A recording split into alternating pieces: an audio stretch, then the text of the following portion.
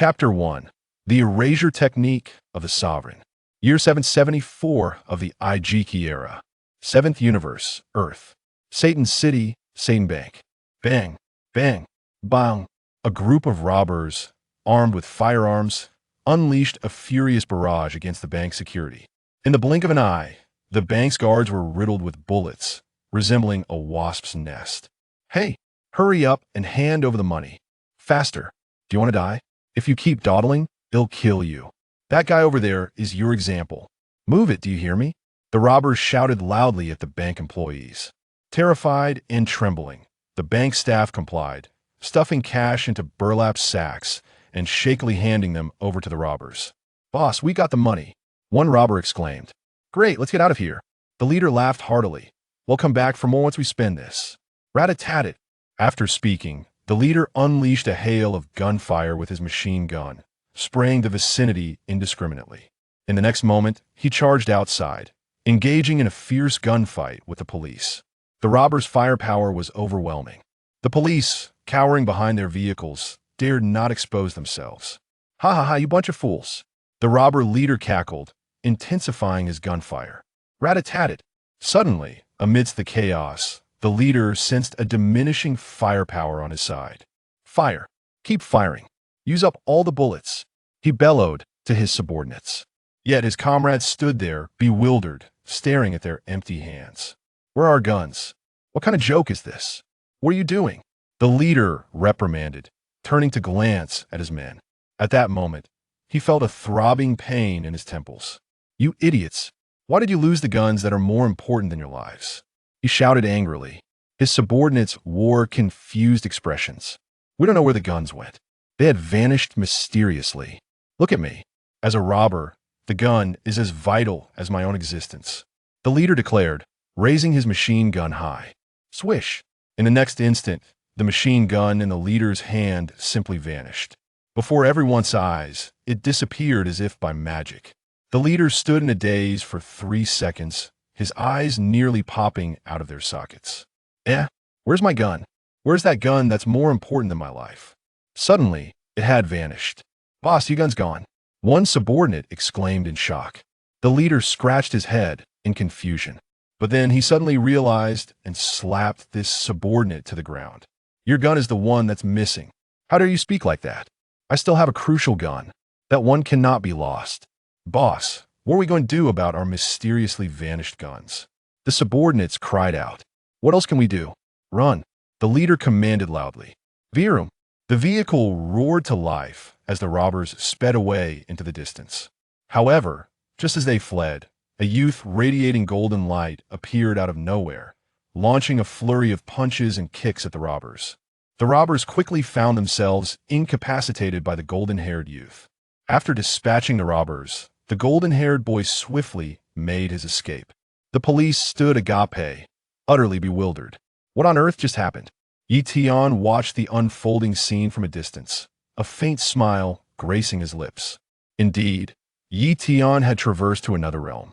He had entered the world of Dragon Ball, becoming an ordinary earthling. In this universe, where one could obliterate stars with a mere gesture, Ye Tian felt his insignificance acutely. During this time, Ye Tian had witnessed terrifying events such as the Scion invasion and the Cell Games. Fortunately, in recent years, Ye Tian had awakened a system. Upon seeing the system's name and description, he felt a surge of excitement. The system was simply named Erasure Technique. According to the system's description, the Erasure Technique is divided into 7 levels: bronze, silver, gold, platinum, diamond, starry, and sovereign. At the bronze level, one's physical strength could reach 100 times that of Frisia, capable of erasing organs from humans or animals, objects, or even a corner of a building. The system indicated that if Ye Tian were to erase 1,000 items from individuals, such as clothing or body parts, and erase a corner of 10,000 buildings, he could advance. Silver level Erasure Technique. Physical strength can reach 1,000 times that of Frisia, capable of erasing a person or an entire building. Gold level Erasure Technique. Physical strength is 10,000 times that of Frisia, capable of erasing a group of people or a large city with a mere wave of the hand upon completing designated tasks. One can also gain restorative abilities. This means that once Ye Tian reached the gold level, he could restore items he had previously erased. Platinum level Erasure Technique. Physical strength is 10 times that of Beerus and possesses the ability to create, effortlessly erasing a planet. Diamond level Erasure Technique. Physical strength is 100 times that of Beerus, capable of erasing a star system with a wave of the hand, mastering instant transmission, and erasing gods of destruction. Starry level Erasure Technique. Physical strength is 10 times that of angels, capable of erasing an entire universe with a wave of the hand, and also capable of erasing angels. Just moments ago, Ye Tian had simply waved his hand and effortlessly erased the firearms of the robbers. Of course, he had also conveniently erased their other gun entirely. If he didn't take the opportunity to gain more experience, he would be doing himself a disservice. At this moment, the robbers had already been subdued by the police. "Boss, I feel like my gun is gone too," one subordinate asked. "What? Me too," another subordinate exclaimed in horror. "What about you, boss?" Yet another asked. How could my gun possibly be gone? What nonsense are you spouting?" The robber leader replied, his voice taking on a slightly shrill tone as he even extended a delicate finger. "Boss, your voice sounds effeminate," the subordinates exclaimed in unison. The police exchanged glances, struck dumb by the scene. "You bastards, a bunch of cowards trying to rob a bank, and ended up like this." The police approached and kicked the robbers brutally. "What a disgrace. We let a bunch of cowards beat us up like this." Soon after, the police huddled together, whispering. They were astonished to discover that the robbers' guns had vanished. Where on earth had their weapons gone? Chapter 2. They must have been erased. "Hand over your weapons," a police officer shouted. The robbers stood in stunned silence. Their morale had completely collapsed. Not only were they unarmed, but their only weapon had also disappeared. Should we stand to urinate or sit? The mere thought of this consequence drove the robbers to weep inconsolably. They did not wish to sit while relieving themselves. Meanwhile, Ye Tian was secretly reveling in the spectacle from afar. Why choose such a path? Why become a robber? And now, even their guns were gone? Ye Tian was eager to level up to the silver tier of erasure, so he had no intention of showing leniency towards these bank robbers. They were guaranteed sources of experience points. Currently, Ye Tian was merely at the bronze level, the most rudimentary form of the Erasure Technique. His physical strength was only 100 times that of Frisia. How much is 100 times Frisia? Ye Tian was certain that this Frisia referred to the one with a battle power of 12 million, not the golden Frisia. If it were golden Frisia, that would be a different story. With a physical strength 100 times that of Frisia, it meant Ye Tian's battle power was approximately around 10 billion. In this era, 7 years after the Cell Games, a battle power of 10 billion was hardly impressive. Son Gohan's battle power might have already reached 100 billion by now, right? No, wait, perhaps that's not the way to calculate. This refers to Frisia's physical strength being 100 times. Physical strength, it does not equate to battle power. Because Ye Tian did not know how to fight. Aside from erasure, he was incapable of anything else. Ye Tian had also attempted to harness the power of energy waves, yet all his efforts culminated in failure. In fact, he was currently unable to even perform the art of flight. Known as the Dance of the Sky, however, Ye Tian felt indifferent about it. Why should I bother learning energy waves? I can erase them all once I master the art of erasure to perfection. I shall confront the Omni-King. I wonder if the Omni-King can erase me, or if I can erase the Omni-King.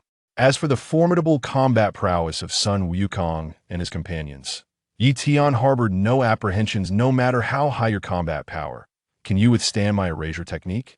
Nevertheless, for the sake of caution, Ye Tian indeed needed to expedite his upgrades. Once I reach the silver level, my physical strength will be 1,000 times that of Frisia. Time truly flies. Son Wukong has already grown into adulthood. He must be attending school in Satan City, right?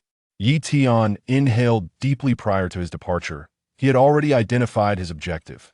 To enroll at Orange Star High School in Satan City, Ye Tian intended to erase some unnecessary element from the school, such as superfluous textbooks first. He would see if he could upgrade, and if so, he He would remodel the school meanwhile. He would intercept Videl, allowing son Wukong to remain single. Hey, who on earth did this? It doesn't seem like something the police would do. A girl's voice suddenly resonated behind. Ye Tian, her voice was melodious, akin to a lark singing simultaneously. Ye Tian caught a whiff of an alluring fragrance. Captivating his senses, he turned to look. Wasn't that Videl? It seemed that his thoughts had summoned her just moments ago. Ye Tian had been pondering about Videl, and now she stood right behind him. The girl, who was indeed Videl, was only 16 but had already fully developed, her two braids cascading over her shoulders. Ye Tian scrutinized Videl from head to toe. Indeed, she was far more enchanting than depicted in comic books or on television. Reality had a charm of its own. Videl, meanwhile, was gazing at the subdued robbers in the distance. Her expression, one of confusion. Who did this? Do you know? She inquired again. It was the Golden Warrior, Ye Tian replied with a smile. The Golden Warrior? It's him again. Videl furrowed her brow. I came all this way for nothing. This Golden Warrior is truly meddlesome. Ha ha ha, indeed. Ye Tian chuckled heartily. By the way, may I ask where their guns went? Videl probed further. Well, that's a bit metaphysical. They should have been erased, Ye Tian pondered. Videl. She cast a deep glance at Ye Tian. How could this be linked to metaphysics? What does it mean to be erased? Why can't I comprehend what you're saying? To put it simply, erasure is a process from existence to non-existence, Ye Tian elucidated. Do you think this is a fantasy novel? Videl huffed. Turning to leave, I have no interest in your nonsensical ramblings, especially when you delve into metaphysics. Miss Videl, I can confirm that it was indeed the Golden Warrior. A middle-aged man interjected upon noticing her. His speed is remarkable, and his strength is immense. He easily caught up with the fleeing robbers and subdued them with a single blow. I'm already aware of the Golden Warrior. What I want to know is where the robbers' guns have gone. Videl asked. Puzzled. Asked Tian, he might know. The middle-aged man replied with a wry smile. Ye Tian, I know. Ye Tian pointed himself. Videl. Mitlicht man. Onlookers. It truly has been erased. It's quite miraculous, so don't disbelieve it, Ye Tian explained with a smile. Videl was at a loss for words. Do you still wish to promote your metaphysical theories? By the way, speaking of which, the middle-aged man suddenly recalled, addressing Videl, that Golden Warrior was wearing your school badge. As he spoke, he pointed to the badge hanging from Videl's waist. Videl was taken aback. Could the Golden Warrior be a student from our school? Are there such individuals within our institution? What a coincidence. I too am a student of Orange Star High School, Ye Tian remarked. Videl. She cast Ye Tian another penetrating glance. Why is he everywhere? Videl resolved to ignore Ye Tian entirely. I have nothing to discuss with a classmate obsessed with metaphysics. However, returning to the matter at hand, how did the robbers' guns vanish? That classmate named Ye Tian claimed they were erased. Is it an illusion? Or could it be that these robbers were merely playing a prank? However, from the circumstances of the scene, it is indeed genuine firearms. Did you not notice the several bullet holes that marred the bank's walls? I truly cannot comprehend it. Without uttering another word, Videl strode directly towards the direction of Orange Star High School, with Ye Tian leisurely following behind. Is that you? The classmate who dabbles in metaphysics? Videl paused, turned to gaze at Ye Tian. Yes, it is I, Ye Tian nodded. I'm also a student at Orange Star High School. Ah, Videl politely nodded. I don't believe we've met before. Today is my first day of enrollment, Ye Tian replied. Once at Orange Star High School, Videl returned to her classroom, seated herself at her desk, and turned to scrutinize the golden-haired youth. Sharpu, beside her. Sharpu sported a mane of long golden hair. Hey, Sharpu, you wouldn't happen to be that mysterious Golden Warrior, would you? Videl inquired. I wish I were, but unfortunately, I spent this morning studying at the club, and thus had no time for such endeavors. Sharpu shook his head. Videl, I've heard that the firearms used by the robbers at the scene mysteriously vanished. Is that true? A female classmate, Alicia, asked curiously. Indeed it is, Videl nodded. I have no idea how it happened. Their guns simply disappeared. Not only did the weapons in their hand vanish, but there is also said to be an important firearm that has gone missing, Alicia whispered shyly into Videl's ear. Her cheeks flushed. Videl was momentarily taken aback, unable to process the information. They had another significant gun. What sort of gun? She questioned, perplexed. Videl, must you inquire so directly? Elisha's face grew even redder. What is the matter with your face? Videl asked, somewhat bewildered. The robbers' guns have disappeared, so why is your face flushed? Oh, it's nothing. Elisha wiped her brow. Videl, you truly lack romantic insight. How can you not grasp such matters? Elisha swiftly changed the subject. Let us speak of the Golden Warrior. The disappearance of those guns seems far too mystical. You are not mistaken. There have indeed been reports on today's headlines regarding numerous items mysteriously vanishing from apartment 8, interjected a bespectacled boy seated in front. So many items have inexplicably disappeared. Where could they have gone? Videl wondered aloud. Ask the heavens, perhaps they know, Elisha replied, referencing the sky. In that moment, Videl's mind conjured the image of Ye Tian that I would never ask you about such things. What items have gone missing? Please send me that news article from today's headlines so I can take a look, Videl requested, pulling out her phone and directing her words towards the bespectacled boy. Sure, here it is, he said, locating the news on his phone and forwarding it to Videl. Upon perusing the news article, Videl found the comments far more intriguing than the article itself. I too have had items mysteriously vanish. It is truly baffling. No matter how I searched, they remain lost. What disappeared from upstairs? When I awoke from my slumber, the blanket covering me was nowhere to be found. And I have a habit of sleeping in the nude. Just to clarify, I'm a girl. Wow, a girl. We've caught ourselves a girl, someone exclaimed. Miss, do tell, did a thief break into your home?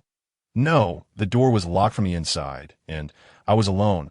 I can assure you that no one entered, she replied. Could your blanket have rolled under the bed? I searched every nook and cranny of my home, even checked the surveillance footage. Of course, I do not have a habit of sleepwalking. The blanket simply vanished. Where do you think it could have gone?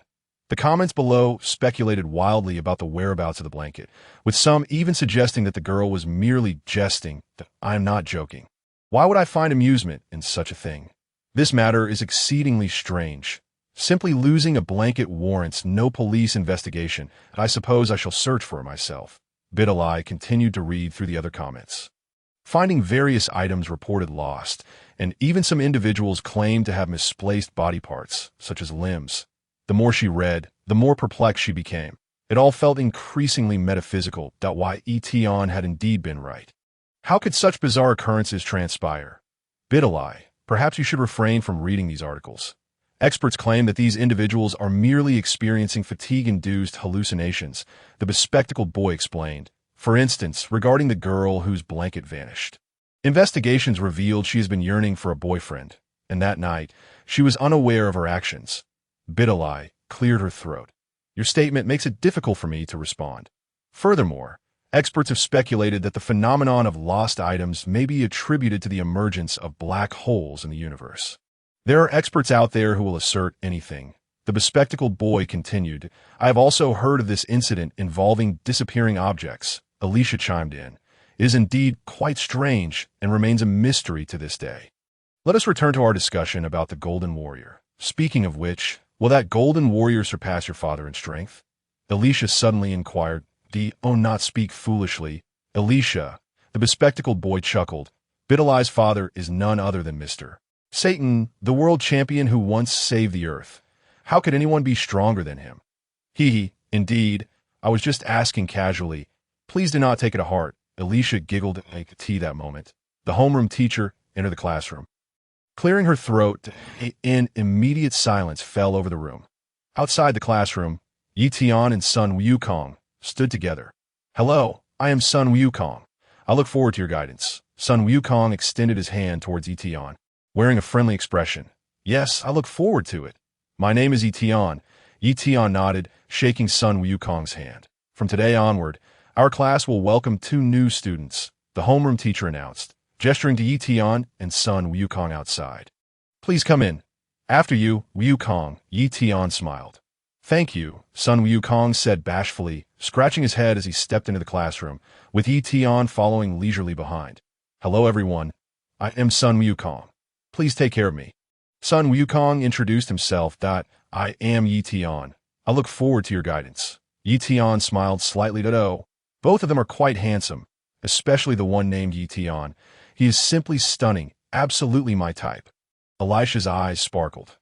And son Wukong is also quite handsome. I want both of them. Videl was taken aback. Isn't the Ye Tian? He truly joined our class. Well, if he has come, then so be it. These two new students appear to be the studious type. Sharpu remarked with a smile. That seems likely. I quite like that type, Alicia giggled. Please find a seat. The homeroom teacher instructed Ye Tian and son Wukong. Over here. Alicia waved her hand in Ye Tian's direction. Ye Tian and son Wukong walked towards Alicia, with Ye Tian in the lead and son Wukong following behind. Ye Tian approached and sat directly beside Alicia, while son Wukong took a seat next to the bespectacled boy. One after the other. Thank you, Ye Tian expressed his gratitude to Alicia. I am Alicia. Please take care of me. The person sitting next to me is Videl. Alicia introduced herself and pointed to Videl. You will surely be surprised. Her father is none other than Mr. Satan, the world champion. What surprise could Ye Tian possibly have? Did he not understand the world as she did? However, Ye Tian remained unfazed, while son Wukong, seated in front, was utterly astonished. What? Mr. Satan, son Wukong's son Gohan, turned around in astonishment to gaze at Videl, who remained silent. Look, son Gohan seems quite startled. Alicia remarked with a smile that Ye Tian appears remarkably composed. He must have been aware of Videl's true identity long before, wouldn't you agree? Ye Tian greeted Videl. It seems we meet again. Yeah, have you two met? Alicia inquired, taken aback. He was also present in the scene this morning when we apprehended the bank robbers. Videl replied. Didn't they say the Golden Warrior was there as well? Alicia asked, still bewildered. What? The Golden Warrior? Son Gohan asked curiously. What is that? I can't shake the feeling that this Golden Warrior might somehow be connected to me. Son Gohan, you must have just arrived here, right? Alicia questioned. Yes, son Gohan nodded. It's quite understandable that you're unaware. Let me briefly explain. Alicia continued. In the past 10 days, this heroic figure has appeared 3 times. He is a remarkably strong young man with golden hair, and at times he emanates a golden light, which is why we refer to him as the Golden Warrior. He is quite famous around here. Indeed, they are speaking of me, son Gohan mused, recalling his visits to the school and today's earlier events. Videl cast a lingering glance at son Gohan's back, although she was looking at him askance. She could still discern a hint of his expression. Doubt began to creep in her mind that I also inquired with witnesses of the incident. They stated that the Golden Warrior wore our school's emblem. A white shirt and brown trousers, dressed rather plainly, just like you, Videl remarked to son Gohan. Really? Alicia exclaimed, scrutinizing son Gohan with astonishment. Son Gohan decided to remain silent, pretending he hadn't heard. Thankfully, Ye Tian had occupied that spot. Had he sat with them, he would surely have been exposed. Thank you, Ye Tian. Son Gohan sighed deeply. Feel free to continue your conversation. I'll sit in front and hear a thing. Hey, over there, quiet down, the teacher called out. Only then did Videl and her peers quiet down somewhat. Let's be realistic. Do you honestly think that guy could be a warrior? Sharpu chuckled softly. Besides, he doesn't even have golden hair. True, he looks rather feeble. He hardly walked far from the school to our class. And look, he's already sweating, Alicia remarked with a grin. You should take some supplements to boost your vitality, Ye Tian chimed in. What are you talking about? I am the most powerful man on Earth. No, even across the entire universe. I am the foremost being, son Gohan declared. Who dares to call me weak? Of course, in son Gohan's current perspective. The notion of the entire universe only referred to the 7th universe, as he remained unaware of the existence of other universes. My sister is an excellent doctor, if you need some help with your health. Son Gohan, I can take you to see her after school, Alicia suggested. Are you speaking to me? Son Gohan replied awkwardly with a smile. You're the only one sweating profusely here, Alicia pointed out. Son Gohan chose to stay silent. Is your excessive sweating a sign of weakness? Is this how you speak to someone? By the way, son Gohan, do you live at home or rent an apartment? Alicia asked curiously. I come to school from home every day. Son Gohan responded, Oh, that's not important, Alicia said, shaking her head, and then turned to Ye Tian, blushing as she asked, What about you, Ye Tian?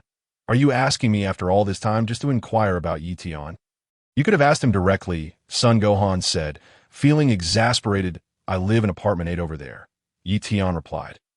Apartment 8? I've heard of that place. It's already made headlines, Alicia exclaimed in surprise. I heard strange things often disappear from that building. I wonder if it's true.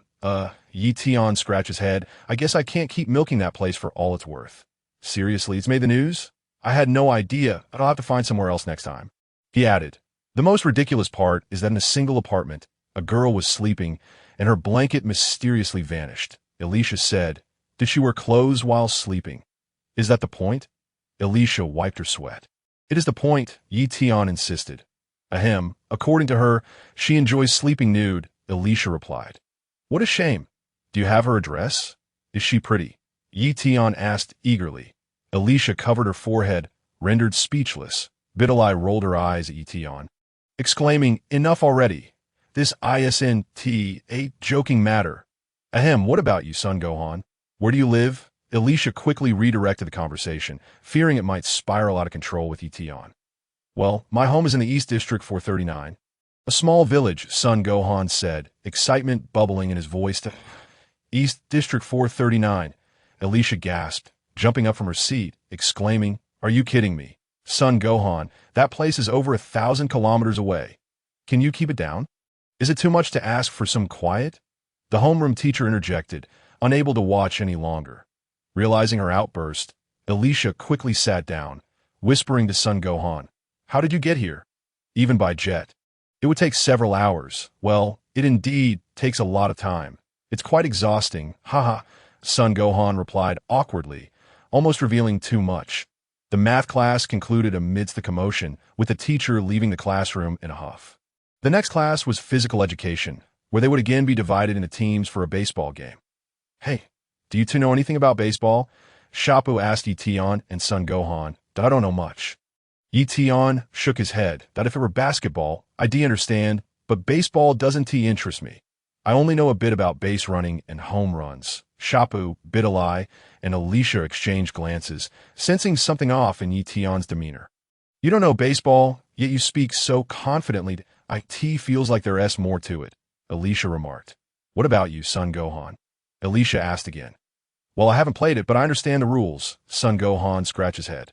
That's great. Knowing the rules is sufficient. Shappu smiled. You'll be on my team. Guarding right field, understood? Got it. Son Gohan nodded and ran to the right side. Ye Tian, meanwhile, sat with several cheerleading classmates, who were all fawning over his handsome appearance, showering him with attention. Alicia and Videl exchanged glances, both wearing expressions of disbelief. He intentionally pretending not to know baseball. SNT? Alicia said to Videl, I think he just wants to join the cheerleaders. Videl replied. Videl emitted a slight huff, while Son Wukong felt a wave of anxiety wash over him. I must perform poorly, just a tad, for my mother and Aunt Bulma have warned me that if my true identity is uncovered, it will cause a ripple effect. Once that moment arrives, I will be unable to attend school properly in this world. Aspiring to be an ordinary person proves to be quite a challenge. Meanwhile, Shappu was also preparing to pitch. The serve came from Videl. Shappu, I won't let you hit it. Videl smiled faintly and abruptly smashed the ball towards Shappu. Shappu, keenly eyeing the approaching baseball, swung his bat. Whoosh! The baseball hurtled towards Ye Tian's location. Oblivious, Ye Tian continued chatting and laughing with the cheerleading girls. Oh no! The ball went off course. Shappu exclaimed. Disastrously. Videl rushed to intervene, but it was already too late. Ye Tian had long noticed the baseball flying in his direction and nonchalantly waved his hand. In the next instant, the baseball simply vanished in a thin AI. It disappeared without a trace. The very moment the baseball vanished, Son Wukong soared in from a distance, appearing directly in front of Ye Tian, ready to catch the incoming baseball. But then, nothing happened. Son Wukong was left bewildered. Where did the ball go? I distinctly saw it flying this way. How could it have vanished? Everyone was dumbfounded. Where's the ball? Shappu's eyes widened in disbelief. Disappeared? Videl echoed, equally astonished. I also saw the ball seemingly vanish in thin air, replied Eliza. What on earth just happened? The physical education teacher approached to inquire. Teacher, the baseball is missing. Shappu exclaimed. What? Missing? The physical education teacher was taken aback. How can it just disappear like that? It vanished right before our eyes, mysteriously. Shappu retorted. Stop joking. How could that be possible? Did someone hide the ball? The teacher reprimanded. Urging, hand it over, it's just a baseball. So, did you hide it? Ye Tian directed his gaze toward a lovely cheerleader nearby, glancing pointedly at her chest. The cheerleader replied, Am I that small? Ye Tian, you are utterly shameless. Besides, you've hidden too. Ye Tian continued. The cheerleaders rolled their eyes in unison. The physical education teacher silently wiped his brow. Can we refrain from such pranks? Is that even a baseball? It doesn't seem to fit the size. He stammered, I must have misjudged. My apologies. Forget it. Just bring out a new ball.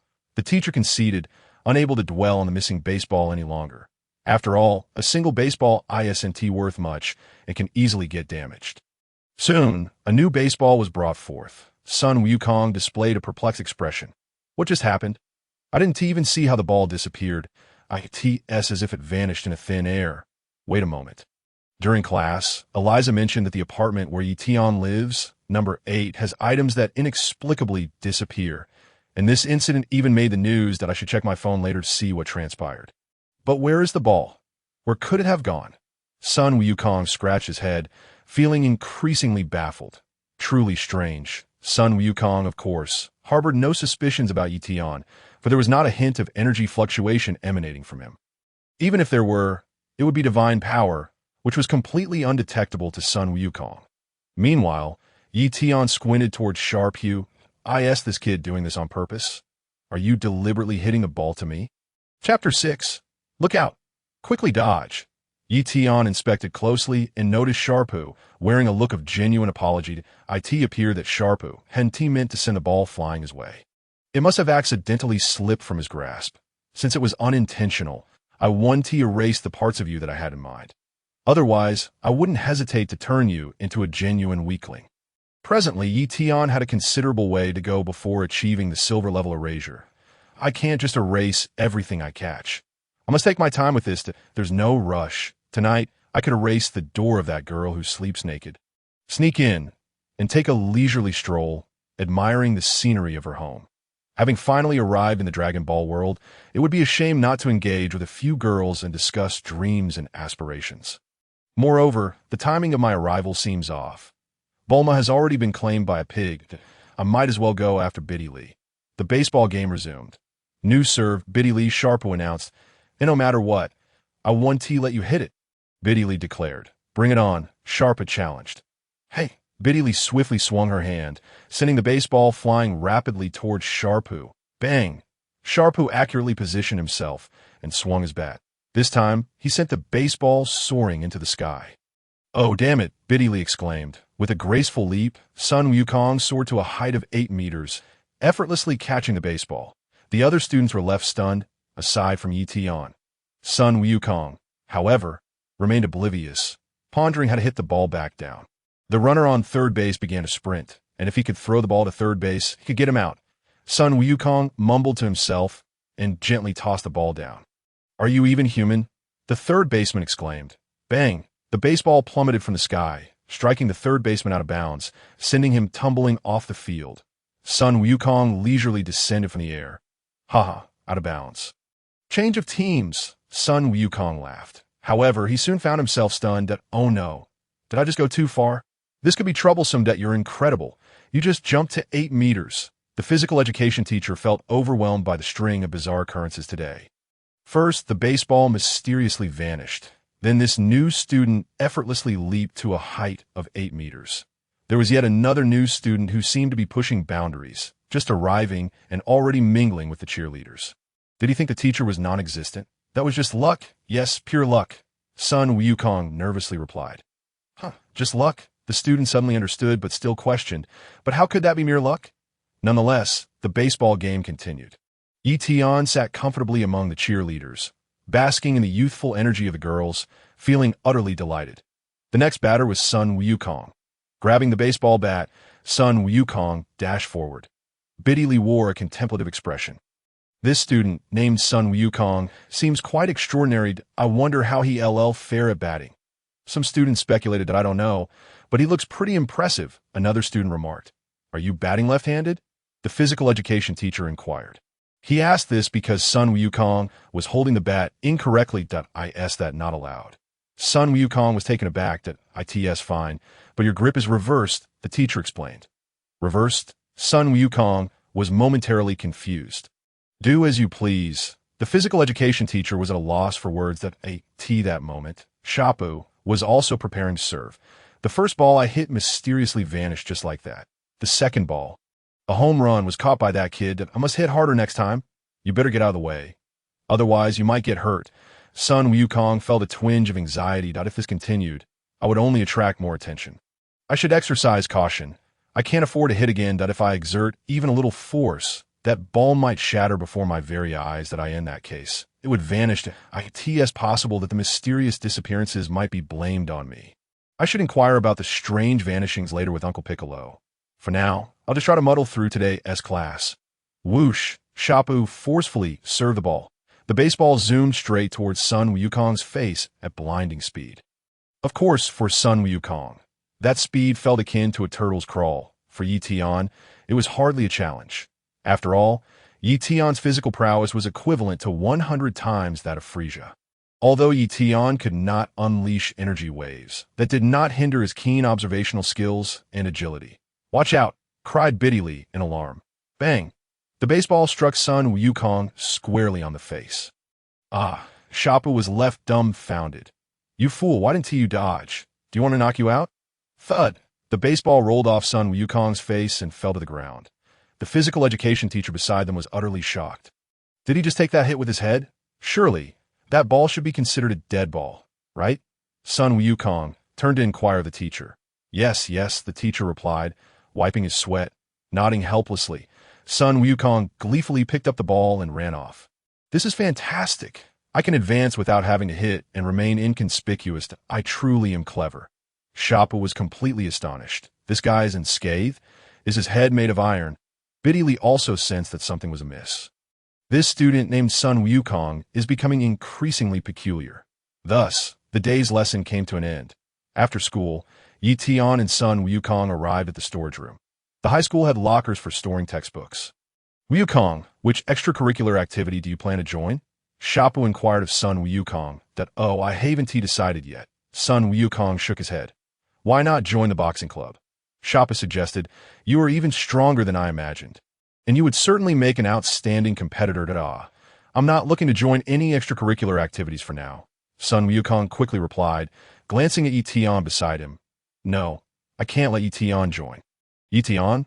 Let us forget about that," Shapu said, exasperated. This Ye Tian is quite the flirt, and on his very first day at school, he was already mingling with the girls. "You think he would join the boxing club?"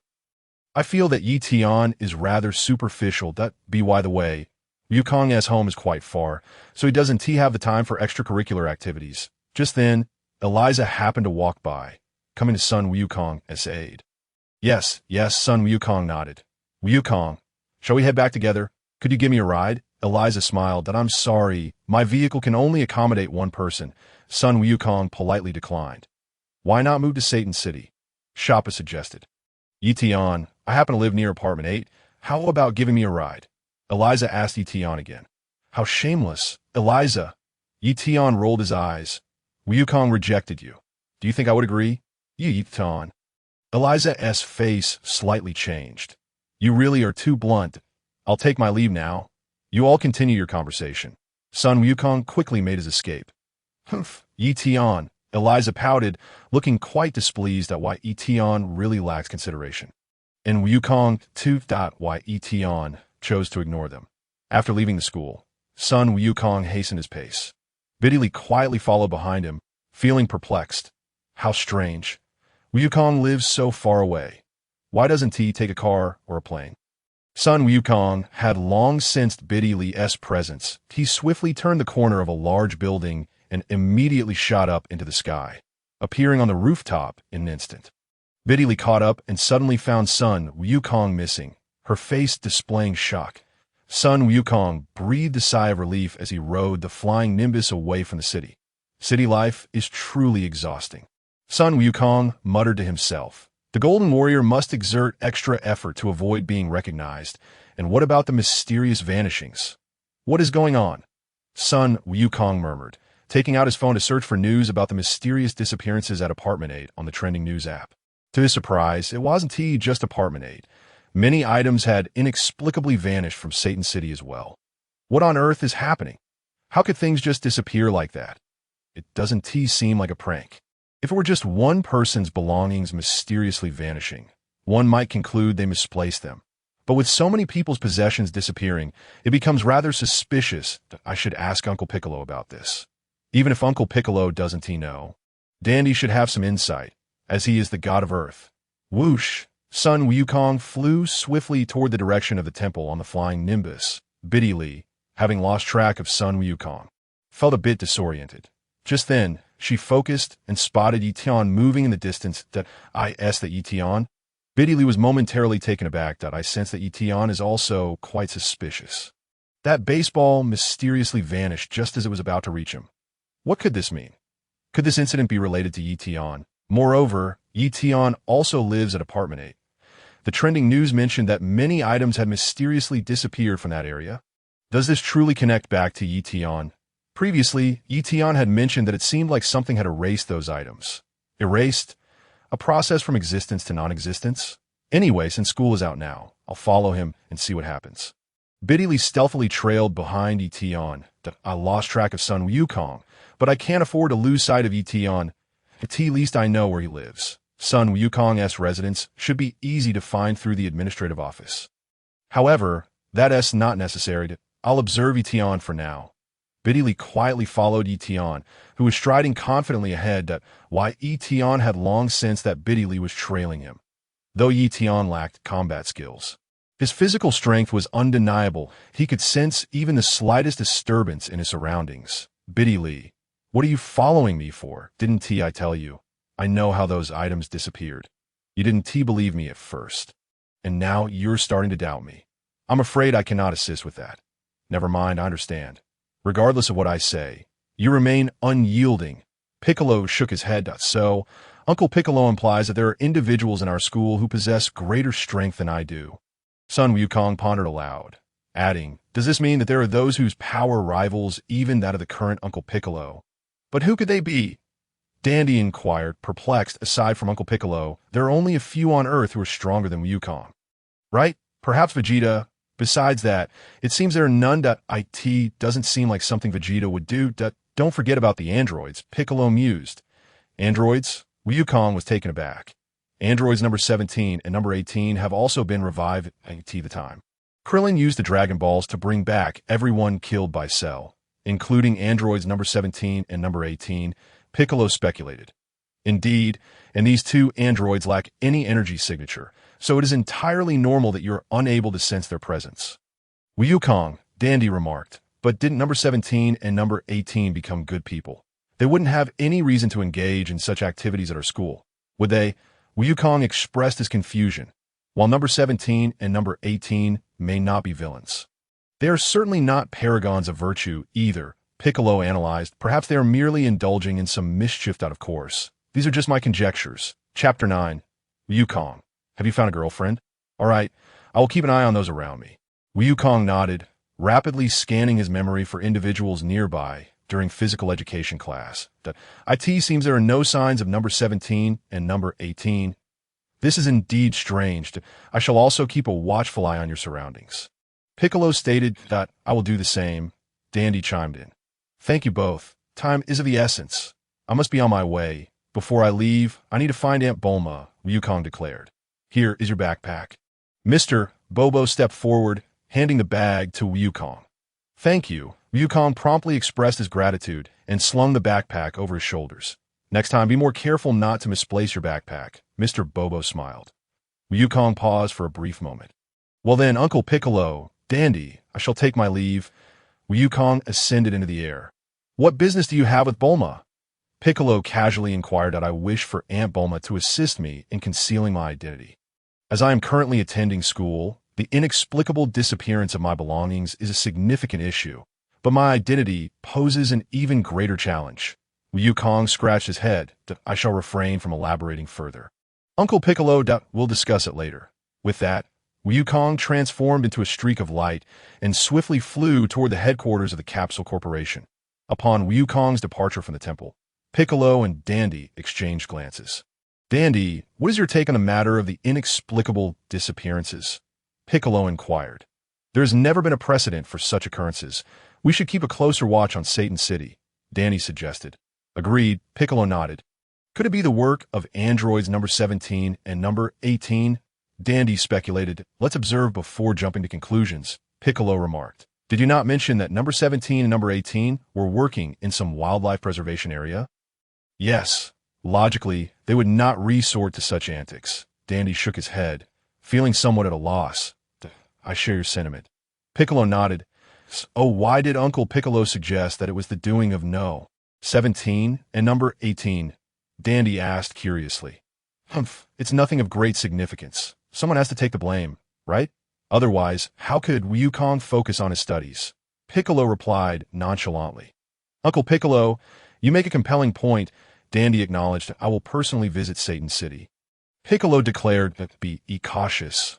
Uncle Piccolo, do not encounter a creature beyond our capabilities. Dandy expressed his concern that if such a creature exists, it would certainly add a bit of spice to our peaceful lives. Piccolo chuckled lightly. Leaping gracefully from the temple and soaring towards Satan City, the Capsule Corporation headquarters. Oh, you wish to disguise your true identity and attain a completely different transformation. Bulma, cigarette in hand, regarded Wukong thoughtfully. Yes, do you have any good methods? Wukong inquired with anticipation. Of course, I do. I am a genius after all. Bulma smiled slightly. We can utilize a method akin to Capsule Corporation, transforming the clothing for your transformation into particles, allowing you to don them. Is that true? Then I shall rely on you, Aunt Bulma. Wukong exclaimed with excitement. Point one cannot simply stand idly by while villains escape. Indeed, it is the essence of Wukong's heroism. Bulma remarked with a smile. Very well, I will assist you. It will take approximately 2 hours. I apologize for the trouble. Wukong expressed his gratitude, retrieving his phone and settling onto the couch to wait quietly.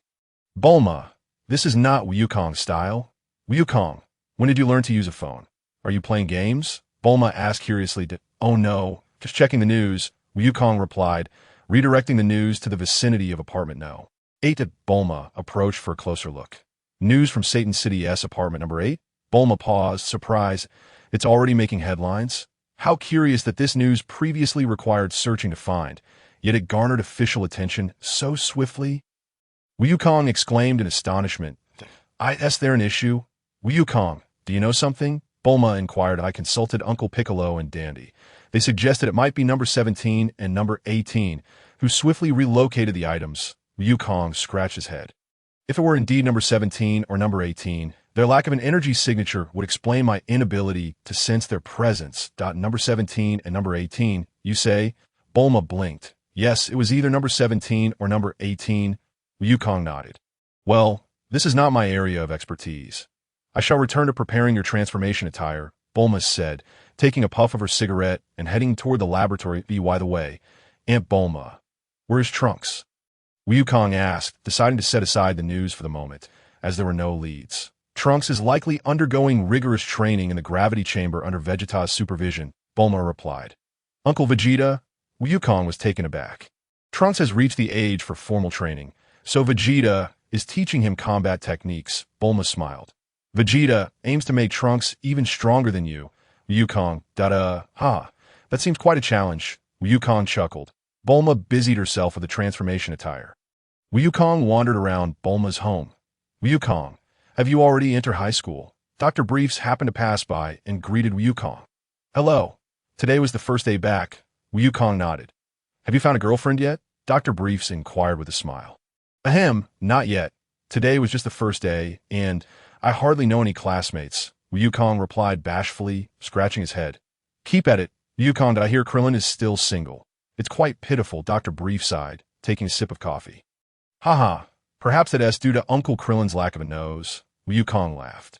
Your observation seems quite accurate. Dr. Briefs nodded thoughtfully, concluding that Krillin's looks might not be up to par, compelling him to seek alternative routes. Indeed. Wukong chuckled heartily. Chapter 10. Biddy Lee, would you like to come over to my house? Keep it up, and you'll find a girlfriend soon. Dr. Briefs patted Wukong on the arm and hummed a tune as he departed. Wukong pondered. Is a girlfriend truly that important? Should I seek one at school? Perhaps it's best to let it be that I attend school for the purpose of acquiring knowledge. My aspiration is to become an exceptional scientist in the future. Having recently entered into a romantic relationship, my thoughts may now be consumed by love. I must dedicate myself to my studies. I aim to gain admission to the finest university. This is the true objective of my life. Son Wukong continues to forge ahead. Where is the gravity training room? This place is so vast that I find myself dizzy every time I visit son Wukong's search for the gravity training chamber. He suddenly spotted Trunks rushing out from a room. Brother Wukong, when did you arrive? Trunks, clad in a training outfit with a towel draped around his neck, was visibly perspiring. I just got here. I heard you were training with your father? Son Wukong replied with a smile. Indeed, Trunks nodded that moment. Vegeta approached from a distance. Hello. I hope I'm not interrupting you. Son Wukong greeted hastily. Your body seems to have become sluggish, even in times of peace.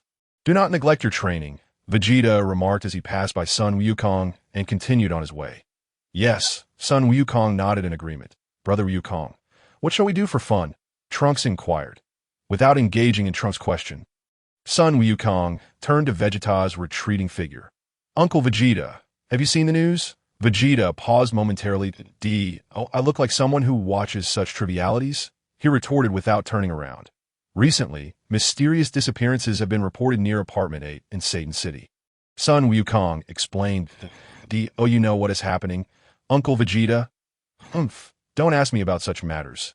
You should inquire with Piccolo, Vegeta replied nonchalantly before departing. Something has vanished. What concern is it of mine? Does it relate to me? Son Wukong merely asked out of curiosity, not expecting a significant response. Perhaps, as Uncle Piccolo and Dandy suggested, it was indeed the work of androids 17 or 18, for they alone exhibit no energy signature. Satan City, Apartment 8, derives its name from its proximity to Highway 8. After traversing into this world, Ye Tian lost his parents at the tender age of 5. Fortunately, with the experience from his previous life, he managed household tasks such as laundry and cooking, thus being capable of taking care of himself. His parents left him only this apartment, where he has resided ever since. Had it not been for Ye Tian recently awakening the Erasure Technique, he might have continued to live a mundane life in the Dragon Ball world. Lacking exceptional talent, he was merely an ordinary earthling. How could he contend against the impending tribulations of the future? Ye Tian even contemplated constructing a sturdy underground shelter to evade the pursuit of Majin Buu. However, upon further reflection, he decided to abandon that notion, realizing that during Majin Buu's era, Earth was obliterated. Surviving during that time would be a miracle. The only viable means of survival would be to die once, enabling resurrection through the Dragon Balls. Fortunately, with the awakening of the Erasure Technique, his destiny was irrevocably altered. As Ye Tian finished school, he effortlessly erased several useless textbooks to enhance his experience points. He now stood at the entrance of the apartment, preparing to return home. Meanwhile, Videl stealthily followed Ye Tian, hiding behind a corner of the wall. Upon entering the building, Ye Tian was quickly pursued by Videl. However, when she entered the lobby, she discovered that Ye Tian had vanished. Stunned, Videl immediately glanced towards the two elevators, one leading to the 10th floor and the other to the 18th. Ye Tian had just arrived. It was implausible for him to have ascended so swiftly. Could he have taken the stairs? Yes, that must be it. I shall pursue. With that thought, Videl rushed into the stairwell and quickly ascended. Yet, halfway up, she unexpectedly encountered Ye Tian. Videl, what brings you here? Ye Tian greeted her with a warm smile. Videl stammered, unsure of how to respond. I see.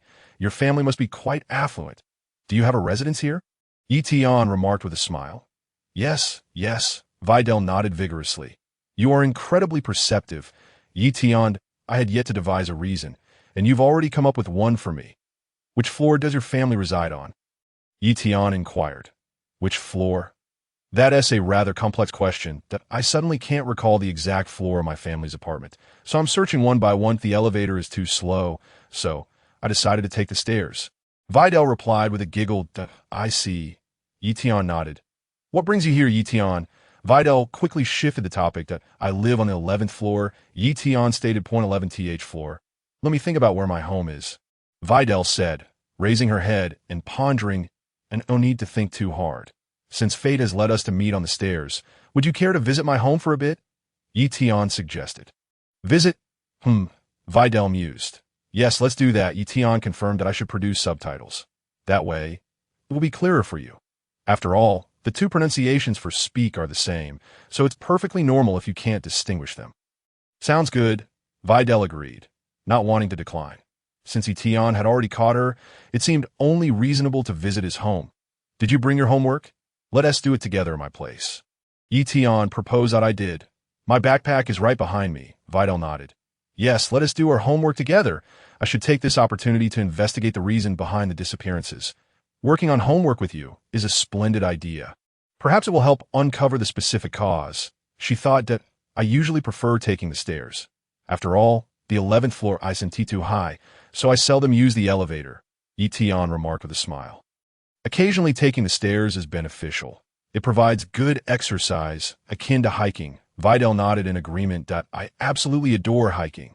Ye Tian declared enthusiastically that I prefer to conquer your mountain, ascending to its peak and mastering the entire world. Just thinking about it excites me. Videl. You enjoy hiking? Why are you looking at me? Am I a mountain? The two continued their ascent. By the way, Videl, which floor does that girl who enjoys sleeping nude live on? Ye Tian asked curiously. Videl, Ye Tian, are you serious? Do you really like that girl who sleeps nude? Chapter 11. Does she live on the 18th floor right below my apartment? I'm not certain. Videl huffed. Don't you want to investigate how their belongings have gone missing? Ye Tian smiled as he inquired. What you said does make some sense. I'll ask my police friend, Videl pondered thoughtfully, feeling that Ye Tian had a valid point. Since you wish to investigate, and I also want to, let us be open and work together. You want to investigate too? Videl casually asked as she dialed the police. No, I just want to see the girl who sleeps nude, Ye Tian replied with conviction. Videl fell silent, holding her phone without making a sound for a while. Hello, Miss Videl. At that moment, Videl's call connected. Ah, hello, officer, she said, suddenly coming to her senses. That there's something I can assist you with. The police inquired. I would like to inquire about a girl from apartment 8 whose blanket has mysteriously disappeared. Videl responded. Miss Videl, the matter concerning the mysterious disappearances has been assigned to the relevant authorities for investigation, the police replied. Could you provide the specific door number of her apartment? I am currently at apartment 8 and wish to take a look. Certainly, please hold on for a moment. The police were quite accommodating towards Videl and swiftly located the girl's residence through their computer system. It's in room 1002. Videl declared. Point 1002? Ye Tian was taken aback, realizing it was just beneath his own apartment. Your place? Videl wiped her brow. Yes, Ye Tian nodded, understanding at last why her blanket had vanished. It was likely that he had inadvertently brushed it aside while sleeping. Fortunately, I did not wipe the floor, but if I had done that, I might have tumbled right in her bedding. What a thought. No, I must not wipe the floor tonight, that I should first see if she is attractive. If not, I suppose I should keep my floor intact. The pair quickly ascended to the 10th floor, with Ye Tian merely tagging along with Videl. Are you here to investigate how things went missing? He asked. Haven't I already told you? These items were erased. It's a transition from existence to non-existence. I could almost say it was my doing. Of course, even if I were to erase something right in front of you, you would be none the wiser. It's merely a matter of a swift gesture for me. They soon halted before the door of room 1002. Videl took a deep breath and knocked. The door creaked open, revealing a youthful girl with golden hair. Upon seeing her, Ye Tian's eyes widened in disbelief. Isn't that the girl from apartment 18? She lives right beneath me. How was I unaware? When did she move in? Wasn't she meant to be living with Krillin? Could it be they had a falling out, prompting her to move here? That possibility is not entirely out of the question. Who are you? The girl from apartment 18 asked coldly, glancing at Videl, and then at Ye Tian. Hello, I am Videl, here to assist the police in investigating the mysterious disappearance of certain items, Videl hurriedly explained. You? Assisting the police? The girl furrowed her brow. Aren't you just high school students? Indeed, we are high school students, but I often help the police with matters within my capacity, Videl replied. Please come in. After a brief silence, the girl invited Ye Tian and Videl in her room. May I ask your name? Videl inquired, simultaneously nudging Ye Tian with her foot. Haven't you ever seen a beauty before? Just look at yourself. Since you laid eyes on this woman, I feel as though your soul has fled. Ye Tian suddenly snapped back to reality. The girl from apartment 18 was extraordinarily beautiful. Today truly felt like a day of celebration. The thought of being in the same room with both her and Videl was exhilarating. I want to erase both of your clothes, he thought. Close the door, we mustn't let anyone see. With a gentle kick, Ye Tian shut the door behind them. My name is Lazili. Please make yourselves comfortable. The girl introduced herself. Ye Tian felt a surge of excitement in his chest. Indeed, Lazili was the real name of apartment 18's resident. It seemed that the name of apartment 17 was La by C. Well then, let La by C deal with his own issues. He is no longer relevant. Lazili, allow me to introduce myself. My name is Ye Tian, and I reside in 1102, Ye Tian stated, indicating that he lived directly above her. Oh, Lazili glanced back at Ye Tian, saying nothing further. You start introducing yourself when you see a beautiful woman, Videl remarked. But I must say, this golden-haired lady is truly stunning. And no wonder Ye Tian seems so dazed upon seeing her. Lazili, when did you move in? How was I unaware that a gorgeous blonde was living right beneath us? Ye Tian inquired curiously. I've been here for quite some time. I rarely use the stairs or elevator, Lazili replied, her expression unchanged. I typically fly out the window. It is not unusual for you not to see me. Miss Lazili, I've heard that your blanket mysteriously vanished while you were sleeping. Could you please recount the circumstances? Videl asked, haven't I made it abundantly clear in the news comments? It simply vanished without any warning. Lazili responded. That is indeed peculiar, Videl murmured. I've also heard that many items have been mysteriously disappearing in our apartment building. Ye Tian feigned ignorance. I hope I don't discover who it is. Otherwise, I shall show no mercy. Lazili scoffed. Lazili, do you live alone? Ye Tian asked out of course. Who else would be here? Lazili replied coldly. What about your family and children? Ye Tian pressed on. Children? Why would you think I would have children? Do you believe I look that old? Lazili's expression darkened. Videl shot Ye Tian a disapproving glare. You even know how to converse. This girl looks quite young, barely in her 20s. Why would you assume she has children?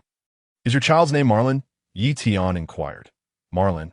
I have no idea what you're talking about, Lazili said, furrowing her brow. Chapter 12. Erasing Lazili's clothes. Oh dear, I must have made a mistake, Ye Tian chuckled. Could it be that Lazili isn't with Krillin? It seems the history I know has some discrepancies, but I suppose that's normal, given my sudden presence in this Dragon Ball world. Perhaps my existence has subtly altered the historical timeline. Thus, it's possible that Lazili remains single to this day. How splendid. I wonder if Bulma is still with that pig. The chances of Bulma being single seem exceedingly low. Considering the timeline, she should be in her 40s by now. Let her continue with that pig. I have enough with Lazili and Biddy. In the future, I intend to bring back a few angels for some amusement. I wonder if I can erase the clothes of an angel. I must strive for that. I apologize for my earlier indiscretion, Ye Tian hastily said. Miss Lazili, may I wander about your room? Videl requested. Feel free, Lazili replied nonchalantly, but your chances of uncovering the reason for the disappearance are slim. Even I have no idea how the blanket vanished. You, an ordinary girl, are unlikely to find it. However, it is curious. Who would play such a prank and steal my blanket? Lazili pondered. It hardly seems like something Goku would do, considering he is deceased. Perhaps it was Vegeta, but he would engage in such trivial antics. Could it be Krillin, who harbors feelings for me? That seems unlikely as well. If it were that little bald guy, I should have sensed any disturbances in my room. Aside from them, I truly cannot fathom who else might have taken my blanket. I hope I catch you.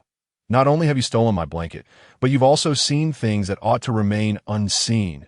Videl searched around Lazili's home, realizing it was unlikely she would find answers. Videl, what have you discovered? Any new findings? Ye Tian inquired with anticipation. Nothing, mainly because this incident occurred 2 days ago, right? The scene has already been compromised. There are no signs of anyone entering our home. Lazili remarked. Perhaps a small thief could have entered through the window, Videl mused. Though we are on the 10th floor, it's still a possibility. Perhaps, Lazili conceded. Having grown weary of debating with Videl, Number 18 conceded. If you say it's possible, then perhaps it is. They mused, is it conceivable that someone possesses a unique skill capable of erasing anything? This prompted a pointed remark from Ye Tian, in unison. Number 18 and Videl turned to regard him, only to subsequently disregard him entirely. Particularly Videl, who rolled her eyes in exasperation. Are you seriously bringing up metaphysics again? Now you're claiming someone has some extraordinary ability? The absurdity of your claims grows with each utterance. Naturally, Number 18 found it difficult to believe Ye Tian's words, as such phenomena were previously unheard of. If you said someone snatched my blanket away at lightning speed, I might entertain the thought, but to assert they could simply erase it, spare me your fanciful notions. In that very moment of disbelief, Ye Tian, with hands clasped behind his back, nonchalantly beckoned with his finger. Suddenly, the garments adorning number 18 and Videl vanished without a trace, while Ye Tian reveled in the sight of them clad in bikinis, their beauty undeniably captivating. The instantaneous removal of their clothing lacked an air of mystery. However, the allure of their partially concealed forms still sparked the imagination to further complement their appearance. Ye Tian decided to shed his own attire as well, despite the fact that it had cost him a considerable sum. Such a loss was disheartening, as he mused that achieving a golden-level erasure technique might be necessary to restore what had been taken. The sacrifices he made for their amusement were not insignificant, considering he had labored diligently to earn that outfit. Can you imagine? A being hailed as the future supreme deity toiling on earth merely to make ends meet? If only he had opted for a more economical wardrobe beforehand. Nevertheless, he shrugged off the concern, contemplating borrowing some funds from Videl. Given her family's affluence, that in the future, I shall be the greatest deity in all the universe. You lend me some money, and I shall bestow upon you a cosmos. Am I not generous? Thus, he decided with a sense of satisfaction. Now, with Videl and number 18's garments mysteriously absent, Ye Tian surveyed them. Videl's outfit was adorably fitted with a bear motif, while number 18 exuded the essence of a mature woman, especially in her alluring purple attire, which was particularly evocative.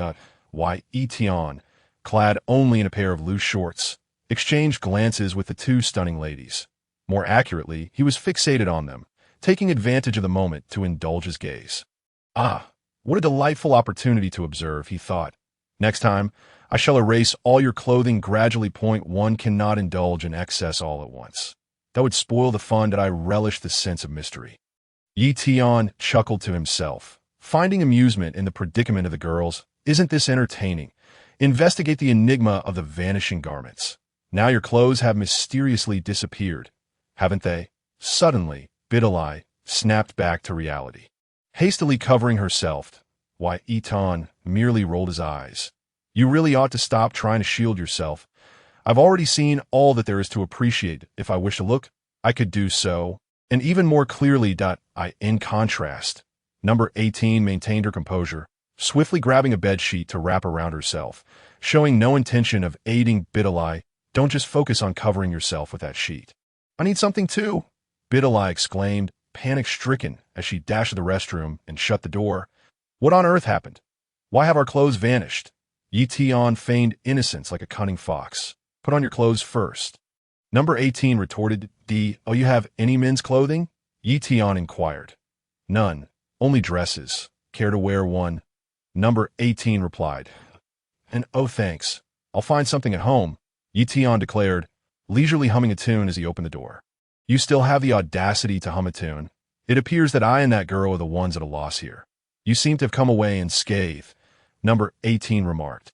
Ye Tian hurried upstairs to retrieve some clothing and returned to knock on the door. Just wait. Your classmate is changing. Everything I needed to see, I've already seen. Tell her not to worry about the minor details, Ye Tian asserted confidently.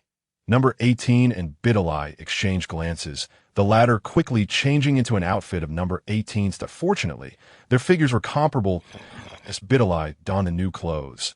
Her expression shifted dramatically. She then approached and opened the door without suspicion towards Ye Tian, believing him to be just as innocently stripped of his attire, left only with a pair of shorts. As all three of them finally dressed, they felt a peculiar disorientation, as if the earlier events had been a surreal dream. What did you just say? Number 18 asked, her irritation evident that you're taking advantage and then playing coy. What on earth transpired? Why did our clothes suddenly vanish? Ye Tian continued to feign ignorance. This situation is indeed perplexing. Had I not witnessed it myself, I would never have believed it. Videl frowned. Now do you believe? Number 18 sighed. Even I couldn't ascertain what happened at him, why clothing simply vanished in a thin air. Earlier, while I was asleep, my blanket disappeared. I thought perhaps I had been careless. But what is the explanation this time? There was no one else at home. Why did my clothes simply disappear? Who is behind this cruel prank? Do you have any idea how much my outfit cost? Ye Tian exclaimed, frustration evident. That was the result of an entire month's wages. The mysterious disappearance left them all in disbelief. Can you fathom how infuriating this is? Observing Ye Tian's expression of indignation, neither number 18 nor Videl could conceive that he was the instigator of the entire affair. I hope I catch whoever is responsible. Ye Tian clenched his teeth. I shall demand restitution. Is this merely about money? The pressing concern is how our clothes vanished. Why do they disappear so suddenly? Videl interjected. Moreover, 3 outfits just vanished right before our eyes. Should we even consider contacting the authorities? Ye Tian queried, pondering the embarrassment of such a report. Number 18 remained silent, while Videl found herself at a loss for words. You have a point. If we were to file a report, it would certainly be awkward. If it were just me and Lotzi, it wouldn't be so bad, but Ye Tian is here too. His clothes have vanished as well. And what if we linger here a bit longer? Will our clothes disappear again? Ye Tian scratched his head and inquired. Number 18. Videl, please be quiet. Videl retorted crossly. Do you wish for our clothes to vanish entirely? Haven't you feasted your eyes enough already? I have already revealed my body to you. Am I to marry you in the future? Father says that if a girl shows her body to a boy, she must marry him. Wait a moment. Miss Lotzi has also been seen by Ye Tian. Does that mean she is to marry him as well? Are we to share a husband? Videl's thoughts spiraled, contemplating the implications. If our clothes do disappear this time, I shall surely uncover the reason. Number 18 huffed. Ye Tian waved his hand gently, and then the outer garment worn by number 18 vanished in a thin air. This time, Ye Tian had merely erased the outer layer from number 18, leaving Videl and his own garments untouched. After all, number 18 had provoked him. Have you found a reason? Ye Tian asked excitedly. Turn around. Videl glared. Fine. Ye Tian replied nonchalantly, turning his back. That's just turning around. I've seen what I needed to see.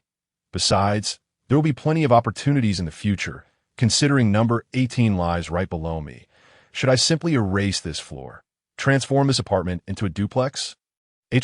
Why not pursue renovations? No need for demolition. With a mere wave of my hand, the walls could vanish. That it seems feasible. For a moment, Ye Tian too was lost in thought that if the Omni-King were to discover that Ye Tian possessed the ability to erase things and was contemplating renovations, he would likely weep inconsolably. You are the greatest deity in the universe. Do you wish to become a contractor? Number 18 swiftly scanned the surroundings, attempting to deduce who had made her clothing disappear. How to find out? It would be a miracle if she could. With a hint of suspicion, number 18 glanced at Ye Tian. Could it be this guy? It seems unlikely. Even if he did it, how could he have accomplished such a feat? Can he truly make my clothes disappear right before my eyes? Is he a magician? He doesn't seem to be one. Rather, he resembles a fickle-hearted rogue. Number 18 quickly donned a brand new outfit and strode out with a frosty demeanor. Cough. You have an abundance of clothes, Ye Tian remarked as he observed her. Is the quantity of clothing the crux of the matter? Number 18 shot back. Ye Tian chuckled inwardly, plotting to erase all her clothes at an opportune moment, leaving her unable to step outside, not even sparing her bed linens. Have you two made any progress in investigating the mysterious disappearance of items? Number 18 asked coldly. Just now, someone mentioned that if our clothes vanish again, we will surely uncover the cause. Ye Tian scratched his head. Number 18 fell silent. You should speak less, Videl snapped irritably. Your incessant chatter will drive me to distraction. I sincerely apologize. Miss Lotzi Lee, I will conduct a thorough investigation regarding this matter. I hope I have not caused too much disturbance today, Videl said, exasperated. Farewell. No need to see me off. Number 18 huffed. Videl immediately took Ye Tian's arm and exited the room. Bang! Number 18 slammed the door shut. So, Videl, have you discovered the reason? Ye Tian inquired. I do not know. I have no leads whatsoever. Videl shook her head. Perhaps what you call metaphysics is not entirely unfounded. It is possible that someone has erased them. Chapter 14. Bardos, is someone speaking of you? You finally agree with my viewpoint. Ye Tian smiled. Videl silently regarded him. Let me sort this out. You were present when the robbers raided the bank during the day, and then the gun held by the robber vanished. You were also there during physical education class, and the baseball disappeared as well. After school, you were at Miss Lotzi Lee's residence, and then our clothes vanished. When I connect these events to your rather dubious character, I cannot help but feel you are quite suspicious. Videl scrutinized Ye Tian from head to toe. Why are you looking at me like that? I am dressed. Ye Tian responded. Does this matter relate to clothing? Videl retorted. How about we go to my place? Ye Tian suggested. Since we are here, one more floor does not make a difference. If Videl was at a loss for words. Is this merely a matter of one floor? Well, since we are here, visiting your home might yield some clues. Very well, I shall impose upon you, Ye Tian. Videl nodded. No imposition at all. Ye Tian smiled. He led Videl upstairs and opened the door to his home. Upon entering, Videl was taken aback by the pristine cleanliness of Ye Tian's abode. The dust on the table had been effortlessly wiped away by Ye Tian, who even contemplated taking up housekeeping to earn a bit of pocket change. With a mere wave of my hand, the place becomes immaculate. Even if it doesn't tea, a few more waves will suffice. I have even disposed of unnecessary items in my home. I do not even need a trash bin. Why would I need a trash bin? With a simple gesture, the rubbish disappears, and I gain experience points in the process. After all, rubbish is part of the inventory. Upon entering Ye Tian's residence, Videl was utterly astonished. Is this truly a boy's home? It is excessively tidy. I have heard online that boys' homes tend to be quite chaotic. She noted that even the floor was spotless and gleaming. Videl hesitated to move. Fearful of leaving footprints on the immaculate surface, I shall change my shoes, Videl announced.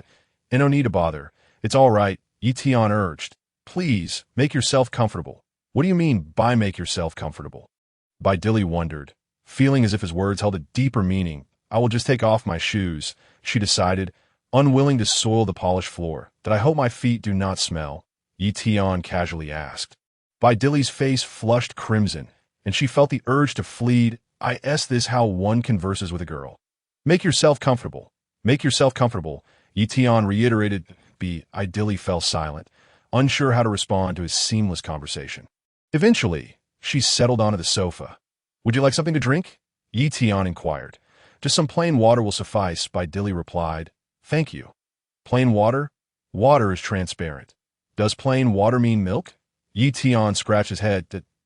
Oh, you wish to drink my milk? I meant boiled water, Videl retorted, exasperated.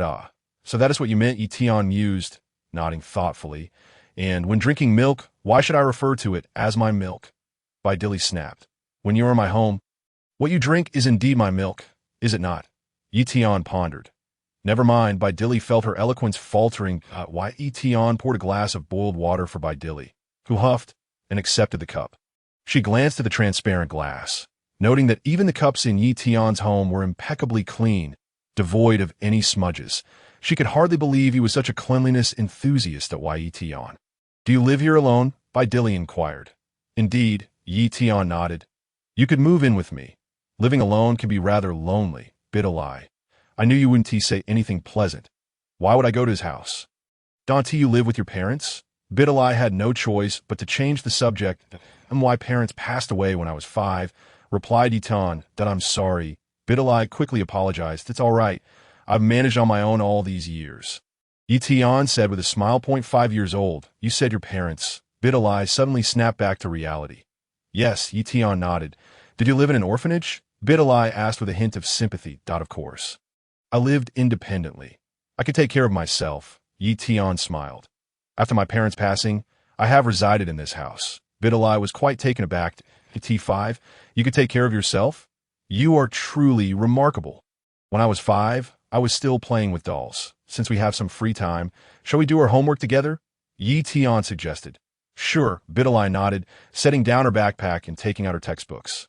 Ye Tian and Videl sat together, beginning to happily work on their assignments. Let us foster our relationship through our studies. There's no rush. The Erasure Technique needs to be upgraded, and so does my emotional connection. As long as I can upgrade my Erasure to silver level before Majin View appears, that will suffice. With a silver level Erasure, my physical strength can reach 1,000 times that of Frieza. 1,000 times means a combat power of 100 billion, although it may not compare to Majin View. If you dare provoke me, I shall erase you. For the silver level Erasure Technique can eliminate a person. It seems it cannot erase a god. The gods referred to here, Ye Tian speculated, likely include the Kaioshin and those above them, excluding the god of Earth. Tonight, I shall erase all the clothes from Android 18's home to gain some experience. After all, why should you live beneath my apartment without notifying me? I thought you had let that pig, Krillin, trample you. Thankfully, that isn't the case. As Ye Tian worked on his homework, he felt quite content. My life is about to change the future greatest god of the universe. Is it too much to desire multiple wives? Not at all. Once I master creation, I shall provide Bardos with a new appearance. In the 6th universe, in the realm of destruction. Achoo! Bardos suddenly sneezed. The god of destruction, Kampa, paused slightly. Bardos, is someone speaking of you? Kampa inquired. Perhaps, Bardos replied nonchalantly.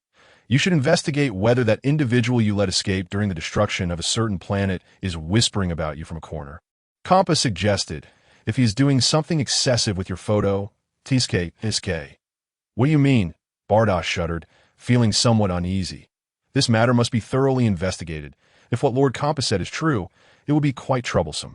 Bardos immediately took out her staff and conducted a brief search in the 6th universe. Quickly see who is speaking of you. I'll go destroy him. Kampa rolled up his sleeves. However, Bardos found nothing. The individual discovered was enjoying a lavish feast, seemingly harboring no ill intentions. No, it's not him. Bardos shook her head. Are we overthinking this? Kampa pondered. Indeed, it must be that Lord Kampa is overthinking. Let us not joke like that again. Bardos rolled her eyes. But speaking of which, isn't Beerus still asleep? Kampa asked. Yes, he's still in slumber, Bardos nodded. While he sleeps, let us continue our search for the Dragon Balls. Kampa grinned widely. There should still be 3 Dragon Balls in their universe. We must sneak them into our 6th universe while he is asleep. All right, Lord Kampa, Bardos replied.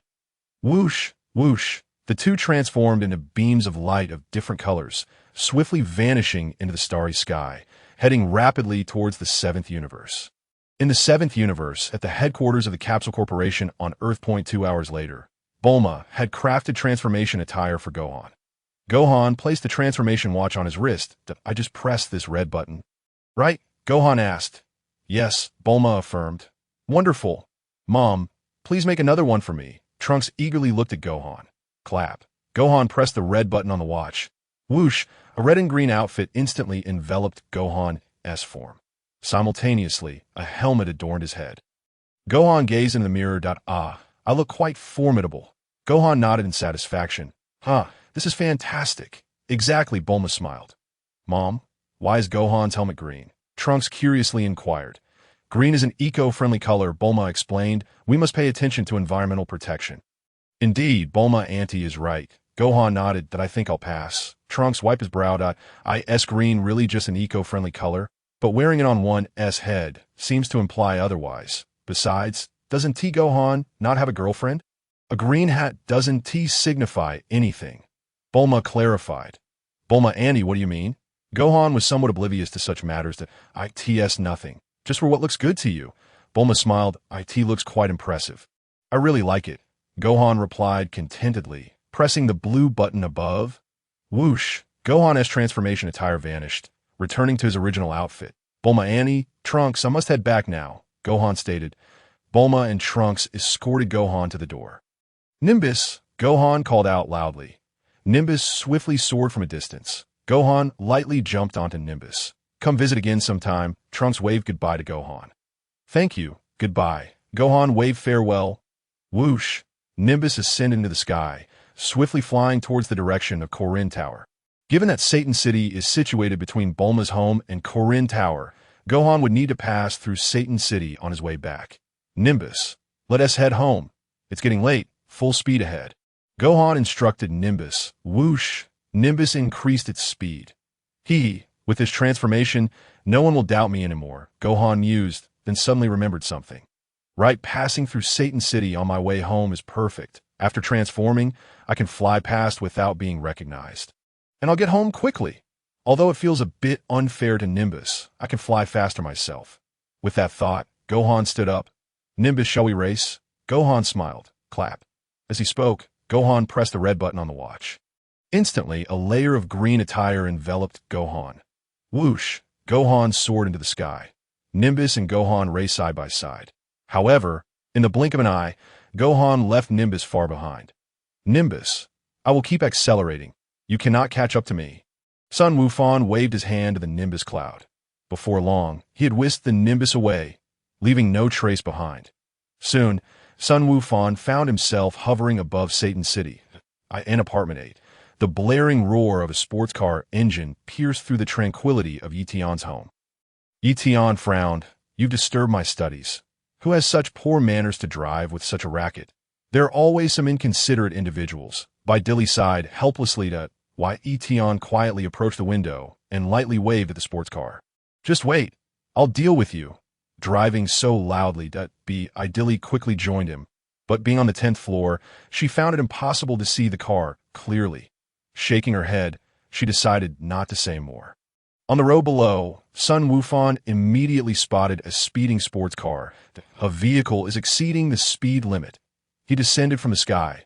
Although he had already transformed, he still felt the need to announce his transformation. In the next moment, he plummeted toward the ground.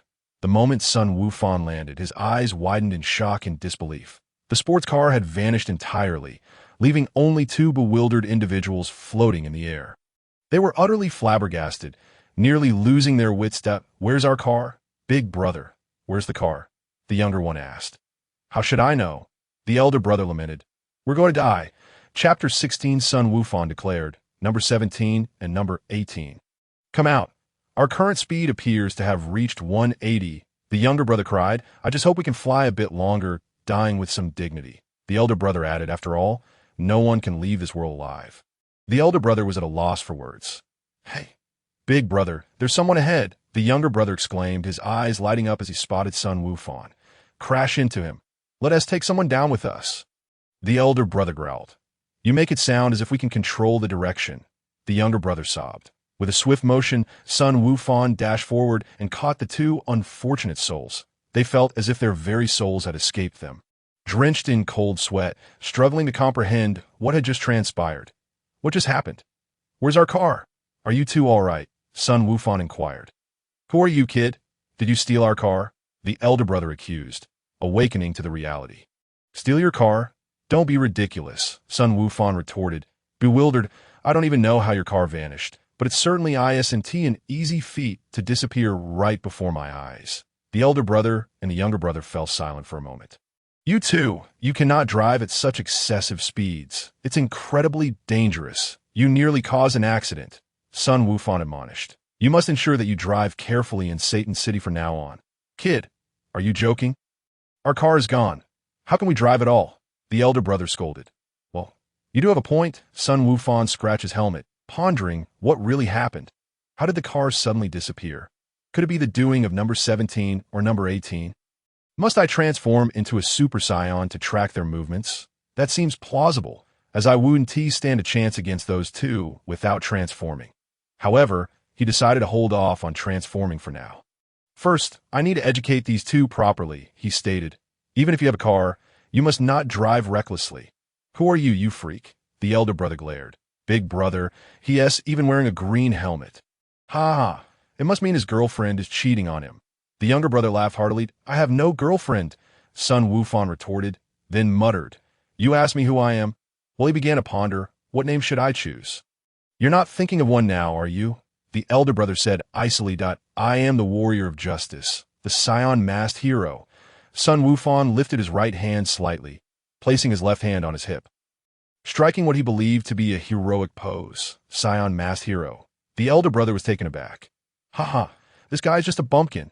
The younger brother laughed. Big brother, not only is he wearing a green helmet, but his attire is also so outdated, and his name is just as ridiculous. Indeed, I've never seen such a silly bumpkin before, the elder brother mocked. Son Wukong trembled with rage. With a bang, he stomped the ground, creating a large crater in the asphalt, cracks spreading outwards like a spider's web. I put a lot of effort into coming up with that name.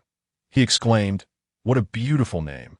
Truly charming, the elder brother quickly said that my apologies. The younger brother hastily added, "We assure you that even if we get another car, we will never speed again." The elder brother signed a guarantee. "Yes, my brother, and I will definitely not speed." The younger brother chimed in. "You may leave now." Son Wukong nodded satisfactorily. The elder brother and the younger brother hurriedly took their leave, huddling together in a nearby alley, crying, "Big brother, we spent a fortune renting that car." The younger brother sobbed. The elder brother felt a pang in his heart. The sports car had mysteriously vanished. Who would believe such a tale? As he watched the elder brother and younger brother depart, Son Wukong fell into deep contemplation that I witnessed a car disappear before my very eyes.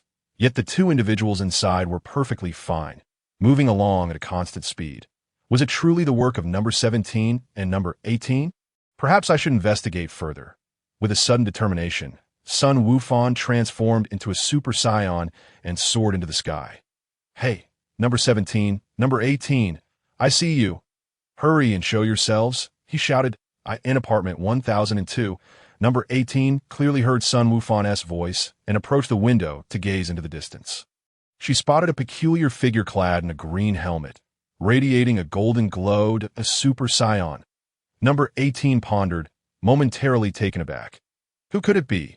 Son Wukong perished in the cell games, judging by his physique. It must be his son, Son Wukong. Vegeta Wunti or something like that. It's that little brat, Son Wukong. Forget it, he is not someone I can provoke, that he even defeated Cell, and I'll just pretend I can't hear him. What does he want? If he knew I lived here, he would come directly to my door. He doesn't know, so just shouting into the void that I truly don't understand what he after. Number 18 thought quietly. The room was dimly lit, and during the twilight, it was indeed strange for Son Wukong to see inside. Number 17, number 18, please stop your antics. The recent mysterious disappearances must be connected to you. Son Wukong shouted. Number 18 felt 1,000 curses rush past her mind. What do mysterious disappearances have to do with me? My blanket just vanished unexpectedly too.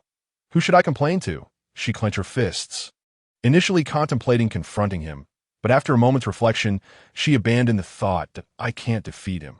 Why should I stoop to his level?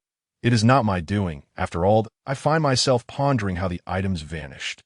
Should this happen again, I shall not let you off lightly. Son Wukong threatened. An expression of anger surfaced on Android 18's face. Son Wukong, you scoundrel, you expect me and Android 17 to take the blame for the disappearance? On what grounds do you think either I or 17 were responsible? Let us think this through. I understand now. Neither Android 17 nor I emitted any energy signatures.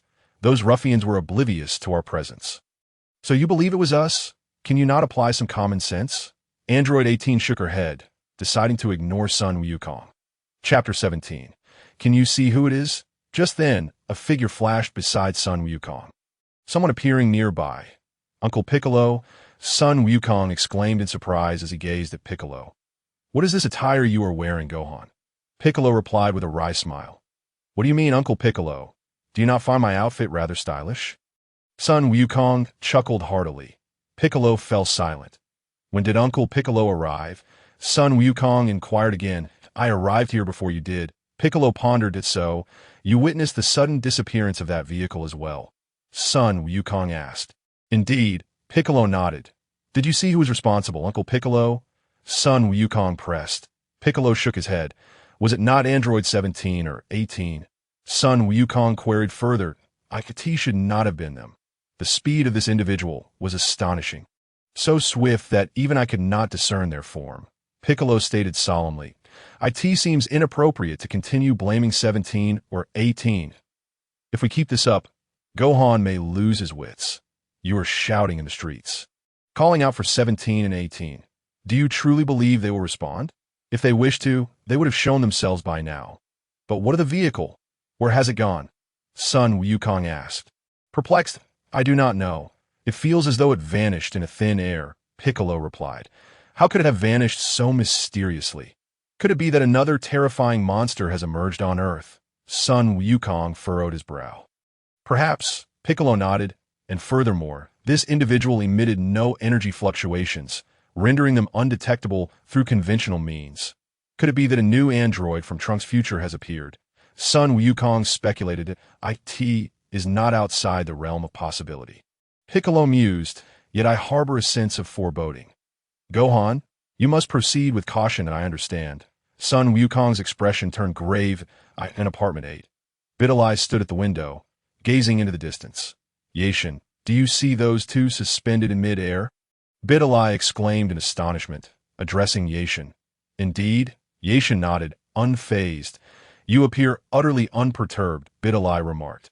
What is there to be surprised about? They're simply flying in the sky, Ye Tian replied. You speak as if you could fly yourself. Videl retorted, at a loss for words. Can you fly? No. Ye Tian shook his head, Videl. You state that so matter-of-factly. However, I could learn. Ye Tian smiled. Learn from whom? Videl inquired. I'm also pondering what sort of teacher would be most suitable. Ye Tian replied.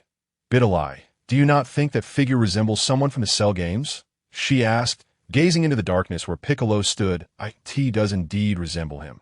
Your eyesight is quite remarkable. Ye Tian acknowledged. I possess too. Zero vision, Videl proclaimed proudly. Peering into the distance, though she could not see clearly, the figure did bear a striking resemblance to someone from the Cell Games. Have you never heard the Demon King Piccolo? Ye Tian asked. The Demon King Piccolo? What is that? Videl asked, taken aback. How lamentable it is that such a once mighty figure has been forgotten so swiftly. Ye Tian sighed. Who is that? Videl asked, confused. Look it up yourself. Do not expect me to explain everything to you. Ye Tian replied, Videl. It would have been better if you hadn't mentioned it. High above, we should depart from here and deliberate further, Piccolo proposed. Very well, Uncle Piccolo. I too must return home. Son Wukong nodded. Whoosh! The two swiftly left the scene. Piccolo returned to the Earth's temple. As he departed, he cautioned Son Wukong to exercise utmost caution and not to become complacent. The enemy is hidden, while we are exposed, and we remain entirely unaware of their strength. Moreover, what if they possess the ability to make someone vanish inexplicably? What?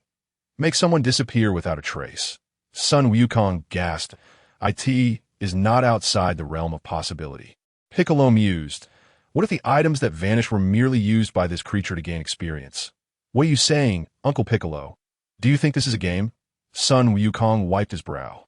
In any case, be careful, Piccolo said. Until we ascertain the true identity of our opponent, let us proceed with caution, that I understand. Uncle Piccolo, Son Wukong nodded gravely. He too felt compelled to tread carefully. That vehicle disappeared right before my eyes. Even Uncle Piccolo was present, and neither of us witnessed what transpired. How did the car vanish? Where could it have gone?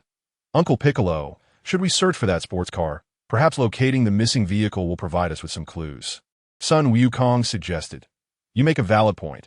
I shall search the temple and enlist Dandy's assistance. Piccolo agreed that I appreciate your help. Uncle Piccolo and Dandy, Son Wukong replied.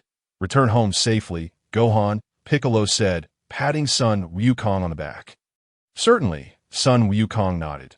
The two bid farewell in apartment 8. Videl finished her homework at Ye Tian's place and prepared to leave. Ye Tian did not act inappropriately towards her, nor did he remove her clothing. Such matters can wait. I shall take my time. Once Videl departs, I will indulge myself a little. Videl noticed nothing amiss with Ye Tian, aside from his occasionally irritating remarks. Well then, Ye Tian, I shall head home, Videl said as she slung her backpack over her shoulder. I will accompany you, Ye Tian replied. No need. I hope to encounter a mugger, Videl smiled, thinking he would surely despair. Whether or not one encounters a mugger is your concern, but as a gentleman, I must see a girl I like home, Ye Tian stated with conviction. Videl was left momentarily speechless. Ye Tian confessing to me. We have only known each other for a day. Have you already developed feelings for me? No way. Aren't you fond of that blonde girl downstairs? Fond? Videli's cheeks flushed as she asked. Indeed, I have many girls that I like. Ye Tian nodded. Videli's face transitioned from red to purple, and she was immediately incensed. Ye Tian, you are insufferable, Videl exclaimed angrily. There are plenty of people who dislike me. You will need to take a number. Ye Tian laughed. Humph. Videl huffed, opened the door, and strode out of the room. Chapter 18. Accompanying Videl home. Ye Tian leisurely followed after her. It was merely a jest. Is it necessary to be this angry? Ye Tian consoled her. Humph, Videl huffed. Given that we worked on our homework together, how about a smile? Ye Tian suggested. I do not wish to smile. It is impossible. Videl rolled her eyes. Regardless, I am determined to escort you home, she declared. Ye Tian chuckled playfully. Humph, you cheeky rascal, Videl pouted. Although her expression appeared sulky, her heart was warmed by the feeling of being accompanied home by Videl. This was quite a peculiar experience. After they had walked a little further, her irritation began to dissipate. She recognized that Ye Tian was merely teasing her, and upon reflection, she found little reason to be upset. Ye Tian walked alongside Videl, observing the nearby buildings with keen interest. Whenever something displeased him, he would wave his hand to erase it from existence. Videl was oblivious to this phenomenon, that it was her first time in this area. After all, Ye Tian remarked, this used to be the outskirts of Satan City, Videl explained. However, as the city government relocated nearby, the area gradually flourished. Just look at that prison, she pointed out. Prison? Ye Tian was taken aback. Prisons are typically constructed in less populated suburbs. Videl indicated toward a large building in the distance. That is the prison, she confirmed. Ye Tian's eyes sparkled with curiosity. Are there still criminals inside? There are very few now. Primarily, it holds temporary offenders. Those who are truly guilty have been relocated far away, Videl elaborated. Temporary offenders? Ye Tian felt a twinge of disappointment. For instance, there are some human traffickers. And currently, the government has yet to implement any policies. Many people support the death penalty, yet remains unexecuted for reasons unknown. Videl continued, perhaps out of concern that executing traffickers might drive them to desperation. Which is a contradictory notion that if trafficking is a capital offense, it might reduce such crimes. So, there are quite a few traffickers detained here. Ye Tian's interest was piqued. Indeed, we still haven't determined how to deal with them. Videl nodded, adding that there were also corrupt officials among the detainees. Ye Tian felt a surge of excitement. Once I return, I shall erase all of you. Well, with my current abilities, I cannot eliminate an entire person, but I can certainly reduce a piece or two of you. That is all valuable experience points. Ye Tian continued alongside Videl. Throughout their walk, he remained active, effortlessly erasing numerous bothersome elements from his surroundings. For instance, he dealt with a dog owner who failed to leash their pet, removing the only rope-like object from the owner's possession. That he also addressed litter bugs and those who relieve themselves indiscriminately, erasing their tools of transgression. These were mostly trivial matters, but they contributed to Ye Tian's accumulation of experience points. As long as something displeased him, he would enact punishment. Good habits should be cultivated from a young age. One should not wait until some part of them is lost before lamenting the injustice of it all. By then, it would be too late. I've arrived. Ye Tian. Videl pointed toward the magnificent building in the distance. Good night. He nodded. Be careful on your way. I've heard that things have been rather unsettled lately, Videl cautioned. Rest assured, with my towering stature and striking looks, who would dare trouble me? Ye Tian replied with a smile. Videl shrugged. Whatever you say, that a boy should be able to return home without issue. Until tomorrow, she waved. Yes, see you tomorrow. Ye Tian nodded. After bidding farewell to Videl, he stealthily circled the prison. Unfortunately, he could see nothing. However, even without visibility, Ye Tian could keenly sense the locations of every individual within. Although he could not perceive their auras, he could discern their forms. How to describe it? It was akin to the divine consciousness found in a fantasy world. Yes, divine consciousness. With this ability, he could sense everything and everyone within 100 meters. Without hesitation, he waved his hand, erasing a portion of the trafficker's components. Whether they survive depends on their luck now.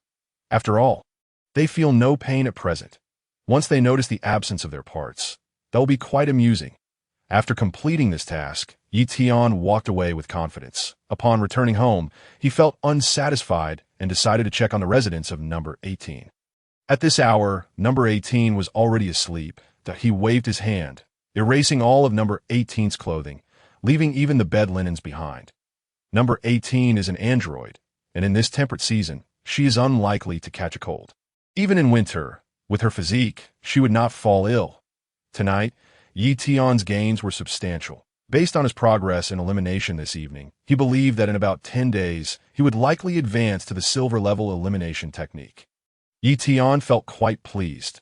Furthermore, to avoid drawing Vidil's attention, most of what he erased on his way back was beyond 100 meters. Investigate all you want, even if you trace it back to me. It won't be a problem that a night passed without incident. The next morning at Baozi Mountain, Sun Wufan's home, the door creaked open. Sun Wufan stepped out. "Mom, Goten, I'm off to school," he announced. His mother, Chi-Chi, and younger brother, Sun Goten, came to see him off. Be careful on your way, Chi-Chi advised. Understood, Sun Wufan nodded, promptly pressing the red button on his watch. In an instant, a red and green outfit enveloped him. "Wufan, this outfit is mostly fine, but the color of this helmet is unacceptable," Chi-Chi said sternly. "I must have a word with Bulma about why she provided you with a green helmet." Chapter 19. Number 18's new outfit, Mom. "It's nothing to worry about. I don't have a girlfriend." "So wearing a green helmet doesn't mean anything," Sun Wufan replied with a smile. Last night, he had even checked the meaning of the green helmet, as several people had donned them. After his research, he felt relieved to discover that a green hat signifies a girlfriend cheating. "I don't have a girlfriend, so wearing a green helmet is inconsequential. Moreover, I think the color of this helmet complements my outfit quite well." Thus, Sun Wufan did not let it bother him. While he spoke, Chi-Chi asserted, "But Wufan, you will definitely have a girlfriend in the future, and wearing such a color helmet in advance is not ideal." "Bulma, are you doing this on purpose? Why did you give my Wufan such a colored helmet?" "I think he looks quite handsome," Sun Wufan smiled playfully. "Exactly," Sun Wufan replied. "Mom, I have to go now." With that, he soared into the air. "Goten, starting today, you can use my flying nimbus." Sun Wufan waved at his brother as he departed. Sun Goten nodded vigorously. Sun Wufan transformed into a golden streak of light.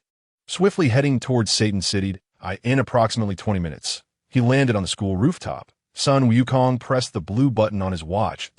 In an instant, his attire reverted to its original form. How splendid. From now on, waking up late will pose no issue, Sun Wukong mused as he descended from the rooftop. If I could transform into a Super Saiyan again, I could reach school in under 10 minutes and enjoy a leisurely slumber. He made his way to the storage room. "Good morning," Sun Wukong greeted, immediately spotting the bespectacled fellow exchanging books. "You certainly arrived early," the bespectacled man remarked, somewhat surprised before smiling and adding, "A significant incident occurred last night. But it has nothing to do with the Golden Warrior." "Oh," Sun Wukong feigned calmness, smiling slightly. "The hotel. Surely, you must be referring to me. I heard that last night there was quite the uproar in the prison, with inmates suffering tremendously," the bespectacled man explained. "Prison? Inmates?" Sun Wukong was momentarily taken aback. "Yes, did you know? It seems that certain parts of their bodies mysteriously vanished." The bespectacled man shivered slightly. "What? Vanished again?" Sun Wukong's expression turned grave. "Were these parts from human bodies? As Uncle Piccolo suggested, has the phenomenon of disappearance evolved? Previously, it was objects that vanished, and now it is human body parts. Who could be behind this?" Sun Wukong fell into deep contemplation. "You look rather astonished," the bespectacled man chuckled. "But there's no need to worry. From what we can tell, those who lost parts are certainly no saints." "Not saints?" Sun Wukong was taken aback. "Indeed, what kind of good person resides in a prison?" "All those missing body parts belong to criminals. Some lost a leg, others their intestines, and some even their kidneys. It's quite the spectacle," the bespectacled man lamented. "There's even a notorious human trafficker who abducted numerous children. I imagine he will suffocate if his rear end disappears," Sun Wukong replied. "It's fortunate that nothing from good people has gone missing." The bespectacled man smiled. "So we have little to worry about, right?" "Yes, huh?" Sun Wukong nodded. By the way, there's one more thing," the bespectacled man continued. although this pales in comparison to what we just discussed. What is it? Son Wukong inquired. Apparently, a new hero has emerged in Satan City. The bespectacled man explained. Son Wukong remarked. That must be referring to me, right? Though my attire may seem rather plain, I am indeed quite powerful. Something about a masked scion. The bespectacled man scratched his head. Well, I suppose that person is no longer significant. Son Wukong felt a pang of hurt. I am no longer significant. No, it's the scion masked hero, he corrected solemnly. Even if I am no longer significant. You cannot misname me. Huh. How did you know? The bespectacled man was slightly taken aback. I heard it from a witness, Son Wukong replied, startled, nearly exposing himself. Today, Ye Tian and Videl arrived at school together and entered the classroom. Videl was also aware of last night's events, but she found no explanation for them. Despite her efforts to investigate, she remained at a loss. Naturally, she harbored some suspicion towards Ye Tian. The more she thought about it, the more suspicious he seemed. Last night, when the prison was mentioned, parts mysteriously disappeared from the inmates. It was quite absurd. But if Ye Tian was indeed responsible, how could he have accomplished it? Was he a sorcerer? Today, she resolved to observe Ye Tian closely. During the day's philosophy class, the teacher was lecturing at the podium while Son Wukong diligently took notes. While Ye Tian, on the other hand, struggled to stay awake. The labor from the previous night had worn him out, erasing so many things that kept him up until 2:00 am, and he had inadvertently erased all of Ye Tian's clothes. She must be in a frenzy at home right now. He chuckled to himself. Clothes to wear. Let's see how she manages to go out. In apartment 8. Ye Tian awoke rather late. Upon waking, she discovered that her blanket had vanished once more. This time, not only had the blanket disappeared, but the bedsheets were also gone. Ye Tian trembled with rage. Who is so bored? When will this end? She stormed into the changing room, only to be dismayed upon opening the wardrobe. My clothes. Where have all my clothes gone? Ye Tian gasped in disbelief. After a prolonged silence, she searched frantically for her garments. Every piece of clothing in her home had vanished, leaving not even a bedsheet behind. How am I to proceed? Ye Tian covered her face, momentarily at a loss. Surely, I cannot stay indoors all day. Previously, she had always ventured outside. However, she typically flew out the window. What to do? I can't run around the streets without clothes. My upstairs neighbor is a high school student. If I recall correctly, named Ye Tian. If all else fails, I shall borrow a piece of clothing from him. He should be at school at this hour. With that thought, Ye Tian tidied her hair, raised her finger, and summoned a flickering flame at her fingertip. Chapter 20. The birth of a mysterious hero. With a whoosh, Ye Tian aimed her finger at the living room, unleashing a radiant beam that struck the ceiling. She made a concerted effort to control her power, ensuring that she did not inadvertently demolish the entire floor. The light from her fingertip, akin to a welding torch, carved a hole in the ceiling. With a thud, a chunk of reinforced concrete fell from above. Ye Tian deftly caught it, and then she soared into the air, appearing directly in Ye Tian's living room. Initially, Ye Tian intended to fly in through the window, but upon reflection, she realized it was daytime, that if someone caught a glimpse of her unclothed, it would be utterly embarrassing. Thus, she opted for the shortcut instead. Apologies for intruding into your home, she thought as she stepped into Ye Tian's abode, marveling at its immaculate cleanliness. This little fellow is quite the neat freak, Ye Tian smiled, proceeding to the bedroom. With 2 levels, the room's layout closely resembled her own. Entering Ye Tian's bedroom, she opened the wardrobe and selected a suitable outfit from his collection of male clothing. Next, she retrieved some clear tape and affixed the fallen concrete back into place. There we go, Ye Tian chuckled. To say the floor fell on its own. Believe it or not, I've already taped it up for you. At Orange Star High School, in the classroom where Ye Tian sat, his phone suddenly vibrated that he glanced at the screen, which displayed a notification. The home security camera detected movement. Why Ye Tian's eyes widened in surprise. A thief has entered my home. How audacious! Do they dare trespass into my domain? Do they believe I won't erase their body parts? It appears to be beyond the limits. Currently, Ye Tian can only erase objects within a radius of 100 meters. Beyond that distance, his abilities cease to function. However, 100 meters is already quite considerable.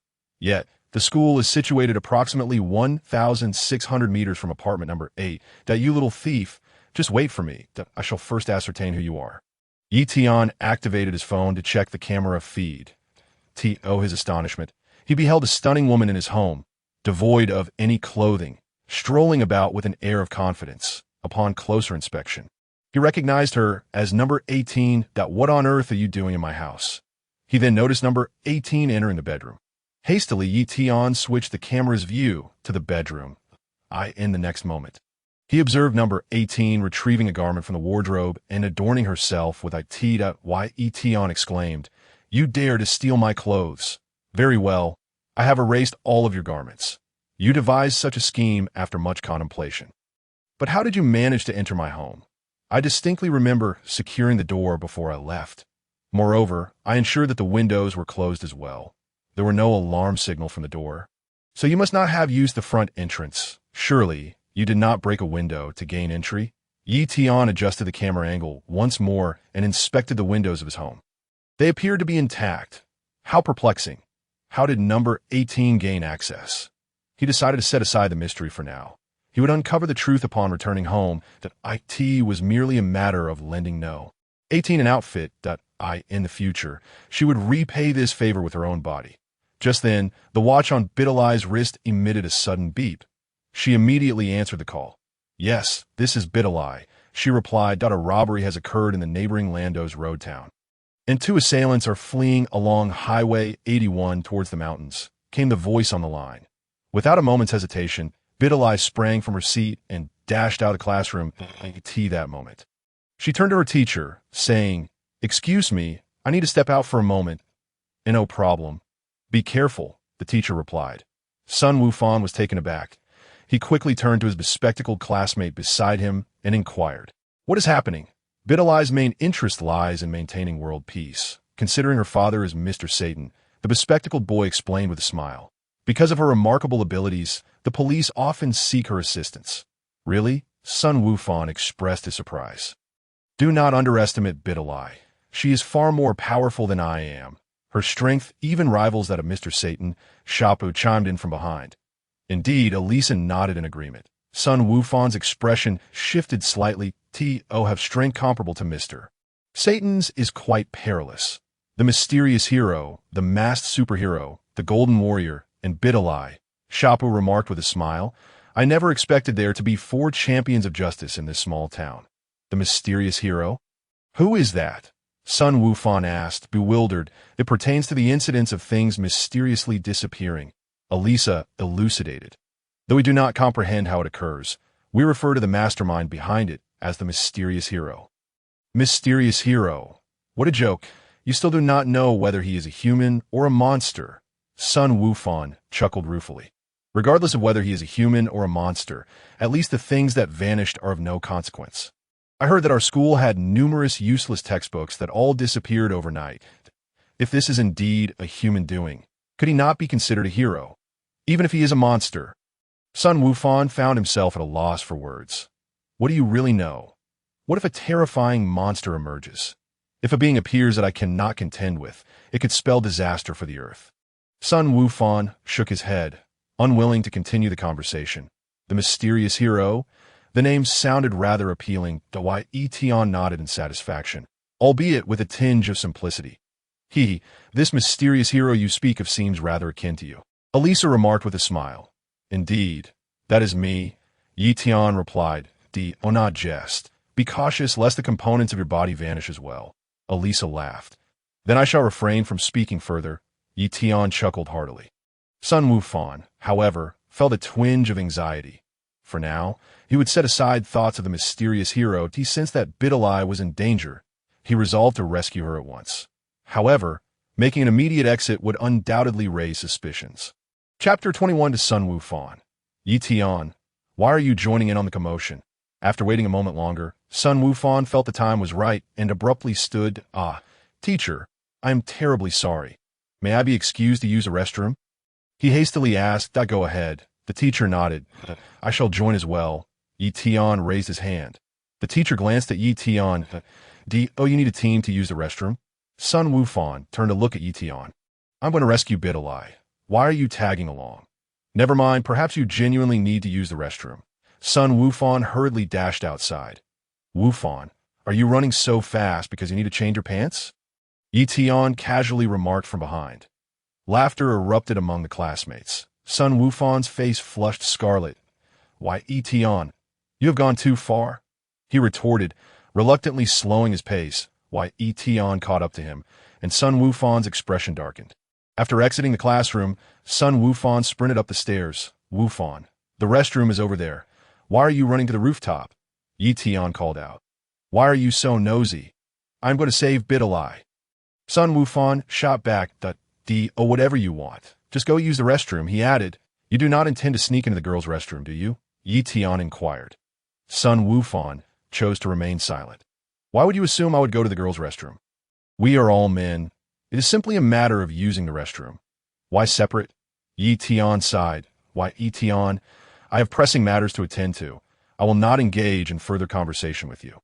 Sun Wufan disregarded Ye Tian and quickly ascended the stairs. Shortly, he found himself on the rooftop. He glanced back, relieved to see that Ye Tian had not followed. The area was deserted. Transform. Sun Wufan promptly pressed the red button on his watch.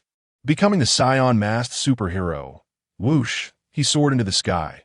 However, after only a short distance, Sun Wufan abruptly halted midair. Oh no, where is Highway 81? He scratched his head, realizing he had no choice but to sense Videl's presence. Sun Wufan sought refuge in a secluded spot, releasing his senses to search for the presence of Videl. Meanwhile, Ye Tian swiftly descended the stairs, sprinting towards the vicinity of Highway 81. Ye Tian ran with remarkable speed. Fully aware of the location of Highway 81, having grown up in this city and possessing a considerable familiarity with it, his pace was astonishing as he made his way towards the highway. I must keep a close watch on Videl. I have already intercepted her. I cannot allow Sun Wufan to reclaim her. On Highway 81, a hover car sped along the road, pursued relentlessly by two police vehicles with sirens blaring. Inside the sports car were two robbers, one of whom had already readied a rocket launcher. Boom! The rocket was fired, hurtling towards the police cars with a deafening roar, accompanied by a resounding explosion. The two police vehicles rolled over multiple times on the ground before crashing down. Huh, those two fools, laughed the henchman. As he chuckled, he suddenly felt a void beneath his feet. The chief robber looked around in bewilderment before glancing down. Where's my car? Where did it go? The henchman was taken aback. I heard a street racing car vanish without a trace last night, he remarked. Why so much chatter? We're about to hit the ground. The chief robber was on the verge of tears. Their descent was not swift, and after a short distance, they crashed to the ground, rolling rapidly. The two robbers tumbled on the ground, not knowing how many times they had flipped. Meanwhile, Videl had long since landed a helicopter in the distance, awaiting the appearance of the robbers. She widened her beautiful eyes, witnessing the scene of the two robbers' vehicle mysteriously vanishing. It disappeared again. Something else has vanished. And this time right before my eyes. The two robbers continued to roll on the ground for about 20 seconds before finally coming to a stop beside Videl. Utterly dazed, looks like my visit was in vain. Who could have done this? Is it that mysterious hero again? But who exactly is this enigmatic figure? Videl cuffed the two robbers. High above, the astonishment in Sun Wufan's eyes was beyond words. He too had witnessed the vehicle's mysterious disappearance. It had happened last night, and again today. Just moments ago, Sun Wufan finally sensed Videl's presence. Although she was not engaged in combat, there was still a slight fluctuation in her energy that Sun Wufan managed to detect. Upon sensing Videl's aura, he rushed over. He then witnessed the scene of the car vanishing. It disappeared again, right under my nose, and no signs at all. Sun Wufan felt an overwhelming sense of the bizarre. Who could it be? What kind of monster is responsible? Where could the vanished vehicle have gone? This did not resemble the work of the 17th or 18th. This time, I observed closely, and it was still daylight. If it were truly the 17th or 18th, I should have been able to catch sight of them. After a moment of hesitation, Sun Wufan descended from the sky, landing beside Videl. She momentarily froze, surprised to see Sun Wufan and the distinctive green helmet atop his head. That helmet of yours is quite unique. Who are you? Videl inquired. I am the righteous warrior who will never let any evildoer escape. Sun Wukong proclaimed, striking various poses that he then placed his hands on his forehead. Scion masked hero, he declared loudly. How impressive did I practice for 2 hours last night to come up with this pose, although that mysterious hero was indeed enigmatic. It did not deter him from introducing himself. This was also an opportunity to inquire whether Videl knew anything about the mysterious hero. What kind of pose is that? Videl wiped her brow. Do you know the mysterious hero? Sun Wukong asked. I have no idea. What about you? Videl countered. I don't know either. Sun Wukong shook his head. Things have been mysteriously disappearing, and it's said that this mysterious hero is behind it. I thought you might know. Since you don't know, then I shall take my leave, Sun Wukong said, preparing to take off into the sky. What? You're flying? Videl exclaimed, utterly astonished. Had she not seen it with her own eyes, she would never have believed it. While she had seen Piccolo and Sun Wukong hovering in the air at Ye Tian's house last night, the distance had made it hard for her to discern clearly. Today, however, she witnessed Sun Wukong soaring into the sky, and her astonishment was beyond description. This isn't a trick, is it? Videl muttered to herself. Well then, Videl, farewell. Sun Wukong waved to her below, preparing to take flight. Wait, Videl called out urgently. Sun Wukong paused and looked down at her. Come down. I have something to ask you, she said. After a brief hesitation, Sun Wukong descended from the Is your identity really a secret? Videl inquired. Yes, indeed, Sun Wukong nodded. Just as he finished speaking, his scion masked hero attire vanished without a trace. The Videl's eyes widened as, oh, it really is Wukong. She exclaimed, Huh. Sun Wukong was taken aback. Where's my helmet? Huh. My helmet is gone. Not just the helmet, but my scion masked hero outfit has disappeared as well. Did that mysterious hero take my clothes? This guy's gone too far. Sun Wukong immediately grew vigilant, disregarding whether his identity was exposed. Videl, don't say anything for now, he said in a low voice, soaring into the sky to scan the surroundings. Yet Sun Wukong saw nothing. Unbeknownst to him, hidden behind a rock, Ye Tian was stifling laughter. Sun Wukong could not sense Ye Tian's presence, for he emitted no energy. Furrowing his brow, Sun Wukong slowly descended back to Videl's side. You're Wukong, aren't you? Videl asked. Yes, that's correct, Sun Wukong replied, scratching his head in embarrassment. Why are you dressed like this? Videl asked curiously. I just want to live a normal life. If anyone knew how powerful I am, life would become quite troublesome. Sun Wukong explained. And aren't you the mysterious hero? Videl inquired. How could I be? Sun Wukong chuckled wryly. Would I make my own clothes disappear? Videl fell silent, as she suddenly recalled the scene from last night when her own clothes vanished. Not only that, but the girl named Lazili had also experienced the same disappearance. And Ye Tian was left with nothing but a pair of large shorts. Fortunately, today, Gohan's classmate merely lost the attire of the Scion superhero. Otherwise, it could have been rather awkward. What about the Golden Warrior? Videl inquired. That one isn't me either. Gohan shook his head. Who could this mysterious hero truly be? Videl pondered, resting her chin in thought that I will find a way to uncover his identity. Gohan clenched his teeth. Under my very nose, he has stripped me of my clothing. I shall not forgive him. You speak as if you have a plan, Videl sighed. Gohan replied. What should I do? How can I locate this monster? After school today, I must consult Uncle Piccolo again. Oh, the dragon. Isn't there a dragon that knows everything? Yes, I can certainly inquire with the dragon to discover who is responsible for the disappearance. Gohan exclaimed, feeling quite clever. Perhaps I need not wait until school is over. I shall skip class to find Aunt Bulma. Suddenly, he remembered something important. Videl, could you help me request a leave of absence? Gohan asked. What do you need to do? Videl was taken aback. I must devise a way to find this mysterious hero, Gohan asserted. This scoundrel has already bullied me. Previously, he made the robbers and speeding vehicles vanish. But now he has made my clothes disappear.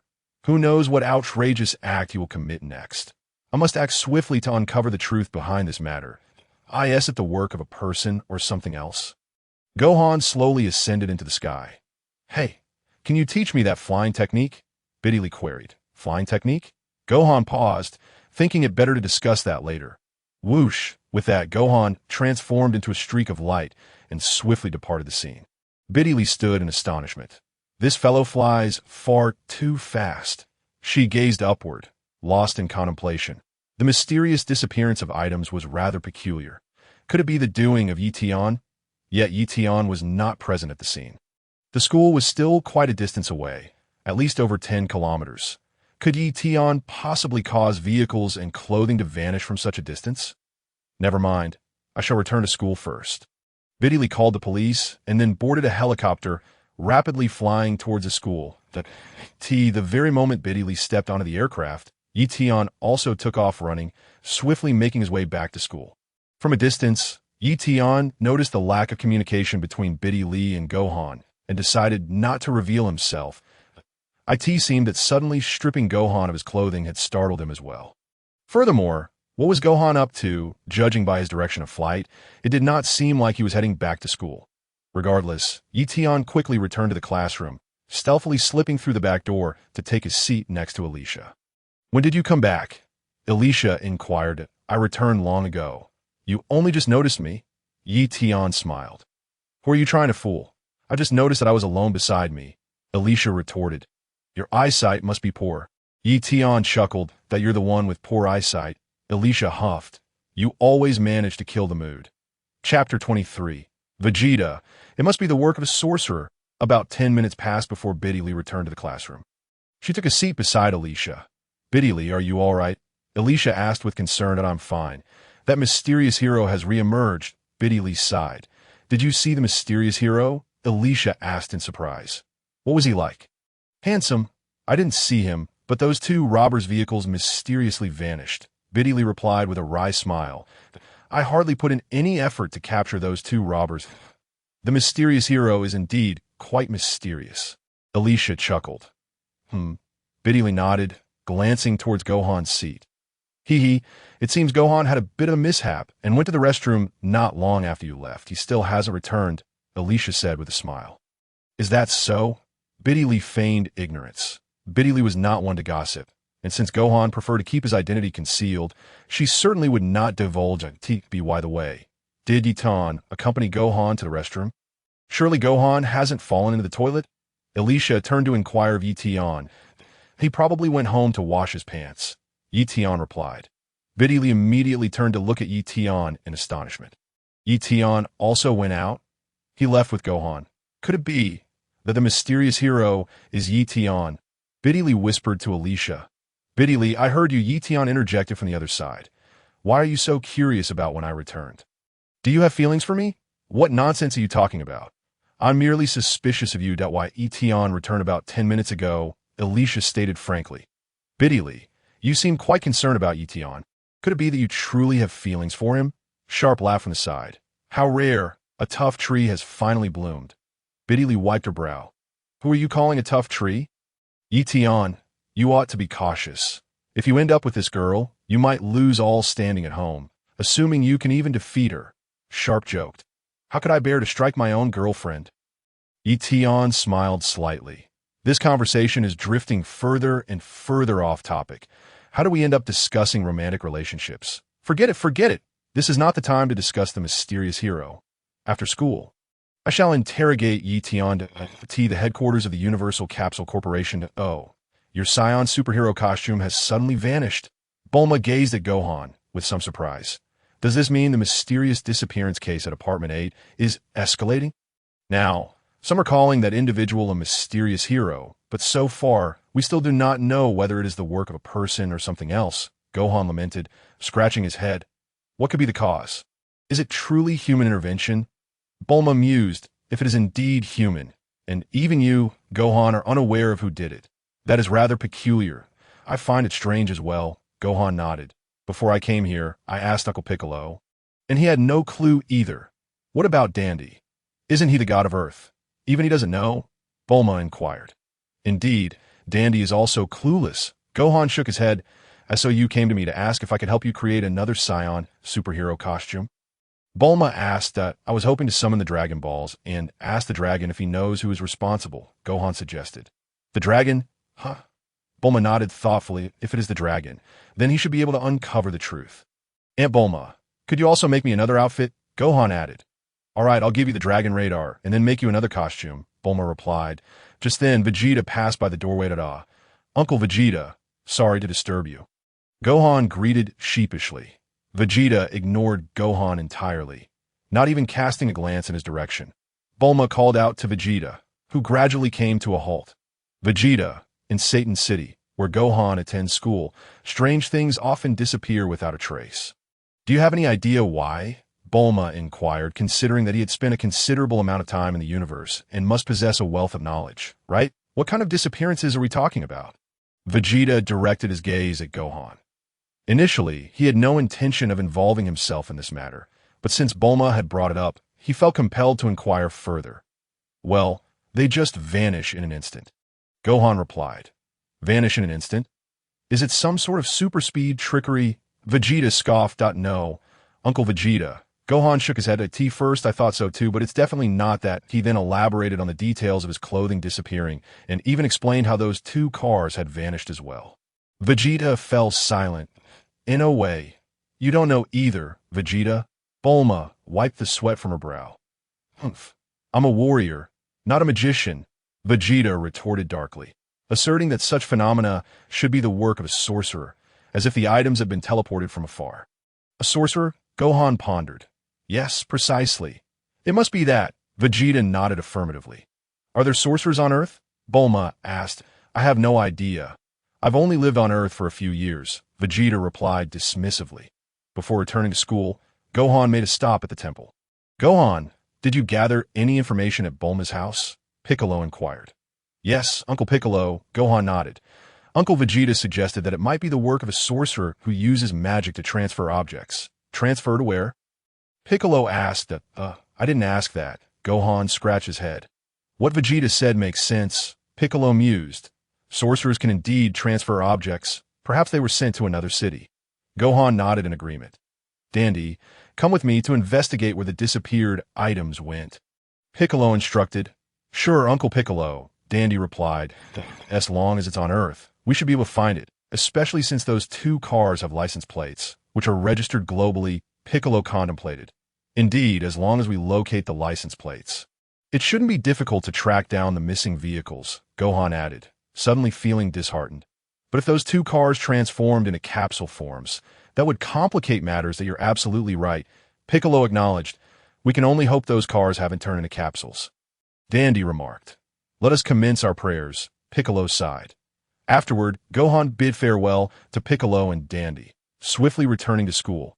Upon his return, he faced a stern reprimand from his teacher, who was already fuming over the missing textbooks. How many times have I told you?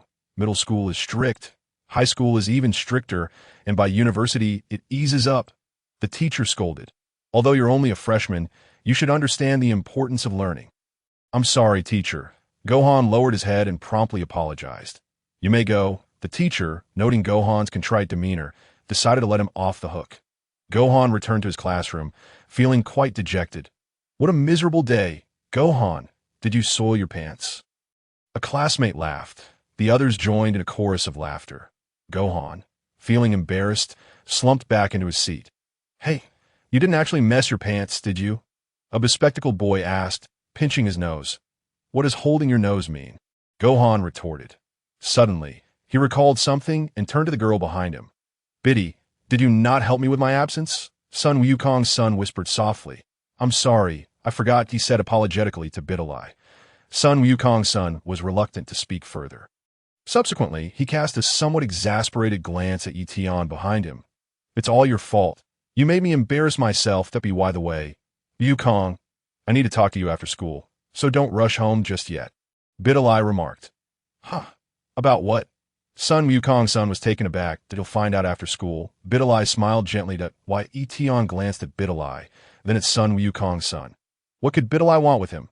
I should keep an eye on this. Otherwise, if Son Wukong's son intercepts Videl, it could turn troublesome. Why Ye Tian, you should join us too. Videl turned to him again to me. Ye Tian scratched his head. Yes, I have something to discuss with you as well. Videl nodded. All right then, we'll talk after school. Ye Tian agreed without objection. Chapter 25. I want to go home and catch a thief. After school, Videl led Ye Tian and son Wukong's son out of the campus. Ye Tian, could you wait for a moment over there? I need to come to your house to do some homework later, Videl said. Come to my house for homework? Ye Tian was taken aback. Is that unwelcome? Videl winked at him. Well, I welcome it, but it would be better if you could come a bit later. Ye Tian pondered with his chin resting on his hand. What do you mean by later? Videl's expression darkened. I want to go home and catch a thief first. Ye Tian replied. A thief? Who broke into your house? Videl inquired. Who else could it be? The surveillance footage of my place captured everything clearly. Ye Tian affirmed. My home surveillance system has reached 16K resolution. You can see every detail of the skin. You don't need to explain in such detail. Excuse me for interrupting, Videl's classmate, but what exactly do you want from me? I'm in a hurry to get home. Son Wukong's son finally interjected, unable to hold back any longer. Are you two going to chat endlessly? Wukong, I invite you to participate in the World Martial Arts Tournament held in a month. Videl directly addressed son Wukong's son in front of Ye Tian. What? The World Martial Arts Tournament? Son Wukong's son exclaimed, narrowing his eyes at Videl. Why Ye Tian is still here? Don't expose my identity, he pleaded. Wukong, you needn't worry. Ye Tian isn't that nosy, Videl reassured him. Son Wukong's son felt speechless at that moment. How could she say Ye Tian wasn't nosy when he just mentioned my embarrassing moment? All right then, Videl pondered, then turned to Ye Tian. Could you step aside for a moment? Is the reason for stepping aside because Wukong is a Scion masked hero? Ye Tian chuckled. Son Wukong's son, Videl. You've gone too far. Haven't we agreed not to tell anyone? Son Wukong's son was on the verge of tears that my identity has been exposed like this. Even Ye Tian knows who I am. Who am I? I am Videl's boyfriend, Ye Tian said with a smile. Stop that. I haven't acknowledged you as my boyfriend yet. Videl chastised shyly. It's fine. I've already acknowledged you as my boyfriend. Whether you acknowledge it or not is inconsequential. Ye Tian stated confidently. Videl found herself momentarily at a loss for words. That you've completely confused me. Does it matter if I don't acknowledge it? Am I your girlfriend or not? No, wait. You've really left me bewildered. Regarding Wukong's identity, I never mentioned it to anyone. I want to clarify that I didn't tell Ye Tian anything about your identity. Videl quickly asserted. Even if he is my boyfriend, I'm not that nosy. Son Wukong's son. A brief silence ensued. Why, Ye Tian? How did you discover my identity? Son Wukong's son asked curiously. It's simple. You leapt effortlessly to a height of 8 meters and sneaked out during class under the pretense of using the restroom. If you aren't the Scion masked hero, who else could be? Ye Tian replied with a smile. Son Wukong's son? So you deduced I'm the Scion masked hero based on just those 2 incidents. Ye Tian must be incredibly clever. Son Wukong's son pondered. Why not take this opportunity to inquire about the existence of wizards? Do Ye Tian and Videl know if there are any wizards in Satan City? Son Wukong's son quickly asked. Let's set aside the topic of wizards for now. Videl interrupted, steering the conversation back to the martial arts tournament. We should discuss the World Martial Arts Tournament. Son Wukong's son. We strayed far from the topic. You managed to steer it back. The World Martial Arts Tournament, you should be aware, is set to take place again. Videl smiled. And my father was the champion of the last tournament, and the one before that was a mysterious man named Son Wukong, whom I have never met. Additionally, the tournament before that was nearly 20 years ago. Son Wukong's son felt a jolt at the mention of Videl's father's name. Son, that surname is quite rare. Why Ye Tian interjected. He shares the same surname as Wukong. It's likely that the son Wukong you mentioned is Wukong's father. I think so too. Videl nodded in agreement. Son Wukong's son. This, Son Wukong's son felt utterly speechless. How come these 2 classmates are so astute? I have no secrets left before them. So, Wukong, will you join us in the World Martial Arts Tournament? Videl extended an invitation. The children of 2 former champions participating in the competition would certainly be quite interesting. I am not interested in participating. Son Wukong's son wiped his brow. If you refuse, I'll inform all our classmates that Wukong is indeed the Scion masked hero. Videl joked. I might even print flyers announcing your identity. Ye Tian added. How can you do this? You're being too much. Son Wukong's son almost cried. If I enter as the Scion masked hero, I'll 1T be recognized. Videl smiled. However, Son Wukong's son hesitated. You want me to participate in the World Martial Arts Tournament? No matter how I conceal my strength, I could easily defeat all my opponents. Fine, since you insist, I will participate. I understand now. I'll join. Wukong's son reluctantly nodded. Then it's settled, Videl exclaimed excitedly. The others are simply too weak. I hope to find a worthy opponent. Wukong's son scratched his head in contemplation. After a moment of silence, he asked, "Now can you tell me about the wizards? What do you need wizards for?" Videl inquired. "I suspect that the mysterious hero might be a wizard," Wukong's son speculated. Videl immediately turned to Ye Tian. "Are you a wizard?" Ye Tian responded. "Has the little girl started to suspect me? Am I that obvious? Why are you looking at me as if I can perform magic?" Ye Tian shook his head. Chapter 26. I want to learn to fly. Wukong's son gazed at Ye Tian intently. Certainly couldn't be Ye Tian.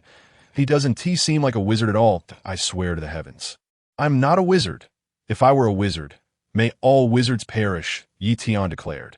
You don't need to cast such a curse just to prove you're not a wizard.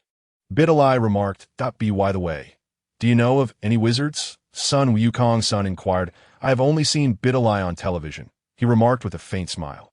Wukong's son found himself at a loss for words. What does Wukong think of those things that have vanished? Videl asked. I suspect that a sorcerer has used their magic to transfer these items through some form of telekinesis. Wukong's son expressed his opinion. But where would they be relocated to? Videl questioned. They might be transferred to other cities, Wukong's son replied. I can understand if that sorcerer moved the car. After all, it is utilitarian, Videl responded. But tell me, what purpose could there be in moving our textbooks and exam papers? Is he intending to assist us in completing those papers? Ye Tian interjected. If I were truly that sorcerer, I would be in tears. You think I erased your papers to help you? Wukong's son was left speechless. And what does it mean that he transferred the body parts of those criminals? Videl asked. Surely he does not intend to consume them. Ye Tian remarked from the side. Ugh, Videl nearly retched. Wukong's son felt a wave of nausea as well. Why, Ye Tian, could you refrain from such jokes? Videl glared. Perhaps the sorcerer did so merely as a form of punishment, rather than for personal use. Wukong's son speculated. For using them personally would be easily discovered.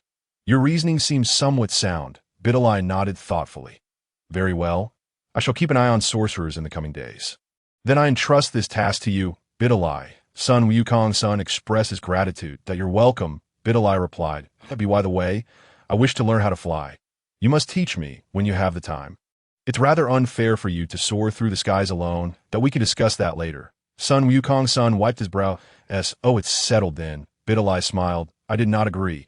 Wukong's son protested. If there's nothing else, I shall take my leave.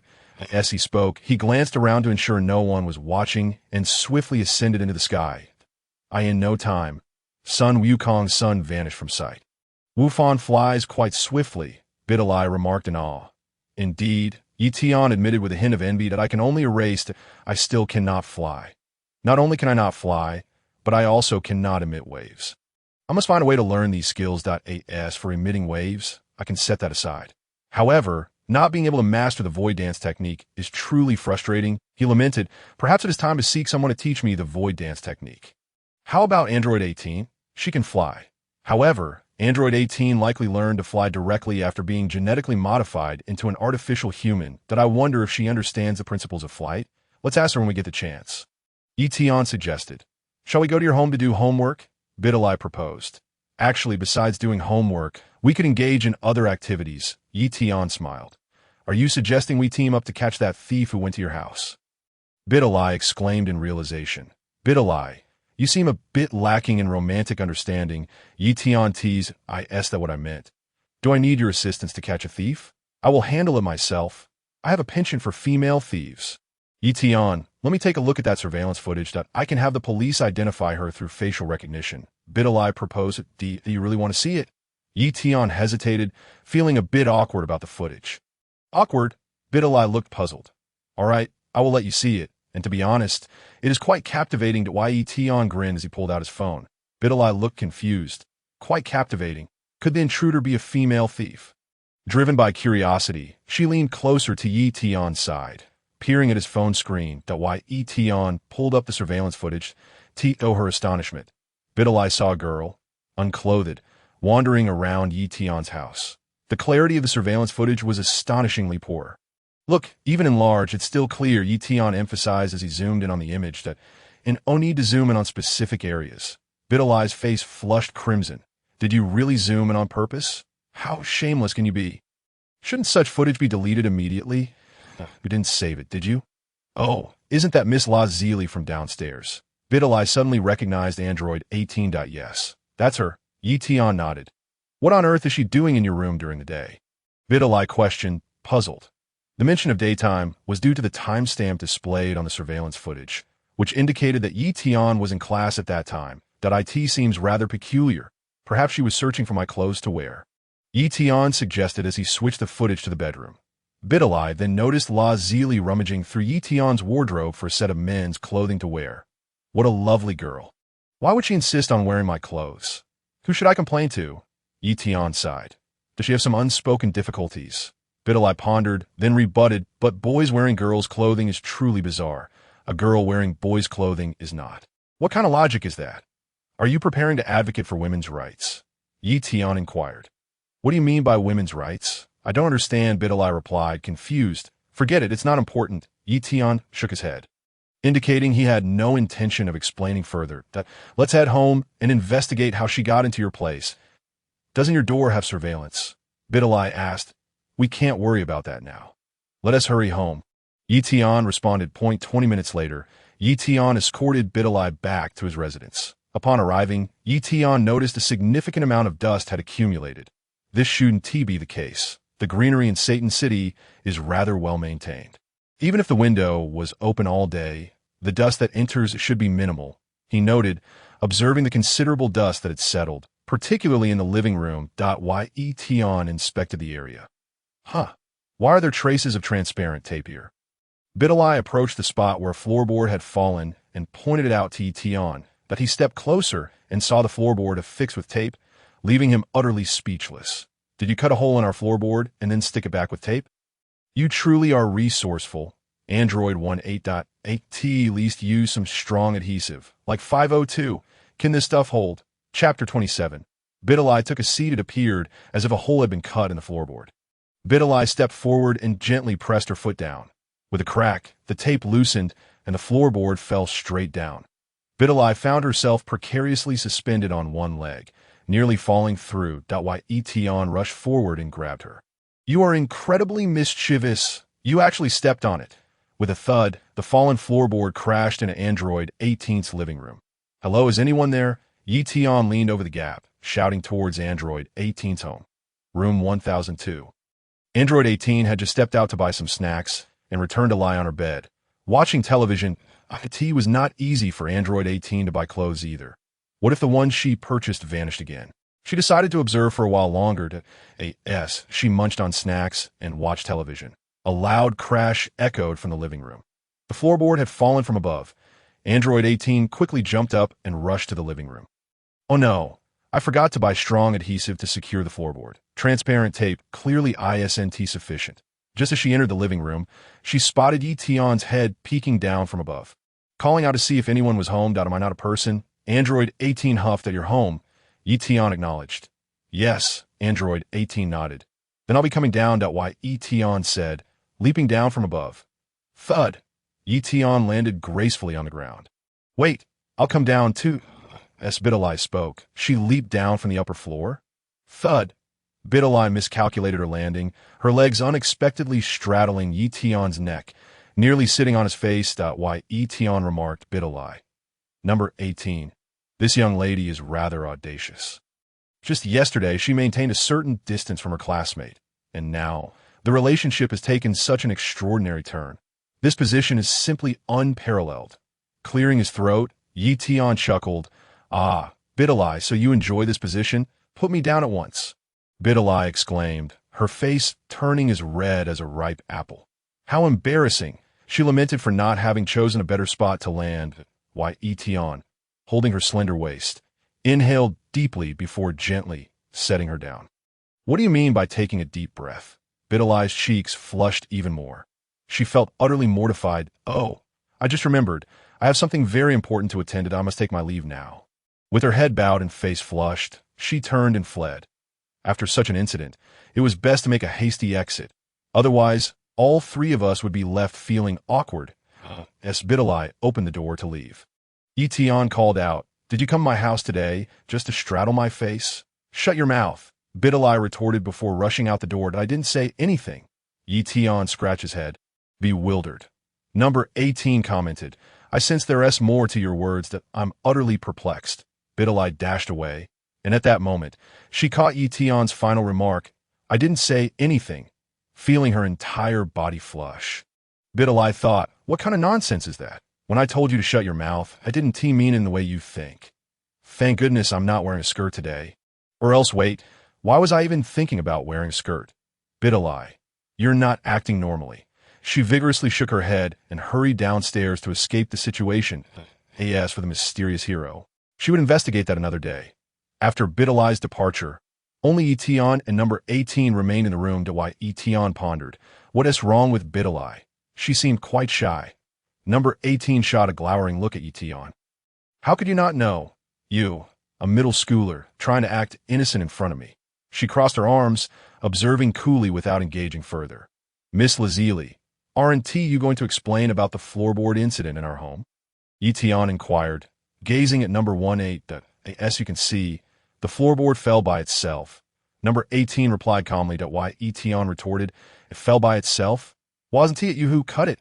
You should ask the developer about this." "I am a victim as well," Number 18 asserted. "That floorboard must have fallen while you were at school, crashing into my home and shattering our vase. I understand the reasoning, but the floorboard seems to have been cut." Ye Tian pointed out. "Cut?" Number 18 laughed. "You suspect I did that? Who else could it be?" "Who else indeed?" Ye Tian countered. "Oh, you think I could cut a floorboard and do so neatly?" "I lack the necessary tools at home." Number 18 smiled slightly. "And you, a mere middle school student, are arguing with me. I could make you cry. Do you believe that? You do make a valid point." Ye Tian nodded, seemingly convinced it must have fallen on its own. "Now do you believe me?" Number 18 grinned. "Then what about the clothes you're wearing?"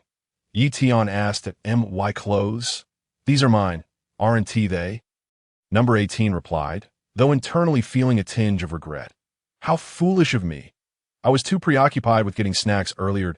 I should have bought myself a set of clothes. Even just one set would suffice. The main issue is that I've been short on cash lately. It's quite pitiful, really.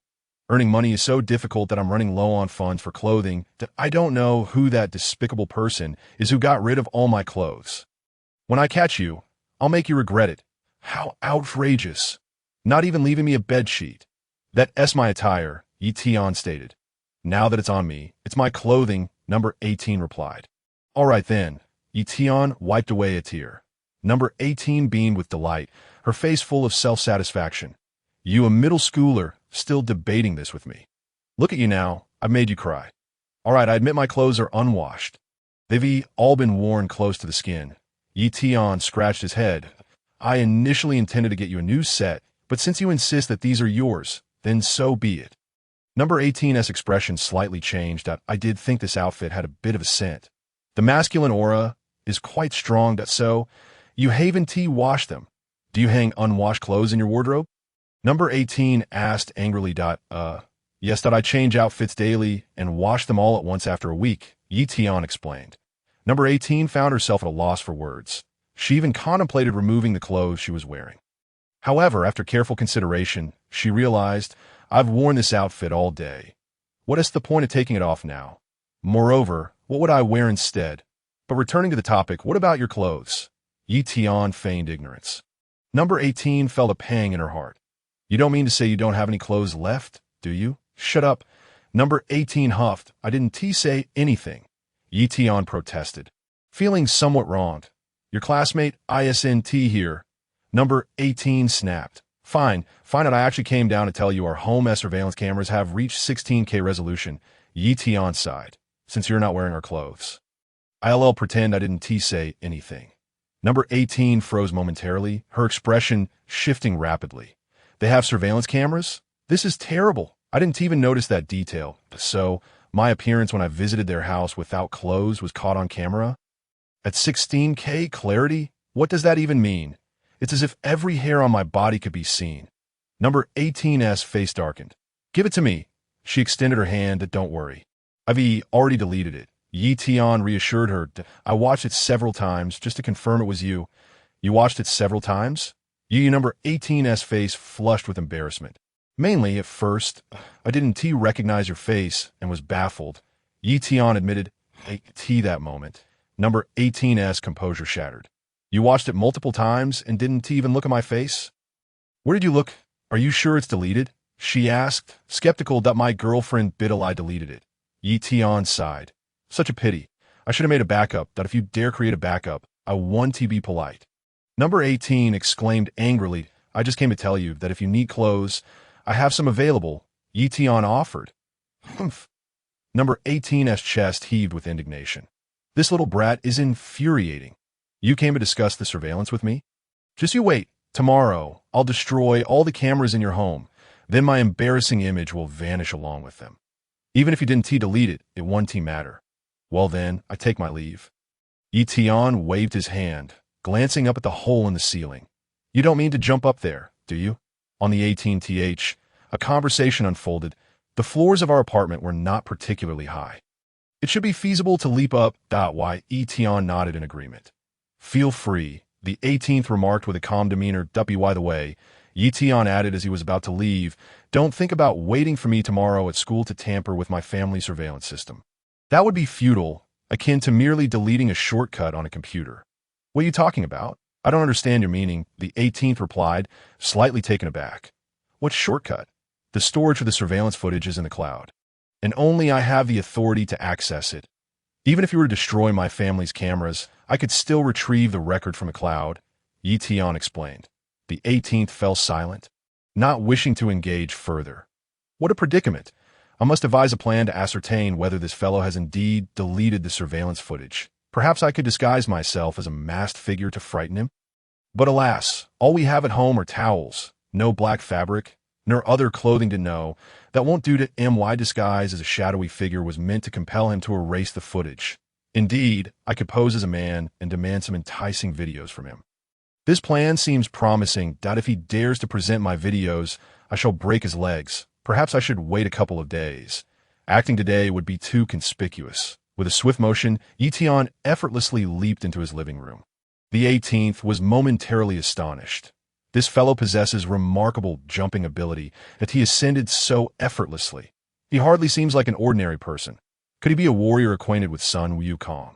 Nevertheless, it matters not as long as he is not a Scion or Piccolo. I can handle him. Upon returning home, Ye Tian contemplated, ultimately deciding against erasing the clothes on the 18th. Those are my garments, and they have yet to be laundered. You must now bear my scent. Right? Wah! Ye Tian grinned widely. That evening, filled with joy, Ye Tian ventured out to erase numerous unnecessary items, thereby augmenting his experience points at this rate. In approximately 9 days, I might ascend to the silver level of Erasure. Silver level Erasure. My physical strength would reach 1,000 times that of Frisia, translating to a combat power of 100 billion. The silver level Erasure would also grant me the capability to erase a person or an entire building. When referring to erasing a person, it likely means everyone, and no matter how powerful you are, a mere flick of my hand would render you invisible. Except for deities, true gods may still be beyond my reach. However, this is of little concern. The awakening of that fellow Beerus is still quite distant. Even if the Kaioshin were to intervene, what could they do? I may not be able to erase you, but I can certainly make you regret provoking me. The headquarters of the Universal Capsule Corporation. Gohan, the transformation suit isn't ready yet. Please bear with me a moment. Bulma informed Gohan, apologizing for the delay due to unforeseen circumstances in the afternoon. Oh, it's no problem, Gohan replied with a smile, casually inquiring how much longer until it's finished. Only the helmet remains, Bulma responded. Your mother mentioned that a green helmet wouldn't suit you, so I'm changing the color. That's all right. Let's set the helmet aside for now, Gohan replied, a hint of frustration in his voice. What's the matter? Bulma asked. I might be participating in the World Martial Arts Tournament, Gohan revealed. What? You're entering the World Martial Arts Tournament? Bulma exclaimed, momentarily stunned. Why? I have a classmate. She is Mr. Satan's daughter, Gohan explained. Mr. Satan. Isn't that the fellow who hindered us during the battle with Cell? Bulma pondered. I heard that Satan City was named after him. But I never imagined that his daughter would be your classmate. Chapter 29. The voice from heaven actually. She's a kind-hearted girl, possessing a sense of justice akin to mine, and she would never easily let wrongdoers escape. Gohan continued. However, she has seen through my identity because that mysterious hero transferred my clothing, resulting in my exposure before Videl.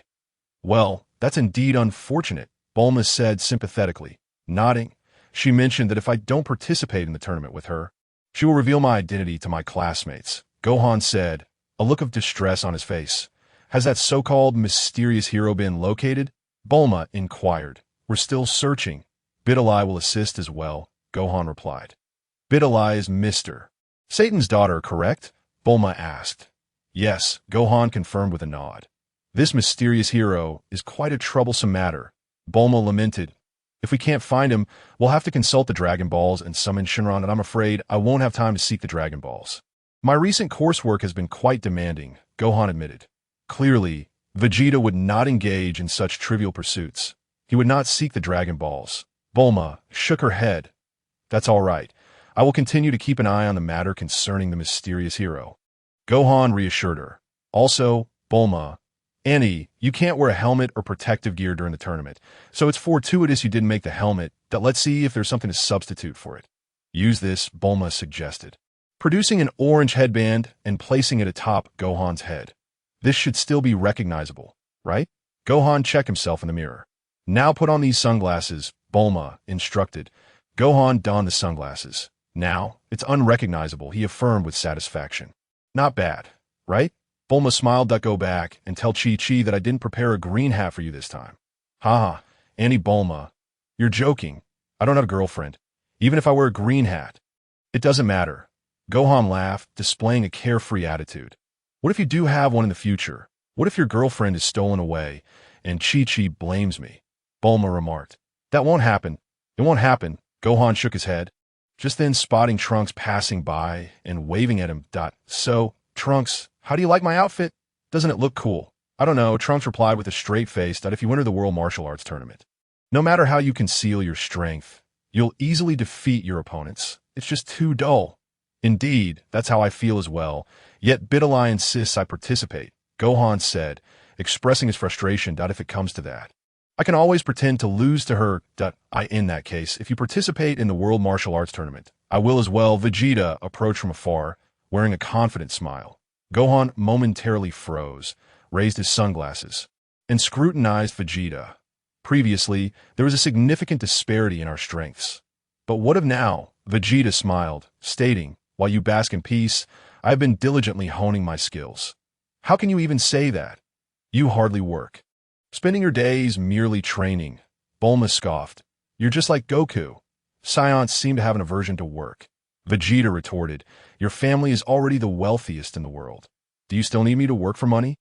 Even if we are the wealthiest, there are still others chasing after us. If we were to fall from the throne of the world's richest, it would be quite embarrassing, Bulma boldly countered. Vegeta fell silent. As long as there's enough money to spend, why must one strive for the top? It's akin to your warrior race, always competing to see who is superior. Bulma spoke. Vegeta, it seems you have a point. I shall refrain from disputing your words. How wonderful. Dad is going to battle with Gohan. Trunks was equally exhilarated. I want to join too. Just then, another voice unexpectedly resonated within the room. Gohan was momentarily taken aback. Vegeta also exhibited a tinge of surprise. Bulma lifted her gaze to the heavens, her expression tinged with excitement. Yet Trunks appeared utterly perplexed. Who is speaking? Is it Dad? Gohan's eyes brimmed with tears. It was indeed his father's voice. Kakarot? Vegeta suddenly realized. Dad? Is that you? Gohan inquired eagerly. It is I, long time no see. Everyone, came Goku's voice once more. Dad, how is your health? Gohan asked joyfully. Cough, cough. I am but a dead man now. Goku replied. I shouldn't have asked that. Gohan quickly redirected the topic. Can you really participate in the World Martial Arts Tournament? Gohan inquired hastily. I requested Old Lady Crystal for a day as time. Hence I chose that day, Goku explained. Aren't you and Vegeta participating as well? I want to join too. This is fantastic, truly fantastic, Gohan exclaimed, raising his arms in jubilation. Trunks wore a bewildered expression. Who is that person? Is he your dad? I await your return. Kakarot, Vegeta smiled. You must be prepared. I'm not the same as before. Neither am I, Vegeta, Goku chuckled. Then let us meet at the World Martial Arts Tournament. After speaking, Goku ended the call. How splendid, Gohan. Aren't you eager to share this delightful news with Mom? Goten and Krillin, Bulma suggested. Indeed, Gohan's heart swelled with excitement. This will be quite the celebration. Vegeta snorted. By the way, Uncle Vegeta, should you not wear something special to conceal your identity? Gohan proposed. I refuse to wear anything. I am unafraid of being exposed, Vegeta retorted. I must take my leave. Gohan waved goodbye. How is the matter with the magician progressing? Vegeta inquired. It's difficult to find. I shall keep an eye out. Gohan replied, soaring out of the window. Goodbye, Gohan. Trunks waved. Farewell. Gohan nodded and ascended into the sky. Chapter 30. Perhaps a magician will also participate in the martial arts tournament. Gohan first arrived at the small island where Master Roshi resided. Krillin was still living with Master Roshi. Goku is coming to participate in the World Martial Arts Tournament. That is splendid, Krillin exclaimed, brimming with excitement. Uncle Krillin, why have you grown your hair? Gohan was taken aback. What are you talking about, Gohan? Krillin rolled his eyes. I've always had hair. I just shaved it off before. Why the sudden change? Gohan remarked, scrutinizing Krillin. What do you know? I want to grow my hair to find a girlfriend. Yet I still have none, Krillin sighed. No need to rush. Uncle Krillin, I don't have a girlfriend either, Gohan consoled. I asked this how you comfort someone. How old are you? And how old am I? Krillin retorted. By the way, I remember you liked Android 18. Gohan suddenly recalled. He had previously suspected the mysterious disappearance was connected to Android 17 or 18 that now seemed the perfect opportunity to inquire about her whereabouts. Let bygones be bygones. Krillin snapped. You know, where Android 18 is. Gohan pressed. I don't know. Nor do I wish to. Krillin shook his head. I'm not asking for much. I just want a pretty girlfriend. Is that not a low standard? Gohan replied. I also desire a beautiful girlfriend. Master Roshi chimed in. Gohan fell silent.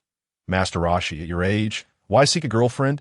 Krillin grumbled. Krillin, you will continue delivering milk tomorrow, Master Roshi huffed.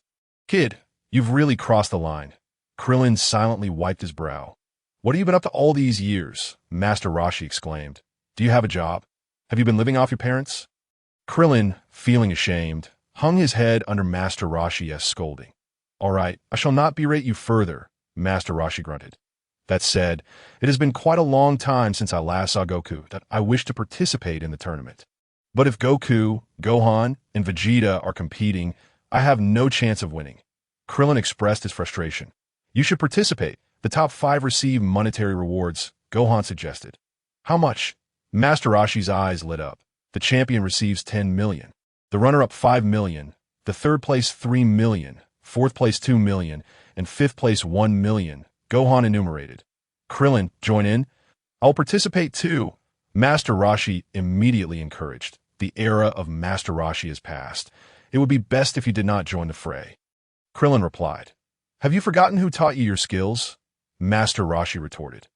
Well, Krillin awkwardly chuckled. Are you really going to participate? Gohan inquired. That I'm merely saying this casually. This is a competition for you young ones. I shall refrain from joining. Master Roshi shook his head. Gohan, do not tell Piccolo about this, Krillin cautioned. If I do, my chances of making the top 5 will diminish. That won't do, Gohan shook his head. I won't tell anyone, but I will inform Uncle Piccolo. However, speaking of which, why are you dressed so peculiarly? Krillin asked curiously. What are you saying? Is my outfit not fashionable? Gohan countered, hands on his hips. No wonder Uncle Krillin cannot find a girlfriend. His taste has evidently deteriorated. Krillin felt a sharp pang at that moment. Kid, what are you saying? Do not use my lack of a girlfriend as your cautionary tale. Well, I shall take my leave. Gohan waved and swiftly departed from Master Roshi's island. Soon after, Gohan arrived at the Earth's sacred temple. Uncle Piccolo, have you found the missing car? Gohan inquired. Not yet, Piccolo shook his head. I will keep a close watch on this matter, if it truly is the magician's doing. All right, Gohan nodded. Did you come here just for this? Piccolo asked again. No, there is something very important, Gohan replied. Dad is returning to participate in the World Martial Arts Tournament. But he can only stay for one day. Uncle Piccolo, will you also join the tournament? Oh, is that so? Old son is coming back. Piccolo's face brightened, and he nodded. All right, I will participate. Dandy, what about you? Do you want to join? Gohan inquired of Dandy that I will not participate. I am not a combat-type Namekian. Dandy shook his head. Then I shall head home, Gohan stated. If I am to participate in the World Martial Arts Tournament, I must train diligently.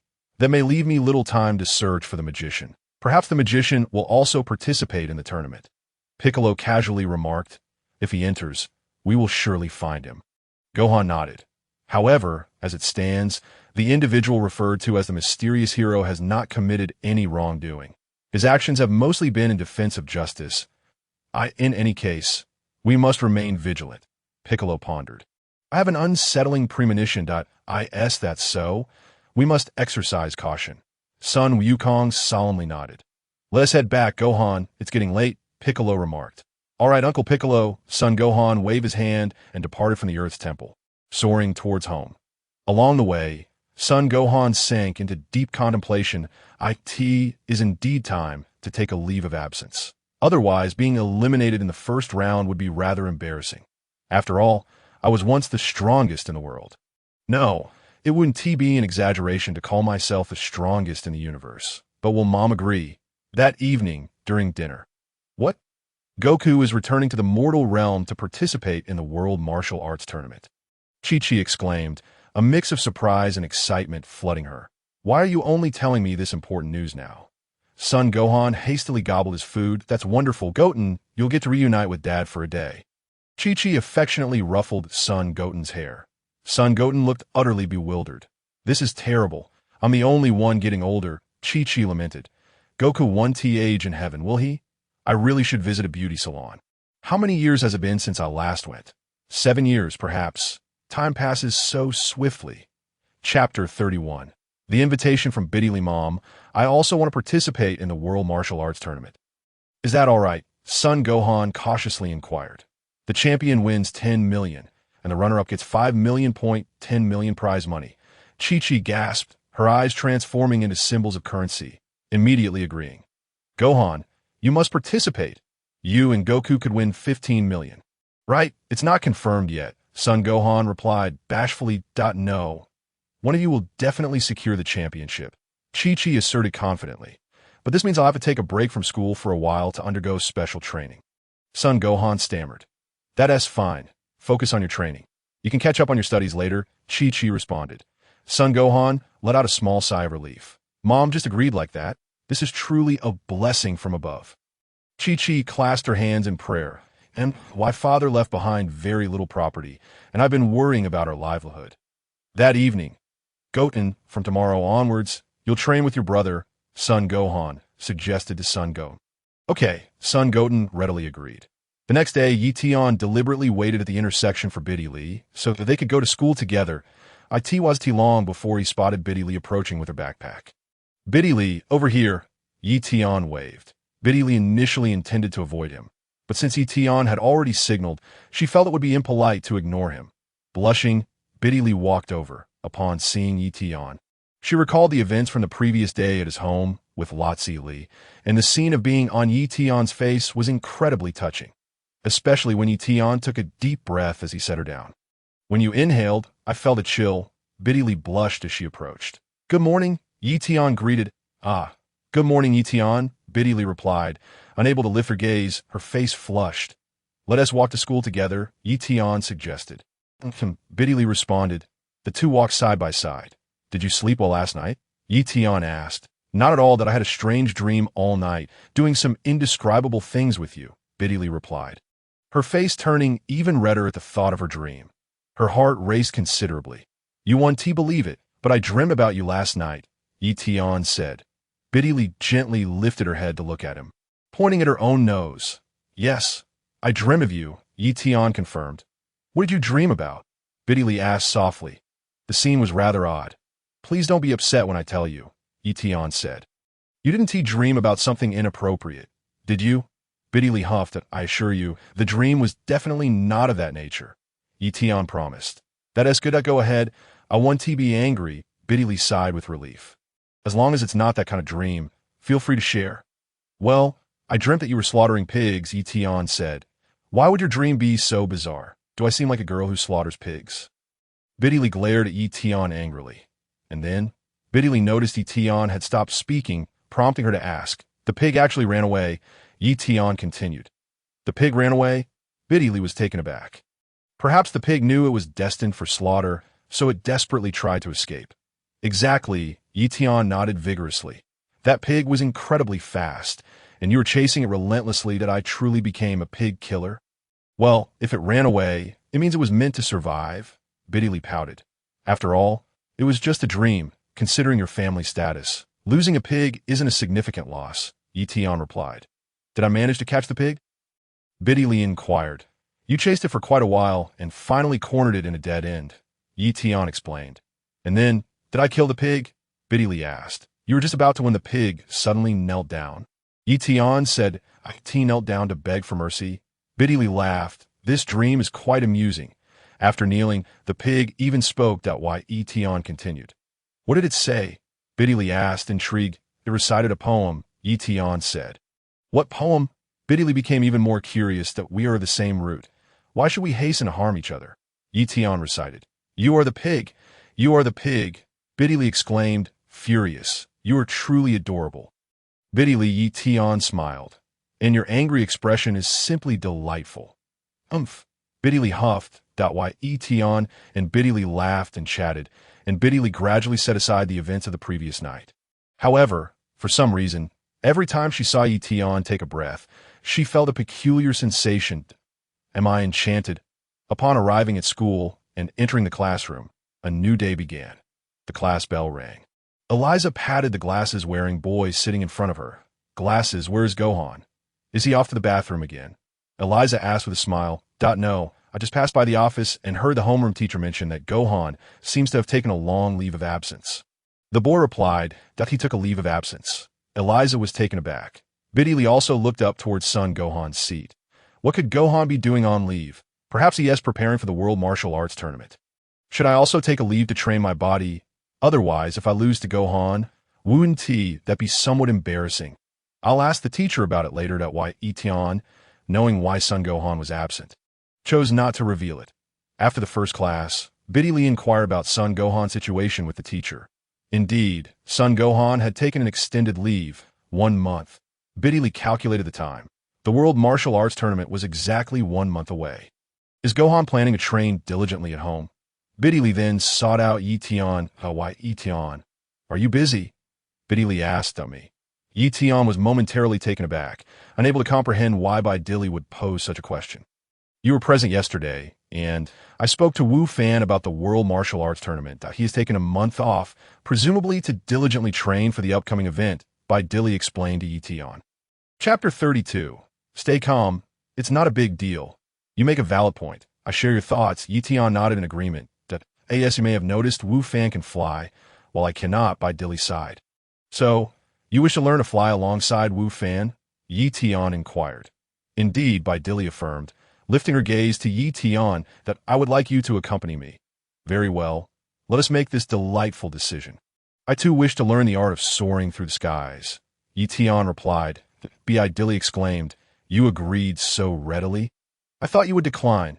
Shall we approach our teacher to request leave? Bitterly suggested. Yes, let's take a leave of absence. Ye Tian nodded. Bitterly wiped her brow.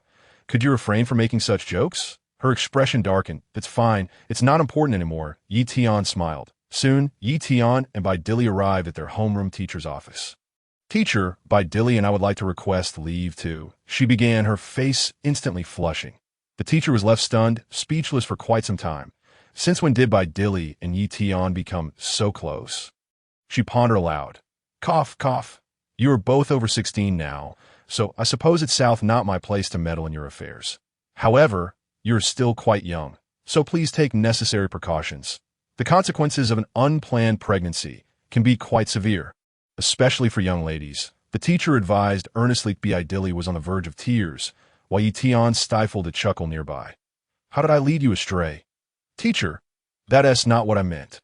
I intend to participate in the World Martial Arts Tournament a month from now. I am requesting leave to train, Videl hurriedly clarified. I don't need to explain, I understand. I've been in your position before. The teacher chuckled. Teacher, it's not as you think, Videl felt utterly at a loss. You both are requesting a month off. The teacher suddenly regained her composure and asked. Yes, roughly, Videl nodded, as, oh, this isn't merely a leave for training, but rather a honeymoon. Is it? The teacher responded incredulously. Have you two gotten married? Teacher, we are genuinely preparing for the tournament, Videl exclaimed, nearly in tears. Preparing? Indeed, that is correct. The teacher nodded. Is Mr. Satan aware of this? Please, let us not inform my father about this. Videl sighed, bemused at I see. Today, as youth often prefer to obtain their marriage certificates in secret, hoping to surprise their parents. Am I right? The teacher mused, it's all right. What age are we living in? This is hardly a scandal. Videl held her forehead in exasperation, opting for silence. This is only making matters worse. The teacher graciously granted their request. However, she soon contacted Mr. Satan, subtly informing him of the situation regarding Videl and Ye Tian. As a teacher, it was her duty to inform the parents of such matters. Even though you are in high school, you still have yet to step into the real world. Once outside, Videl asked, Ye Tian, why didn't TU explain our situation?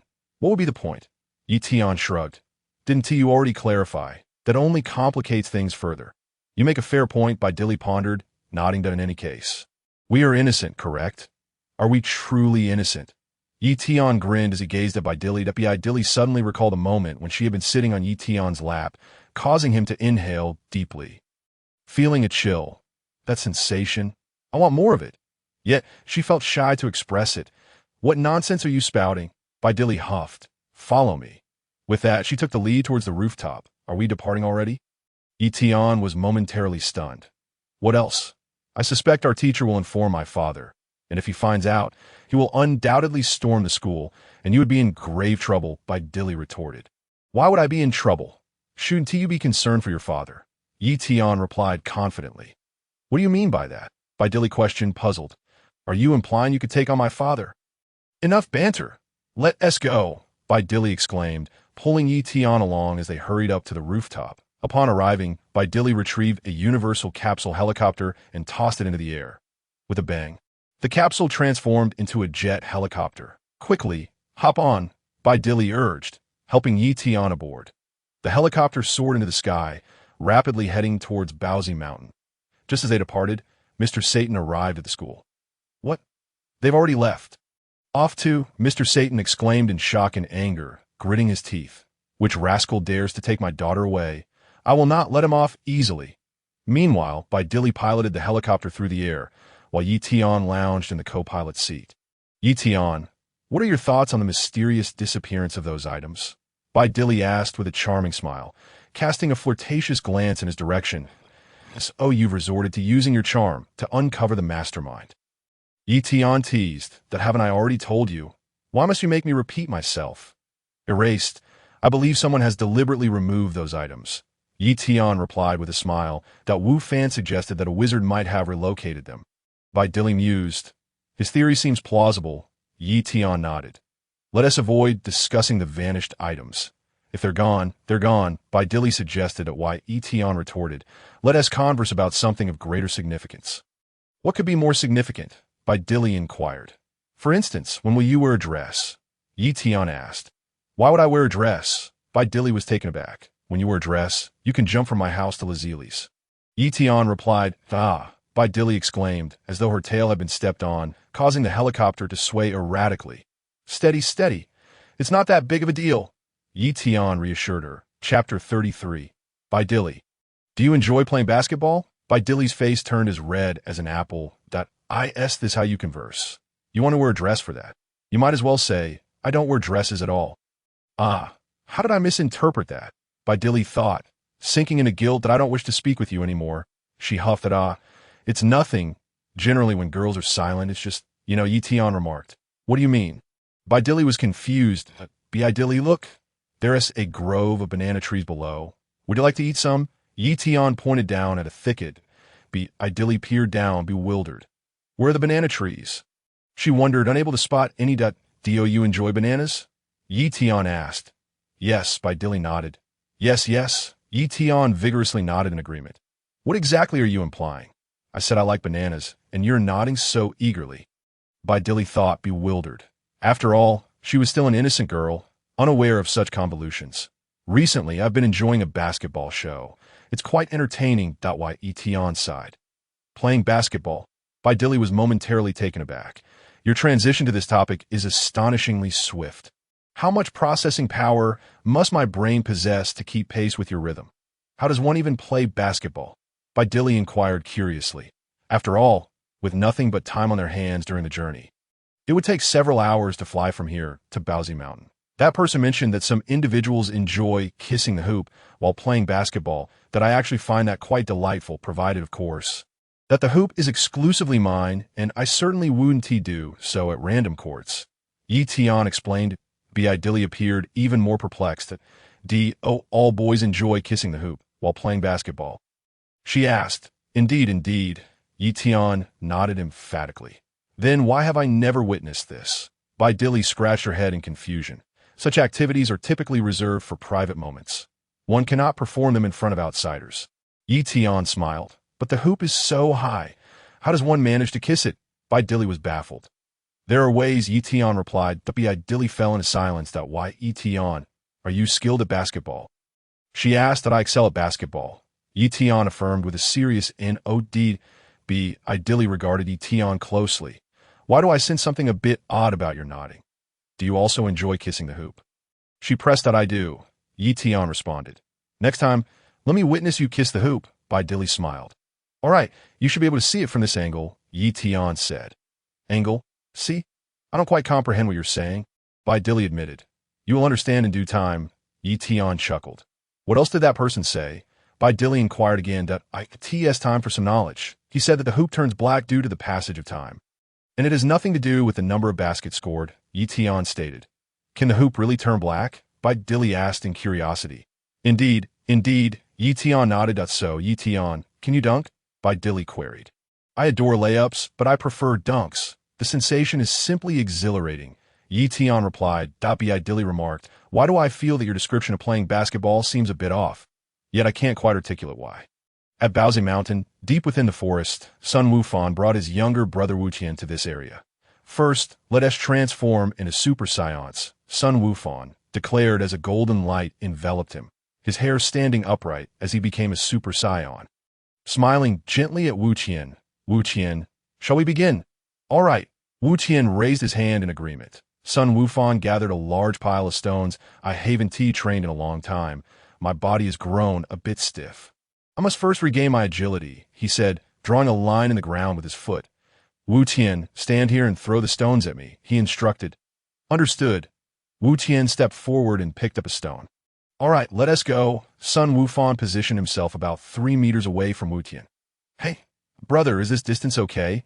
Ye Tian was taken aback. We could actually get closer. This distance is nearly perfect, Sun Wukong responded confidently. Really? Will I get hurt? Ye Tian questioned. Not at all. Just throw it with all your might, Sun Wukong smiled. Then I'll throw it, Ye Tian said. Bring it on. Sun Wukong readied himself. 1, 2, 3. As Ye Tian shouted 3, he immediately hurled the stone forward. The stone whistled through the air at breakneck speed towards Sun Wukong's face. In that instant, Sun Wukong was utterly shocked, exerting every ounce of strength to narrowly evade the stone's trajectory. Boom! The stone struck the mountain behind him, causing rocks to tumble and reverberate with a thunderous sound. Sun Wukong was left completely stunned. Wow, that was impressive, brother, Ye Tian laughed. Sun Wukong turned to face his brother. Utterly astonished by Ye Tian's strength, I'll throw again, Ye Tian declared, scooping up another pile of stones. Wait, Ye Tian, let us take a break. Sun Wukong waved his hand, swiftly drawing another line in the soil with a stick. Ye Tian paused, perplexed. Let us start throwing from here, Sun Wukong suggested. Hey, Ye Tian, no longer hesitating, began tossing the stones at Sun Wukong again at this distance. Evading Ye Tian's attacks became considerably easier for Sun Wukong, who was now a Super Saiyan while Ye Tian remained in his normal state. As time passed, Sun Wufan's stiff body gradually loosened. All right, gotten used to it. We could get a bit closer, Sun Wufan said, inching closer to Wu Tian while dodging the stones. Brother, can I also transform like you?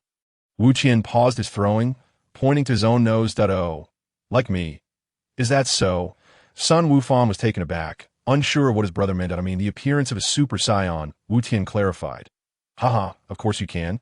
But it might be a bit challenging for you, Sun Wufan chuckled.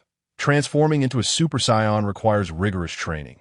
When Uncle Vegeta transformed, he exerted considerable effort as well. That I spent a long time training with Dad in the Hyperbolic Time Chamber before I finally managed to become a Super Saiyan. Chapter 34. Bardos. Who is it that speaks of me? Smack. A golden aura enveloped Wu Tian, his hair standing upright as he transformed into a Super Saiyan. Sun Wufan was left utterly speechless. Wu Tian, when did you learn to transform into a Super Saiyan? He exclaimed in astonishment. Oh, I've forgotten when I learned it. Wu Tian scratched his head. It's truly unbelievable, Sun Wufan marveled, reflecting on how his brother and their late father had to work tirelessly to achieve the Super Saiyan transformation. Was Uncle Vegeta the same? Wu Tian asked, scratching his head. This transformation really difficult. It seems so easy for me and Trunks to achieve, he mused. Would you like to spar with your brother? Sun Wufan inquired. Do you know what sparring is? I do. Mom taught me about it when you were in school, Wu Tian replied. Does Mom know that you could transform into a Super Saiyan?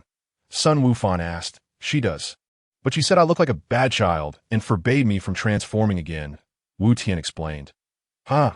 That's because Mom doesn't tea like Super Saiyans, Sun Wufan laughed, though his expression soon grew serious. Come on, Wu Tian. Let us have a sparring match. Okay. Wu Tian nodded and charged towards Sun Wufan. Bang! Bang! Bang! The two engaged in an intense battle amidst the mountainous terrain. Sun Wufan primarily adopted a defensive stance. However, after a while, he noticed that Wu Tian's attacks were growing stronger, even causing him some discomfort upon impact. Whoosh! Sun Wufan suddenly soared into the sky. This isn't fair, brother, Wu Tian shouted from below. How can you fly? What? You don't know how to fly. Haven't you transformed into a Super Saiyan? Sun Wufan was a bit confused. I can't fly yet. Wu Tian admitted that you've transformed into a Super Saiyan, yet you can't fly. What is going on here? Buzzing with thoughts, Sun Wukong suddenly heard the distant sound of an airplane flying overhead. Turning his head, he immediately spotted a jet belonging to Videl. Upon closer inspection, he noticed that besides Videl, there was another person aboard the aircraft. Was that Ye Tian? It seemed that Ye Tian had accompanied Videl. He recalled that Videl had asked him to teach her the art of flight. How convenient it would be to have her learn alongside Goten. Saving him some effort. Why, Ye Tian, look, this is Bowsy Mountain, Videl exclaimed to Ye Tian. This is the farthest I've ever traveled, Ye Tian remarked in awe. Really? You've never left Satan City before? Videl asked, momentarily taken aback. No, the furthest I've been is about 1,000 kilometers from Satan City, Ye Tian replied.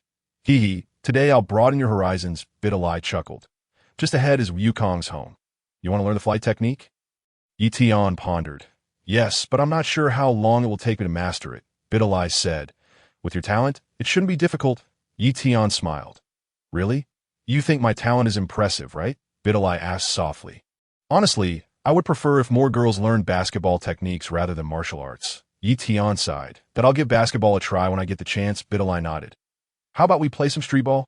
Ye Tian suggested, indicating that the nearby jungle was unoccupied, making it a perfect spot for basketball without the risk of being seen. That I feel like there's more to your words, Videl replied, that I actually quite like the idea of a blue hoop.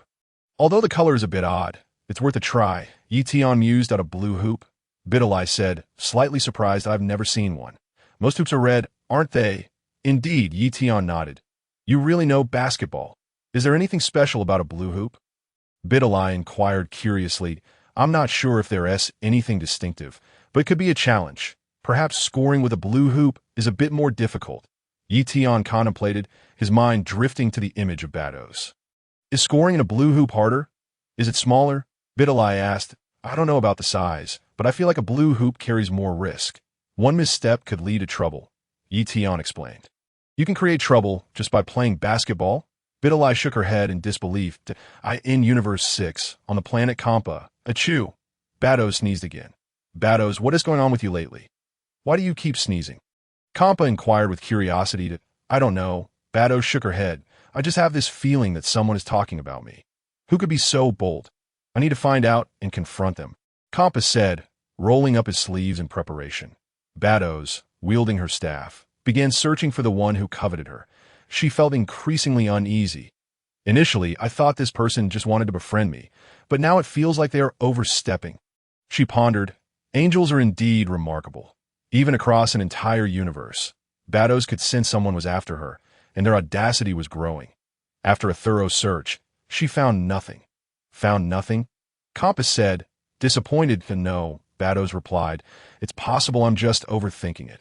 That is a possibility, Kampa mused. Forget it, Bardos shook her head, deciding not to dwell on it further. Perhaps she was truly overthinking. In Universe 7.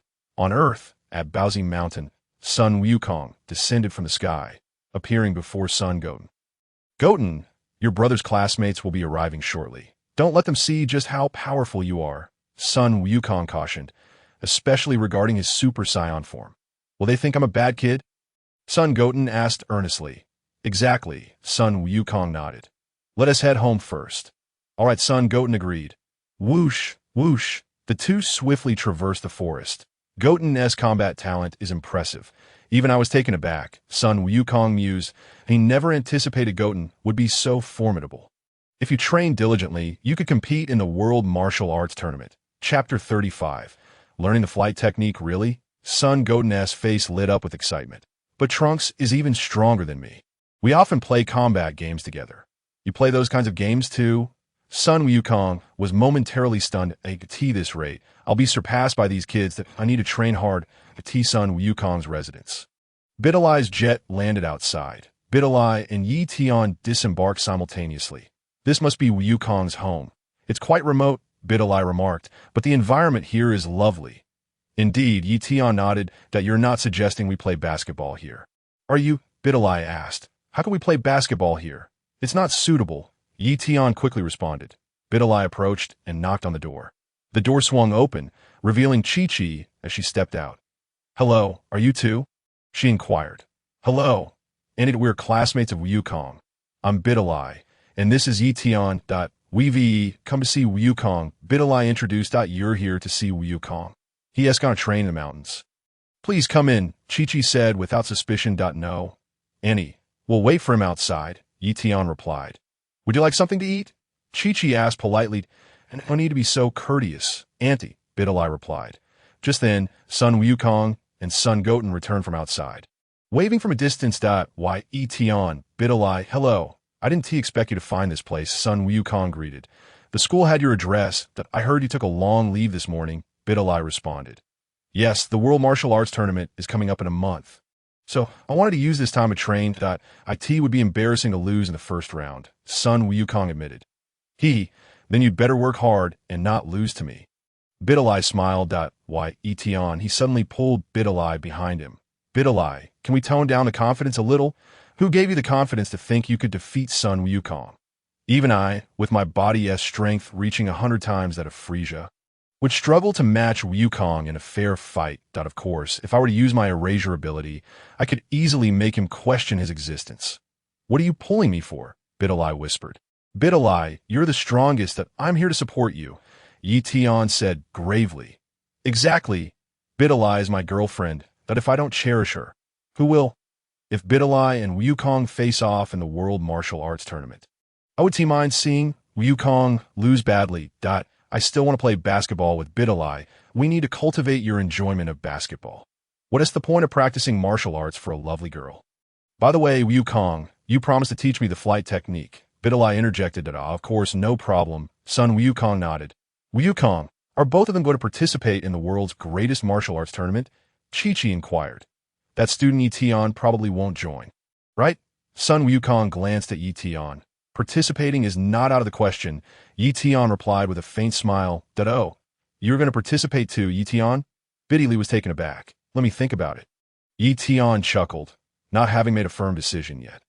After all, the world's greatest martial arts tournament is merely a brief competition. Soon after, they would all seek out the wizard Bafity, who is the true magician. Let the wizard Baffity handle the burden of erasure. Let me ponder for a moment. The venue for the world's greatest martial arts tournament will be teeming with people that if I casually erase some things, I am certain my experience will increase significantly. Even if I no longer practice the erasure technique, I believe that upon arriving at the tournament, I will achieve remarkable results effortlessly. Thus, I must attend the world's greatest martial arts tournament. Even if it is for Videl, I must go. Sun Wukong remarked, I did not expect even Ye Tian to participate in the world's greatest martial arts tournament. Do you truly believe anyone can join? Never mind, I shall refrain from meddling. Speaking too much may be counterproductive. Mother, I promised Videl that I would teach her the void technique, which is actually how she informed me about the world's greatest martial arts tournament. Sun Wukong explained to his mother. All right, then you both focus on your training. We'll have lunch at home. Chi-Chi greeted warmly. Thank you, and Ye Tian responded politely. Thank you, Videl added. So, is Ye Tian also going to learn the void technique with us? Sun Wukong inquired, noting that the void technique refers to what you call the flying technique. Learning it wouldn't hurt. Having an additional skill is never a disadvantage. Ye Tian nodded. Sun Wukong remarked, it seems you imply that anyone can learn the void technique. Ye Tian, I have long sensed that your aura is exceedingly weak, that I can hardly detect even a trace of your presence. Without any aura, how can you learn the void technique? I shall refrain from discouraging you. I hope you possess enough self-awareness. When the time comes, I might gently suggest it, and perhaps you will give up. Besides, you are merely here to accompany Videl. Let us head over there. My brother Ye Tian also wishes to learn the void technique. Sun Wukong said, patting his brother's shoulder. Hello, Ye Tian greeted Ye Tian with a nod. Hello, big brother, Ye Tian politely replied. Subsequently, Sun Wukong led Ye Tian and the others to a distant forest, where he began to teach the void technique. In essence, the void technique is simply a skill of controlling one's aura, which is not particularly difficult to comprehend. Sun Wukong explained, however, achieving high-speed flight is considerably more challenging. Control of aura? What is aura? Videl asked, perplexed. Aura is the energy concealed within one's body, or what one might call power, Sun Wukong explained. Concealed energy? Videl was even more confused. This is how it works. Ye Tian extended his hand and aimed at a stone. Whoosh! A wave of energy erupted from Ye Tian's hand. Boom! The energy wave struck the stone, shattering it into countless pieces. Yes, this is aura, Sun Wukong affirmed with a nod. Huh. Videl was astonished at why Ye Tian remained silent, for there was no aura within him. This special energy was absent from Ye Tian, that a flicker of envy crossed Ye Tian's mind. This is a typical case of wanting what one cannot have. Isn't it? I already possess the erasure technique. What more do I need? Why would I want to shatter that stone? I could simply wave my hand and erase it. Wouldn't that be more convenient? Will you call this aura? Sun Wukong asked. The tea seems like a trick, Videl said with a wry smile, that we have not tampered with anything beforehand. This is not a magic trick, Sun Wukong smiled. Ye Tian, do you find Wukong reliable? He hasn't planted a bomb to fool us, has he? Videl whispered to Ye Tian. No, just focus on learning, Ye Tian reassured. Ahem, I heard that, Sun Wukong wiped his sweat. Wukong, you wouldn't happen to be that wizard, would you? Videl looked at Sun Wukong suspiciously. If you could truly perform that trick just now, you could easily blow that car to bits, right? That's not quite the same. Sun Wukong wiped his sweat again, that we can only destroy the car, but we cannot guarantee the safety of those inside. This is neither a magic trick nor sorcery. Then what do you call this? I've never seen magic like yours, Videl huffed. Tiomi, it felt like the magic released by a wizard in a game. Sun Wukong found himself at a loss for words. Videl, don't be so agitated. Ye Tian advised, in fact, this is aura, as Wukong mentioned. All right then, how does one fly in the sky? Videl glanced at Ye Tian, her mood slightly calming as she asked. Sun Wukong sighed in relief. Grateful that Ye Tian was present. Otherwise, he and Videl would have struggled to communicate. She has such a temper. I wonder who she will end up with. Now, I understand. She brought Ye Tian along with her. Could it be that they're already in a romantic relationship? Things are progressing quite swiftly. Wukong, I apologize for my earlier outburst. Please continue, Videl said. You don't know what aura is? This could be a bit troublesome. Sun Wukong scratched his head. Does that mean one cannot fly without aura? Biddy quickly asked. And no need to worry. Everyone possesses aura. They simply do not know how to control it, son Wukong smiled. It's just like Ye Tian. I cannot sense any aura from him at all. He probably has never trained before or engaged in much physical activity. Why Ye Tian enjoys playing basketball. That counts as exercise. Doesn't it? Biddy defended Ye Tian. Perhaps discussing basketball isn't advisable in front of others. Ye Tian remarked. Yes, that's so. With a bit of practice, aura should manifest. Son Wukong nodded. Biddy, you actually have quite a bit of aura. You just don't know how to control. I possess a lot of aura? Biddy exclaimed with surprise. Wu Qian, I'll teach you the void technique another time, son Wukong said to his brother. For now, I'll guide Ye Tian and Biddy on how to harness and utilize their aura. All right, brother. Wu Qian obediently nodded and went off to play. First, you both need to calm yourselves to sense the presence of your aura. Son Wukong instructed. Biddy silently attempted to do so, and Ye Tian joined in as well. Logically speaking, there should be aura within me. After all, my physical strength has reached 100 times that of Frisia. My battle power is a staggering 10 billion, but where is my aura? Wait a moment, is it possible that I possess no aura? Since aura is an energy cultivated by humans, could it be that what exists within me is divine power? Neither son Wukong nor son Wukong can sense the existence of divine power. Divine power. I wonder if I can feel this extraordinary force. Let's give it a try. Ye Tian followed son Wukong's instructions, attempting to sense the divine power within himself. Regardless of whether it is divine power or aura, the first step is to learn to perceive it. Yes, you all must clear your minds to sense the existence of aura. Son Wufan responded. Indeed, it seems that Ye Tian's mind has been completely emptied. Biddy, you should also put in more effort.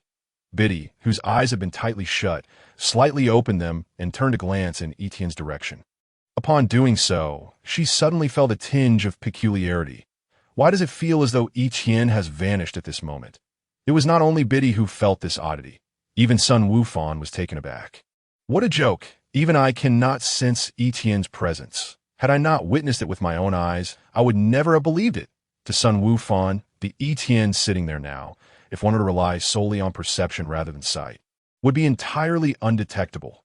Previously, although son Wufan could not sense Ye Tian's aura, he was still aware of his existence. After all, Ye Tian needed to breathe, and there were always some subtle movements, like the shifting of arms or the tapping of feet. A person exists, yet now, son Wufan felt as if Ye Tian had utterly disappeared. There was not a whisper of sound emanating from him. Even if Ye Tian were scratching his head, it would be completely inaudible. What on earth is happening? This is truly strange. Ye Tian was there, eyes closed, quietly attuning himself to the divine energy within. Indeed, following son Wufan's method, after emptying his mind, Ye Tian had sensed an exceedingly peculiar energy within him. This extraordinary energy must be divine power, right? Ye Tian could now sense the presence of divine power, but was still unsure how to control No rush. Let us take it slow. Ye Tian gradually opened his eyes and exhaled a breath. Only then did son Wufan perceive Ye Tian's existence. Ye Tian, you are truly remarkable, son Wufan exclaimed. Just a moment ago, I couldn't sense your presence at all. What do you mean? Ye Tian inquired if I hadn't seen it with my own eyes. It would seem as if you had simply vanished in a thin air, son Wufan mused. I felt that way too. Your every action was utterly silent. Biddy nodded, casting a curious look at Ye Tian, although she now seemed normal. Chapter 37. Comprehending Divine Power. I am the scholar of the gods. Just now, when I emptied my mind, I felt as though I had merged with nature. Ye Tian smiled. Nature? Merged with it? Son Wufan scratched his head. To put it simply, I am the sky. I am the earth. Ye Tian explained, leaning closer to Biddy's ear. I am you, and you are me. I contain you, and you contain me. Biddy remarked, I understand that, but could you refrain from saying such things in front of others? It is quite embarrassing. Biddy shyly lowered her head.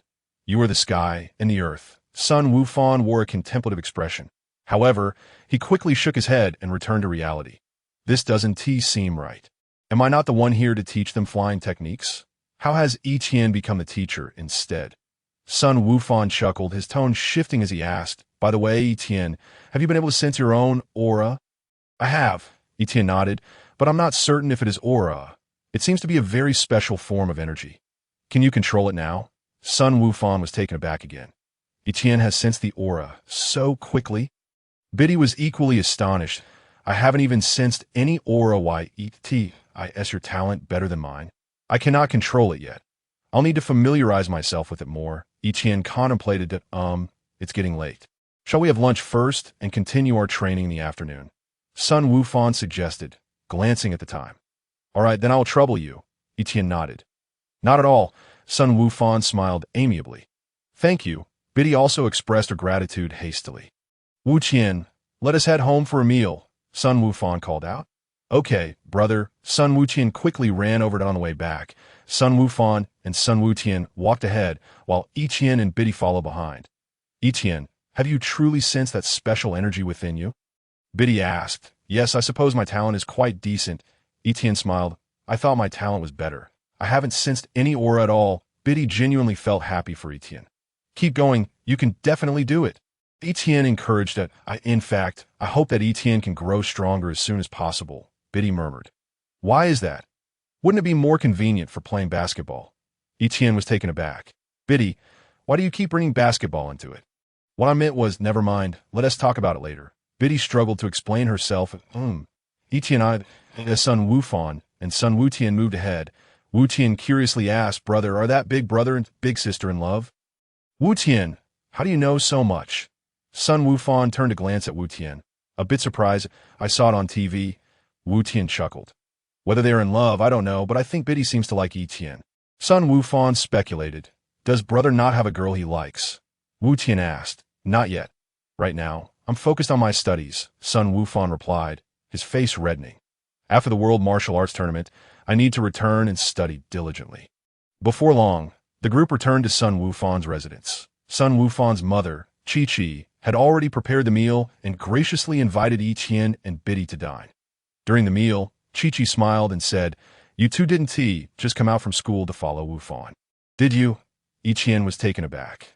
Your relationship seems to be quite special, doesn't it? Chi-Chi smiled, saying, Annie has seen enough of the world. It's obvious. Ye Tian nodded vigorously, impressed by Annie's insight. Annie, it's not what you think. Biddy said, feeling a bit it's perfectly fine for young people to be in love, as long as it doesn't affect their studies. Chi-Chi remarked that doesn't affect it. Ye Tian replied. Ye Tian, how are your academic results? Chi-Chi inquired. Before I transferred, I was ranked first in my grade. Ye Tian responded. What? First in the grade? Chi-Chi exclaimed in astonishment. Turned to Sun Wufan. Wufan, you should learn from Ye Tian more in the future. If you don't understand something, humbly seek his guidance, understood? Understood. I will ask Ye Tian diligently, Sun Wufan replied, then praised. I didn't expect Ye Tian to be so impressive. Actually ranked first up. By the way, Ye Tian, which school were you at previously? You've always lived in Satan City, right? Biddy asked curiously. I was at National First High School, Ye Tian replied. National First High School? Biddy was astounded, for just as the name suggested, it was the top school in the nation, a gathering place for outstanding students. Where the talents of the students were remarkable. I've heard of First High School, Sun Wufan sighed. Unfortunately, I didn't get into that school either. It's even difficult to enter even if you have money. Biddy lamented, then asked, but why did you come to Orange Star High School? It's closer to home, Ye Tian replied. Sun Wufan. Biddy, just because it's closer to home, you left the best high school? Ye Tian smiled. You not understand why I chose to leave First High School for Orange Star High School. It was for you, Biddy. No wonder the teacher looks at you differently. I thought you were just handsome, Biddy remarked. Videl was filled with deep emotions. She had previously found it quite strange that I mistakenly told the teacher that I was renting a room with classmate Ye Tian. To my surprise, the teacher did not blame Ye Tian at all. It turned out he was a transfer student from First High School. Indeed, teachers tend to regard exemplary students with a different level of respect. Remarkably, my aunt had also heard of First High School and was astonished to learn that you are a top student there. Chi-Chi, it's nothing special. Studying is merely a part of life. Ye Tian replied with a smile that I don't want to overexert myself. I understand the concept of endless learning, but always being first doesn't hold much significance. Sun Wukong, Videl, Ye Tian, can we please refrain from being so ostentatious? Your constant first place makes it difficult for the rest of us to learn. The highest score in every exam is merely 120 points. If there were questions worth 200 points, I believe I could achieve that. Ye Tian continued. Chapter 38. The flight trial of the academic deity Sun Wukong and Videl fell into silence. This was indeed a bona fide academic prodigy. Sun Wukong felt a small sense of relief. Fortunately, I far surpassed Ye Tian in martial arts, which allowed me to maintain some equilibrium within myself. Perhaps as a scion, I am better suited for battle.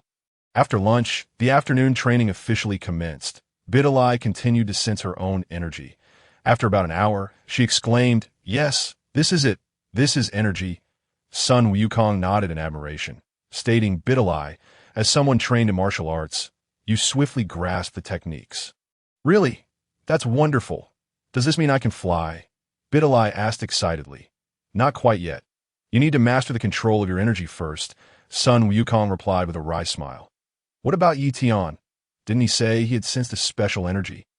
Videl inquired. "It's similar to mine. I'm not sure. I can't perceive Ye Tian's energy. It's the first time I've encountered such an unusual phenomenon," Sun Wukong said, shaking his head in confusion. "You can't sense it. So you can sense my energy?" Videl asked. "Yes, I can sense yours," Sun Wukong confirmed, "but I cannot perceive Ye Tian's. Ye Tian. What is going on?" Videl turned to him. "Perhaps my energy is of a higher grade." Ye Tian chuckled heartily. Sun Wukong thought, "Does energy really have ranks? That could be a possibility," but he found it difficult to counter.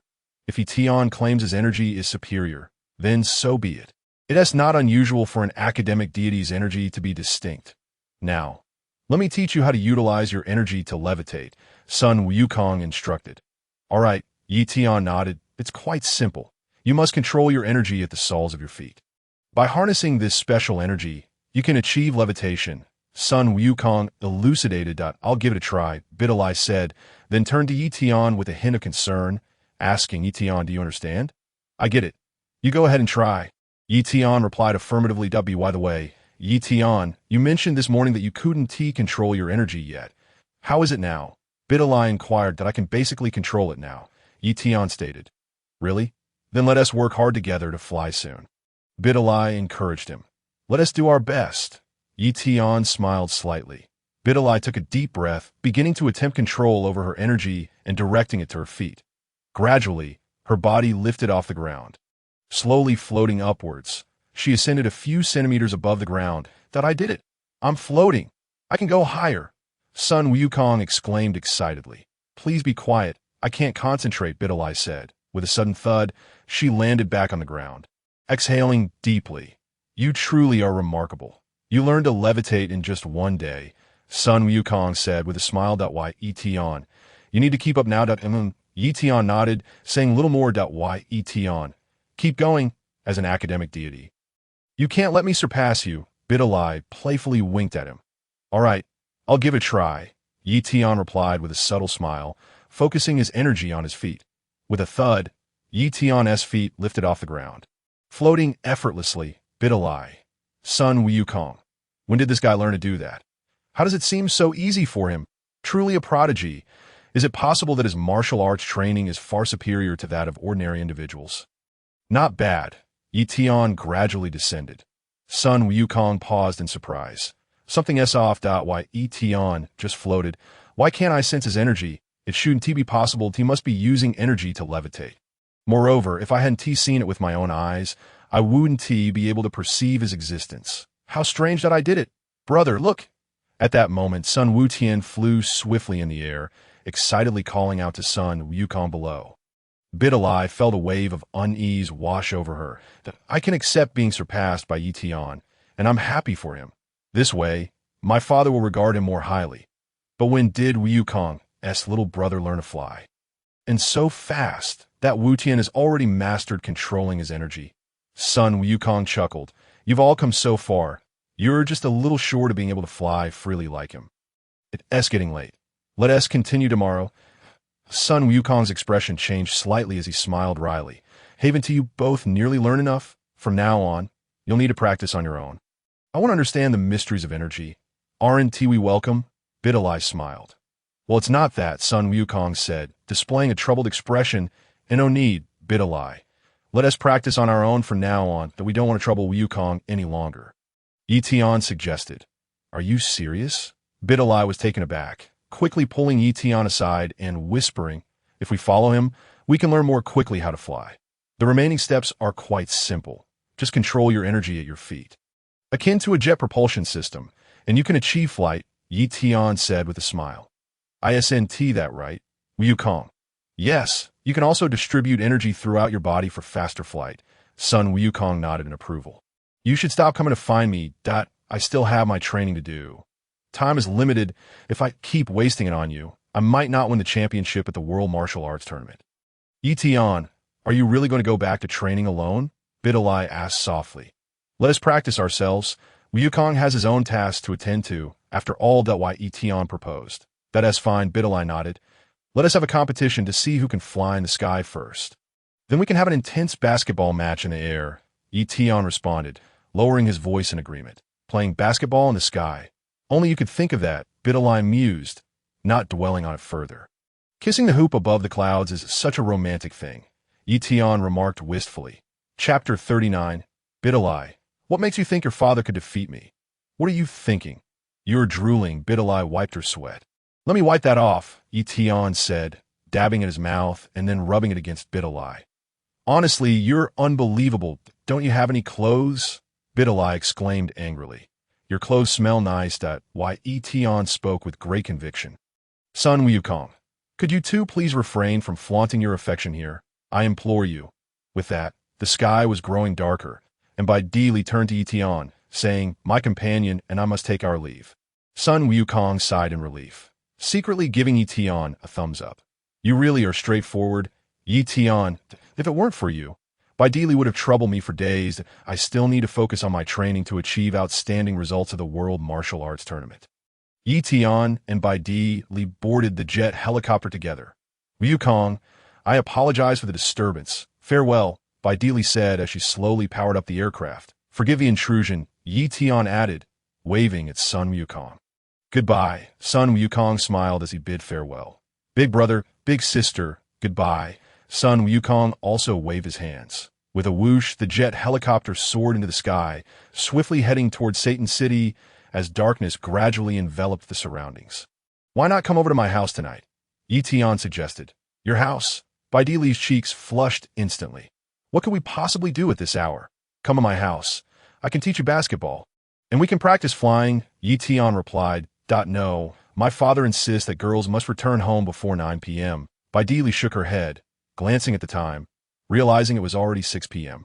It will take us over 3 hours to fly back from here.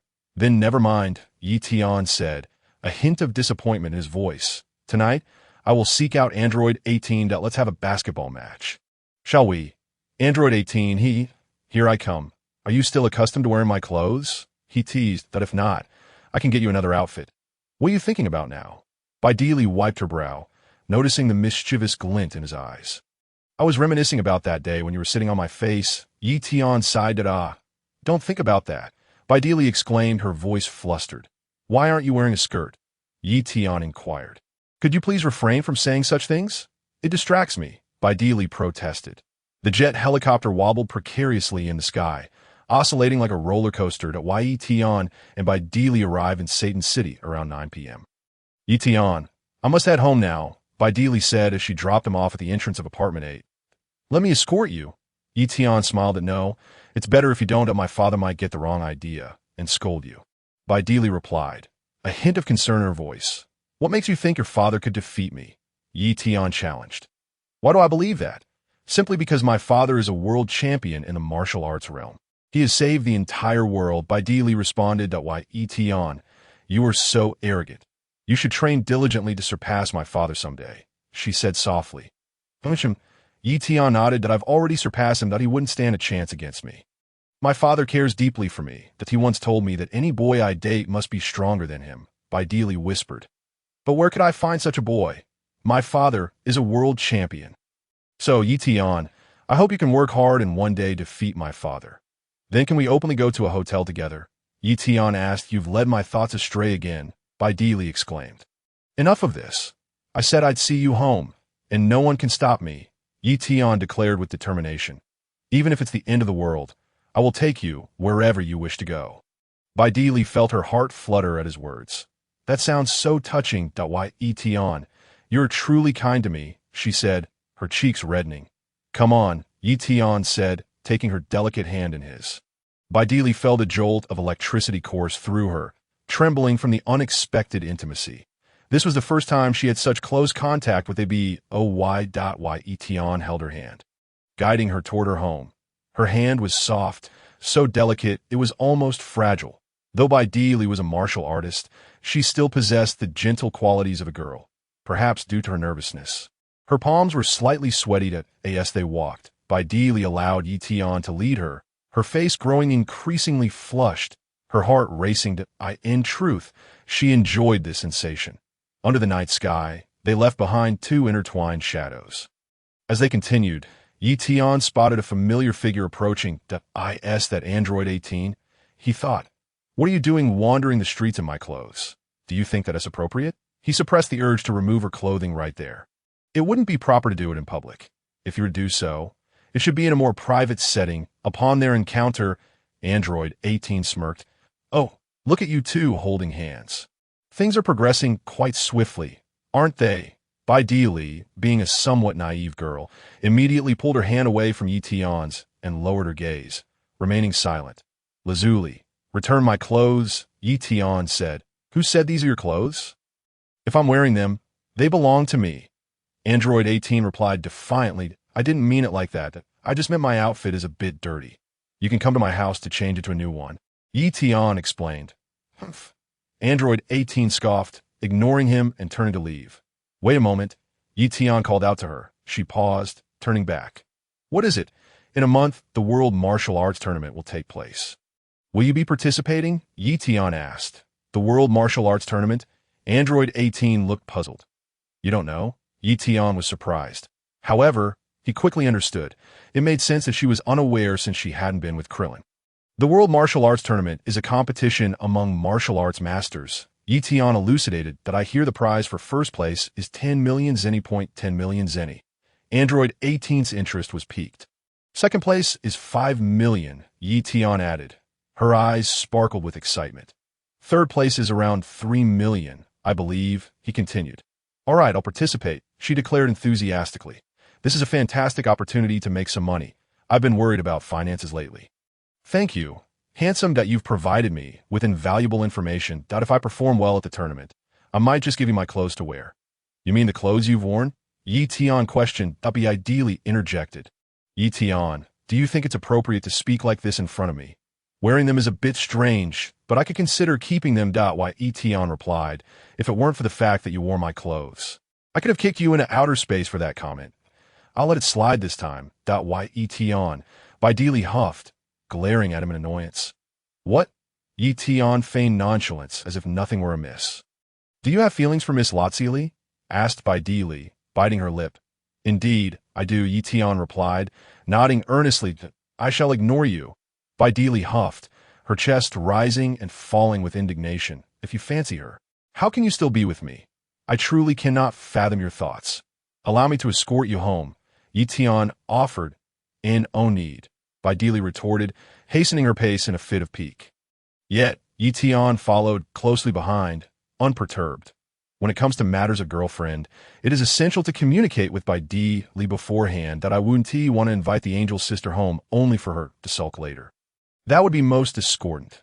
Furthermore, since the 18th resides just beneath us, our fates are intertwined. How could I possibly let her slip away? That would be a grave misfortune indeed. Nevertheless, Ye Tian harbored genuine affection for Videl. Although he may be a notorious flirt, it does not imply a lack of sincerity. Ye Tian intends to treat every girl he admires with utmost sincerity. Before long, Ye Tian had escorted Videl to her doorstep. Ye Tian, if you like Miss Lazuli, why are you still with me? Videl inquired, turning back to face him. Because I like you as well, Ye Tian responded. Videl was rendered speechless. My ultimate dream is to marry several wives and live a life devoid of shame or restraint, Ye Tian declared. Videl covered her face, weeping. How can you speak of such lewdness so unabashedly? I am truly at a loss for words. Be ideally. Take your time to ponder this. I am quite serious, Ye Tian said earnestly. In the future, I will date several girlfriends, perhaps even of different varieties, though I assure you it will not exceed 5. I guarantee it shall not surpass 5. Videl wiped her brow. You speak of 5 as if it were a noble endeavor? After all, weekends are for resting, and if I were to play basketball every day, I wonder if my stamina would suffice. Why Ye Tian mused. Are you trying to gather us together to play basketball? Videl queried. Indeed, Ye Tian nodded vigorously. I think I now grasp the true meaning of her basketball remarks. Videl's expression darkened. Oh, that is the implication behind your words, that I've been utterly bamboozled. You truly are a prodigy. How do you possess such intricate knowledge in this regard? Now you understand, Ye Tian sighed, feeling somewhat embarrassed. What then, do you mean by the blue hoop? Videl suddenly recalled something and quickly asked. Well, such matters can only be comprehended through personal insight. Ye Tian chuckled. I suspect your words pertain to something rather unsavory. Videl gritted her teeth. What do you liken to the hoop? And what of the blue hoop? I increasingly sense that something is amiss, that you've regaled me with tales of basketball all along, and you wish to find a secluded spot for street ball. To kiss the hoop in the sky, and my head spins just thinking about it. I feel as though I've been led astray. Just as Videl contemplated this, a sudden voice called out her name. Videl, run! My father is coming. Videl's complexion shifted slightly as she urgently addressed Ye Tian. Why should I run? Your father's arrival does not concern me. Ye Tian shook his head defiantly. Beware, my father may strike you. He is very angry that you've taken his precious daughter away. Videl huffed. The issue is, we haven't done anything, Ye Tian lamented. Tell me, have you had a girlfriend before me? Videl bit her lip and inquired. I swear, absolutely not, Ye Tian declared, raising his hand to the heavens that Ye Tian truly had never courted anyone. Since arriving in this world, he had adhered to a life of utmost propriety. With no system, no cheats, and no lineage to boast of, he often described himself as merely waiting for an inevitable demise. He had evaded the Scion invasion of Earth and the Cell incident. Life is indeed arduous. Ye Tian had little time to squander on trivial pursuits. Thus he dedicated himself to his studies. As for dating, he had entertained the thought, but his youth remained a barrier. After all, he was only 16, the same age as Videl and Sun Wufan. Moreover, he lacked financial means. Without money, what chance did he have at romance? I understand now. You should leave quickly. My father is on his way, Videl urged. What do you think your father's expression would be if I asked him for an autograph? Ye Tian smiled. Chapter 41. Mr. Satan is terrified. Hurry and leave. If you don't, it will truly be too late, Videl insisted, pushing Ye Tian to depart. Yet Ye Tian took the opportunity to wrap his arms around Videl. Why should I leave? What is there to fear? I shall take this opportunity to tease Mr. Satan. Satan rushed forward, and upon spotting his daughter in the embrace of an unfamiliar boy, his rage erupted, causing his entire body to tremble. You must be the boy named Ye Tian. Release my daughter. Satan thundered, his face dark with fury. You refused to leave when told. So what now? Videl whispered. Do not worry. Nothing will happen, Ye Tian replied confidently. He regarded Mr. Satan under the night sky. The man was indeed tall, embodying a robust and imposing figure. One could only wonder from whom Videl inherited her charm. It was rare for Mr. Satan to have such an adorable daughter. Standing there, Ye Tian estimated Satan's height to be at least 2 meters, exuding a natural aura of intimidation. Of course, this intimidation was directed at others. As for Ye Tian, he possessed divine power within him. While refraining from using his divine abilities, he was already showing Mr. Satan considerable respect. Father, it is not as you think. Today, my classmate Ye Tian and I are not engaged in anything improper. Videl stepped forward to clarify. Videl, return home at once. Satan commanded that I refuse to go home. Videl retorted defiantly.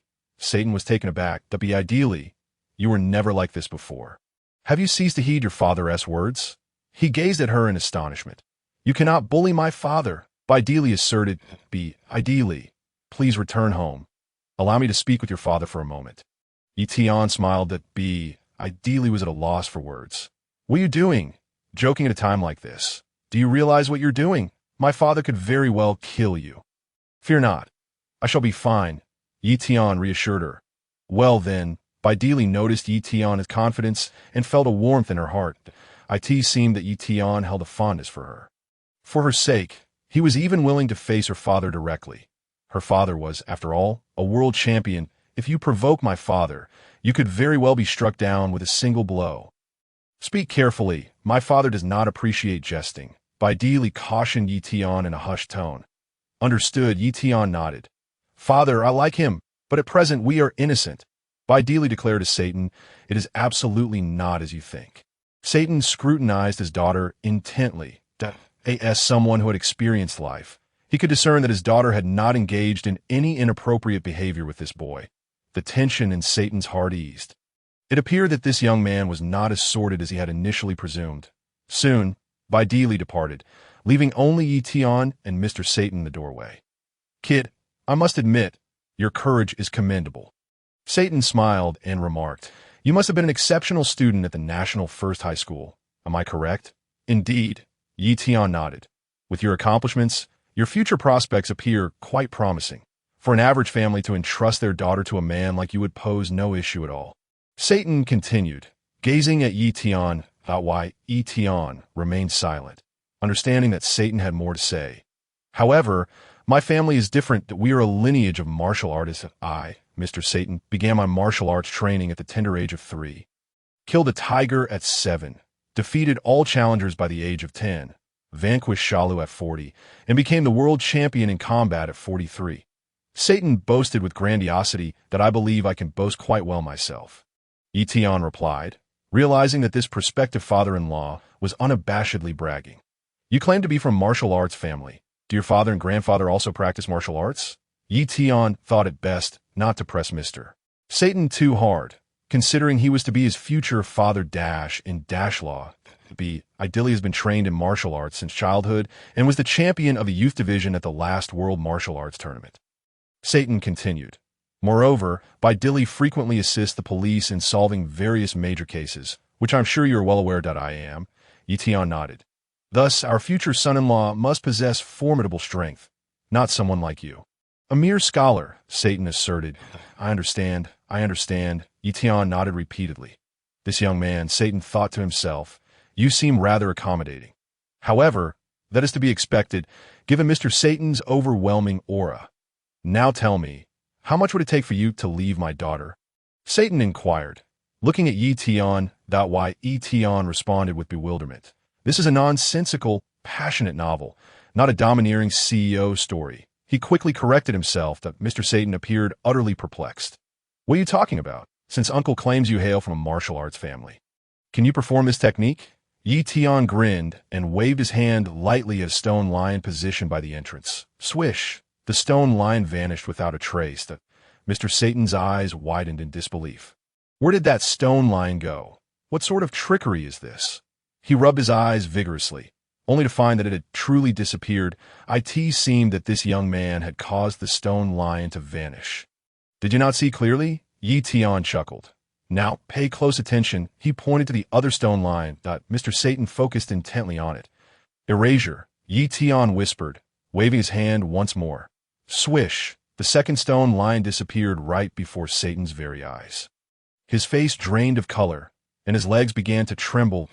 A prominent figure in the city, with a reputation that spanned the globe, it was unrealistic for Mr. Satan to be unaware of the recent mysterious disappearances. Even if he wished to remain uninformed, those around him would undoubtedly fill him in, given the extraordinary nature of the events. The mysterious hero behind these incidents had yet to reveal themselves. And rumors swirled that a figure referred to as the mysterious hero was responsible, someone who only performed good deeds. However, the teachers at the school harbored contempt for this enigmatic hero, lamenting how much of their hard work had been undone by this individual. You may have erased our exams, but you even took our computers. That is truly excessive. It was akin to borrowing a USB drive only to have the contents removed entirely to the very least. You could leave us our computers. That Mr. Satan, not one to be easily fooled, quickly connected the dots regarding Ye Tian's true identity. why you are that mysterious hero. Satan stuttered, I prefer to keep my identity concealed for now.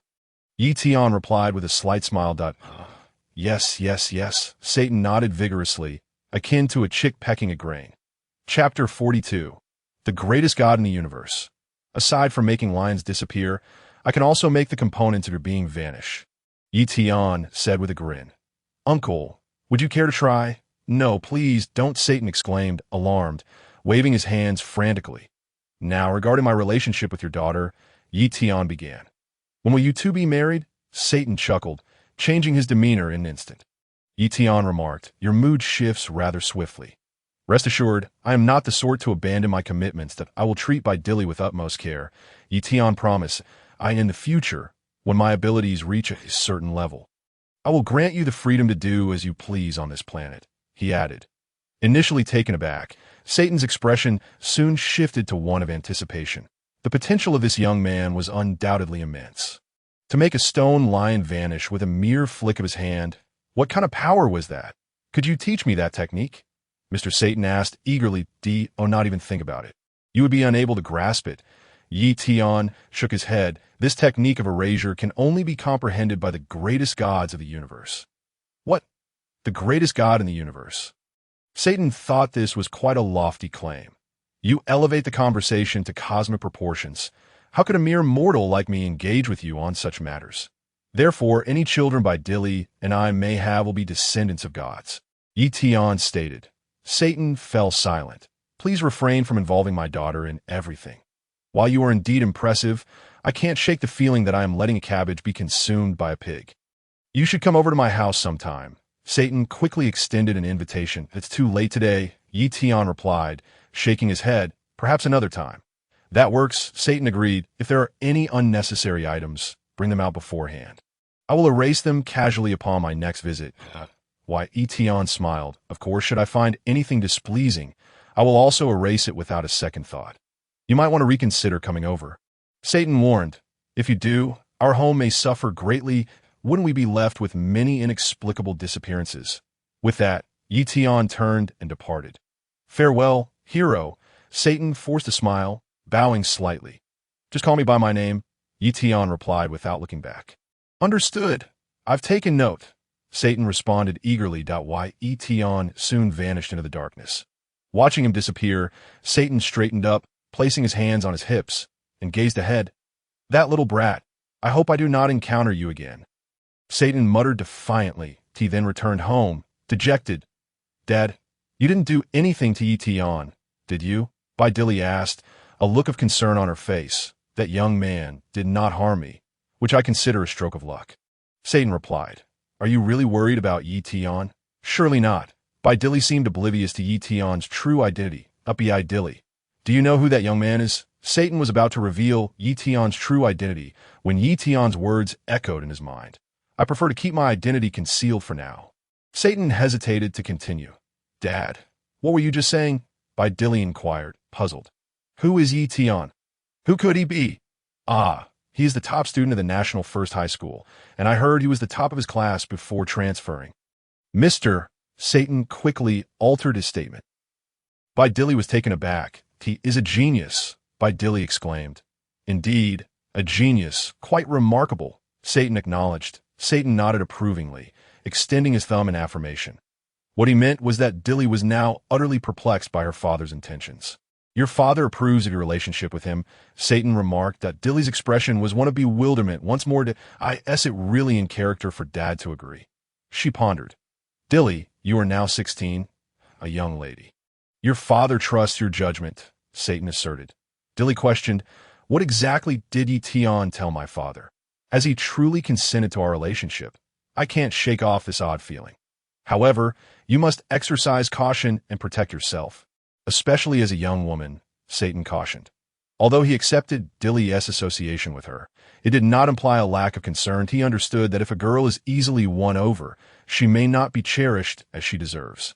Dad, I assure you, my relationship with him is entirely innocent, Dilly replied, her cheeks tinged with a blush. Your father knows better.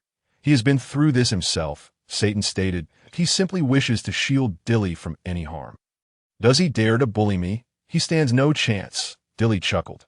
Satan fell silent, for his mere wave of a hand could erase someone from existence. Such a terrifying ability left one pondering how to confront him. Ye Tian soon returned to apartment 8T, the entrance of convenience store. He spotted number 18 indulging in instant noodles. He strode in and took a seat beside her. How did you end up resorting to instant noodles? Ye Tian inquired with a smile. Why not treat me to something delicious? Number 18 huffed. Sure, just name it. Ye Tian readily agreed, and I'm craving hot pot, she replied. All right, you could choose the place. Ye Tian nodded. So agreeable. Are you after something? Number 18 was taken aback. No. I simply wish to have a meal together. Nothing more, Ye Tian smiled. That hot pot restaurant over there is said to be quite good. Number 18 pointed to a place across the street. Let's go. Ye Tian did not object. He still had enough funds for a hot pot meal.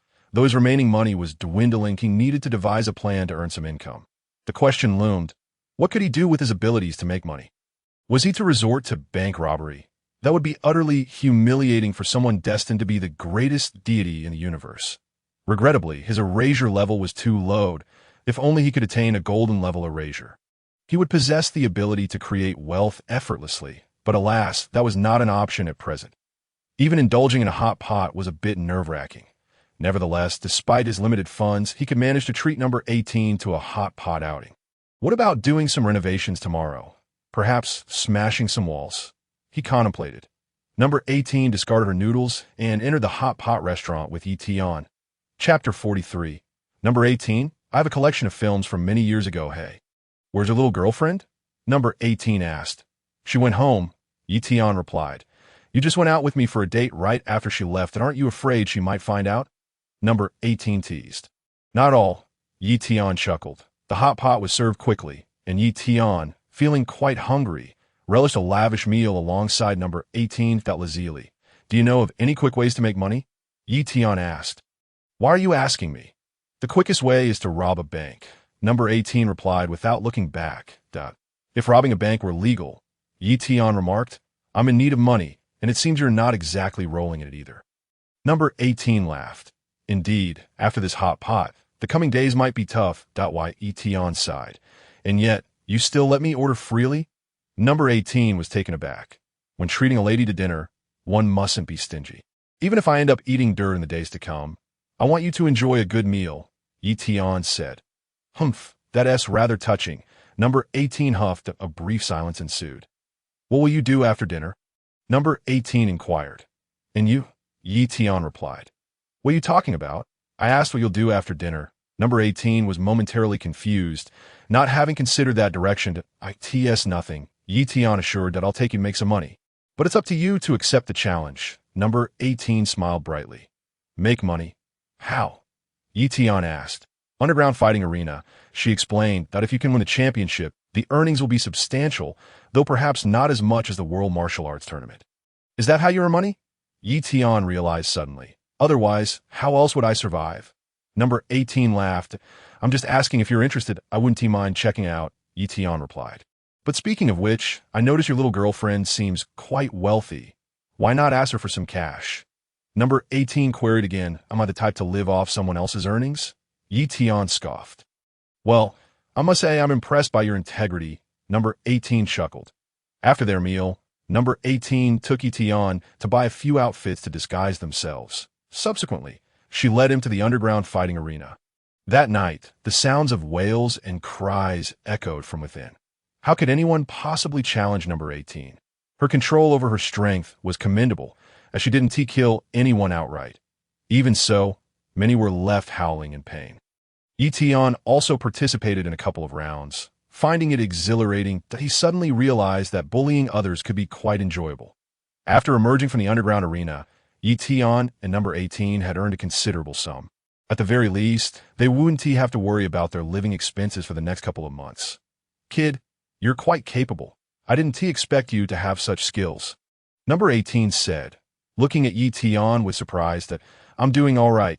Ye Tian grinned. Oh, you know Sun Wukong and the others? Number 18 asked nonchalantly. From the way this young man fought, it was clear he was no ordinary person. Hence, Number 18 posed a question. Moreover, She had witnessed Ye Tian's leap from her home to his own, which made her realize he was more than he appeared. Today's encounter confirmed her suspicions. I do. Sun Wufan is my classmate. Oh, you know him? Ye Tian replied casually. Classmate? Number 18 was slightly taken aback. Are you saying Sun Wufan is studying at this school? Yes, he's in my class. Ye Tian confirmed with a nod. Just a classmate. Do you interact with him often? Number 18 pressed on. Not really. I've only known Wufan for 3 days, Ye Tian answered. Only 3 days? Then where did you acquire such impressive skills? Number 18 asked curiously. I was born with divine strength. Do you believe that? Ye Tian chuckled. So, are you participating in the World Martial Arts Tournament next month? Number 18 inquired further. I'm considering it. I haven't made a decision yet, Ye Tian replied. Sun Wufan also participating? Number 18 asked with a hint of concern that if Sun Wufan were to enter, it was possible that Vegeta might also join, along with that fellow named Piccolo. Piccolo's strength might not be far off from number 17's, and Ye Tian was sure he could match him, of course. He certainly couldn't compete with Sun Wufan or Vegeta. Thus, it seemed he might only secure 4th place. I will participate. Ye Tian nodded, answering honestly. What's the prize for 4th place? On the 18th, a conversation unfolded. It seems to be 2 million, Ye Tian remarked. As for the 18th, I had no interest at the time. I would rather engage in a few underground boxing matches instead. The prize for 4th place in the world's greatest martial arts tournament is merely 2 million. We shall see. 18th hesitated about whether to participate in the tournament. Meanwhile, on the way home, Ye Tian remained industrious, continuing to erase some unnecessary details, of which 18th was blissfully unaware. It was already midnight. Ye Tian glanced at the time. 18th did not respond. Let us have a movie night. Ye Tian proposed. The movie night? For what purpose?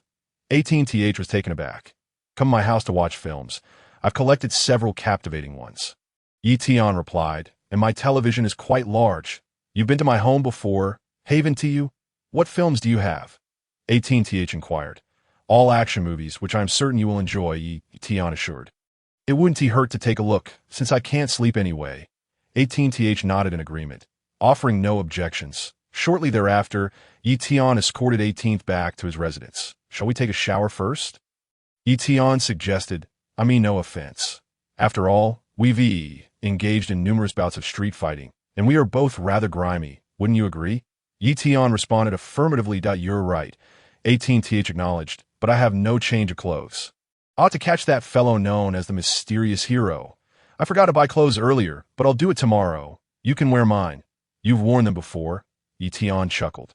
I'll find you something. 18th offered, but why Ye Tian went to the bedroom to retrieve a set of clothes. This what you've worn before. 18th glanced at them. Indeed, it is, but I have washed them. Ye Tian admitted. You know my family situation. There aren't any new clothes in my home. 18th considered this. This fellow wasn't wealthy. Clothes are meant to be worn. How could one have unworn garments lying around at home? If he were from a wealthy family, having some new clothes that remained unused would be quite normal, as long as they are clean. That suffices. All right, I'll go home to shower, 18th declared, stepping forward to lift the previously removed floorboard and jumping down directly. I thought you were going to shower at my place. What a pity that I wouldn't bathe then, Ye Tian remarked, swiftly wiping his hands across his body. Instantly, he was spotless. Even his clothes were clean with a mere wave of his hand. Should I open a laundromat? It seems we have much to do, yet the earnings come too slowly that I ought to focus on grinding experience to level up to the golden level or race. Once I can generate wealth, I shall no longer fret about making a living. Who would have thought that I, the future greatest deity of the universe, would also be troubled by the mundane concerns of life? Ye Tian changed into another set of clothes as 18th soon finished her shower. With a thud, 18th leaped up from her home, tossing her previously worn clothes to Ye Tian. Wash these for me, she instructed, while Ye Tian took the garments, bringing them to his nose for a whiff. What are you doing? 18th frowned. How foolish of me. Why did I give my clothes to you? I hope this fellow doesn't use them for something inappropriate. Oh well, it's a pity they got dirty during our fights. Ye Tian shook his head, tossing the clothes aside. You wanted to watch a movie, right? Show me those films you've cherished for years. 18th prompted that, of course. Ye Tian nodded vigorously, turning on the television and locating a folder labeled within the storage space. ATH was momentarily confused at ITS filled with action films, all quite entertaining. Ye Tian explained that 18 didn't teed well on it further, why Ye Tian selected an action film and press play.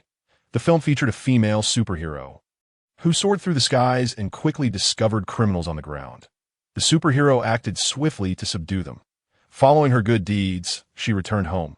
Not bad, right? Ye Tian inquired. It is passable. 18 nodded. Yet, she sensed something amiss with the film. Upon returning home, the superhero suddenly felt something was wrong, as if her powers were being restrained. Upon closer inspection, she noticed a stone in her room.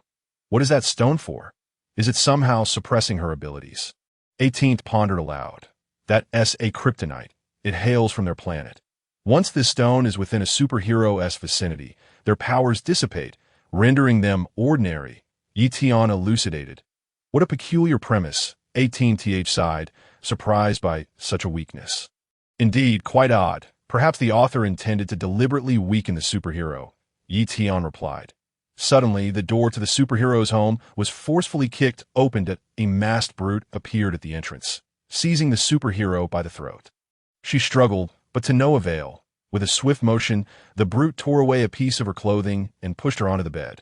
Following this scene, 18 could hardly watch. Is this what you call an action film? She said with a scowl. This plot is rather strange. Why Ye Tian feigned nonchalance. This wasn't the original storyline. Previously, the superhero kicked the stone away and dealt a harsh punishment to that masked figure. Not what you're witnessing now. Ye Tian was speaking when the superhero's cries echoed from the television. The sound was utterly captivating, almost enchanting in the dead of night. Quick, turn it off. 18th exclaimed, unable to bear it any longer. I want to watch a bit more. Ye Tian counterpoint 18th was left speechless that you're still watching. Humph. She turned her back on Ye Tian, gracefully leaping back through the hole into her own home. As she left, she struck the television with a punch. With a dull thud, the screen shattered. Come back. You owe me a television, Ye Tian shouted angrily. Humph. Dream on. 18th scoffed at, you believe I want to tell your girlfriend that you made me watch this kind of film? Even if you tell my girlfriend, you still owe me a television. Ye Tian retorted. 18th had nothing more to say and returned to her bedroom to sleep. If you don't accompany me for this film, I'll make you pay with your body, Ye Tian shouted. As long as you can defeat me, I'll do as you wish. 18th laughed. You think you can make me pay with my body? Do you really think you can defeat me? Just because you can take on those underground fighters doesn't mean you can defeat me. I am formidable. That Ye Tian was momentarily stunned. Wait, are you serious? As long as I can defeat you, you shall. Ye Tian was already drooling. Saliva dripped onto the floor of house number 18 from the hole. I shall go and defeat you right now. Wait a moment. It is inappropriate to fight here. I feel as though the entire building might collapse. Let us wait a bit. Once I have dealt with Videl, I will return to play with you thoroughly. There will be ample time in the future. Ye Tian casually wiped away the television. It was broken and beyond repair. Better to just dispose of it. Fortunately, I earned a considerable sum from tonight's street fights. Buying a new television is well within my means. That a night passed without incident. The next morning, Videl came to find Ye Tian. Ye Tian, shall we practice flying together today? Videl proposed. Sure, no problem. Ye Tian nodded. Where's your television? Videl suddenly noticed the absence of the television in the living room. It exploded last night, Ye Tian replied. Exploded? Did it just burst unexpectedly? Videl asked with concern. Sort of. Ye Tian nodded. What did you do with the exploded television? Videl inquired further. I had it thrown away. What use is it to keep it? Ye Tian chuckled, shifting the topic away for the television to consider a more suitable location for practicing flight. As the space at home was too cramped. Chapter 45, Sun Ye Tian. I feel that elder brother Ye Tian is extraordinary. How about heading to the mountainous area over there? Videl suggested. That works. Ye Tian did not object. The two quickly set off. Along the way, Videl asked curiously, Ye Tian, what did you talk about with my father last night? He doesn't seem to oppose us being together. Oh, I didn't say much. Perhaps your father thinks I am a prodigy and will achieve great success in the future. So he agreed. Ye Tian smiled. It doesn't feel as simple as it appears. Videl pondered.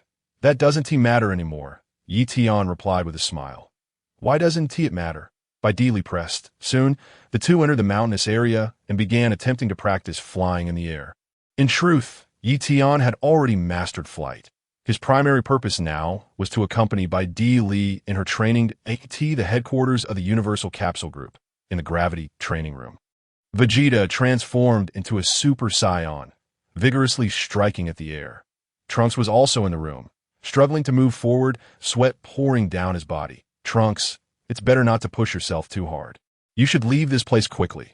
The 150 times gravity is far too strenuous for you, Vegeta advised. Last night, Wu Tian called and told me he would participate in the World Martial Arts Tournament. Trunks said, so I want to join as well. Humph. As if it's a grand festival, Vegeta chuckled. This is indeed quite exhausting. You should just transform into a Super Saiyan, Trunks muttered. Maintaining 150 times gravity in my normal state is incredibly difficult. What? Vegeta was taken aback. Suddenly, Trunks was enveloped in golden light, his hair standing upright as he transformed into a Super Saiyan. Vegeta was astonished. Trunks leaped lightly, soaring to a height. Then he rapidly circled around the gravity training room at astonishing speed. This is so easy and exhilarating, Trunks exclaimed joyfully. Vegeta remained silent, feeling a slight sting in his heart. What a joke. When did this kid become a Super Saiyan? Is it really that easy to transform into a Super Saiyan? I endured so much hardship to achieve that transformation. Trunks continued to show off by flipping around. Trunks, Vegeta called out to him. Trunks turned to look at his father. Can Son Gohan's younger brother also become a Super Saiyan? Vegeta inquired. Yes, Trunks nodded. This is truly a proliferation of Super Saiyans. Is everyone capable of becoming one now? Vegeta pondered. Wait a moment. Doesn't something feel off? Let me think this through. When I was with Bulma, I had already transformed into a Super Saiyan, and I remember that was when I had just learned to transform. Shortly after that, I was with Bulma, and then this kid was born. Kakarot also had Gohan after becoming Super Saiyan. So, does that mean that the ease with which they can transform into Super Saiyans is because I and Kakarot were already Super Saiyans when they were conceived? It seems to make sense. With this realization, Vegeta felt considerably better. Come at me, Vegeta instructed Trunks. Trunks was taken aback, quickly responding, no matter what, I can't possibly be a match for you, father. You are far too strong. Attack me. If you can hit my face, I will take you to the amusement park, Vegeta challenged. Really?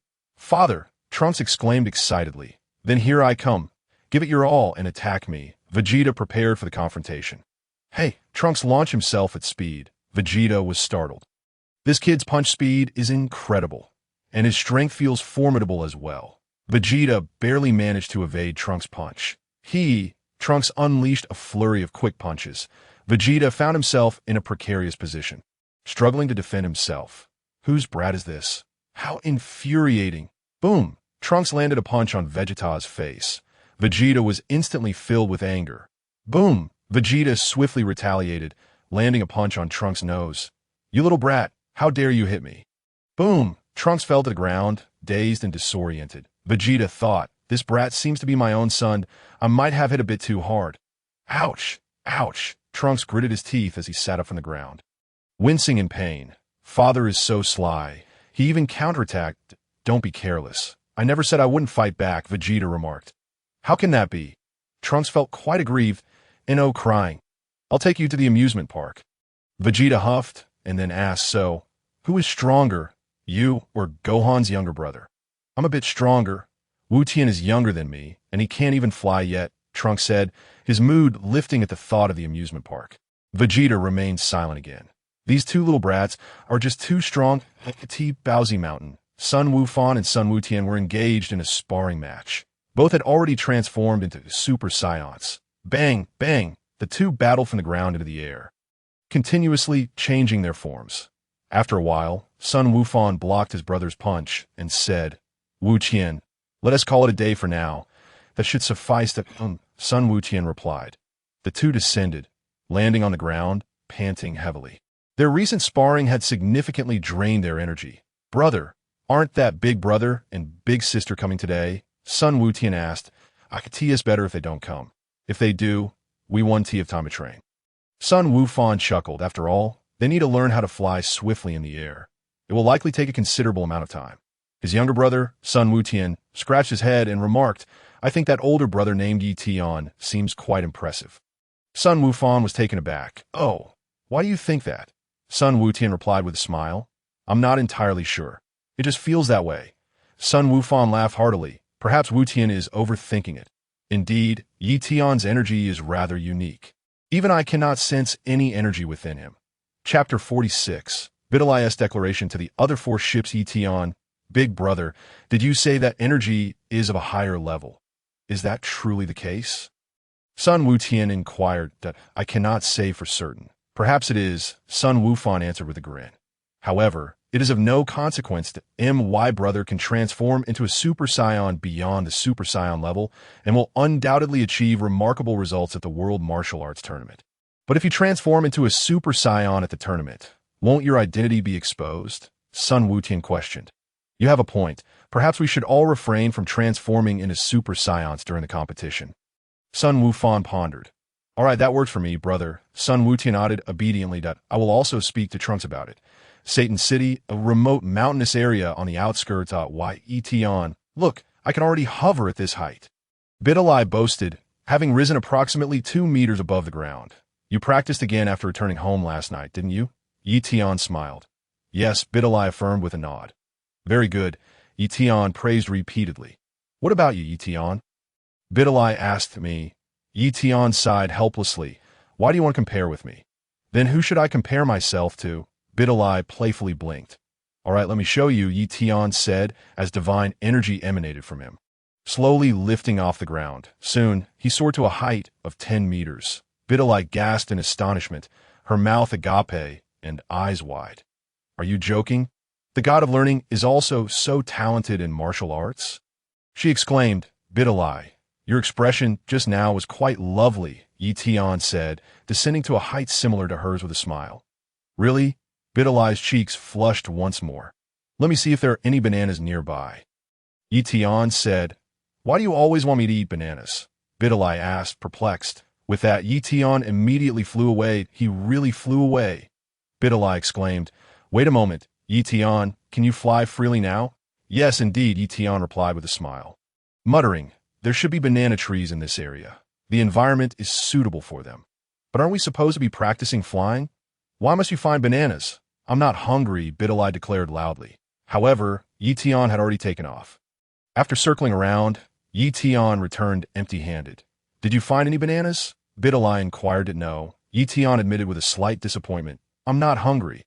I ate breakfast, Videl stated. Are you hungry, Ye Tian? I can buy you bananas later.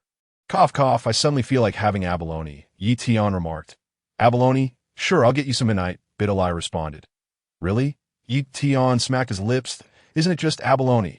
I'll buy it for you, Videl shrugged. It's not that expensive. Ye Tian nodded vigorously. But it doesn't need to be bought. We can have it fresh. Videl scratched her head. That we'll talk about it tonight. Ye Tian said, feeling a hint of anticipation. I feel like you're trying to trick me again. By the way, what was that hoop you mentioned yesterday? I still can't figure it out. Videl shifted the topic. Speaking of which, did you practice flying at home last night, Ye Tian? She asked. No, I stayed home and watched a movie with Lazili. Ye Tian replied candidly. You mean to say that you watched a movie with the girl downstairs? Videl asked, a hint of irritation in her voice. Yes, the film was quite thrilling. The television even exploded. Ye Tian explained. Why, Ye Tian? What are you thinking? Videl huffed. Are you really trying to play both sides? Playing both sides. That's not enough, Ye Tian responded. Didn't I mention? At least 5 sides. You always manage to make your mischief sound so noble. Should I leave you? Videl contemplated turning away. Yet for some reason, she felt an inexplicable attachment to Ye Tian. I really don't know what I see in him. I guess it just because he is handsome. That doesn't seem quite right. There are plenty of handsome people around. Unbeknownst to her, she was slowly being drawn to him. Why, Ye Tian, have you really never dated other girls before? Videl asked softly. No, I can assure you of that. I said so last night. Ye Tian nodded, swearing to the heavens, I don't care. Your first time must be with me. That's my declaration to the other 4 sides. Videl huffed, glaring at Ye Tian. Deal? Ye Tian nodded vigorously, realizing that this was a rather advantageous situation. It seemed Videl was not entirely unreasonable after all. Finally, he had managed to convince her. More than 20 days passed. The date of the World Martial Arts Tournament drew nearer. Sun Wukong, Vegeta, Trunks, Sun Ye Piccolo, Krillin, and others were diligently training. Meanwhile, Sun Wukong was honing his skills in another realm. Videl was also continuously refining herself. Only two individuals were not training, Ye Tian and Mr. Satan. Ye Tian had no need for training, for he could now fully control his divine power. However, his divine power had not increased. It seemed tied to the level of the Erasure Technique. Presumably, the higher the level of the technique, the stronger the divine power would be. Simply relying on training would not suffice. Ye Tian was not in a hurry of course. During these days, he was also diligently erasing unnecessary elements to enhance his erasure experience. After this period of continuous erasure, Ye Tian was just one step away from upgrading to silver-level Erasure Technique. He believed that by the time of the World Martial Arts Tournament, he could easily complete the upgrade by erasing a few things. During this time, the legend of the mysterious hero grew increasingly fantastical. Relevant departments were persistently searching for this enigmatic figure. It was hardly surprising that they could not find him. Even the gods of Earth could not locate him, let alone these mere humans. Notably, after returning home from the flying trial with Videl, Ye Tian discovered that Android 18 was not at home. Since that day, he had not seen her again. Chapter 47. The arrival of King Kai and Bafity on Earth. Ye Tian was somewhat puzzled. Where has 18 gone? Could she be training? Do androids even need to train? Oh, right, androids can indeed grow stronger through training. Did you not see how impressive 17 was at the Tournament of Power? During the Dragon Ball Super era, 17's strength had already surpassed that of Super Saiyan 3 Goku, and he could even rival Goku's Super Saiyan Blue form. Moreover, 17 was the last person standing on the stage during the Tournament of Power. Ye Tian surmised that 18 must have gone somewhere to train. Where else could she go? After all, the prize for 4th place holds little allure for the 18th participant. It remains uncertain how much power the 18th could actually enhance. It is unlikely to be significantly greater. In a sparsely populated village on the outskirts, a massive spaceship stealthily descended upon the area. The villagers were left utterly astonished, paralyzed by fear. Is this a spaceship? Have aliens come to our world? With a creak, the spaceship's hatch opened, revealing several extraterrestrials. These aliens swiftly annihilated every inhabitant of the village. Lord Babidi, we have eradicated all the villagers in the vicinity. One of the subordinates reported to the sorcerer Babidi. Well done, Babidi replied with a nod of satisfaction, turning to his companion as far as I know, that Supreme Kai has been closely monitoring the seal of Majin Buu.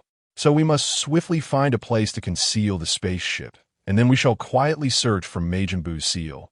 That plan is feasible, Lord Babidi. Dubra smiled slightly. But where shall we hide such a large spaceship? Lord Babidi, inquired the subordinate Pui. Let us bury it underground, Babidi suggested with a smile. Truly a brilliant location, Lord Babidi, Pui responded. Subsequently, the subordinates worked through the night, digging a pit to conceal the enormous spaceship underground. Once the spaceship was securely hidden, Babidi, following the accounts in his father's diary, quickly located the seal of Majin Buu. This Majin Buu, Babidi exclaimed with excitement. Dubra also gazed at the seal of Majin Buu, a smile gracing his face. Let us take the seal back to the spaceship. I wish to study how to unbind it, Babidi expressed with anticipation. Immediately, Dubra stepped forward, cradling the seal, and discreetly ascended into the sky. Before long, Babidi and his entourage successfully transported the seal of Majin Buu back to the spaceship. Through his father's diary once more, Babidi discovered the method to unseal Majin Buu. Do we need to infuse it with pure energy? Babidi pondered, glancing at his subordinates. Their energies are unsuitable. Where can we find pure energy? Lord Babidi, I have heard that soon, a martial arts tournament called the world's greatest martial arts tournament will be held on this planet. Pui suggested. Shall we attend to see if we can find pure energy? Let us proceed with that plan, Babidi nodded. But before that, it would be prudent to capture 2 individuals for a more detailed understanding of this upcoming tournament. I will do just that. Pui chuckled, with the gravity on this planet being so low, flying is exhilarating. Pui, the gravity on your planet is 10 times that of this one, isn't it? Babidi remarked with a smile. No wonder you say that. Indeed, Lord Babidi, that I will take action immediately, Pui affirmed. That night, Pui captured 2 individuals who had previously participated in the world's greatest martial arts tournament. Babidi used magic to subjugate them. Until we gather sufficient pure energy, we must remain discreet, Babidi grinned. The Supreme Kai could appear at any moment. Fear not, Lord Babidi. The Supreme Kai is no match for me, Dubrod declared confidently. While that may be true, he is still the Supreme Kai, the most powerful deity in the universe, Babidi sighed. It is wise to exercise caution. Once my Majin Buu emerges from the seal, the entire universe shall be at my command. In the realm of the Supreme Kai, his expression grew gravely serious, beads of cold sweat trickling down his face. Supreme Kai, what has transpired? His attendant Jebet inquired. The seal of Majin Buu has inexplicably vanished. The Supreme Kai replied solemnly. What? The seal has disappeared, Jebet exclaimed in astonishment. Who could have done this? Jebet, there's no time to lose. We must head to Earth at once, the Supreme Kai commanded. Yes, Supreme Kai.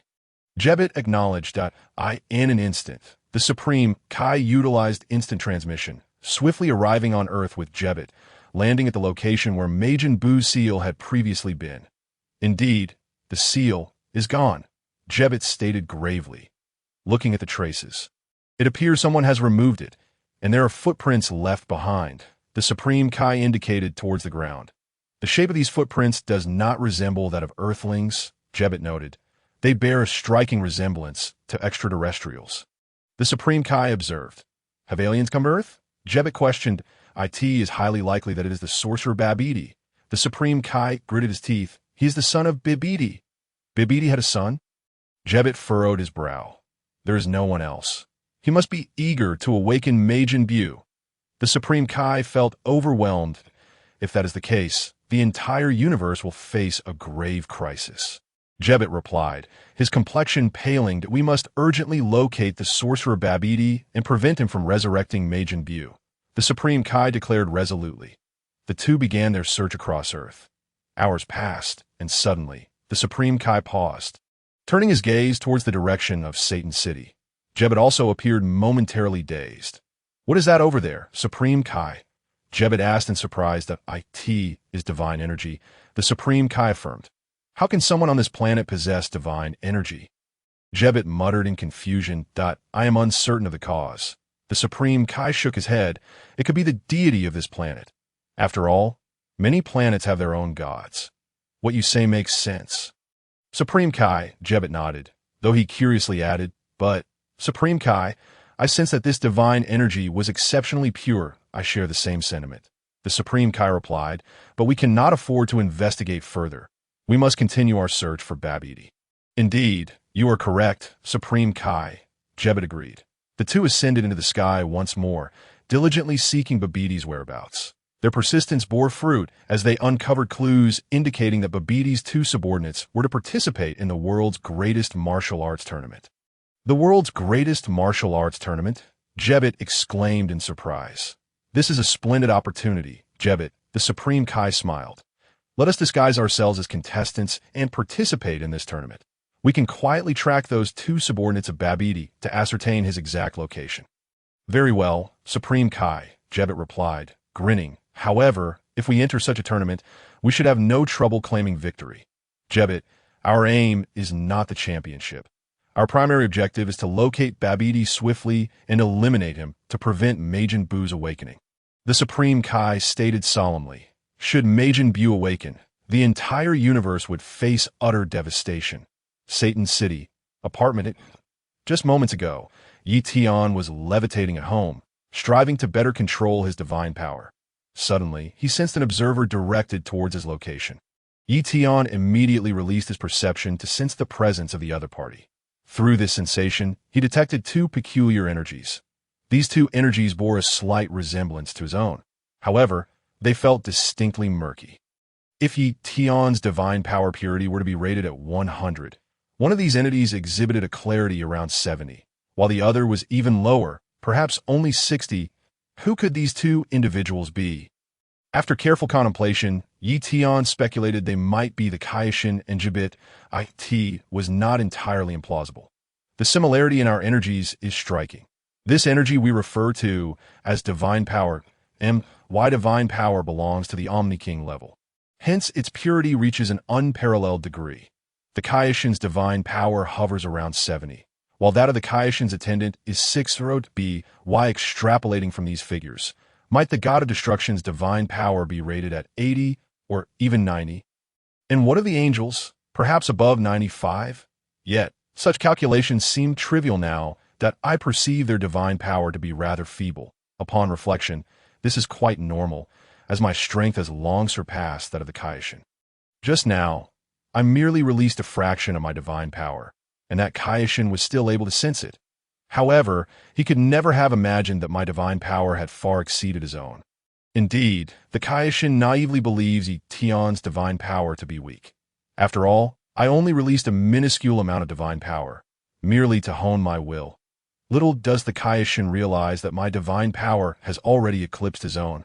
In the Kaioshin's perception, he is the greatest god in the entire universe. Moreover, the current Kaioshin is unaware of the existence of other universes. Had he known, he might not hold such beliefs. As time passed day by day. The date of the world's premier martial arts tournament drew ever closer on this particular morning. The sun finally rose, casting its warm glow. Videl had arrived early to seek out Ye Tian. Ye Tian. Shall we fly to the venue today? She proposed. Sure, Ye Tian nodded in agreement, showing no opposition. Flying to the venue is certainly feasible, and we could also engage in an intense basketball match in the skies. Ye Tian smiled, adding, I have yet to kiss a basketball hoop. What do you mean by basketball hoop? You are leaving me utterly perplexed. Our relationship is already quite established, so why speak so ambiguously? Videl inquired. Unable to contain her curiosity, such matters are best understood through intuition rather than explicit expression. Stating them would diminish their mystery. Ye Tian replied. Lacking mystery, Videl wiped her brow. I increasingly sense that this basketball hoop of yours is anything but ordinary. Enough of this. Let us hasten our departure. Are you all prepared? She urged. I am nearly ready, Ye Tian affirmed, swiftly shedding his garments. Hey, do you think it's appropriate to undress in front of me? Videl exclaimed. Wiping her brow, aren't we heading out? Why remove your clothes instead? She sighed in exasperation. I intend to change into a new outfit, Ye Tian explained, rummaging through the wardrobe to find fresh attire. Well, you could at least inform me. Ought to avert my gaze, Videl remarked. What does it matter between us? Ye Tian chuckled. No need for such formality. Videl chose to remain silent. Though I may be your girlfriend, our relationship hasn't quite reached that level of intimacy yet. She noted that Ye Tian swiftly changed his clothes. By the way, have you made a decision? Will you participate in the tournament? Videl inquired. Let's go ahead and join. After all, it's just for fun, Ye Tian contemplated, glancing at the clock. We still have time. Should we not engage in a more meaningful competition first? A more meaningful competition? Videl blinked in surprise. Where and what kind of competition? Why, right there, Ye Tian pointed to a nearby sleeping area. I knew you were up to no good. But why do I feel inclined to lead you in that direction? Lie down. I shall help you relax first, Ye Tian softly suggested to Ye Tian. Do you see what time it is? It takes at least 2 hours by jet to reach the venue of the world's premier martial arts tournament. We must hurry, Videl blushed, speaking quietly, in no need for formality. Please take a seat. Ye Tian gently guided her to sit at the edge of the bed. Videl's heart raced. Ye Tian. What are you planning? She inquired, her face flushed. Ye Tian merely uttered a single word. Ye Tian. You ought to continue, she pressed. You can't leave it at just one word. Ye Tian grasped Videl's wrist gently. Today is a day worth commemorating. First, let us share an intimate moment, and afterward I shall casually erase something at the venue of the world's premier martial arts tournament. Then I can advance to the silver-level Erasure Technique. Truly a splendid day. Chapter 49. Intimate contact with Videl. Videl blushed, both resistant and yielding. Wait a moment. Today marks the opening of the world's premier martial arts tournament. What shall Ye Tian and I do? 20 seconds later, she thought, what does the world's premier martial arts tournament matter? Perhaps we should engage in something more meaningful. Videli's thoughts shifted rapidly. Over this period, she and Ye Tian had spent countless moments together. It was only natural for their relationship to reach this juncture. In truth, they had merely awaited the right opportunity. More accurately, they awaited Ye Tian's initiative while Ye Tian had refrained from taking the lead. Engrossed in mastering the Erasure Technique, until he ascended to silver, he felt a lack of security. Now that he was on the verge of reaching silver, he thought, perhaps I should be with Videl. Just as Ye Tian prepared to initiate their intimacy, he suddenly heard a faint noise from within the room. Why Ye Tian paused. Who has come to my home? He swiftly extended his perception, soon identifying the presence of an individual in his abode. It was number 18. The one who had disappeared for nearly half a month had returned. You may return, but why have you come to my home? Did you not see that I was preparing to engage in something more meaningful? Ye Tian remarked candidly, waving his hand and effortlessly erasing number 18's clothing. In the past half-month, number 18 had visited a wildlife sanctuary and spent some time with number 17 while practicing her skills. I cannot leave. These animals depend on humans. Number 17 smiled. You go on ahead. I believe with your abilities, winning the championship should not pose much difficulty, provided Gohan and the others do not participate. The second prize is also 5 million. Number 18 added, I earn a high salary here, so money is not an issue for me.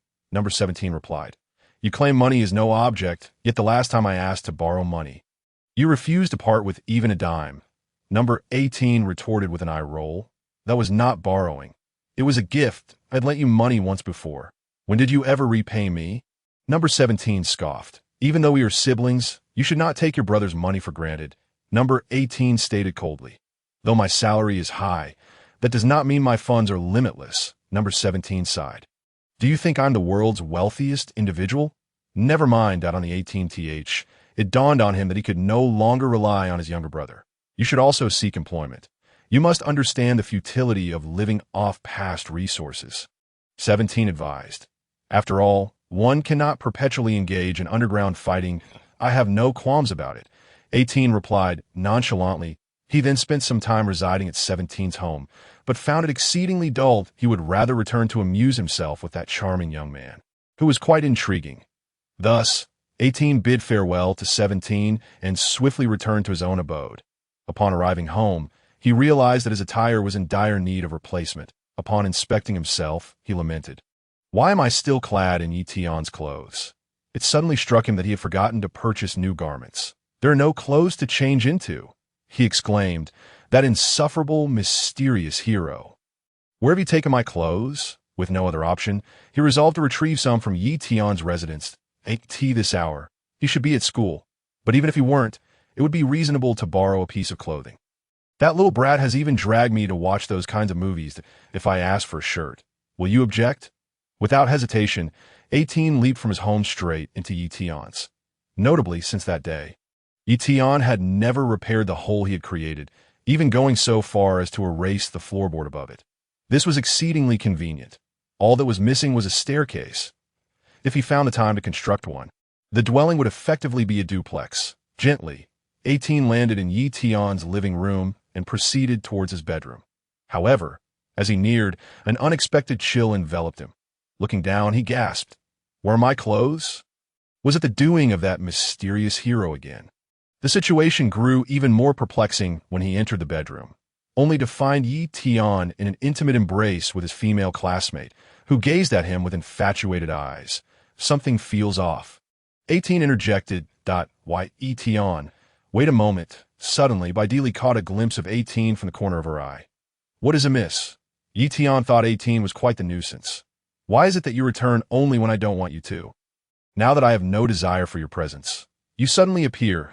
Videl gently freed herself from Ye Tian's grasp. Rising, she quickly noticed 18 entering through the door. The two women exchanged bewildered glances. Why are you at Ye Tian's house without any clothes? Videl questioned. Hands on her hips. 18 was about to respond in kind when she remembered her lack of attire. leaving her speechless. Instead, she silently brushed past by Li, deftly opened the wardrobe, and retrieved an outfit belonging to Ye Tian, donning it with ease. "You may continue," Ye Tian declared before turning to leave. "Let us go together." By Li, Ye Tian beckoned. Upon hearing his words, Ye Tian nearly stumbled in disbelief. Can one truly engage in such activities together? She thought, hastening her exit. Soon after, Ye Tian jumped back to her own residence, taking a deep breath. That scene was undeniably awkward, she mused, but thankfully I managed to diffuse the tension with my composure. Wait a moment, the awkwardness was theirs, not mine. Yet, I too feel embarrassed, for my clothes are gone. Mysterious hero, you had better hope I do not find you. If I do, you shall see what I am capable of. Suddenly, a thought struck her. Could that mysterious hero possibly be Ye Tian? He seems rather suspicious. She recalled that he was supposed to attend the prestigious martial arts tournament soon. Even if he didn't go, his girlfriend would certainly be there. That I shall observe him discreetly. Perhaps I might uncover some clues. With that resolution, she set her plan in motion. Meanwhile, in Ye Tian's bedroom, he urged, "Videl, do not hit the pause button. Let us continue. Do you think this is a movie? Can we really carry on?" Videl retorted, frustrated that the atmosphere had been disrupted by the unexpected arrival of Ye Tian. "Did you forget that you promised me your first time would be with me?" Tears welled in her eyes. "That I am innocent. I truly did not engage with her. Her attire must have been the work of that so-called mysterious hero." Ye Tian defended himself. "Mysterious hero? Why is it that every misfortune is attributed to him?" Videl scoffed, amused. "Even the police, when faced with insurmountable problems, shift the blame onto the mysterious hero. No one bothers to solve the case anymore." "Well, it is an unavoidable situation, considering his enigma. No one knows his true identity to this day. Ye Tian maintained an air of nonchalance. "Speaking of the mysterious hero, numerous items have inexplicably vanished lately." Videl remarked softly. "Who could it be that causes such disappearances?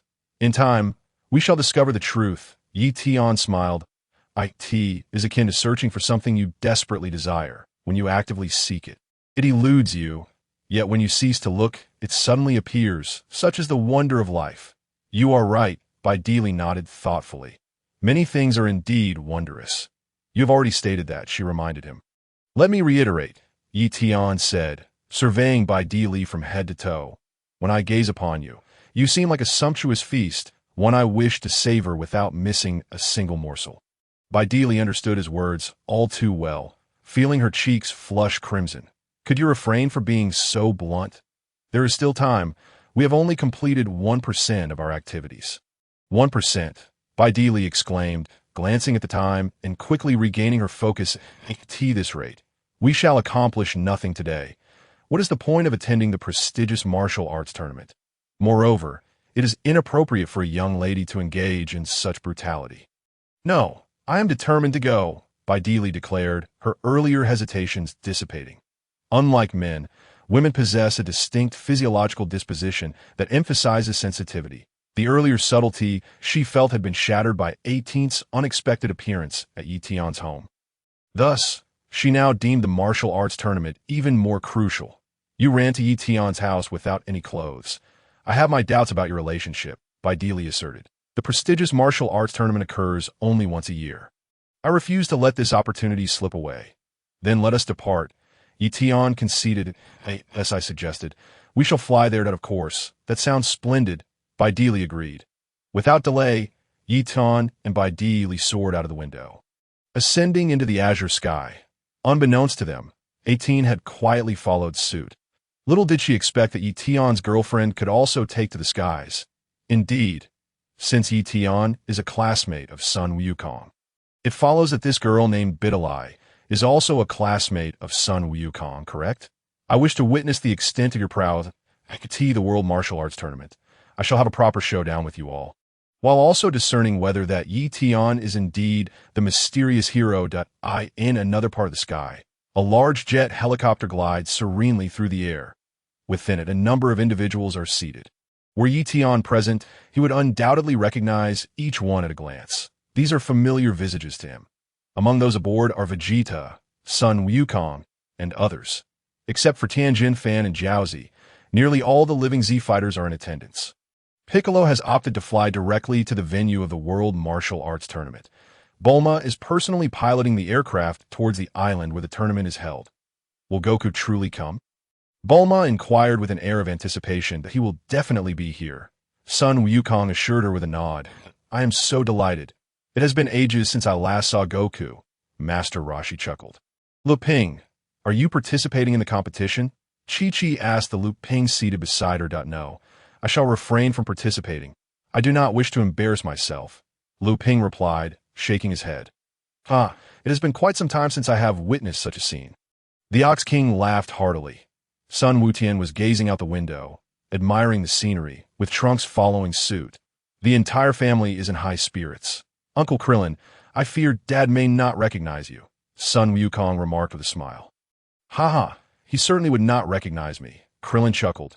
Krillin, what is the matter? Lu Ping suddenly inquired. What do you mean, what is the matter?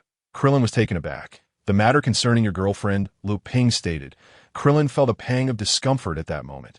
You can't be serious, Krillin. You still don't have a girlfriend? Lu Ping looked at Krillin in astonishment. Can we not have a decent conversation here? Krillin wiped the sweat from his brow. Why should it concern you whether or not I have a girlfriend? Speaking of which, you're nearly 40 this year, aren't you? Lu Ping lamented, reflecting on how swiftly time has passed, recalling that Krillin seemed to be only 13 when they first met. Krillin preferred silence. What about you, Uncle Lu Ping? Do you have a girlfriend? Son Wukong casually asked. It's best if you refrain from asking him. Bulma sighed from the side. Aunt Bulma, why do you say that? Son Wukong inquired curiously. Never mind. It's not suitable for children that you're still young. It's best you don't know too much, Bulma replied. Krillin, after the World Martial Arts Tournament, I will take you out for some fun. I know a fantastic place with plenty of girls. Lu Ping whispered to Krillin that you're referring to a night spot. Aren't you? Krillin wiped his brow again. Already knew. Lu Ping felt a tad embarrassed. Come on. I am your master after all. Master Roshi remarked with a hint of annoyance. All right, I will definitely take Master Roshi with me next time. Lu Ping laughed heartily. That is more like it. Master Roshi nodded in satisfaction. Bulma, covering her forehead, fell silent. You all have strayed from the topic, but by the way, Uncle Vegeta, Ye Tian and Trunks, let us refrain from transforming into Super Saiyans during the World Martial Arts Tournament. Son Wukong suggested. Why? Vegeta asked, somewhat taken aback. When you battled Cell, your transformation into Super Saiyan was captured on film. Bulma explained that if you transform during the tournament, they may recognize you. If that is the case. The television crew might indeed cause us trouble. Son Wukong nodded. I could easily fend off those bothersome individuals with a single punch. Vegeta scoffed. That might not be wise. Son Wukong scratched his head. It's fine. If none of you become Super Saiyans, it will still be a fair competition, and my advantage will remain unchanged, Vegeta said with a nonchalant smile. Trunks and I are fine with that. Trunks added, wonderful. Thank you all.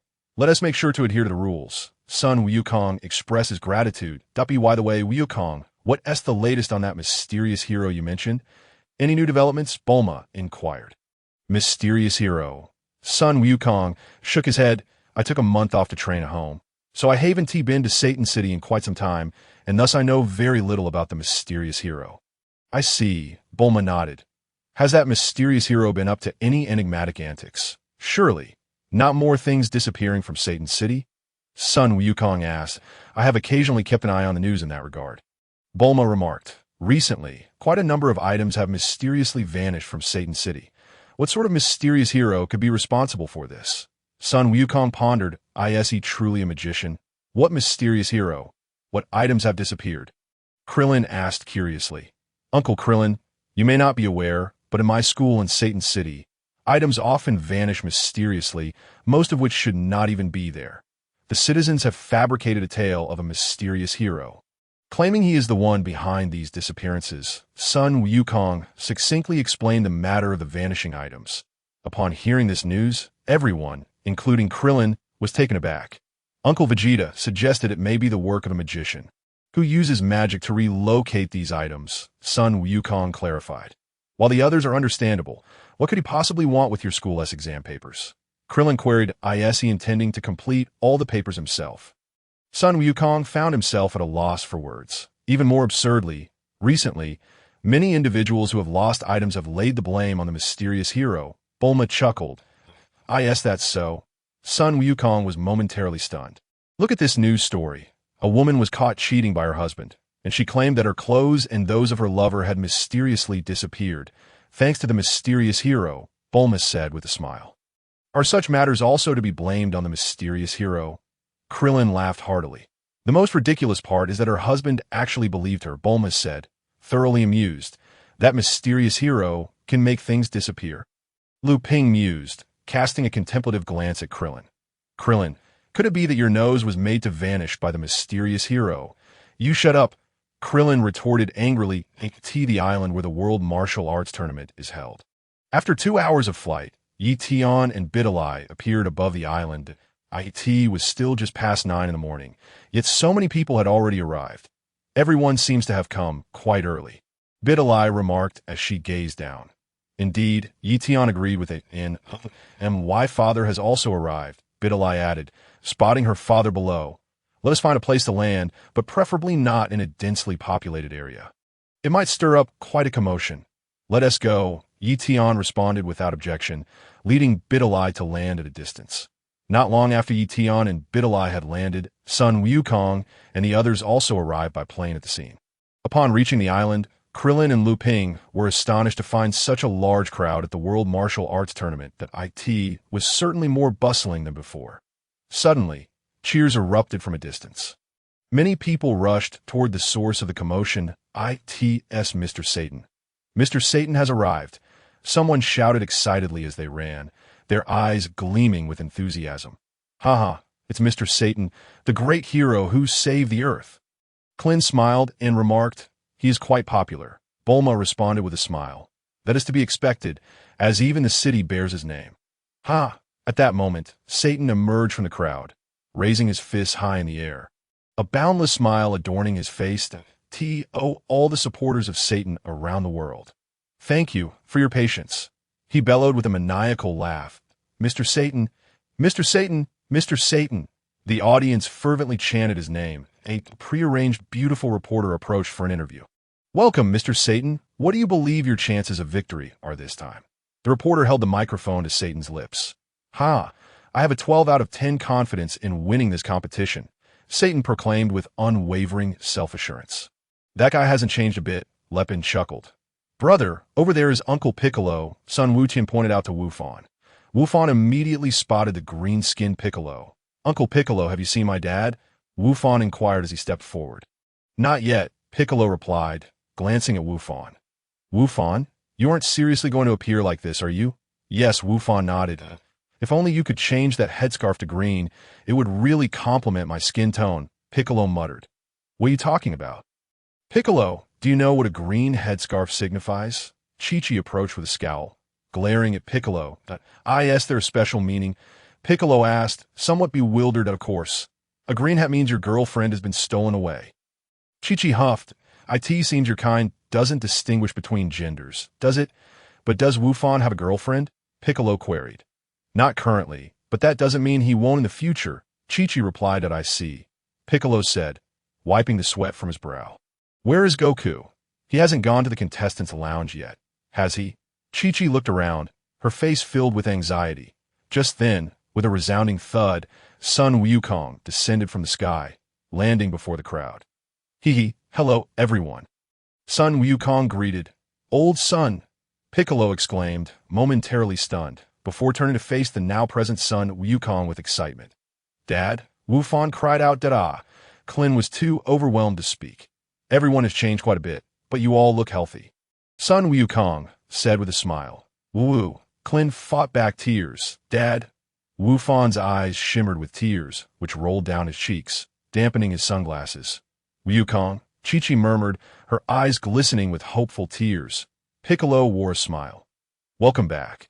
The turtle hermit was equally emotional. Tears streamed down Bulma's face as well. Meanwhile, Ox-King laughed heartily without a care in the world. Lepin and Pure were similarly exhilarated. Wukong and Oolong were filled with anticipation. However, Sun Wu Tian appeared utterly perplexed. Who is this person? Is he my dad? He looks a lot like me.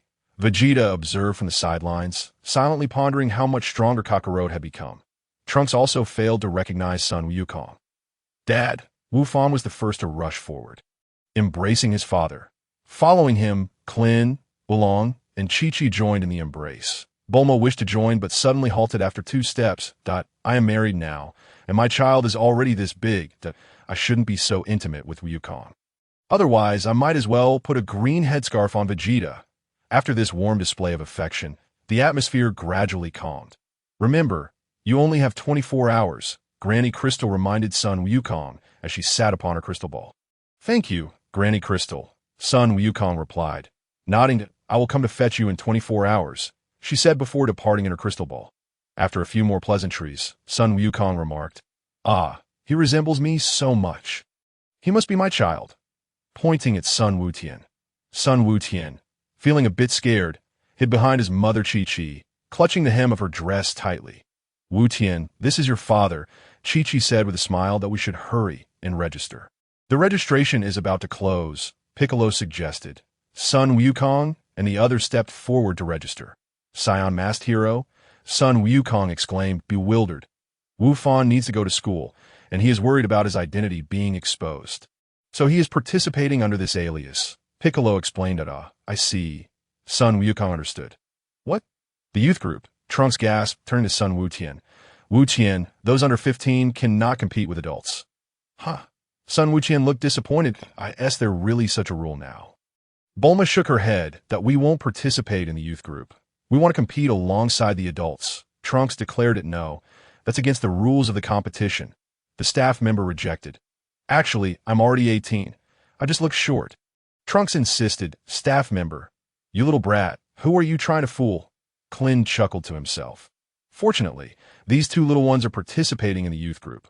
Otherwise, I would have a great chance of being eliminated in the first round.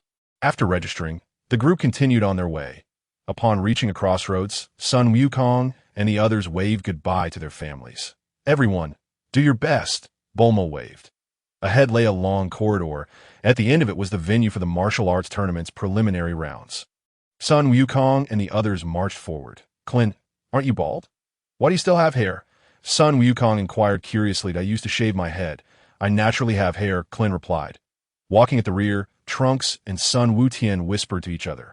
Your deceased father looks a lot like you, Trunks remarked. Yes, son Wu Tian nodded. Was he powerful? Trunks asked, observing that he didn't seem particularly strong, thinking his father was stronger. Brother said Dad is the strongest in the universe. Son Wu Tian asserted. Your brother is just pulling your leg. Trunks dismissed. Up ahead, the beautiful reporter and photographer awaited to interview the contestants. Vegeta strode ahead. The beautiful reporter approached for an interview. I ask where you are from? Are you all together? She greeted with a smile. Vegeta completely ignored her, walking past without uttering a word. Piccolo followed closely behind. The beautiful reporter thought to herself, have I really lost my charm? Even Mr. Satan finds me attractive, yet these 2 seem to disregard my presence. Those 2 seem familiar, the beautiful reporter mused, scrutinizing them closely before whispering to the photographer. Really? Now that you mention it, I think I do recognize them. The photographer nodded. Just then, son Wukong and the others approached. The beautiful reporter quickly rushed over, holding the microphone to son Wukong's lips. May I ask where you are from? She inquired. Where am I from?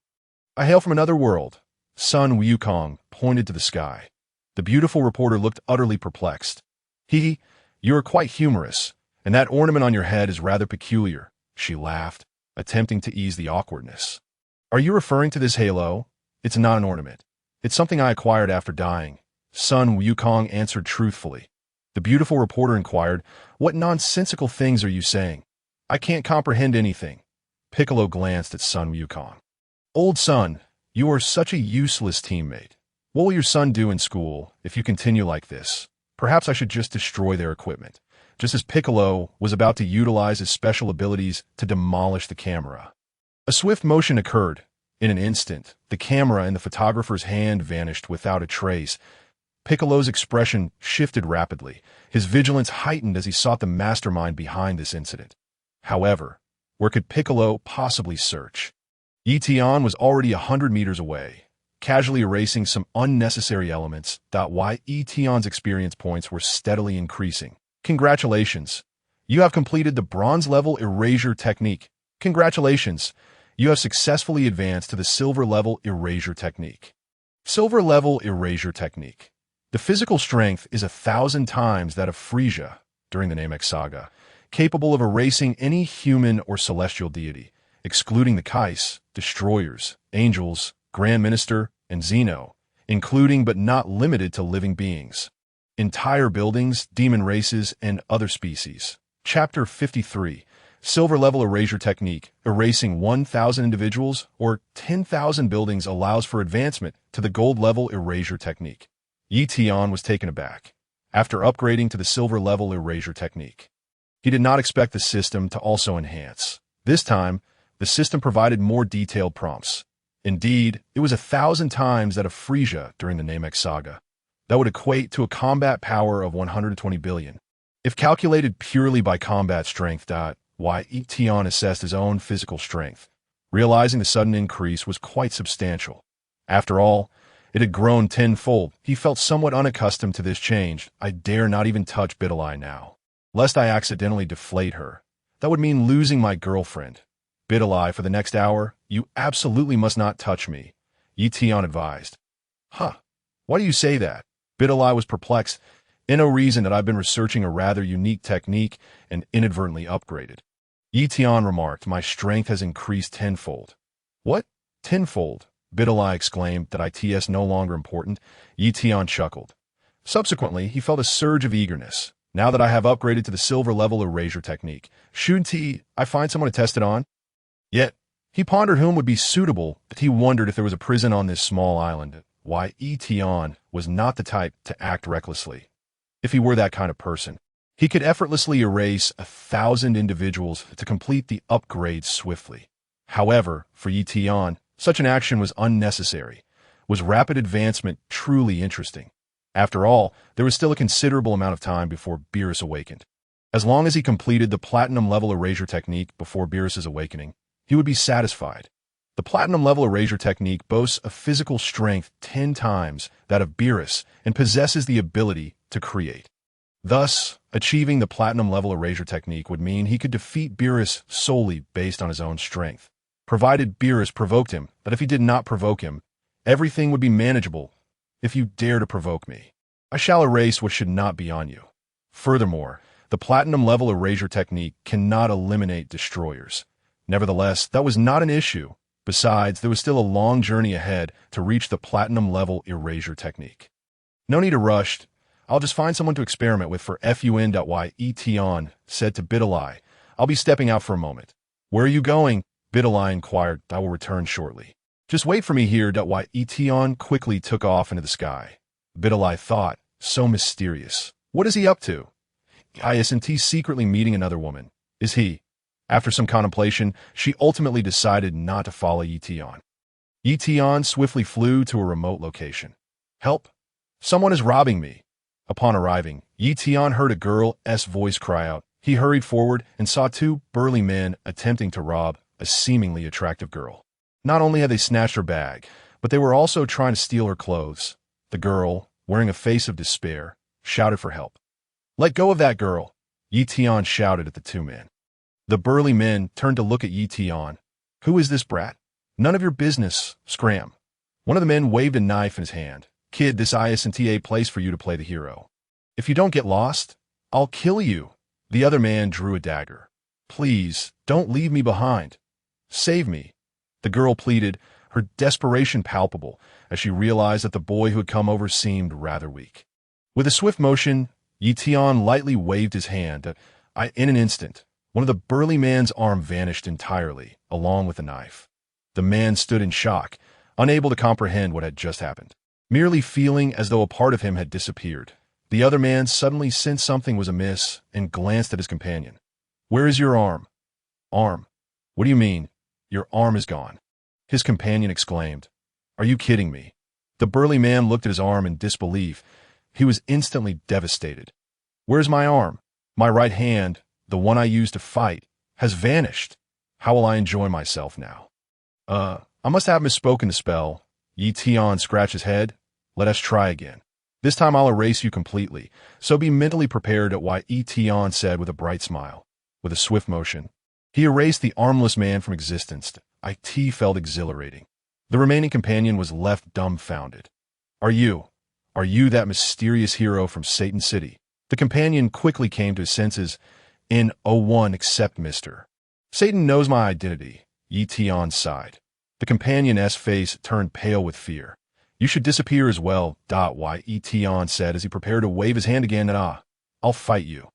The companion brandished his dagger, lunging at Ye Tian. With a flick of his wrist, Ye Tian effortlessly erased the assailant from existence.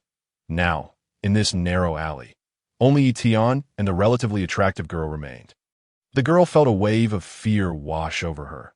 The mysterious hero had just stated that no one, aside from Mr. Satan, knew his true identity. This meant she was witnessing him now. T1T make me disappear too. Will he? Please don't erase me. You can make me do anything, the girl pleaded in desperation. Anything at all? Ye Tian asked. The girl nodded vigorously. Are your lips sealed?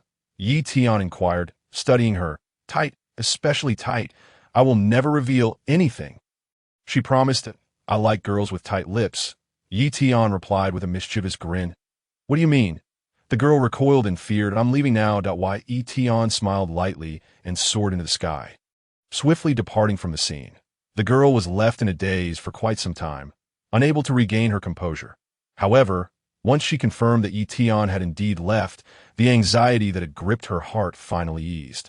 Ye Tian sought out several secluded corners, showing no intention of revealing himself, and directly eliminated a few nefarious individuals. Naturally, anyone who displeased him was also swiftly dealt with. After wandering around for a while, Ye Tian found a deserted spot and gently descended. Lazuli, you have followed me all this way. What is your intention? Ye Tian called out to a particular spot in the sky. Chapter 54, Sun Wukong, the mysterious sorcerer. Number 18 was taken aback. How did he discover me? My presence is undetectable. Even Son Gohan and Vegeta should not have sensed me. Is he trying to trick me? Number 18 remained hidden. That aren't you coming out? Ye Tian said with a smile, that I can see you over there on that cloud. Do you think I can't? Number 18. In the next moment, she swiftly descended from the air.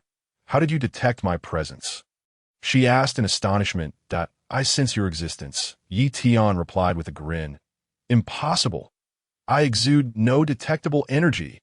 How could you possibly sense me? Number 18 was incredulous. You carry the scent of my perfume. Ye Tian remarked with a chuckle. Number 18 fell silent, realizing that she was indeed wearing his clothes. Are you a dog or something? She said while wiping her sweat. Why are you following me? Aren't you participating in the competition? Ye Tian inquired. Who said I was following you? I was merely wandering around in the sky. Nothing more. Number 18 denied. What have you seen? Ye Tian asked, his smile still present. What do you mean by what have I seen? Number 18 was taken aback. That I thought you had seen everything, Ye Tian replied. I don't know what you're talking about. Number 18 huffed. Well, if you haven't seen anything, that's fine, Ye Tian said, shaking his head nonchalantly. If I saw something, so be it. It's not a big deal that my strength is now sufficient to traverse this planet with ease. What do I have to fear? I never intended to conceal my identity. It's merely that you all have failed to notice. Would you like to have a look? As he spoke, Ye Tian suddenly felt an itch in his pants and scratched at it. Don't look, don't look, don't look. Number 18's face darkened as she quickly exclaimed, Why, Ye Tian? If you don't want to look, then fine, but why say it so decisively? I intend to show you my Erasure Technique. Do you think I want to show you something else? Your tone is strikingly similar to that of the character from the adjacent Dragon Ball. That year, Vegeta with his hands in Bulma's pockets. In the preliminary corridor, the photographer and the beautiful reporter were in a state of confusion. Where's the camera? How did it disappear? Piccolo's expression shifted, becoming exceedingly cautious.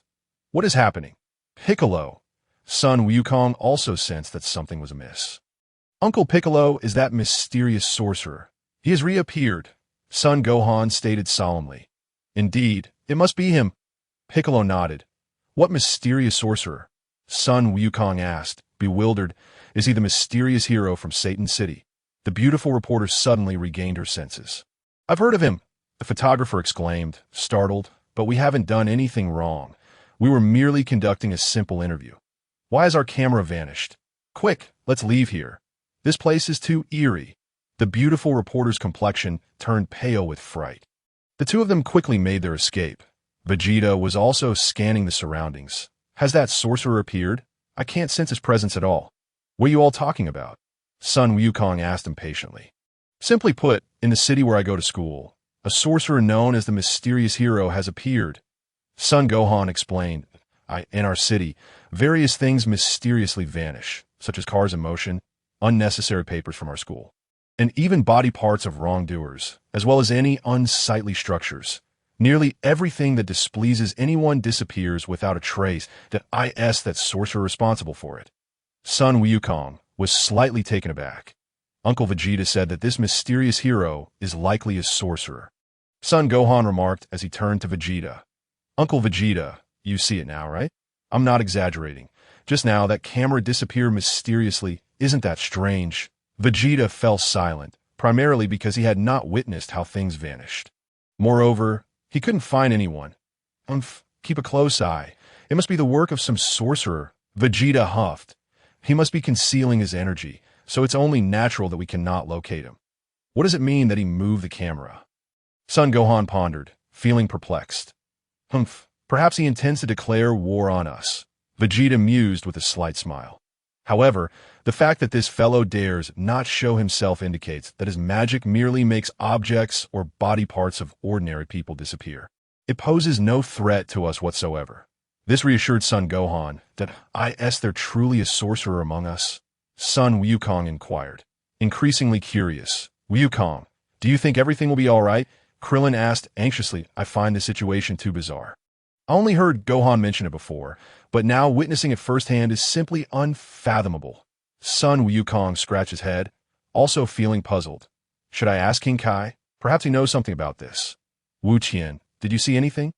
Trunks inquired. I didn't look that way earlier. I saw nothing. Wu Tian shook his head that I didn't see anything either. Trunks mirrored Wu Tian's response. Dad and the others said something mysteriously disappeared, and it seems the mysterious sorcerer is behind it. A sorcerer seems quite interesting. Wu Tian grinned that I want to learn magic too. Wu Tian, you really are a child. Don't you realize the gravity of this matter? Trunks sighed, sounding rather mature. Wu Tian shook his head. Never mind, let's go. Piccolo spoke in a low voice. Currently, it seems there is no one around, that I'm sure he will eventually show himself. He probably doesn't dare to appear. He should know of our strength, Vegeta proclaimed confidently. So everything is fine then? Krillin still felt a hint of worry that it should be fine. Krillin, that I'll take the time to ask King Kai, Son Wukong mused. After all, King Kai is the greatest deity in this universe. Isn't he? That's true.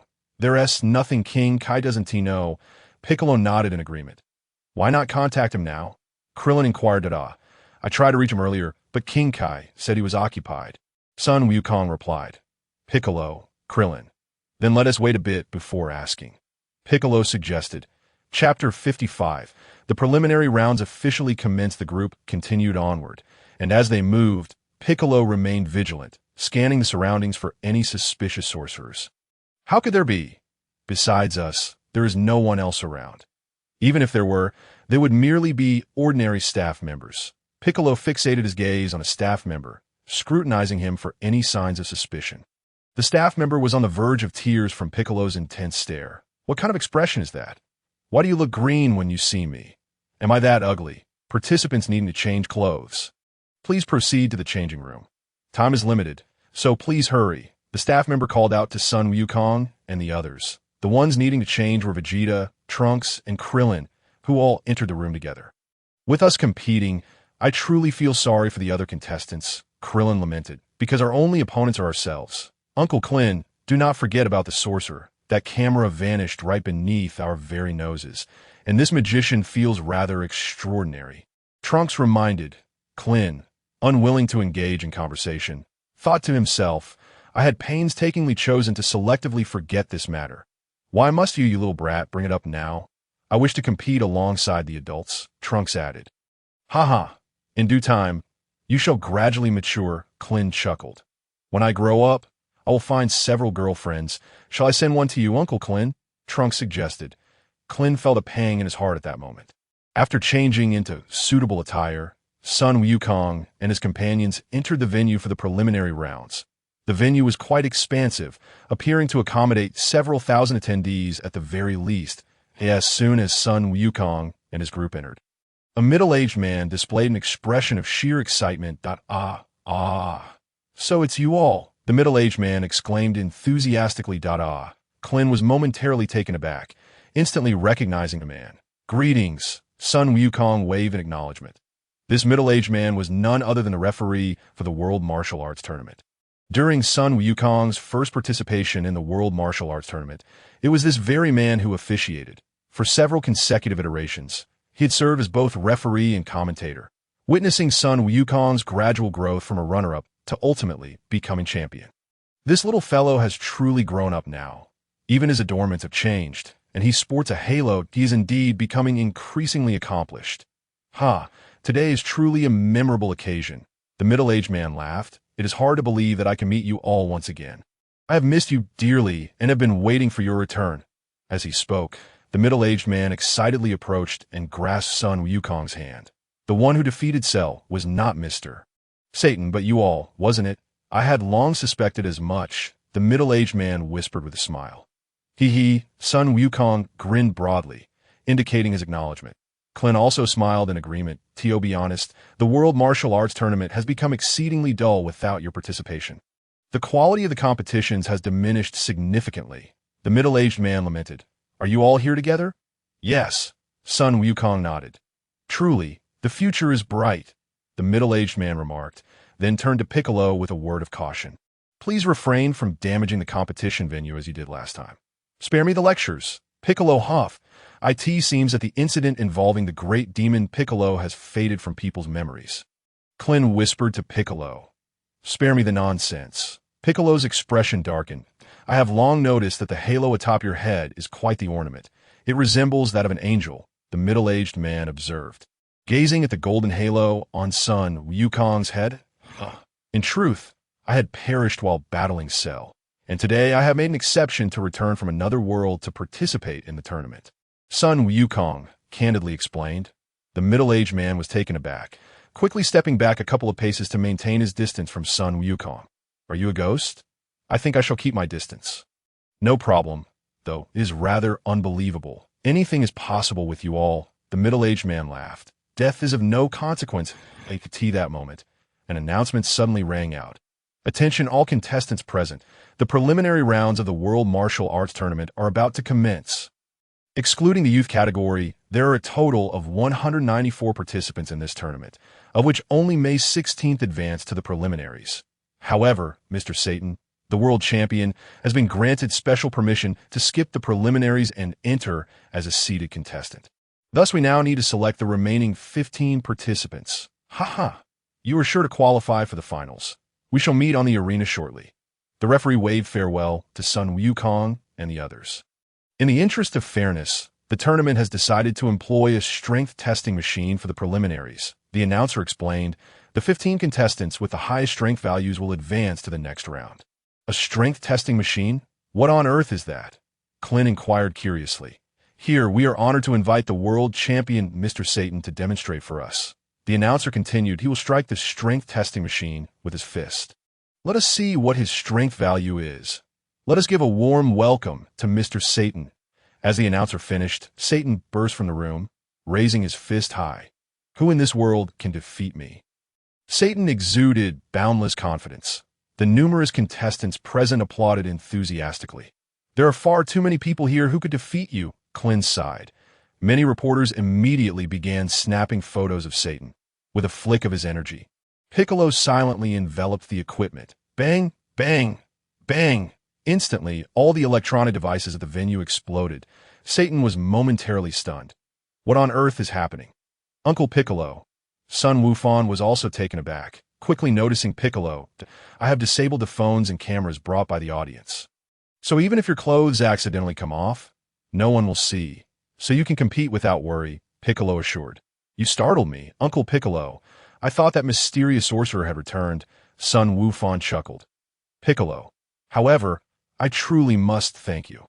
Uncle Piccolo, Sun Wufan expressed his gratitude. At this point, Sun Wufan suddenly recalled something that I shall go see if Videl has arrived at the venue. Chapter 56. The Kaishin is the greatest god. Sun Wufan waved goodbye to Sun Wukong and hurried off to find Videl. It was not long before he spotted Ye Tian and Videl amidst the crowd. Why, Ye Tian, you are participating in the tournament as well? Sun Wufan exclaimed with mild surprise upon seeing Ye Tian. Indeed, I thought I might as well join in for some fun, Ye Tian nodded. Initially, Ye Tian had not intended to participate in the tournament.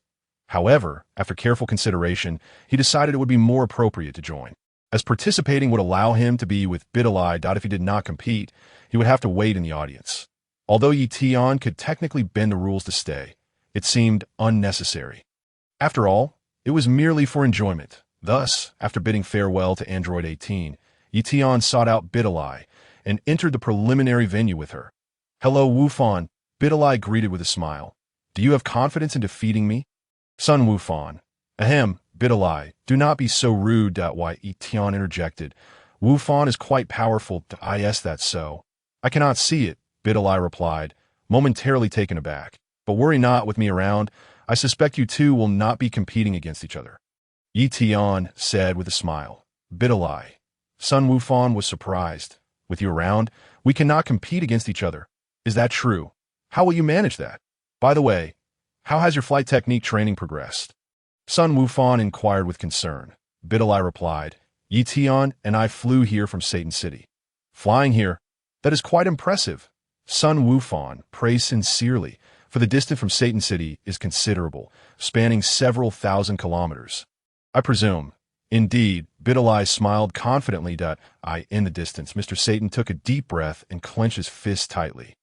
Hey, Mr. Satan struck the strength testing machine with a powerful punch. The machine trembled slightly. Beep beep. The next moment, a number appeared on the strength testing machine, 137. The score has been revealed. 137 points, the announcer declared loudly. The contestants in the preliminary rounds were all astonished, applauding Mr. Satan. Farewell, everyone. Do strive hard, Satan waved his fist. I am eagerly awaiting challengers worthy of my full attention. After Satan concluded his speech, he departed from the venue. Participants, upon receiving your identification numbers, please queue in front of the strength testing machine for your assessments. The commentator announced loudly through the speakers. A long line of competitors formed, each taking their turn to strike the strength testing machine for evaluation. Participants in the junior category, please gather over here. Another staff member called out through a megaphone. Goku and Trunks walked over with a glum expression. Come on, little ones. Krillin smiled encouragingly. Haven't Tianjin Fan and Dumpling arrived? Goku turned back and casually inquired.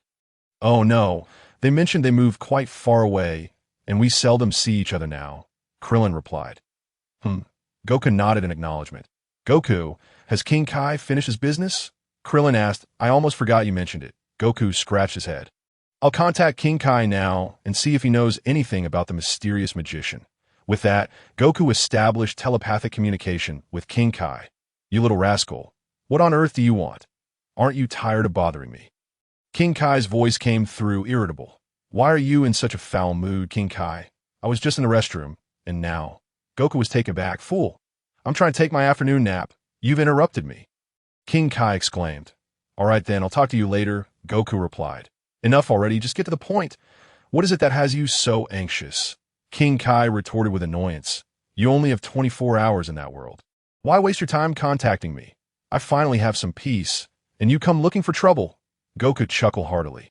Hurry up and tell me what it is, King Kai yawned and asked. Goku recounted the details about the mysterious magician to King Kai. King Kai appeared deep in thought. I don't know either. I thought you. King Kai would surely have knowledge of this matter since you are the greatest deity in this universe, Goku said with a grin. Are you an idiot? You must not speak so recklessly. I'm not the greatest deity in this universe. King Kai exclaimed, startled. There are many powerful gods above me, like the Grand Kai, who holds a higher rank than I do. And beyond the Grand Kai, there is also the King Kai God. Do not dare to speak frivolously. King Kai God. Goku was momentarily taken aback. Let us not discuss that. You wouldn't understand that I asked for the magician you mentioned. As Vegeta said, such individuals do indeed exist in the universe. Just be cautious. I trust your abilities will allow you to navigate this crisis. Besides, that person hasn't targeted you specifically, so there's little to worry about. Goku scratched his head. I'm going to sleep now. Don't disturb me again, or I'll get angry. King Kai concluded the conversation abruptly. Goku, what did King Kai say? Krillin asked eagerly. It's quite perplexing. King Kai didn't say much, just some trivialities. Goku shook his head. In no way. Isn't King Kai the greatest deity in the universe? He must have some knowledge, Krillin lamented. Piccolo remained silent nearby. Krillin, you mustn't say that. King Kai stated he is not the greatest deity in the universe. There are higher-ranking gods above him, like the Grand Kai, and then there is that King Kai god. Goku explained to Krillin. What? King Kai god? I have indeed heard of him. He is said to be even greater than the Grand Kai. Piccolo exclaimed in surprise. Piccolo? You know of him? Goku was taken aback that I've heard of him. I initially thought he was just a legend, but it seems he truly exists. Piccolo replied, O King Kai God must be the greatest deity in the universe, then? Krillin deduced. That seems likely. Piccolo nodded. Chapter 57. The Strength Testing Machine. So what shall we do about this mysterious magician? Are we just going to ignore it? Krillin expressed his slight concern, feeling particularly vulnerable as the weakest among them. What if I end up losing a limb? How will I ever find a girlfriend then? It's already hard enough without a nose, he fretted. What if I lose something vital? Krillin shuddered, breaking out in a cold sweat. Krillin, are you all right? Goku asked with concern. I am fine, Krillin forced a laugh. Humph, stop scaring yourself. Vegeta scoffed. If that mysterious magician were truly powerful, he would have revealed himself by now. His strength is probably no greater than yours, and may even be less. As long as he is weaker than me, I'm fine. Krillin scratched his head. Number 6, 97 points. Number 75, 61 points. Incredible. What astonishing scores, the commentator exclaimed. This is so dull. Vegeta grumbled in frustration. Had I known this martial arts tournament would be like this, I would have participated. Next up, number 84. Oh, what a lovely young lady. I would love to have a match with her. It would be so much fun. Two competitors leered at number 18, who was dressed in male attire. Is she engaging in some sort of role play? Number 18 stepped forward and threw a light punch. Beep. The strength testing machine displayed a number .688. What? 688 points. The commentator was momentarily dumbfounded, his face a mask of disbelief. The two leering competitors turned pale with feared, I apologize. There must be a malfunction with the machine. Please hold for a moment. The commentator hastily said .688 points.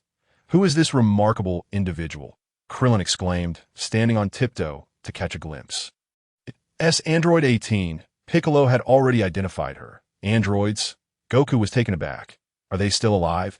There was a wish made to resurrect those killed by Cell. So number 17 came back, while number 18 was never dead.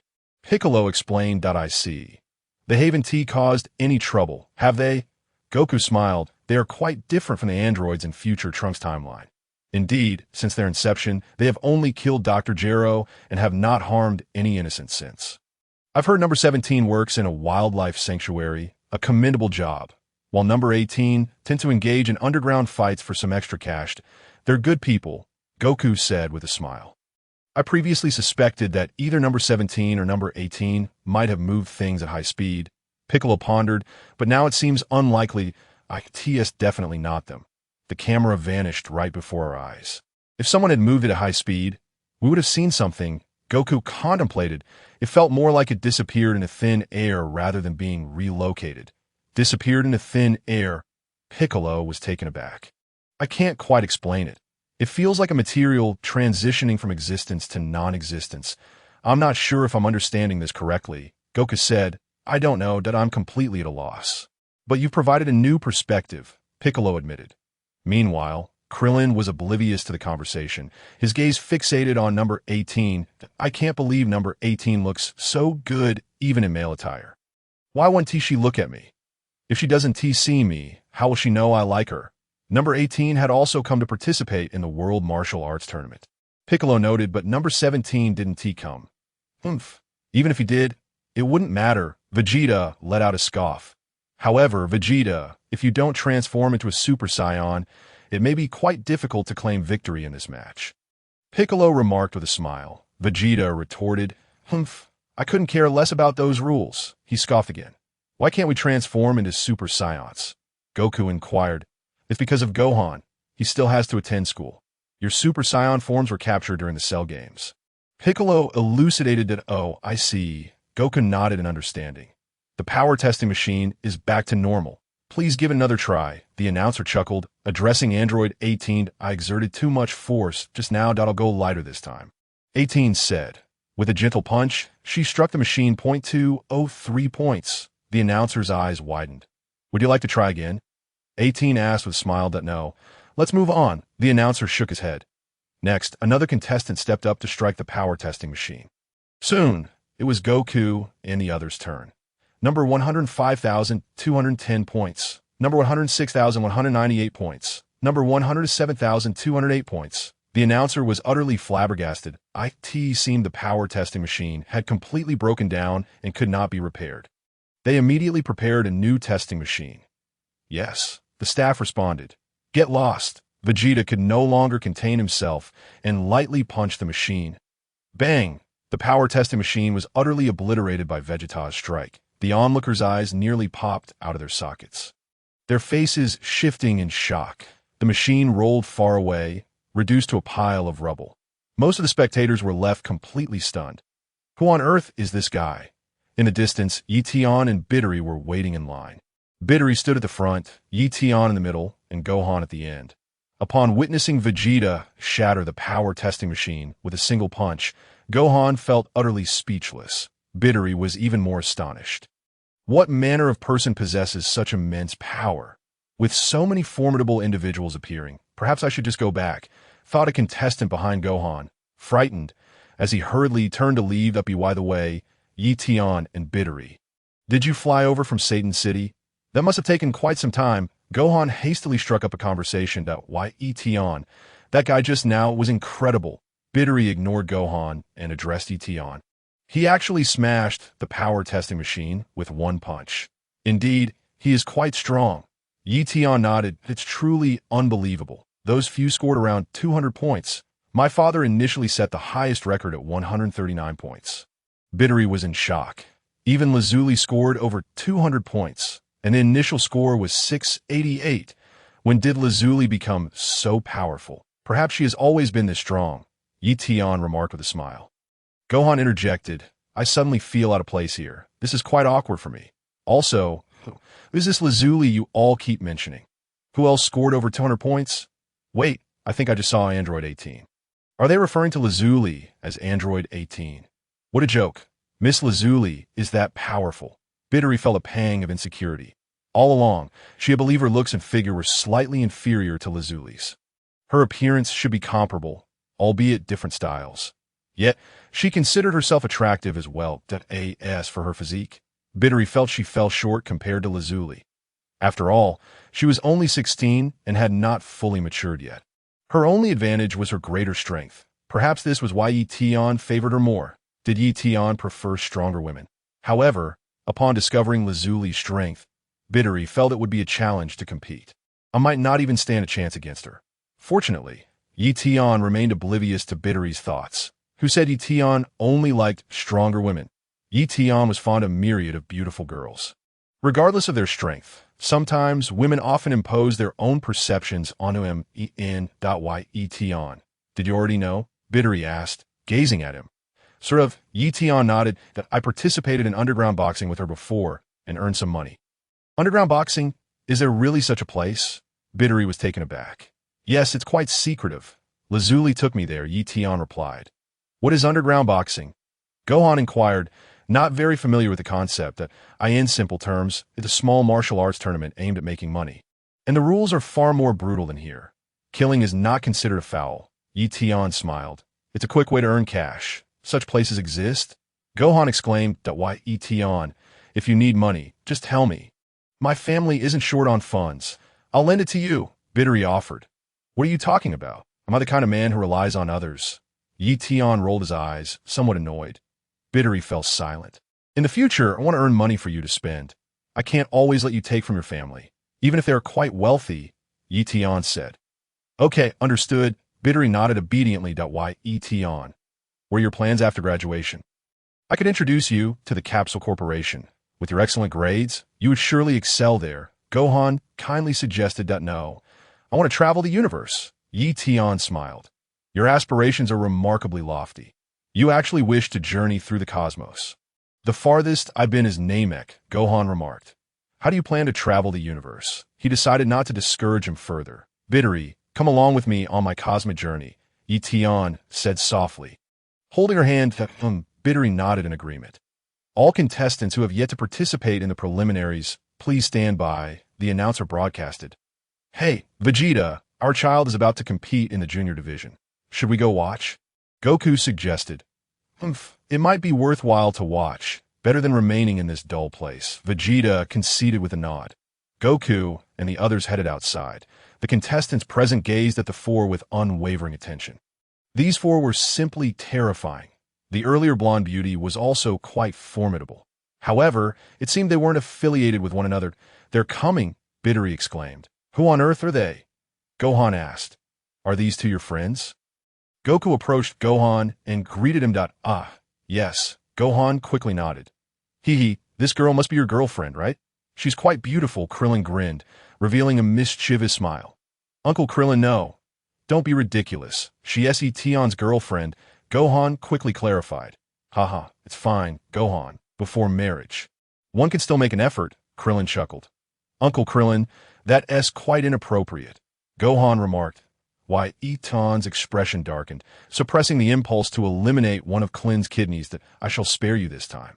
After all, I've already seduced both of your wives. I will be magnanimous and not make things difficult for you. You may indulge in your verbal whims, but let this be the end of it. Should you dare to speak further nonsense, I shall not hesitate to take action. Fortunately, Klin refrained from continuing. Little did Klin expect that he had narrowly escaped losing a kidney. The youth competition between Trunks and Goten was about to commence. Let us go and watch, and you should hasten through the preliminaries, Son Goku remarked to Son Gohan. All right, Son Gohan nodded in agreement. After Son Goku finished speaking, he departed. Bitterly widened her eyes in shock. Watching as Son Goku and the others gradually walked away. Why hasn't the preliminary round started yet? Son Gohan scratched his head, pretending as if nothing were amiss. Gohan, do you know them? Bitterly inquired. Oh, yes, Son Gohan found it difficult to deny, so he nodded. The one in the golden yellow attire is my father. Is that so? However, the halo on your father's head is quite peculiar, Bitterly remarked. That is not merely an ornament. My father has passed away, hence the golden halo upon his head, Son Gohan stated candidly. What? He is dead? Is he a ghost? Bitterly exclaimed, astonished. You have made me sound incapable. How can one call him a ghost? Son Gohan sighed. Never mind, it is not important. Bitterly shook her head. Son Gohan was left speechless. After a brief silence, Son Gohan observed, Bitterly, you and Ye Tian have become increasingly similar, especially in how you speak. Is that so? Bitterly chuckled. It is likely due to the frequent time spent together as a couple, leading to some physical amalgamation, hence the many similarities.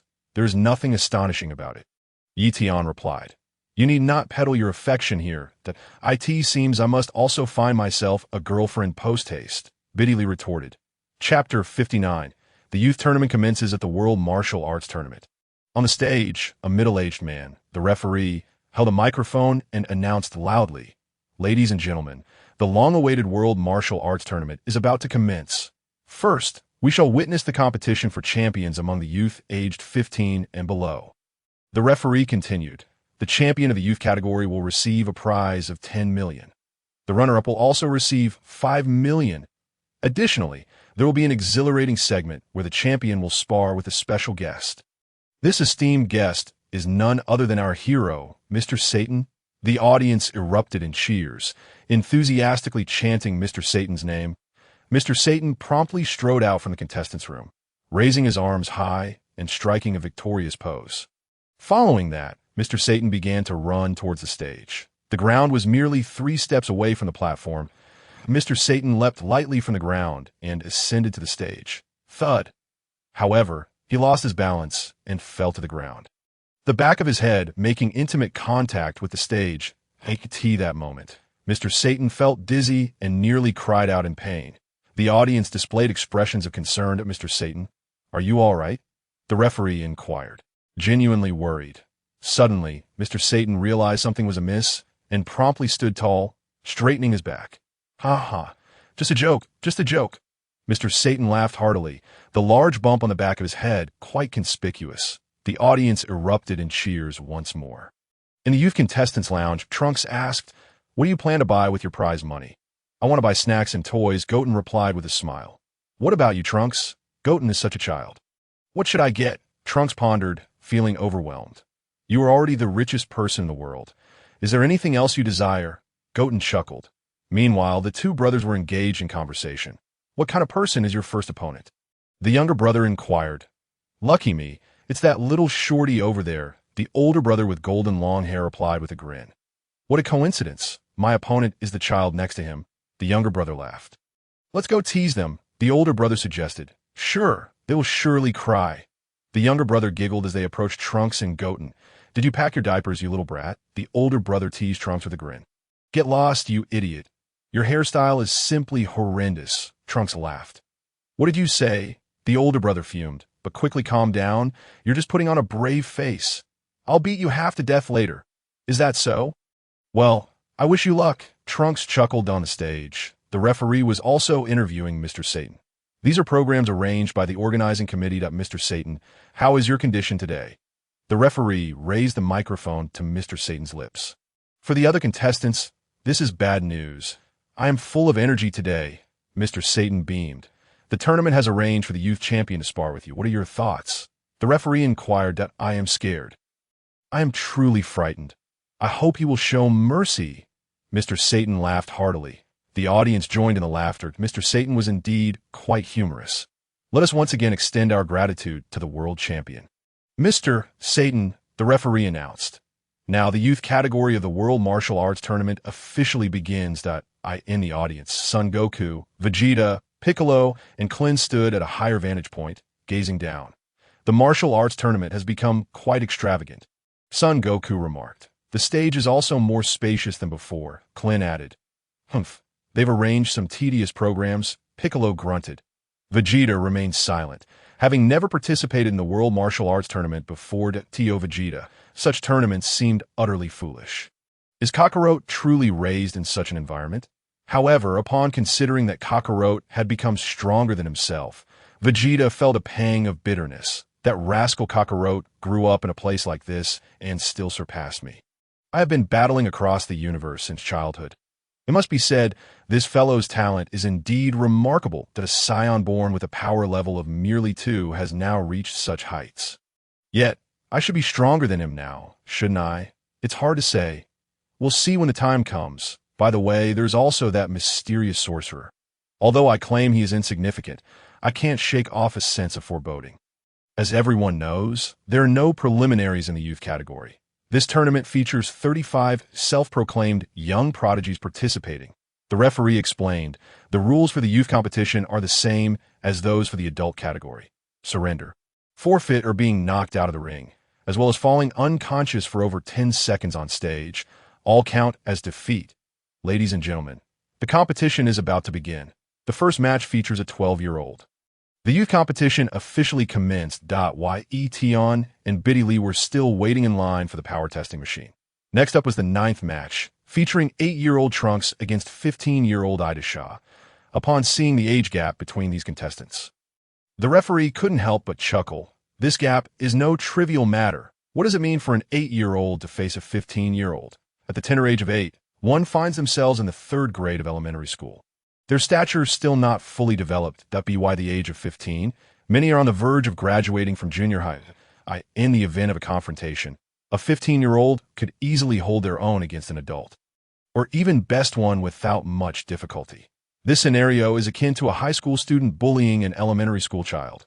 Erasure and Trunks strode toward the arena. "You must be regretting your choices now." "You immature brat," Erasure said with a chuckle. "Umph, you do love to chatter," Trunks replied with a faint smile. "You truly know how to provoke me. I will make sure to teach you a lesson that will leave you aware of the consequences of crossing me." Idasha laughed. More nonsense. Can you not keep your mouth shut? Trunks scoffed.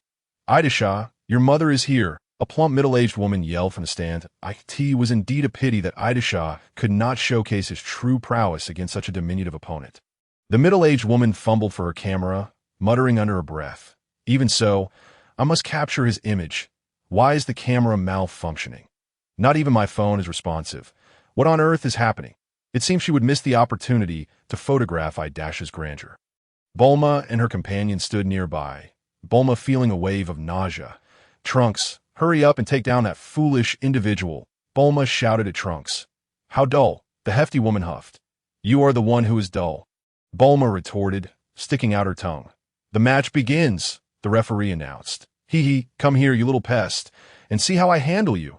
Idasha's face was adorned with an endless grin. You annoying brat. I will render you speechless. Trunks snorted. With a swift motion, Trunks executed a stunning leg sweep, sending Idasha crashing to the ground. Thud! Trunks delivered a kick, propelling Idasha into the air. Trunks turned to leave. The fact that I haven't killed you signifies my mercy. Thud! Idasha plummeted from the sky, his head striking the ground, rendering him incapacitated. The rotund woman was left in shock. Humph! Getting upset over such trivial matters. How childish of me. Trunks scoffed. Idasha has fainted. Trunks is the victor. The referee proclaimed loudly. Alas, there's a lull before Goten and Trunks face off, Krillin sighed. The youth categories matches continued, with Son Goten easily eliminating Idasha's younger brother. The middle-aged woman could no longer contain herself, trembling with rage, especially as Bulma continued to make faces beside her. That moment, the woman lunged at Bulma, claws bared. Thud! Chi-Chi delivered a punch that knocked the woman out cold. Now, there was a notable silence. Chi-Chi shook her fist. Bulma smiled from the sidelines. Go on. Your brother is quite remarkable, Videl remarked. He managed to defeat a 14-year-old opponent. That's impressive. Gohan nodded. You appear quite composed. Videl observed that I'm not as calm as I seem. Gohan scratched his head that, oh well, it doesn't matter, Videl shrugged. Ye Tian, what are your plans after the tournament concludes? Gohan replied. Why do you keep asking? You stopped midway. How about marriage and a few children? Ye Tian suggested. Are you two planning to marry right after the competition? Gohan exclaimed in surprise. Isn't it too early for that? Videl shook her head, bemused that a few more years of schooling would be fine. Ye Tian mused. But I have a premonition that a global catastrophe will follow the World Martial Arts Tournament. A global catastrophe. What could that be? Videl inquired, taken aback. Just wait and see, Ye Tian replied. Videl fell silent. Could you at least give me a hint? Must I guess? The new power testing machine was finally brought in. Contestants continued to step up for their assessments. However, due to Vegeta's formidable punch and the high scores achieved by Goku and others, many contenders hesitated to proceed. Why risk being turned into a meatball? Consequently, the number of contestants dwindled. After several participants took their turns, it was finally time for Ye Tian and Videl. Videl, give it your all. Gohan encouraged. Ye Tian remained silent. Thank goodness I attended the World Martial Arts Tournament. Otherwise, I fear Gohan might try to steal my girlfriend. I've already snatched Videl away. I cannot let him reclaim her. Videl stepped up, focused, and delivered a punch to the power testing machine. Thud! The machine trembled slightly, displaying a score of 186. The staff adjusted their glasses, astonished. Miss Videl has surpassed Mr. Satan. Videl stared at the score in disbelief. How could it be so high all of a sudden?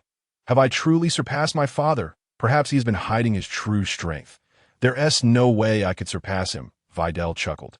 Indeed, the staff exclaimed, realization dawning. Mr. Satan must have been concealing his abilities. Otherwise, if he were to suddenly score 4 or 500 or obliterate the power testing machine with a single punch, who would dare to participate in the World Martial Arts Tournament?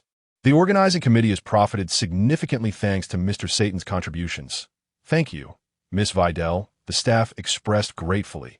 Ye Tian remained silent. Videl, how deeply do you admire your father? You even managed to cover for him.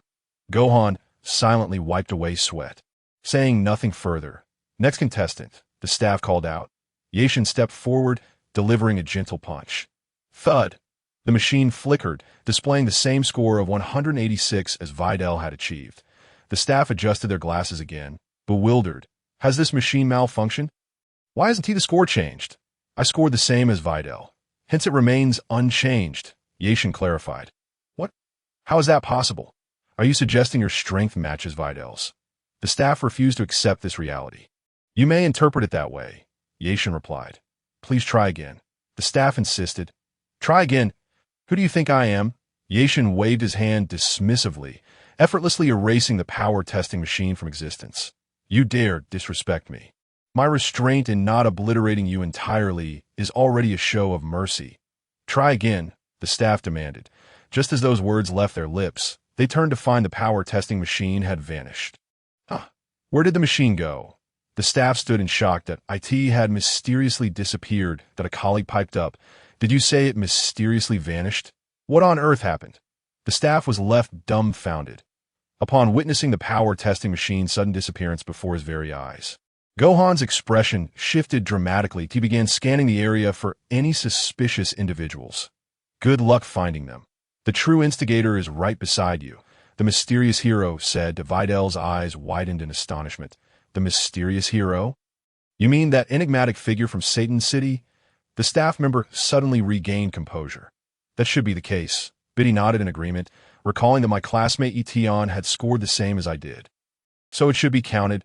Quickly jot it down and prepare a new power testing machine. Chapter 61. Son Gohan. The mysterious wizard has appeared again. The diligent staff immediately nodded in affirmation. So, this is your classmate? Well, if you wish to cheat to help him pass, then let it be. After all, once he steps onto the arena and gets beaten, it has nothing to do with me. The staff recorded a high score of 186 for Ye Tian. Then, Gohan, we shall meet again at the venue. Biddy waved at son Gohan. Okay, Gohan nodded. Let us go, Ye Tian, Biddy said. Next, with some time until the competition. Let us find a room to rest for a while, Ye Tian whispered. Biddy replied, Oh, please don't speak so directly. Blushing. Biddy, let us go play basketball, Ye Tian suggested. Biddy retorted, That's too subtle. At a loss for words. Biddy thought to herself, You don't want subtleness, yet you reject directness. What exactly do you desire? Ye Tian said irritably, Do you wish to watch the youth competition instead? It's not entirely out of the question. Biddy giggled. Fine then, if you want to watch, I'll accompany you. Ye Tian did not object. There would always be time to play basketball with Biddy later. Moreover, considering her age, Biddy could be classified as a minor. Playing basketball with a minor is inappropriate. Girls are fragile and can easily get injured, and such injuries can be difficult to heal. Thus, Ye Tian was merely enjoying a verbal advantage if he genuinely wished to play basketball. Would it be better to seek out the 18-year-old? Biddy nodded, pulling Ye Tian towards the stands. The youth competition was still ongoing. Son Goten and Trunks, with their formidable strength, had eliminated their opponents. The two finally entered the finals. Ladies and gentlemen, the finals of the youth category are about to commence. Will Trunks or Son Goten emerge victorious? The referee took the microphone and announced loudly that both Son Goten and Trunks had overwhelmingly defeated their opponents, securing their places in the finals. That I've heard they're also very good friends. As the referee spoke, Biddy led Ye Tian to the stands. Not bad. Gohan's younger brother has made it to the finals, Biddy remarked. Yes, Ye Tian nodded. The little guy is impressive. If he trains diligently, I believe my father would have no qualms about taking him as a disciple. Biddy mused at why Ye Tian responded, Biddy, let us not be overly confident. Shall we?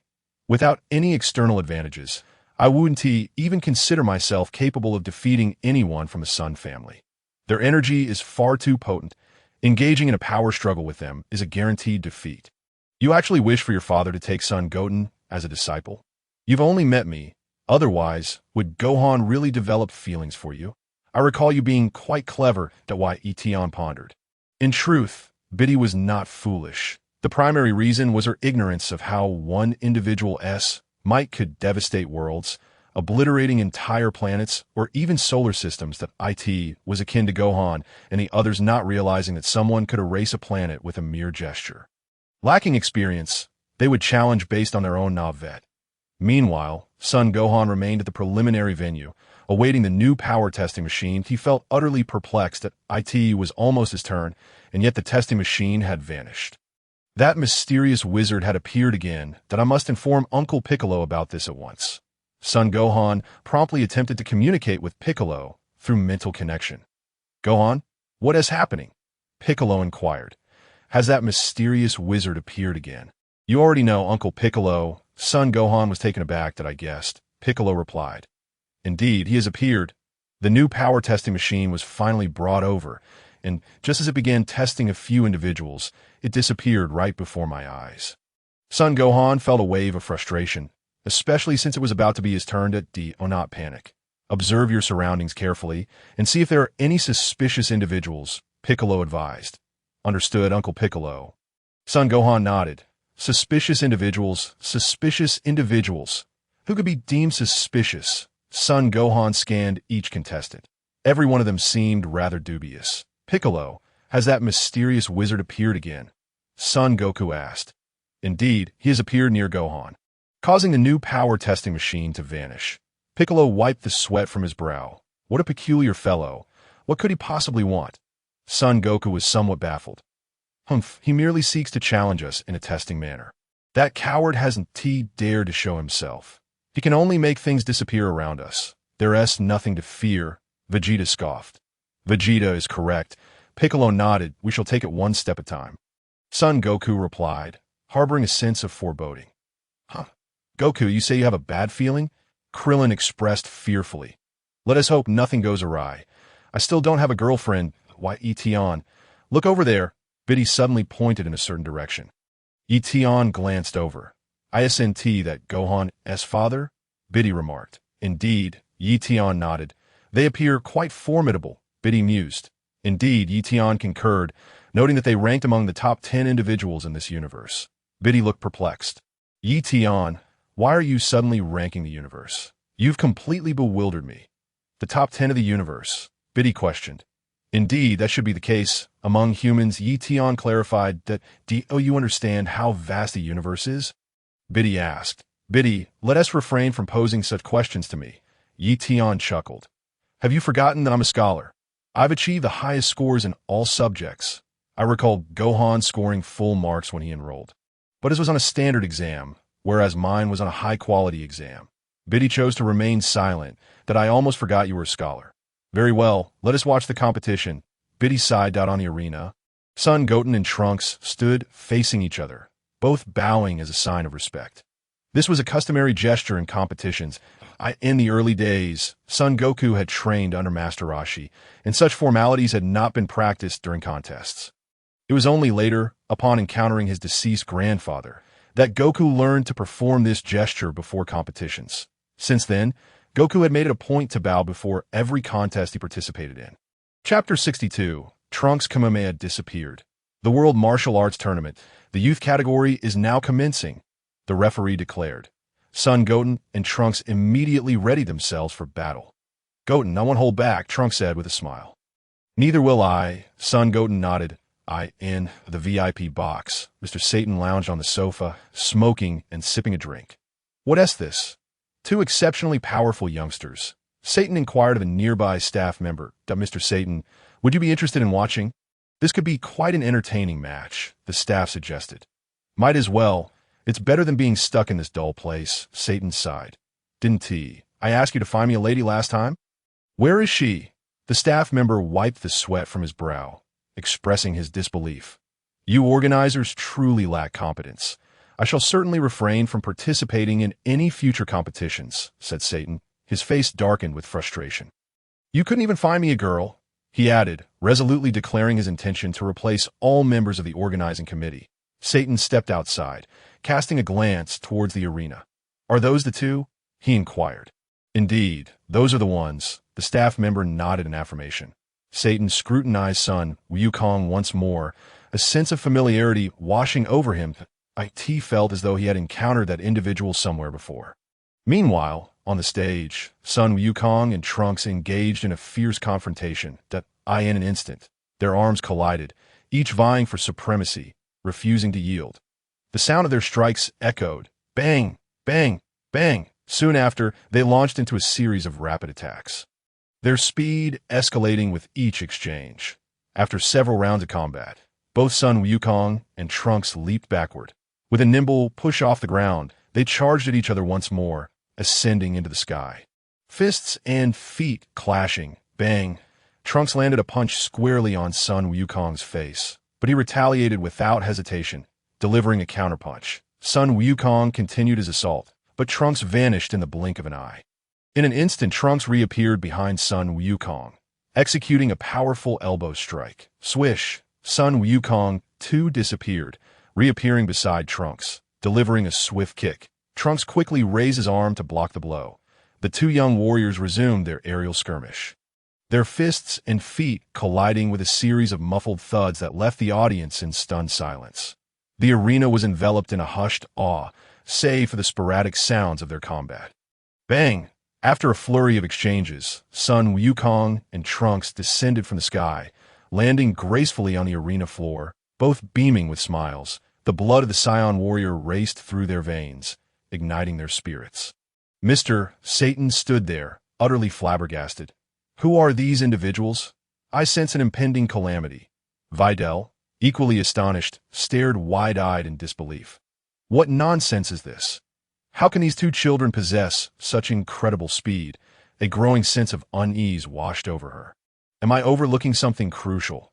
After a prolonged silence of 10 seconds, the audience erupted in a thunderous applause, their excitement palpable. Incredible, truly remarkable. It's simply unimaginable, they exclaimed. Did you see? They seemed to hover in mid-air just moments ago. How on earth did they achieve that? It can't be mere trickery, can it? Speculations filled the air. What did you say? All cameras and phones vanished.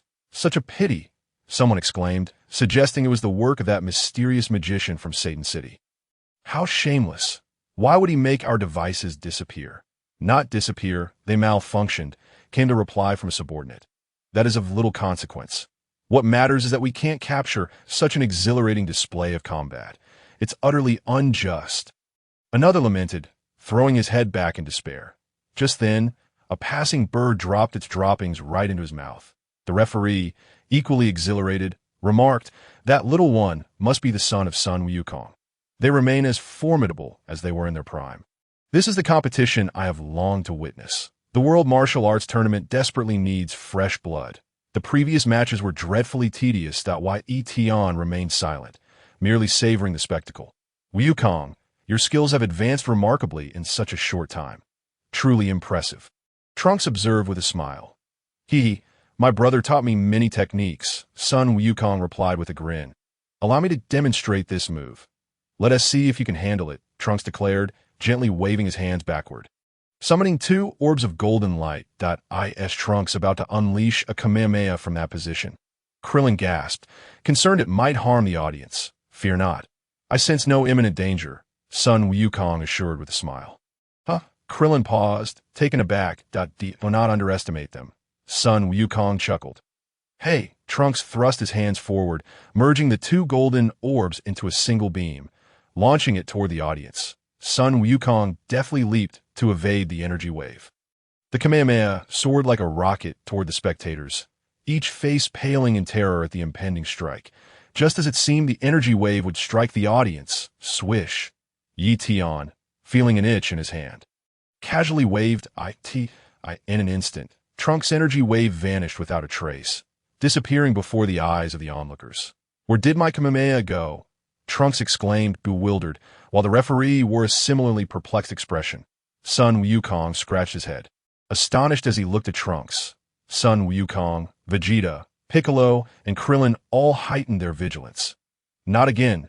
That mysterious magician is up to something.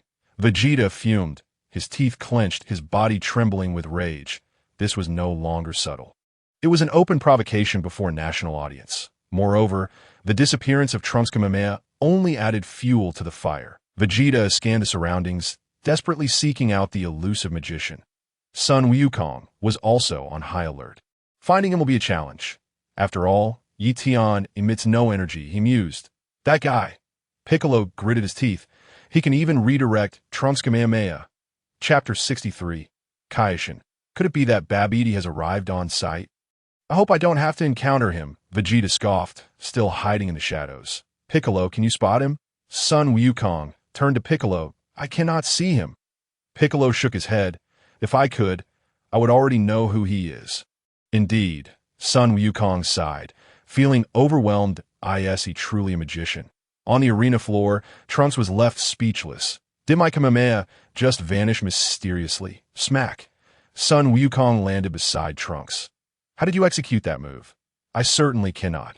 Son Wukong scratched his head, expressing disbelief. I cannot make my Kamehameha just disappear.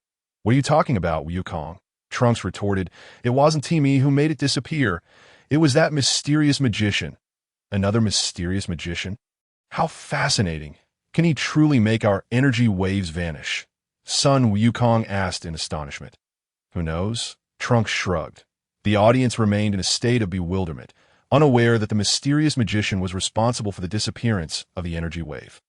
They believed the golden flames had simply faded away on their own, but Mr. Satan was equally dumbfounded. This phenomenon feels eerily familiar. This is not good. We are in deep trouble. What about Videl? Satan hurriedly inquired of the staff. She has arrived, the staff member replied. Help me find her. I have something of utmost importance to discuss, Satan commanded. Understood. I will arrange for someone to locate her immediately. The staff nodded in acknowledgement. Videl is likely with her boyfriend Ye Tian. You should summon him as well, Satan urged. Hurry, we must get him here before the youth competition concludes. I will do my utmost, the staff member replied before bustling away. In the stands, Videl exclaimed. Ye Tian, did you see that strange phenomenon just now? She felt it bore a resemblance to what her classmate son Wu Fan's younger brother, Wu Tian, had unleashed, yet it vanished inexplicably. Typically, when something mysterious disappears, people would speculate it was Ye Tian who chuckled, leaving his thought unvoiced. Are you suggesting it was the work of a mysterious hero? Videl asked, taken aback. Well, that's what everyone seems to think. Ye Tian smiled. Could it be that the mysterious hero is present at the World Martial Arts Tournament? Videl pondered. Perhaps, Ye Tian nodded us so. Is it possible that the contestants include him? Videl inquired. It's not out of the realm of possibility, Ye Tian replied with a smile. Videl scrutinized Ye Tian from head to toe. Why are you looking at me like that? Ye Tian chuckled. Surely it's not appropriate for us to be playing basketball here. Meanwhile, in another section of the stands, the Kaioshin and Jebet had also noticed the earlier incident. Did you witness that, Lord Kaioshin? Jebet asked. Indeed, I observed as Vegeta's son released a powerful energy wave that vanished instantaneously, Kaioshin mused. Yes, it disappeared without a trace, quite mysteriously, Jebet nodded. Could it be that the magician Babidi has arrived on site? He alone possesses the capability to perform such feats. Kaioshin shook his head. It doesn't seem to align with his style, that if not him, then who could it be? It must be that he redirected the energy wave using magic. Jebet speculated. Redirected by magic, you say? Kaioshin murmured, then softly added, but why would he do so? Do you think he might have transferred the energy wave released by that young lad into the seal of Majin Buu? Jebet conjectured, suggesting this could hasten Buu's awakening. Upon hearing Jebet's words, Kaioshin's expression grew grave. If that is indeed the case, it would spell disaster. Jebet seemed to have a valid point. This implies Babidi is likely present at the tournament venue. Kaioshin declared sternly, shall we split up and search for him? Jebet proposed, not alert him. Once located, inform me immediately. Kaioshin instructed, that rogue's magic is far more formidable than we anticipate. He may have outstripped his father Babidi. Understood. I will exercise caution, Jebet nodded. Kaioshin and Jebet scoured the venue for signs of Babidi. They naively presumed that the recent disappearance of the energy wave was attributable to him. Son Wu Tian and Trunks exchanged glances. Should we continue competing? Wu Tian, refrain from releasing any more energy waves. Trunks insisted that I suspect that mysterious magician is targeting our energy attacks. That you're right, Trunks. Son Wu Tian nodded obediently. Since we cannot rely on ranged attacks, let us engage in close combat. As Trunks said this, he swiftly lunged forward, seizing Son Wu Tian's shirt and throwing him upwards. Son Wu Tian soared into the air. With a resounding clap, Son Wu Tian halted mid-air. Scanning for Trunks' whereabouts. Where did he go? Son Wu Tian muttered. Ha, I'm right here. Trunks suddenly appeared behind him, wrapping his arms around Son Wu Tian's shoulders. Startled, Son Wu Tian struggled desperately in the air. What's the matter? Wu Tian, surrender quickly, Trunks urged. However, Son Wu Tian showed no signs of conceding. Hurry and give in. Resisting is futile. You cannot escape my grasp. Trunks persisted. It appeared that Trunks was on the verge of victory. As Vegeta wore a satisfied smile. Vegeta, is this truly the appropriate time to discuss the competition? Piccolo interjected.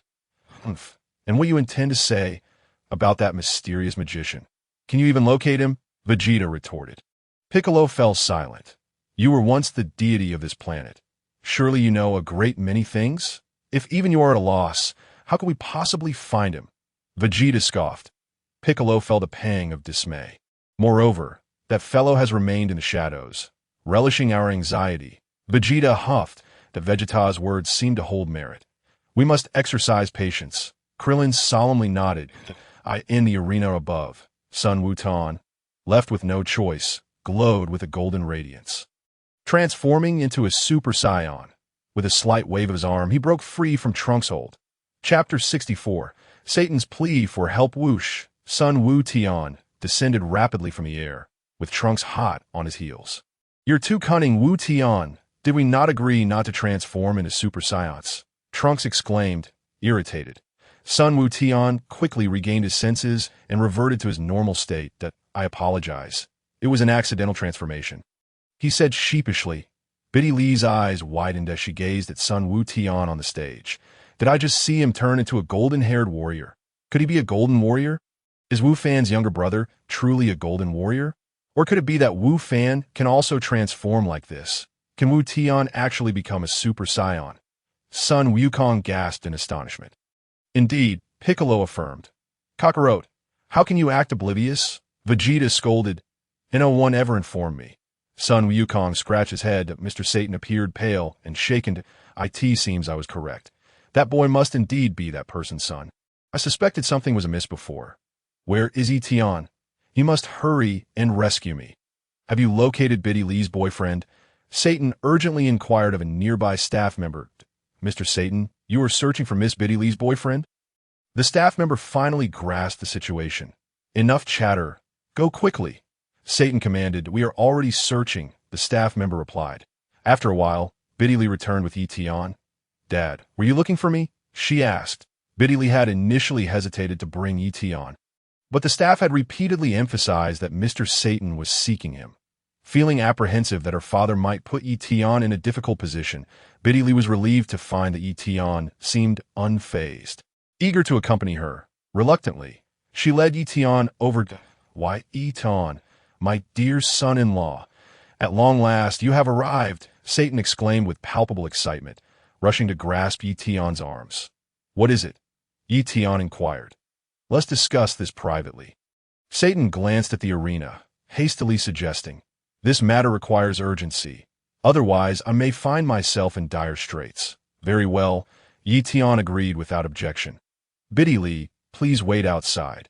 I have a few words to discuss with Ye Tian, Satan said, pulling Ye Tian away.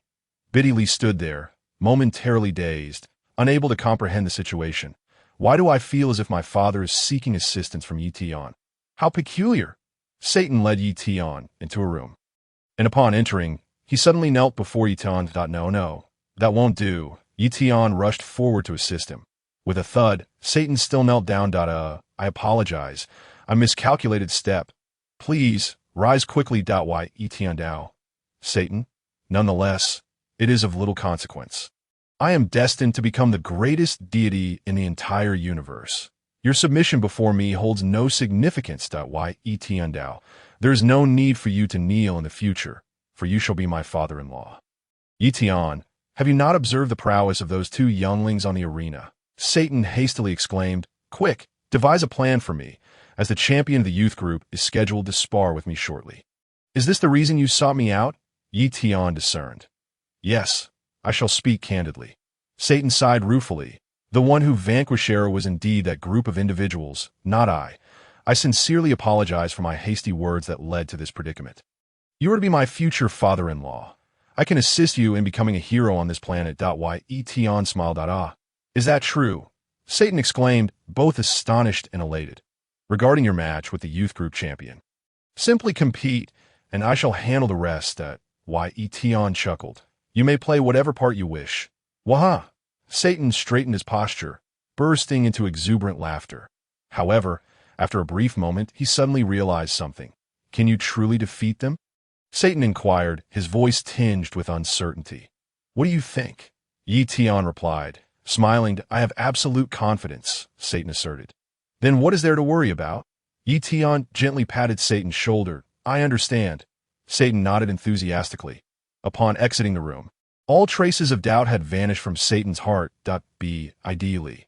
What on earth were Dad and Ye Tian discussing in there? It is quite perplexing. On the arena, the match between son Wukong and Trunks continued fiercely. Wukong, I have made my decision. I shall offer my left hand to you, and with my right hand alone, I can defeat you. Trunks declared with a grin. You are deceiving me. You cannot possibly overcome me using only one hand. Son Wukong retorted skeptically. I assure you, I can indeed triumph. Trunks' face radiated confidence. Come at me. Son Wukong readied himself for the challenge. It is utterly impossible for you to win with just one hand. Then I shall commence my assault, Trunks proclaimed, launching his attack. Bang, bang, bang. The two young fighters engaged in a fierce exchange once more. After a few seconds of combat, son Wukong delivered a swift kick, landing squarely on Trunks' face. Trunks yelped in pain. Bang. Son Wukong quickened his assault, landing another punch on Trunks' other cheek. Trunks found himself struggling to keep up. After all, fighting with just one hand proved to be quite taxing. Trunks staggered backward, nearly losing his balance. Immediately, he leaped into the air, unleashing a Kamehameha wave. Clap. Son Wukong soared upward. Trunks, be cautious with that Kamehameha wave. You might draw the attention of that mysterious sorcerer, son Wukong warned. After uttering those words, he ascended to great heights, hovering above. Trunks had initially intended to launch a ranged attack, but upon hearing son Wukong's caution, he promptly abandoned that idea. Son Wukong gazed down at Trunks from his elevated position, while Trunks looked up, perplexed by son Wukong's intended assault. Airborne strike. Son Wukong shouted, rapidly descending from the sky.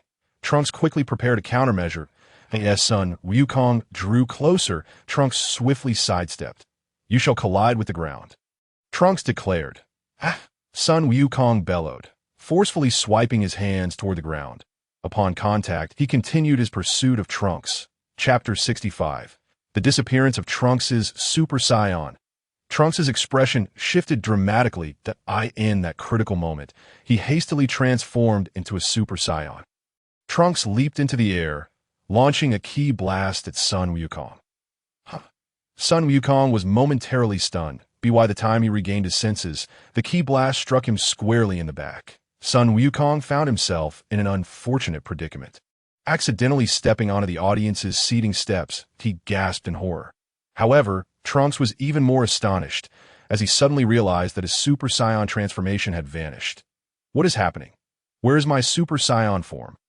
I did not revert. He felt as if, in an instant, his Super Saiyan transformation had simply ceased to exist. In the distance, Ye Tian's lips curled into a subtle smile, a faint arc of satisfaction forming. Just moments ago, he had attempted to erase Trunks' Super Saiyan state, and to his surprise, he had succeeded. With a mere flick of his wrist, Ye Tian could obliterate Trunks' Super Saiyan transformation. Previously, he had never attempted such a feat. Mainly due to a lack of opportunity, Ye Tian felt a sense of glee. This Erasure technique is truly remarkable. It can even erase the transformation of a Super Saiyan. Perhaps I could eliminate the energy from their bodies as well. I must find someone to test this theory. Outside the arena, Trunks is victorious, the referee announced loudly, declaring Trunks the champion of the youth group. Trunks clenched his teeth, and a golden glow enveloped him once more. Clap! Trunks transformed back into a Super Saiyan. He was taken aback. I thought I would never be able to transform back into a Super Saiyan again. Thud! Son Wukong descended from afar, appearing at the edge of the arena, pouting as he gazed at Trunks. Trunks, how despicable of you! Son Wukong chastised. You transformed into a Super Saiyan earlier, reverted to your normal state, and now you transform again. Are you trying to show off in front of me? That is not my intention. Trunks immediately returned to his normal form. Moreover, you use your left hand. You cheated. You cheated. Son Wukong huffed that I apologize. I have no idea what happened earlier. My Super Saiyan state inexplicably vanished. Trunks quickly replied, I did not willfully cause my Super Saiyan state to disappear. I was startled and thought I might never be able to transform again. You are lying. How could a Super Saiyan state simply vanish? Son Wukong was unconvinced that you truly believe me to be a child? Can a Super Saiyan's form just disappear? Let us discuss this later, Trunks asserted, and remember that my left hand did not directly strike you. If you're a true man, you should not be whining. Humph. Son Wukong pouted, visibly displeased. How about this? You may select a few items from my toys as compensation, Trunks suggested with a grin. Really? You must keep your word. Son Wukong's frown transformed into a smile that I in the stands. Little Trunks can also transform into a Super Saiyan. Son Wukong marveled. Haha, what a pity, Kakarot. It appears my son's lineage is superior. Vegeta patted Son Wukong on the shoulder. Son Wukong glanced back at Vegeta. Vegeta, you should have Trunks compete against Gohan. Trunks is already 8 years old, right? Gohan achieved the transformation beyond Super Saiyan at the age of 9. I wonder if in a year, little Trunks will reach Gohan's level. Get lost. You Namekian, do not meddle in our Saiyan affairs. Vegeta felt a pang in his heart at that moment and rolled his eyes. This is just ridiculous that I completely forgot that Kakarot has 2 sons. Trunks truly pales in comparison to Gohan. That guy Gohan is a true genius. Goku, did you notice anything just now? Piccolo inquired solemnly. Piccolo, you noticed it too? Son Wukong nodded. Trunks' Super Saiyan state mysteriously vanished. It certainly does not appear to be a result of his own efforts. Piccolo responded.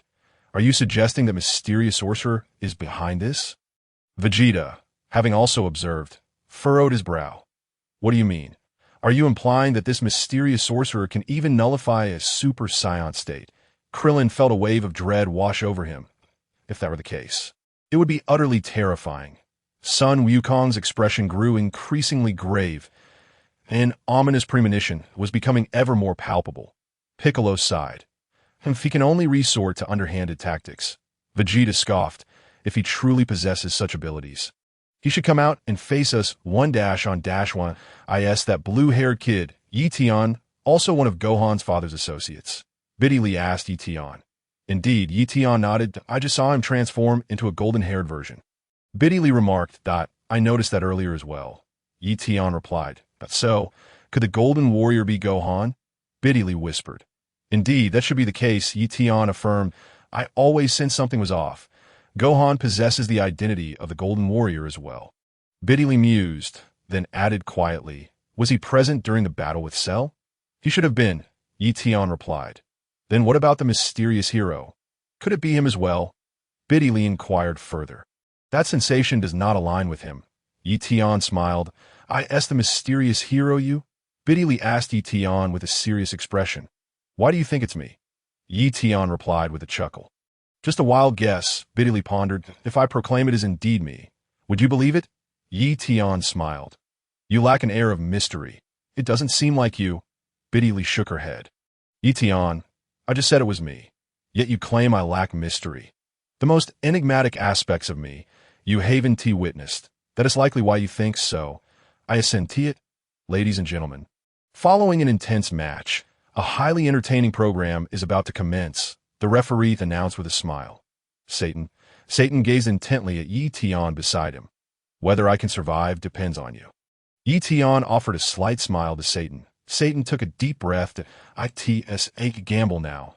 I hope Ye Tian can conjure a miracle. Chapter 66. Erasing Trunks' energy. Mr. Satan, Mr. Satan, Mr. Satan. The audience fervently chanted his name. The atmosphere electrifying. No matter how formidable the opponent, he is ultimately just a child, that a staff member chuckled. Does Mr. Satan truly intend to take him seriously? I indeed need to be a bit more serious. Satan replied candidly. You are quite humorous. The staff member smiled. Glancing at Ye Tian standing beside Videl, this young man Videli's boyfriend? Quite a rarity indeed that Mr. Satan actually agreed to this boy dating his daughter. Do you need a moment to rest? The referee asked Trunks on the stage. In "Oh need," Trunks shook his head. Then, Mr. Satan, please make your entrance, the referee stated. Satan took a deep breath and stepped onto the stage, standing there with calm composure. Which little one wishes to challenge the world champion, Mr. Satan? Satan asked with a smile, pointing to Trunks. Is it you? Little one, you must be mentally prepared. Despite his words, Satan felt a surge of panic within. I wonder if my future son-in-law can assist. Can he nullify this little guy's power? If he cannot, I will be in dire straits. Trunks looked over silently. Is this uncle really the world champion? He doesn't seem formidable at all. Could he be stronger than my father? Trunks, give it your all. Son Ye Tian cheered from below the stage for Trunks. Satan shot a fierce glare at son Ye Tian. You little brat, why are you cheering? I can only rely on my son-in-law now. Son-in-law. I hope you can help me through this crisis. In the stands, the new power testing machine finally arrived. Son Gohan rushed over. You finally made it, Piccolo smiled. Your timing is quite unfortunate, Gohan. The youth category matches have already concluded, Krillin remarked with a grin. Son Gohan scratched his head. Let us head back, Krillin suggested. Son Wukong did not oppose. There is nothing more to see now. I believe Trunks will soon eliminate Mr. Satan. Vegeta also crossed his arms and turned to leave on the stage. Mr. Satan removed his cape and casually tossed it behind him. Following that, Mr. Satan carefully took off his championship belt and handed it to the referee beside him. Subsequently, he wrapped a ribbon around his waist and secured it tightly. Mr. Satan took a deep breath. Wow! Mr. Satan unleashed a flurry of punches and kicks into the air. After this display, he gasped for breath, beads of sweat forming on his brow. Lately, I've been thinking about playing with girls. I feel a bit weak. Mr. Satan, Mr. Satan, Mr. Satan, the audience fervently called out his name. Mr. Satan raised his arms high, forming a gesture of victory. Trunks stood momentarily stunned. What was that just now? He didn't seem impressive at all. Was he feigning weakness during his attack? This guy is the world champion, after all. All right, Trunks quickly regained his focus and began stretching. Satan was taken aback. However, remembering that he had a son-in-law to assist him, he gritted his teeth and persevered. Let us hope for a miracle. Come on.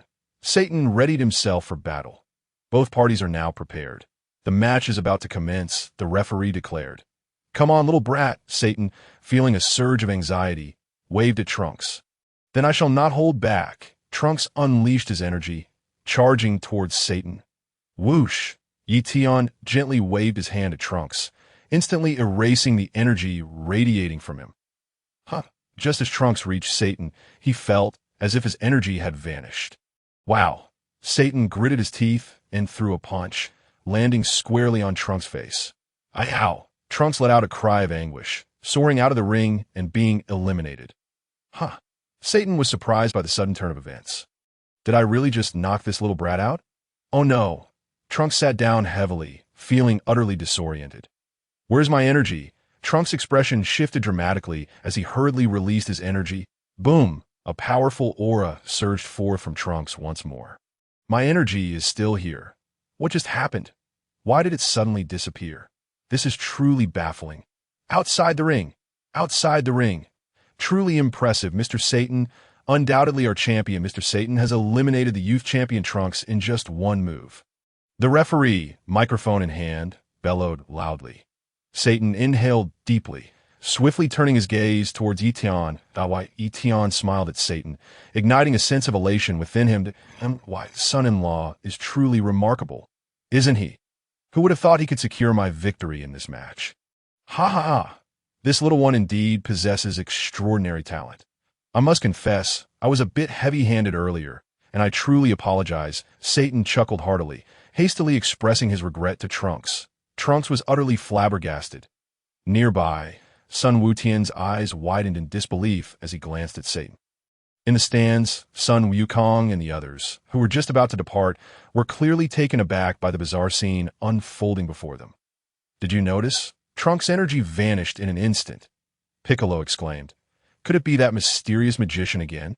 Son Gohan spoke grimly. Gohan, you didn't come over earlier. But that enigmatic magician also stripped Trunks of his Super Saiyan transformation. Piccolo stated, he can even negate the Super Saiyan transformation. Son Gohan was astounded. This mysterious magician is even more formidable than we imagined. We have underestimated his presence. Son Wukong's expression grew increasingly serious. That detestable magician. Why is he targeting Trunks alone? Vegeta seethed in fury, contemplating transforming into a Super Saiyan to obliterate the surroundings. How infuriating. He only knows how to bully Trunks. Even my son is not spared. He better not me find him. Where on earth is that person? Vegeta gritted his teeth. Do you think it could be that Satan? Krillin inquired. I doubt it. Piccolo shook his head. If that individual named Satan truly possessed such power, he wouldn't have appeared so inept during the Cell Games. Piccolo's assertion was accurate. It likely wasn't Satan.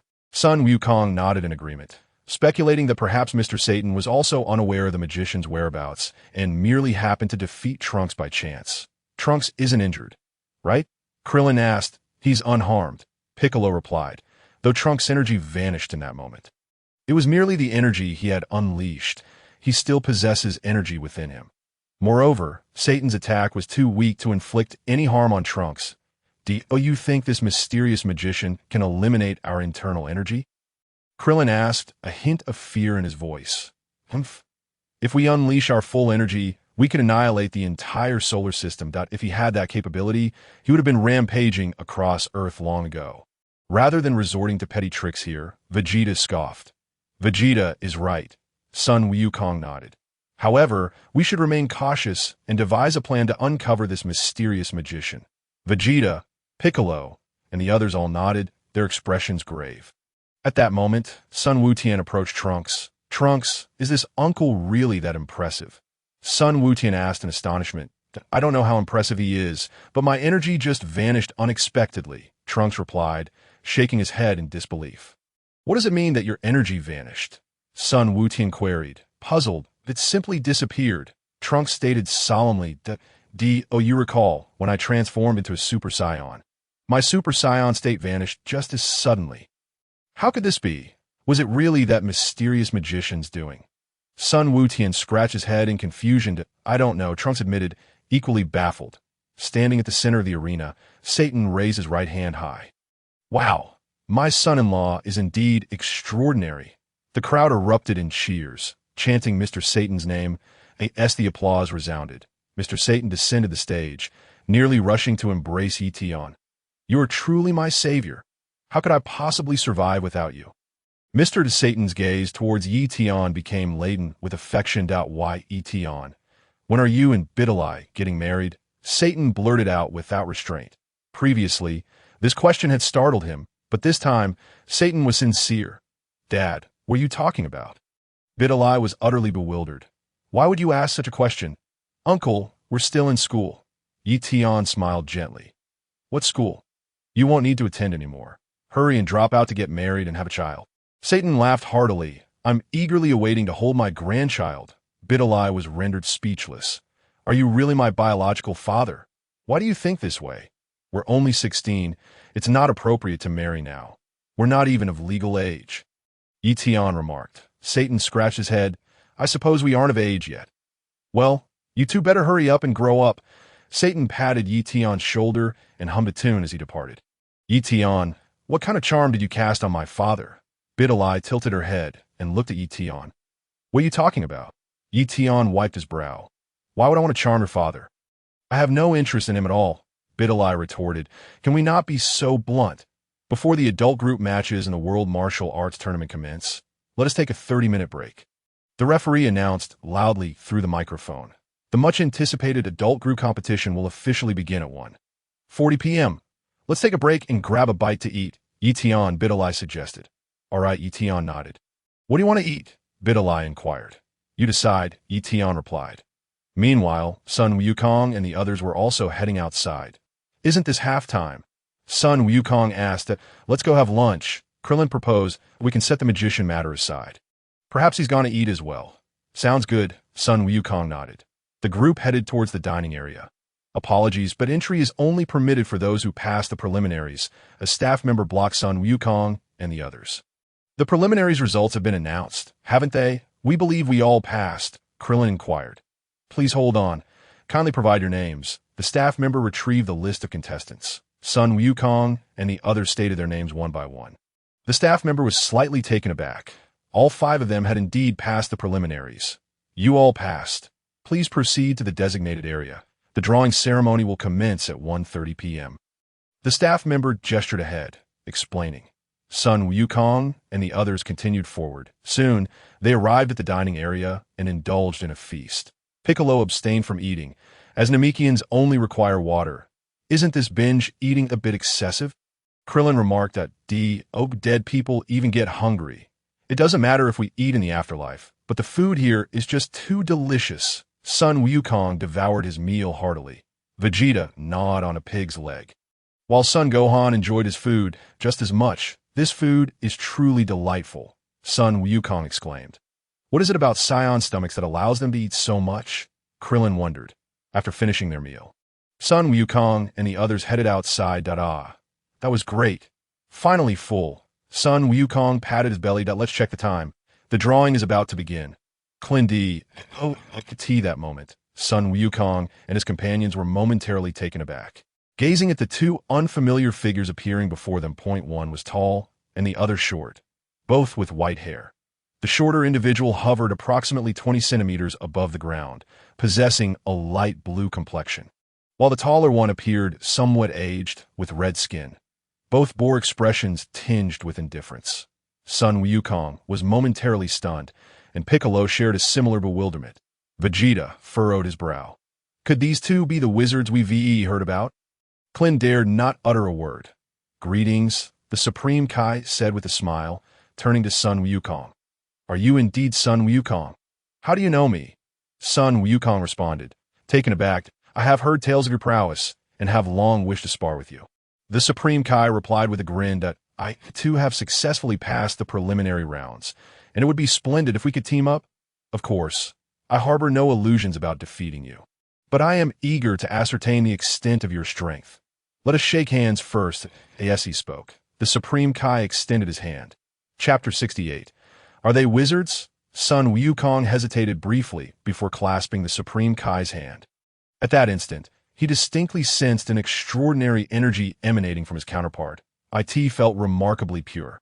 Why was his energy level so elevated?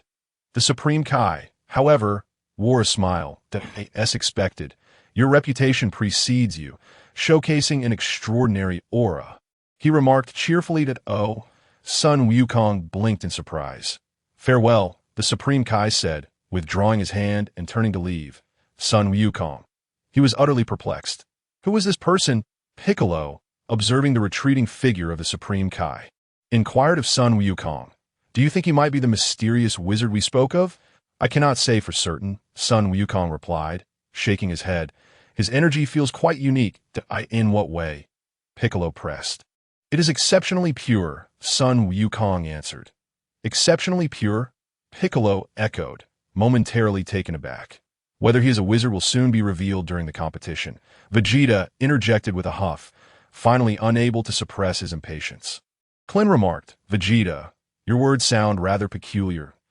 Is one of them truly a wizard? Perhaps. Piccolo nodded, conceding that Vegeta might indeed be correct, unable to contain his restlessness any longer. Piccolo, do not say such things. It feels as though you are joking. Krillin replied. What do you mean by joking? I cannot drive, Piccolo retorted. True enough. Namekians likely cannot drive, Krillin acknowledged. What nonsense are you speaking? I am utterly confused, Piccolo declared, swiftly shifting the topic. However, one thing is certain. They are not Earthlings. Indeed, Sun Wukong affirmed. Why would extraterrestrials appear here?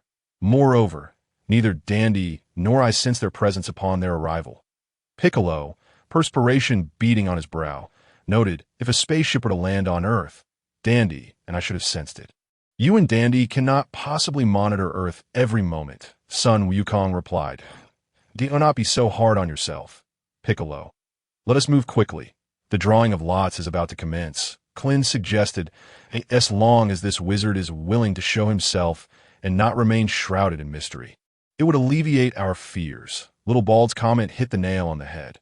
Vegeta chuckled, realizing that knowing their precise location diminished any fear.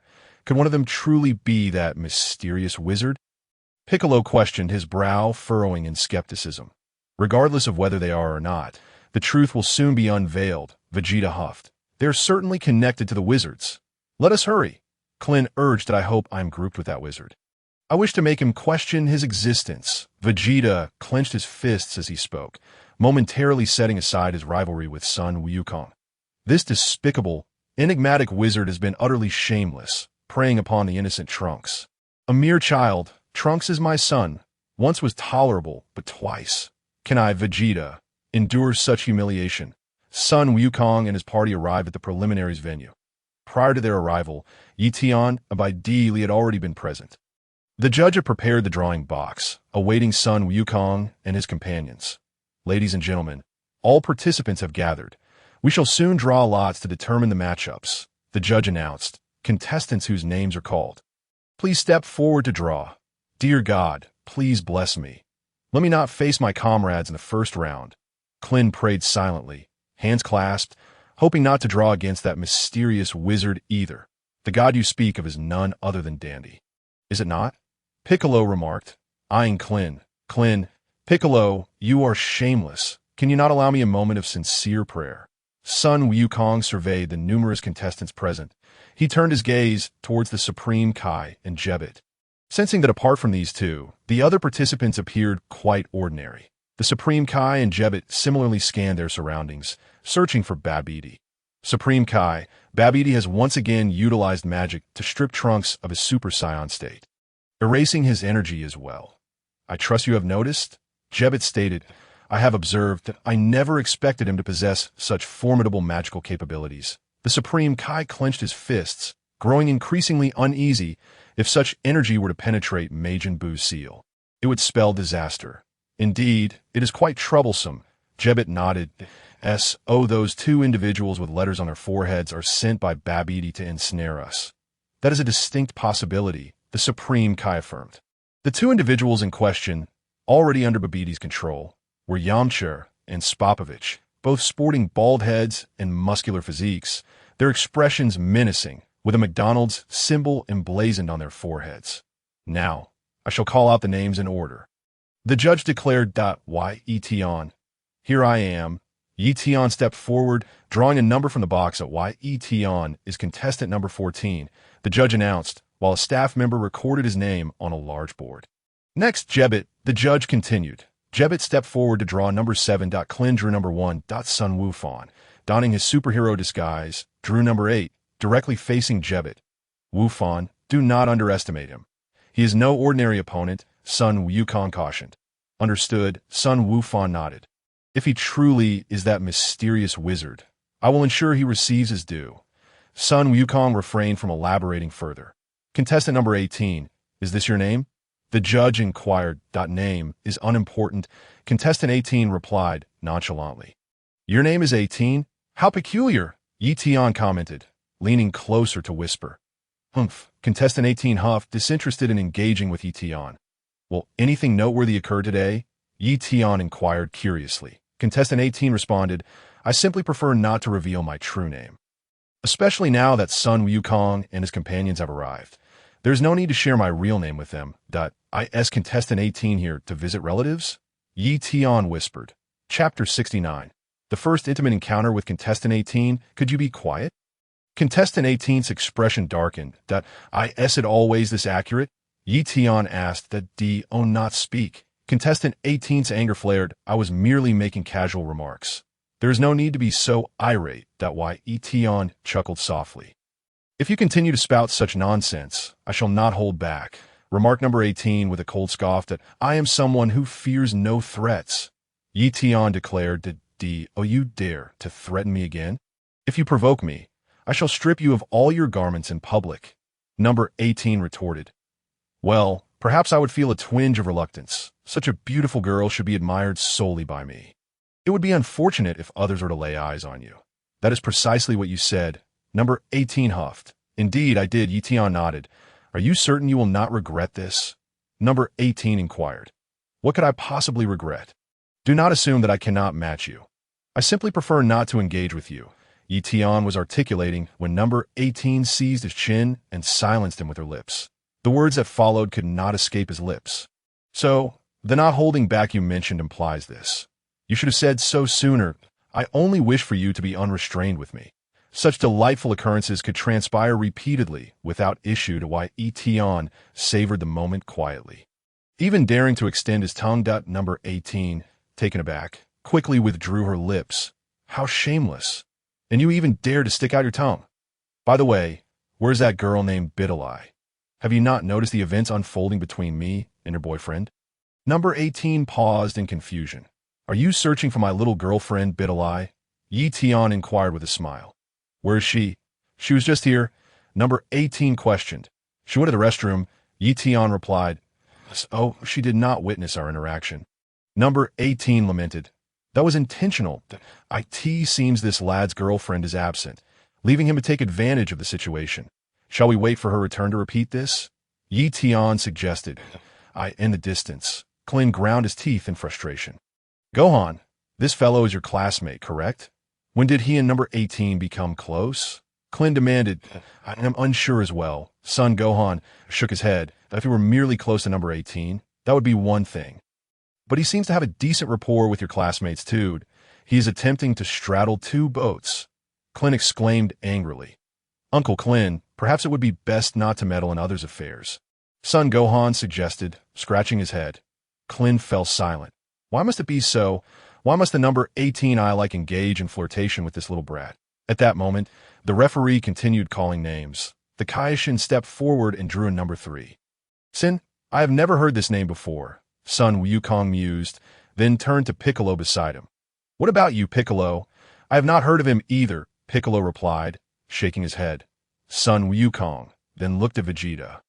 The universe is vast, with countless names. Who knows who he is? Vegeta scoffed. Next, competitor Subich. The referee announced. Son Goten and Trunks, disguised as masked competitors, hastily approached. Trunks had already reached into the number box, preparing to draw a number. You are the masked competitor, right? A staff member was taken aback. Huh. Trunks was speechless. Fool. It is I. I am Subich. Subich stepped forward, his face darkened. Trunks and Son Goten quickly stepped aside. What embarrassment. You always manage to make a fool of yourself. Trunks remarked. It was Trunks who said we were the ones. Son Goten added. Damn. That perverted guy should have responded sooner. Trunks gritted his teeth. Next competitor, Ju Air. The referee continued. Ju Air was a handsome fellow. If Ju Air's attractiveness were rated at 90, Ye Tian would undoubtedly score 100. Ju Air drew a number 16. Son Wukong. The referee continued. Son Wukong stepped up to draw an 11. Next competitor. Miss Videl. The referee said, My girlfriend had to step away for a moment. I shall draw on her behalf. Ye Tian offered as he approached. Very well. The referee nodded while Ye Tian helped Videl draw a number 5. Clin felt increasingly displeased. It is clear that girl is his girlfriend. Clin gritted his teeth, realizing that while his girlfriend was absent, number 18 was with Ye Tian. Uncle Clin is still entangled in this matter. Son Gohan chuckled. What do you think? Clin huffed. Gohan, are not those two your classmates? You should inform your female classmate of this male classmate's disgraceful behavior. That would not be wise. I do not wish to meddle. Son Gohan replied, scratching his head. Clin ceased to engage in conversation. Competitor Panda, number 2. The referee announced. Upon hearing this, Clin immediately perked up. Clin turned to look at competitor number 2, a hefty fellow of considerable stature. Towering over Clin. You are Clin, are you not? Panda boasted as he stood before him. Indeed, that is Clin felt his earlier displeasure dissipate. Even someone like you, a worthless fool, shall not escape my wrath. Panda pointed at Clin, declaring, I will teach you a proper lesson. Is that so? Do you understand what you were saying? Clin sighed. I eagerly await the commencement of the match. What did you say? Panda was taken aback. You may be courting death. You should prepare your last words. Vegeta, the referee, continued. Vegeta stepped forward and drew a number 12. Son Wukong was taken aback. I am facing Vegeta in the first match. Wait, Wukong and Vegeta are meeting in the preliminaries? Clin exclaimed in astonishment. Son Gohan was equally startled. Vegeta scoffed. This is truly the case of not wanting something and having it come to pass. I had hoped to team up with that mysterious sorcerer. Yet I drew Kakarot instead. Very well, I shall take this opportunity to measure my strength against Kakarot. I have awaited this day. Maginita, the referee called out, turning to Piccolo. Piccolo drew a number 4 upon examining the match list. He discovered it was the individual suspected to be the mysterious sorcerer. It is him. Could he truly be that enigmatic sorcerer? Piccolo mused. Piccolo, be cautious. That fellow is not to be trifled with, son, Wukong warned. Understand, I shall find a way to uncover his identity. Piccolo replied. Very well, son, Wukong nodded. Next is Mr. Satan. Due to pressing matters, he cannot be present at this time, so I will draw on his behalf. The referee stated, drawing a number card, which turned out to be 10. Chapter 70. The tragic Clin number 18 glanced at the number card. I cannot believe my opponent is the world champion, Mr. Satan. I always thought he was merely a man of empty reputation.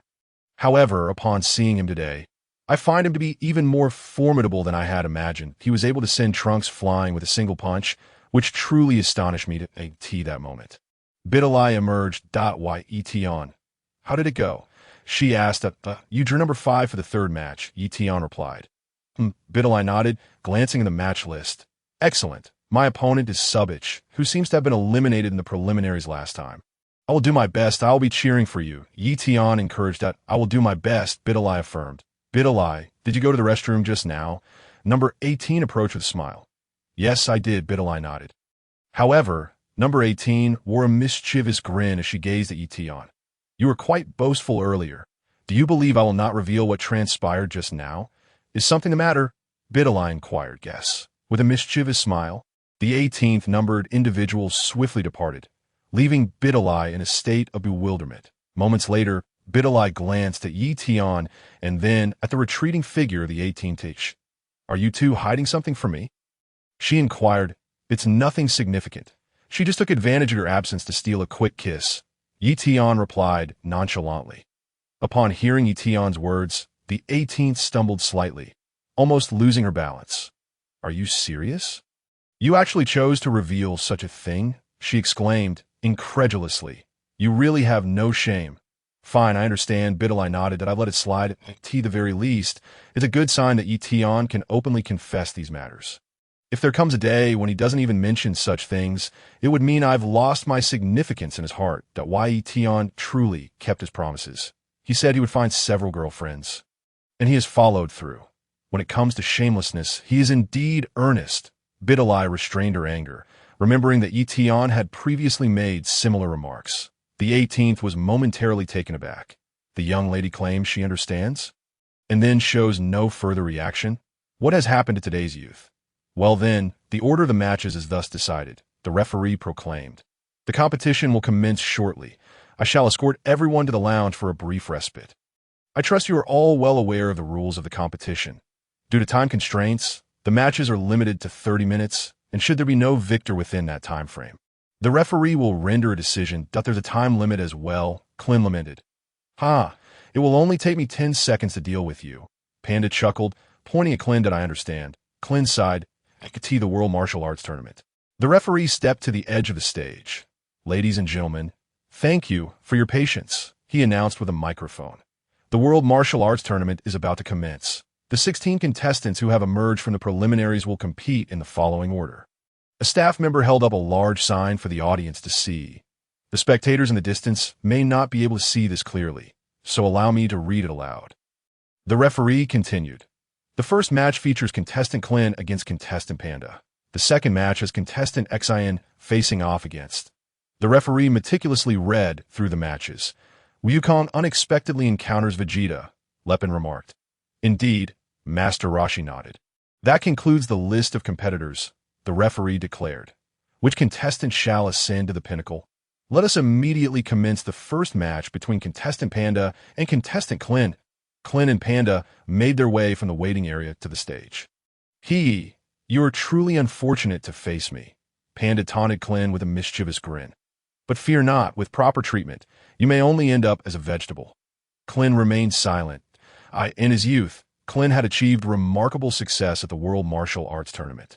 As the referee noted, After a long absence, he was once again participating in this year's event.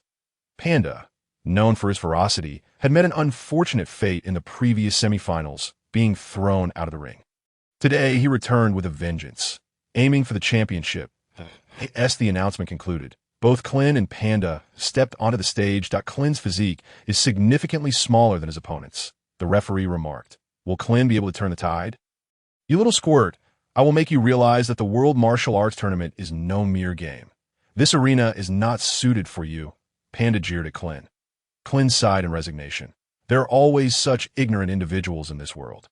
I won't even need to expend much energy to deal with someone like him.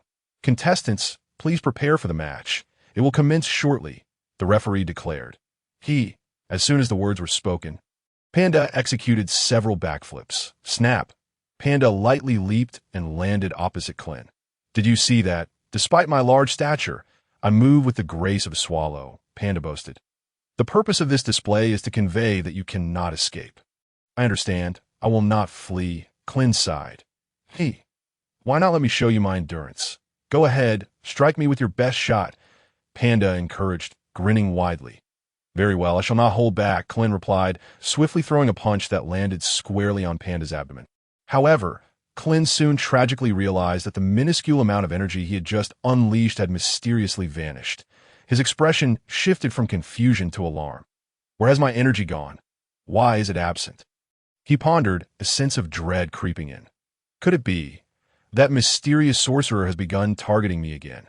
The fleeting energy Clin had released had been entirely erased by Ye Tian. The little bald-headed individual had just been showing his teeth in front of Sun Wufong, displaying obvious dissatisfaction. "What did I do wrong by merely sharing a moment with the 18th? What do you mean by baring your teeth at me? Do you think I can't handle you? It is already a kindness that I have not eliminated a certain part of you on the spot."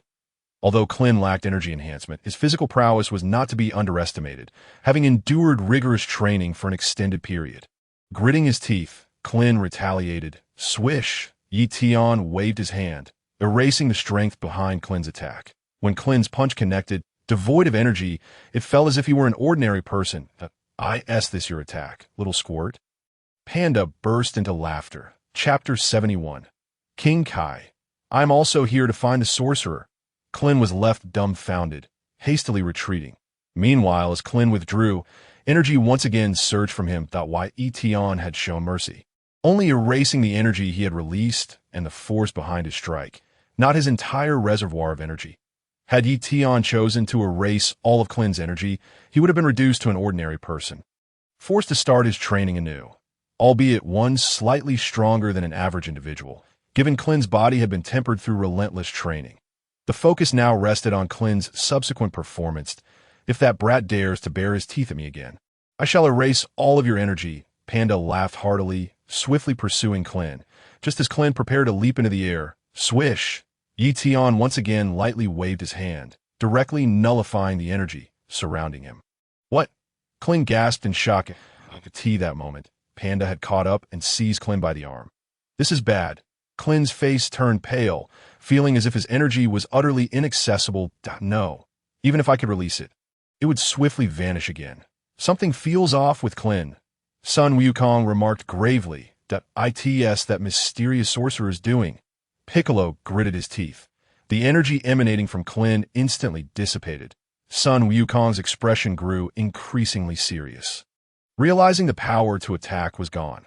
"This sorcerer is truly formidable," Piccolo thought, feeling a sense of indignation. Meanwhile, Kaishin and Jebet also recognized the situation. "This fellow named Bafity is exceedingly arrogant, daring to cast spells before us." Jebet scoffed. Kaishin scanned the area, searching for Bafity's presence. Yet, where was Bafity? He was nowhere to be found. "I sense that Bafity is not here," Kaishin declared solemnly. "What? Can he now cast spells from a distance?" Jebet exclaimed in astonishment. "It's not entirely impossible." Kaishin nodded. "If that is indeed the case, his magic is tremendously powerful, far beyond that of his father. This could become troublesome." Cold sweat trickled down Jebet's face. As the two were engaged in conversation, they noticed Sun Wukong striding purposefully towards them. Sun Wukong's expression was rather grim as he scrutinized both the Kaishin and Jebet from head to toe. Is something the matter? The Kaioshin inquired. That sorcerer, Sun Wukong, gritted his teeth in anger. His fury stemmed from the fact that Krillin was currently being mercilessly pinned to the ground by that rotund figure. Krillin was utterly powerless to resist, for if he dared to unleash even a modicum of energy, it would be completely obliterated. Even the force of his strikes was rendered non-existent. Krillin felt utterly despondent. Sun Wukong's countenance darkened further. "You're aware of this?" the Kaioshin asked, taken aback. "You truly are a sorcerer." Sun Wukong was also momentarily stunned, instantly raising his guard. "What? I am not a sorcerer. How could you think I am?" The Kaioshin responded, shaking his head in disbelief. "Are you not a sorcerer?" Sun Wukong furrowed his brow and pointed at Krillin on the arena. Then how did Krillin's energy vanish? Indeed, it was the work of a sorcerer. But it was not us. The Kaioshin clarified. "Oh, you acknowledge that it was a sorcerer's doing?" Sun Wukong exclaimed in astonishment. "That we came here specifically because of the sorcerer." Jeb interjected. "You need not worry. We are far from the sorcerers you speak of. Believe it or not." "Well, I find it hard to believe you." Sun Wukong nodded. "But who exactly are you? Can you enlighten me? We shall discuss our identities later. Since you are also in search of the sorcerer, let us work together to locate him swiftly." The Kaioshin replied to Sun Wukong. Sun Wukong pondered. They are also searching for the sorcerer. This is becoming increasingly peculiar. Bang! After pinning Krillin down for a while, Panda delivered a kick that sent him sprawling off the stage. Krillin was eliminated. Falling out of the arena, contestant Krillin is defeated, and contestant Panda is victorious. The referee announced loudly. Upon hearing this news, Sun Wukong disregarded any further inquiries towards the Kaioshin and Jebet, hastily flying to Krillin's side. The referee wore a perplexed expression. "I remember contestant Krillin was quite formidable in his youth. How has he become so weak as an adult to be defeated so easily? Krillin, are you all right?" Sun Wukong rushed to help him up. "I'm fine. Damn it," Krillin grunted, rising from the ground with gritted teeth. "You can still stand? You're tougher than I expected," Panda remarked, slightly surprised. Krillin chose to ignore Panda. "If it weren't for the mysterious sorcerer causing my energy to dissipate, do you think I would have lost to you?" "Krillin, are you injured?" Sun Wukong asked with concern. "I'm all right, Wukong." Krillin shook his head. "It's just that the energy and power I released have vanished, but my physical strength remains intact. This level of attack won't hurt me." "That is good to hear." Sun Wukong nodded slightly. "Humph, toughest guy around," Panda scoffed, striding down from the arena. Sun Wukong then helped Krillin back to the contestants' lounge. "How did it go, old son?" Piccolo inquired. "What did they say?" "They claim they're not sorcerers and that they too are searching for one," Sun Wukong replied. "What? They're also searching for a sorcerer?" Piccolo was taken aback. "Humph, do you believe them?" "Kakarot," Vegeta scoffed. "I feel like they're not lying." Sun Wukong nodded. Let us proceed to the second match, featuring contestant Xian against contestant Vegeta. The referee announced with a microphone that "It's my turn. I'll use this match to uncover his true identity." Piccolo contemplated. "We'll know if he is a sorcerer soon enough." "Be careful, Piccolo. The energy Krillin released has vanished. The battle felt like he was an ordinary person." Sun Wukong cautioned. "He is just a bit sturdier than an average person. Beyond that, he possesses no other abilities. Right, I can't even unleash a Kamehameha." Krillin nodded. "Understood, I will be cautious," Piccolo replied solemnly. Vegeta also glanced over at the Kaioshin in the distance. "I must observe this match closely. Is this fellow truly the sorcerer? He even denies it. Is he also here to find the sorcerer?" Chapter 72. Kaioshin. "How do you know about the sorcerer?" The Kaioshin and Piccolo stepped toward the arena. Contestant Xian is participating in the World Martial Arts Tournament for the first time, while his opponent, contestant Vegeta, has previously secured the runner-up position in the tournament with impressive performances, which I vividly remember. The referee nearly referred to Vegeta as the Great Demon King Piccolo. However, the referee refrained from delving into gossip. "Please refrain from damaging the arena, as you did last time," the referee reminded Piccolo. "Damage the arena? I'm not in the mood for that right now," Piccolo replied. "Hey, have you noticed? He is one of the individuals who caused trouble for Mr. Satan during the Cell Games." A spectator recognized Piccolo. "Indeed, I've seen him on television before." Another audience member nodded in agreement. Sun Wukong, Vegeta, Gohan, and Krillin all fixed their gaze intently upon the Kaioshin in the arena.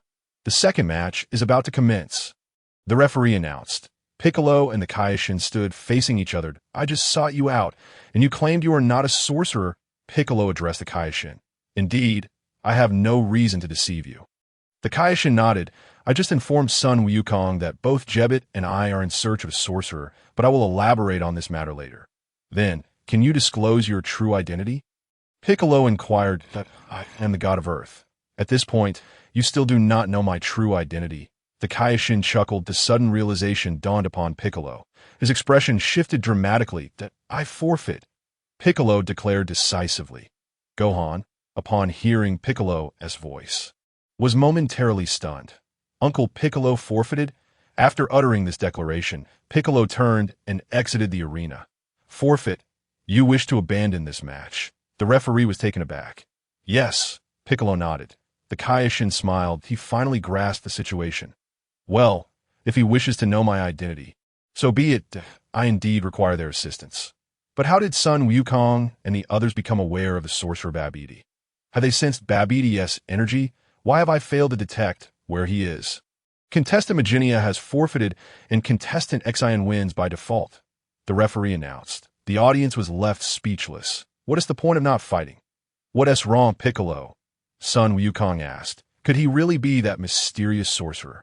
No, absolutely not. They are definitely not the mysterious sorcerers, Piccolo asserted. Really? Why are you so sure? Son Wukong scratched his head.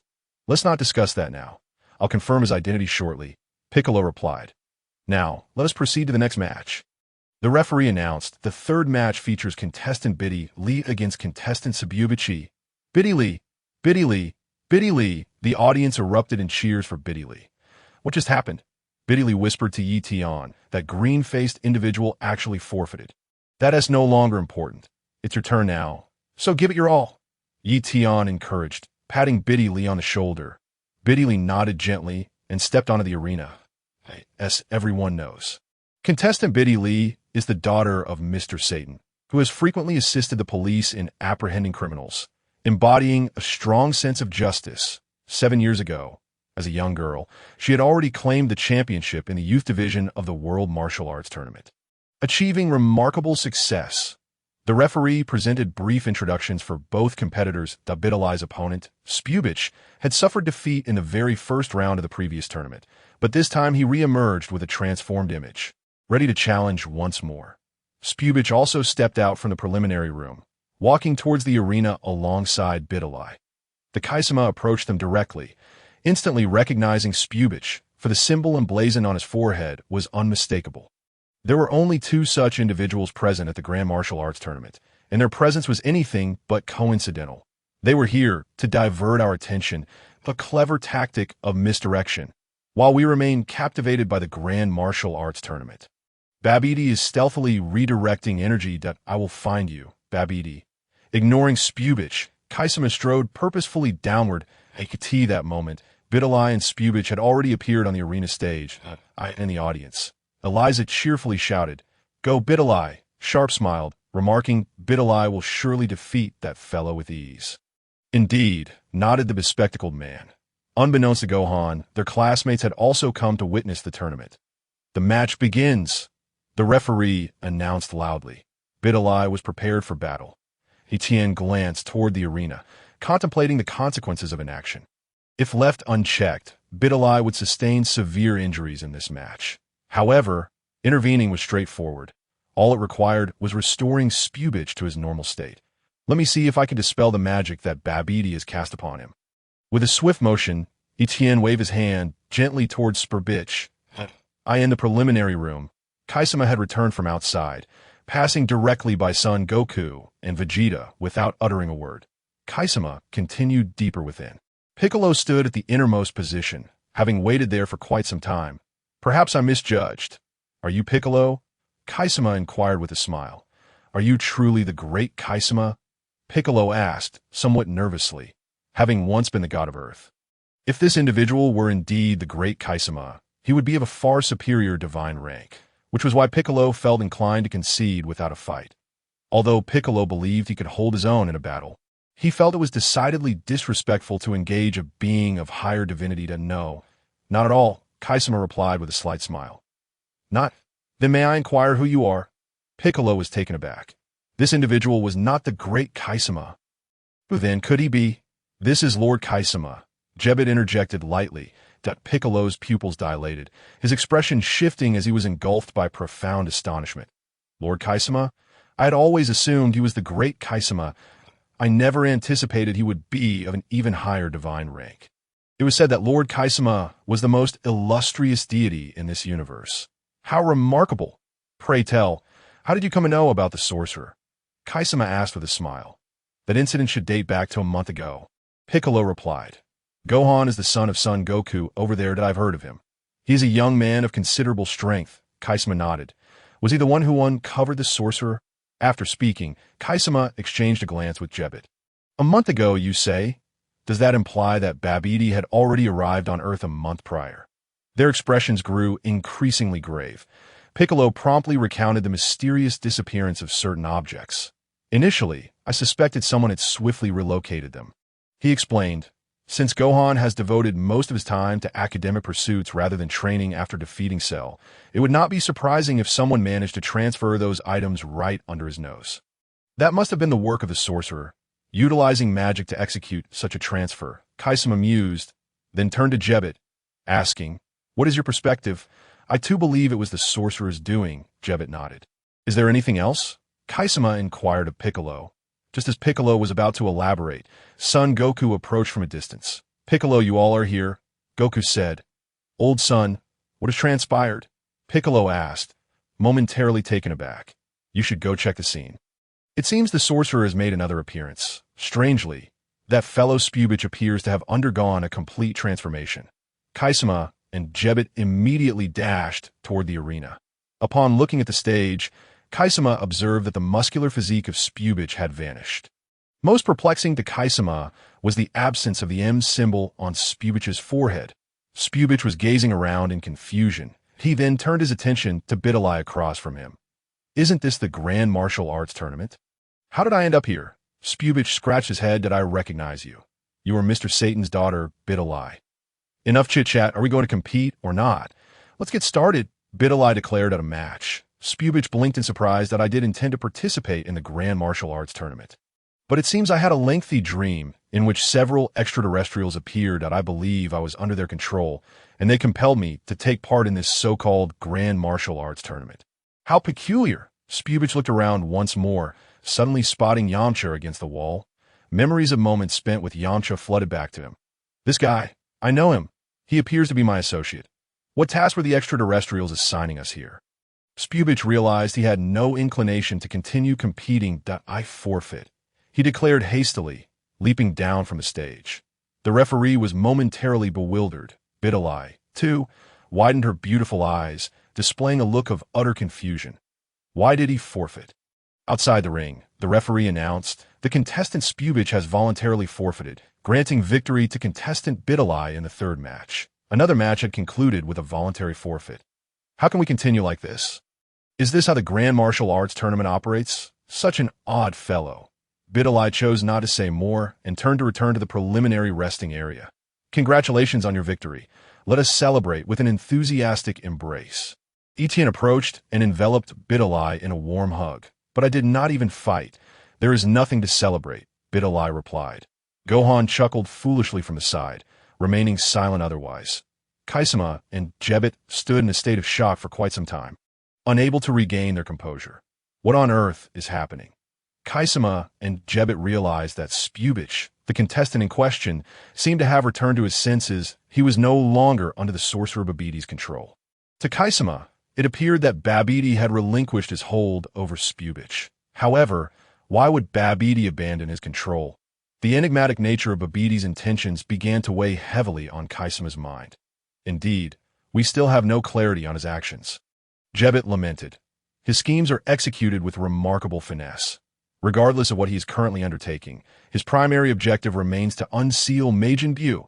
Kaisama contemplated, recognizing that all of Babidi's seemingly extraneous actions were merely a prelude to releasing Majin Buu. You speak the truth, Lord Kaisama, Jebet affirmed. Jebet, you heard what Piccolo mentioned earlier, did you not? The Supreme Kai, with a somewhat grim expression, remarked, Bafity has descended upon Earth a month ago, and since then, he has been plotting. It is no wonder that we have been trailing behind him all this time. Has he truly taken so long without awakening Majin Buu? Jebet muttered. That is quite normal. Locating the seal of Majin Buu requires time. And finding Son Gohan and Vegeta also takes a while, the Supreme Kai conjectured. After all, Son Gohan and Vegeta tend to conceal their energy when not engaged in battle, making it exceedingly difficult to sense their presence through energy fluctuations. Then, Supreme Kai, why did Bafity eliminate his control over Spubichi? Jebet inquired, somewhat perplexed. I do not know. The Supreme Kai admitted, equally bewildered. In a distant mountainous region, deep within the earth, a spaceship harbored the sorcerer Bafity, who was engaged in casual conversation with the demon king Dabura. How are Yamcha and Spubichi faring? The World Martial Arts Tournament should have commenced by now, but I wonder how much energy those two will manage to collect. Bafity mused with a smile. Given the level of this planet, gathering even a notch of energy would be quite remarkable, Dabura chuckled. You are correct, Bafity nodded. This planet is so primitive that it is infuriating. I suppose I shall have to venture to other planets to gather energy. If Lord Bafity has little fondness for this planet, it would suffice to destroy it upon leaving, Dabura suggested with a smile. I concur, Bafity replied with a chuckle, striding toward the crystal ball and reciting an incantation. With a snap, an invisible spell swiftly enveloped the crystal ball, revealing Yamcha within. Spubichi was nowhere to be seen. No, there he is beside Yamcha, appearing somewhat odd. Bafity squinted. Chapter 74 Supreme Kai. Focus on the essentials. How curious, Bafity murmured. What is it, Lord Bafity? Dabura inquired. Come take a look. Spubichi seems rather peculiar. Bafity pointed towards the crystal ball. Dabura leaned in for a closer inspection. The symbol on his forehead is gone. Dabura exclaimed in astonishment. This implies he appears to have broken free from my control. Bafity contemplated. I have never encountered such a strange phenomenon before. How could someone under my control escape? He then glanced at Dabura, the demon king himself, who had remained under his dominion without issue, while a mere earthling managed to break free. Moreover, he had openly declared his intent to control Spubichi in front of Dabura. Yet nothing had happened. Let us attempt to regain control once more, Dabura proposed. Very well, this time I shall observe him closely, Bafity agreed. The venue of the martial arts tournament. After Spubichi descended, he looked up at Yamcha, perched upon the wall. Come down. Aren't you afraid of falling from up there? Spubichi called out. Yamcha glanced down at Spubichi, and after a moment of silence, leaped down from the wall. What is it? Yamcha asked. Are we under alien control? Are we here for something at the World Martial Arts Tournament? I recall there was some task, and that alien promised me I would become the mayor of West City, Spubichi explained. Indeed, Yamcha nodded. Scrutinizing Spubichi closely and pondering, why do I sense something amiss with you? I am not certain what is wrong with me. It feels as though I have just awakened from a long dream. Spubichi scratched his head. Just then, a series of strange cries erupted from him. What is the matter? Yamcha asked. In the next moment, Spubichi's forehead bore the M symbol once more. He had once again fallen under Bafity's control. After being controlled, Spubichi looked around in confusion. What happened? What is going on? He asked. Wasn't I supposed to compete against Biddy? When did I fall? Yamcha replied. Do you not remember anything? Shaking his head. How strange. Spubichi said, looking utterly bewildered. The Supreme Kai noticed Jebet observing Spubichi's transformation. He has been controlled again. The Supreme Kai acknowledged. Could it be that Spubichi broke free from Bafity's control on his own? Why would that be? He should merely be an ordinary person, Jebet mused, puzzled by how a common individual could so easily escape Bafity's grasp. Perhaps there is a conflict in his blood or thoughts with Bafity's control. The Supreme Kai speculated it could also be that his intentions became pure at that moment. That is the only explanation. Jebet nodded in agreement. In any case, Bafity's primary objective is to gather energy to unseal Majin Buu. The Supreme Kai declared, let us not concern ourselves with his schemes. As long as we maintain focus, we will be safe. But what exactly is our focus here? Jebet questioned in exasperation. I have yet to grasp the main point. We were supposed to locate the sorcerer Bafity through those two individuals. However, despite our prolonged search, we have yet to find him. Moreover, it is highly likely that Bafity is right here among us, casting his spells while we remain oblivious to his presence. This fellow is truly formidable. The next match is between you and Son Gohan, the Supreme Kai stated. Indeed, Jebet nodded. Have him transform into a Super Saiyan. The Supreme Kai instructed. This time, I shall be vigilant to detect any unusual occurrences nearby. I will also leave a mysterious mark on Son Gohan. If Bafity attempts to transfer Gohan's energy again, I will sense its direction immediately. That is an excellent plan, Jebet replied excitedly. This will surely enable us to pinpoint Bafity's exact location. Indeed, the Supreme Kai smiled. However, should we not inform Son Goku and the others? We must ensure they do not act recklessly, Jebet suggested. You are correct. I shall inform them. You focus on your match. The Supreme Kai nodded at that moment. The audience expressed their dissatisfaction. 2 matches in a row have ended in forfeits. We purchased tickets to witness battles, they complained. Let us proceed with the 4th match, the referee declared, somewhat helpless, that I hope the 4th match does not encounter any issues. The 4th match will feature Jebet against the Saiyan masked hero. The referee announced. Son Gohan and Jebet stepped onto the arena together. The Supreme Kai discreetly left a trace of divine power upon Son Gohan. Oh, your best. Gohan, Ye Tian smiled gently. Give it your all. Gohan, Videl waved her hand that I will, Son Gohan responded, glancing back at in the audience. The Saiyan masked hero, Eliza gasped. That is the righteous warrior who appeared in Satan's city, Shappu pondered. The bespectacled man raised his binoculars to scrutinize Son Gohan on the stage. It was worth noting that Son Gohan still had his headscarf wrapped around him, making it difficult for the bespectacled man to recognize him at first glance. I feel as though I have seen this person somewhere before.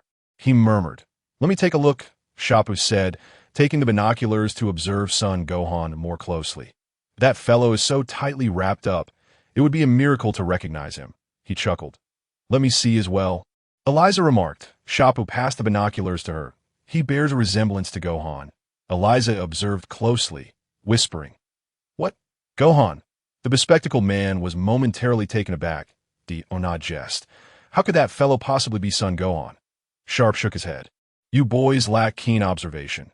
Think carefully about his physique, his nose, mouth, and chin. Do they not bear a striking resemblance to Gohan? Eliza remarked. The more I look, the more I believe he resembles Gohan. But why would he disguise himself as a Saiyan masked hero to participate in the competition? The bespectacled man inquired, perplexed. Perhaps he is borrowing the name of the Saiyan masked hero, Eliza speculated. Does he really need to conceal his identity? Sharp asked, puzzled. Because he is shy, Eliza replied with a smile. But can he manage it? Sharp expressed his doubts about Son Gohan. Regardless, let's cheer for him, Eliza suggested. Shall we wait a moment? If he is not Gohan, we would find ourselves in an awkward situation. The bespectacled man said. That seems reasonable, Eliza agreed. Originally, the three intended to support Gohan, but they decided that waiting was more prudent. After all, there could be others with similar features to his nose, mouth, and chin. At that moment, Son Gohan and Jebet had already stepped onto the arena. All right, the 4th match is about to commence, the referee announced. Son Gohan immediately readied himself for battle, while Jebet stood immobile before him, his face devoid of expression. This opponent seems formidable, Son Gohan thought. Uncle Piccolo had mentioned that they were not sorcerers, yet they appear to know about sorcerers. Oh, you also know about sorcerers? Son Gohan asked. Indeed, Jebet nodded. We have come to Earth specifically regarding the matter of sorcerers. Yes, that's so. Many things have mysteriously vanished. You are here to investigate, are you not? Son Gohan queried. Correct, Jebet responded coolly. The issue of the sorcerers requires your assistance. Me? Son Gohan was taken aback. You must transform into a Super Saiyan immediately. Jebet commanded. If your Super Saiyan state were to suddenly dissipate, we would surely trace the location of the vanished energy. You actually know about Super Saiyans? Son Gohan frowned. Only by transforming into a Super Saiyan can we allow that sorcerer to transfer your Super Saiyan energy, which will enable us to locate him. Jebet elaborated further. Can that sorcerer really erase my Super Saiyan state? Son Gohan was astonished. During your brother's match with Trunks, that sorcerer caused Trunks' Super Saiyan form to vanish, Jebbet explained. You were not present at the time, so you were unaware. I heard about it later. Son Gohan nodded gravely. In the distance, Ye Tian was secretly amused. Son Gohan hasn't provoked me. Why would I erase his Super Saiyan state? Am I that idle? Moreover, should I let that Buffetti fellow take the blame for me? If he does, it will be his honor. However, if Son Gohan were to become a Super Saiyan, I suspect he would be struck in the kidneys by Spubich's energy absorption rod. What are they discussing? Krillin inquired. It seems they want Gohan to become a Super Saiyan. Son Wukong mused. Gohan, Piccolo called out, giving him a slight nod. Uncle Piccolo, Son Gohan was taken aback. Piccolo, what is happening? Son Wukong turned to inquire. To put it simply, we wish to pinpoint the sorcerer's exact location using this method, Piccolo explained. Will it work? Son Wukong shook his head that my apologies, but we must have Gohan transform into a Super Saiyan. The Kaioshin approached, his expression grave. I suspect that none of you are sorcerers, so I will speak plainly. I have left a trace of divine power on Gohan. This power can track the whereabouts of his Super Saiyan state. If that sorcerer truly transfers his Super Saiyan energy, I will undoubtedly be able to locate him precisely. Ye Tian listened quietly. I shall remain here in silence. Please commence your performance. Ye Tian and the others were also searching for the mysterious hero. Indeed, Videl remarked. Ye Tian nodded. Videl gazed deeply at Ye Tian, choosing not to say more. Why should I heed the words of a stranger? If we're to find that sorcerer, we shall do so ourselves. We do not require your guidance, Vegeta scoffed. However, if you were to reveal your true identity, I might consider cooperating, he added. This is the esteemed Kaioshin. Piccolo turned to Vegeta. Vegeta was immediately taken aback, his expression shifting dramatically. Son Wukong's eyes widened in shock. I have heard the Kaioshin speak. So you are indeed the esteemed Kaioshin. Son Wukong exclaimed in disbelief. Cold sweat broke out on Krillin's brow. The Kaioshin has descended upon Earth. It is said he is the greatest deity in this universe. What brings him to Earth? Now that my identity has been disclosed, I hope you will cooperate fully to expedite the search for the sorcerer. The Kaioshin stated solemnly. Instantly, Son Wukong and the others heightened their focus. In the arena, Son Gohan and Jebbet faced each other, yet they had yet to engage in combat. The audience could hardly contain themselves. After 2 consecutive matches with no conflict, they were eager for action. Why have you not begun the 4th match yet? Son Gohan thought anxiously. To be honest, I too wish to find that sorcerer swiftly. Son Gohan nodded gravely, as many items had mysteriously vanished. Although most of those items were of little consequence, Jebbet remained silent. You just said for me to transform into a Super Saiyan, Son Gohan inquired. Indeed, Jebbet affirmed. I shall test this. If I become a Super Saiyan beyond Super Saiyan, will he still possess the ability to erase my transformation? Son Gohan smiled lightly. What did you say? A Super Saiyan beyond Super Saiyan. Jebbet was taken aback. Son Gohan radiated golden light, his hair standing tall. The headband atop his head was instantly cast aside. Blue lightning crackled around him with great intensity. Super Saiyan 2, of course, at this stage. It could not yet be termed Super Saiyan 2, as Super Saiyan 3 had not yet emerged. It could only be referred to as a Super Saiyan beyond Super Saiyan. Witnessing Son Gohan's transformation, Jebbet was left dumbfounded. What immense energy! How could an ordinary human possess such overwhelming power? His energy intensity surpasses even that of the esteemed Kaioshin. In the distance, Yamu and Spubich were equally astonished. The audience was left agape in disbelief. Indeed, it is Gohan. He is truly the Golden Warrior, Videl remarked to Ye Tian. Yes, Ye Tian nodded. Chapter 76. Son Gohan, you must not move. Are they attempting to locate the mysterious hero through this method? Videl asked. Indeed, Ye Tian nodded again. But the mysterious hero's actions are all benevolent, Videl asserted. If they truly find the mysterious hero, they wouldn't do anything excessive, would they? Well, let us observe and see. Perhaps there will be some gossip to share. Watching the spectacle while enjoying some gossip is what truly makes it interesting, Ye Tian replied with a smile. After a brief pause, Yamu swiftly retrieved an energy detector. Look, such astonishing energy, Yamu exclaimed to Spubich. Fantastic, Spubich nodded excitedly. Let's seize that energy together. Yamu once again retrieved an energy absorption device, instructing Subich, hold him down firmly. Understood, Subich responded to IS that the Golden Warrior. Eliza exclaimed in astonishment. Isn't that Gohan? His headband has fallen. Sharp declared, utterly shocked. I never imagined that Gohan could be the Golden Warrior. The bespectacled man wiped the sweat from his brow. The audience was left in a state of bewilderment. There were similar figures during Mr. Satan's battle with Cell, someone remarked. Indeed, they bore a striking resemblance, emanating golden light. Who on earth are they? The spectators buzzed with speculation. This is truly an unimaginable surge of energy that I wonder if Babidi can transfer this energy away. King Kai muttered. Babidi, is that the name of the sorcerer? Son Goku inquired. Yes, King Kai affirmed. Please refrain from speaking for now. I need to concentrate on sensing the energy that has been transferred, if it can indeed be transferred. That kid's strength was far greater when he defeated Cell. This peaceful era has dulled his mind, Vegeta scoffed. Could you please be quiet? I can't concentrate. King Kai shot a glare at Vegeta. Vegeta fell silent. At that moment, Yamu and Subich stealthily approached Gohan. Look, those two are on the move, Krillin exclaimed. I said to remain silent. Those two are merely here to provide cover. They're also followers of the sorcerer Babidi. King Kai gritted his teeth. Ignore them. Goku nodded without further comment. Now I must focus and see how Babidi transfers energy and where it goes, King Kai said in a low voice. King Kai is speaking more than any of us. Goku muttered. King Kai cleared his throat. Could you refrain from chatting at such a critical moment? Ye Tian interjected. Goku and the others immediately turned to Ye Tian, but soon ignored him. On the arena, Yamu and Subich had quietly appeared behind Gohan. Sensing something amiss, Gohan swiftly spun around to face the two. What do you want? Gohan demanded. Don't move. Jebit communicated telepathically. They're just sorcerers here to provide cover. Do not alert them. Gohan hesitated. If you want me to stay still, then I want to see what they intend to do. Gohan remained motionless.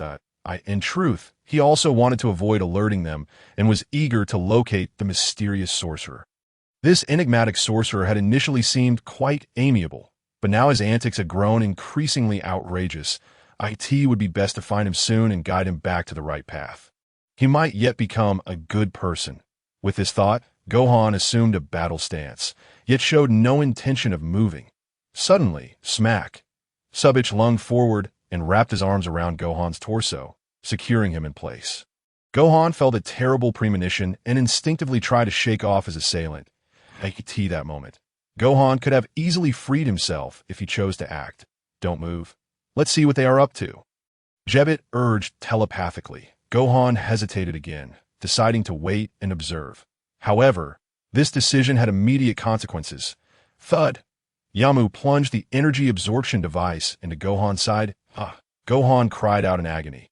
Simultaneously, the energy within him began to dissipate rapidly. What do they want? Piccolo said solemnly. Do not engage. Let's observe for now. King Kai frowned, urging caution that Gohan's vitality is swiftly waning. Piccolo noted, it's all right. Jebit can heal him, and he will recover. King Kai reassured, you need not worry about that. I will fetch Korin to see if there are any Senzu beans left. As he spoke, Goku vanished in an instant. In a mere moment, he appeared atop Korin Tower. Korin, it's been a while. Goku waved. Yajirobe, you're here too? Where else would I be? Yajirobe huffed. Korin, you're aware of what is happening below, concerning that mysterious sorcerer. Goku asked that I've heard of him, but I don't know who he is. Korin nodded. This man is indeed very mysterious. Even King Kai is at a loss. Goku smiled. Here, I only have 3 Senzu beans left. I haven't been planting them much lately, Korin said, handing the beans to Goku. Thank you, Goku replied. I'll head back now. Whoosh! Goku used instant transmission and quickly returned. On the arena. All right, the energy has been completely absorbed. Yamu exclaimed with delight. Clatter!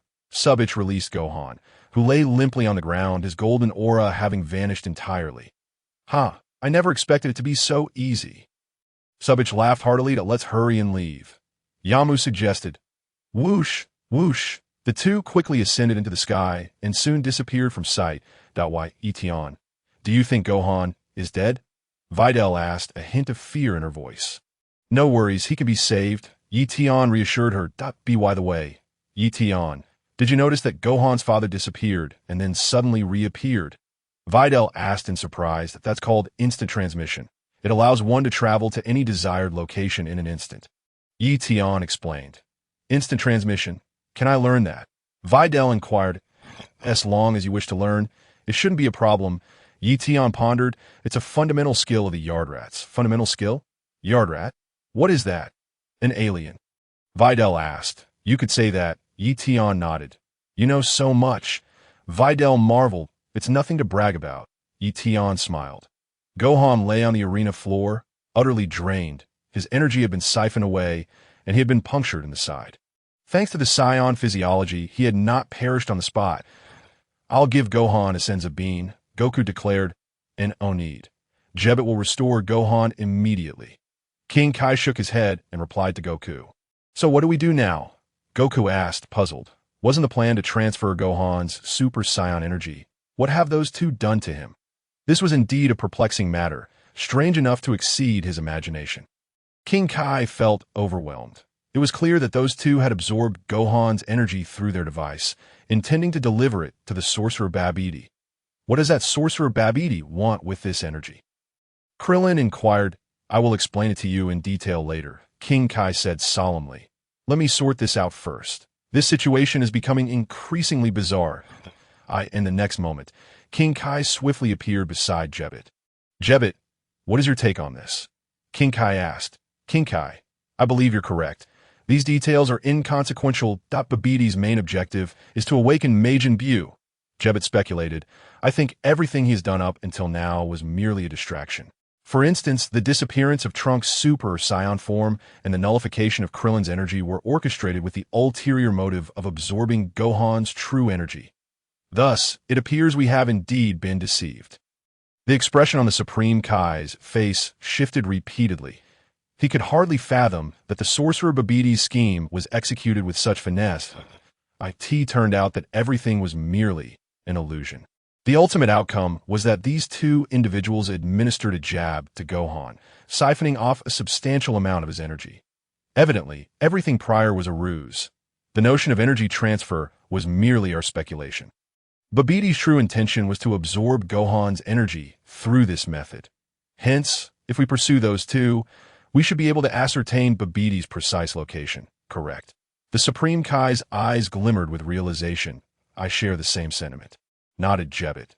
But isn't it strange? Wouldn't that make him more conspicuous? The Supreme Kai was somewhat perplexed. I find it puzzling as well, Jebet admitted. Equally bewildered that I surmise he has amassed a considerable contingent of formidable subordinates. Believing he can confront us head-on, the Supreme Kai conjectured. That is not an implausible scenario. Jebet nodded in agreement. Gohan lay on the ground, dazed, listening to the conversation between the Supreme Kai and Jebet. Please come and save me. I feel I can still be salvaged. Where's my father? Did he not procure a sense of being from Corinne? I feel like I'm fading, that I lack any strength. I can scarcely muster the energy to speak. I shall pursue them immediately. The Supreme Kai gritted his teeth. And please ensure that Goku and the others accompany me.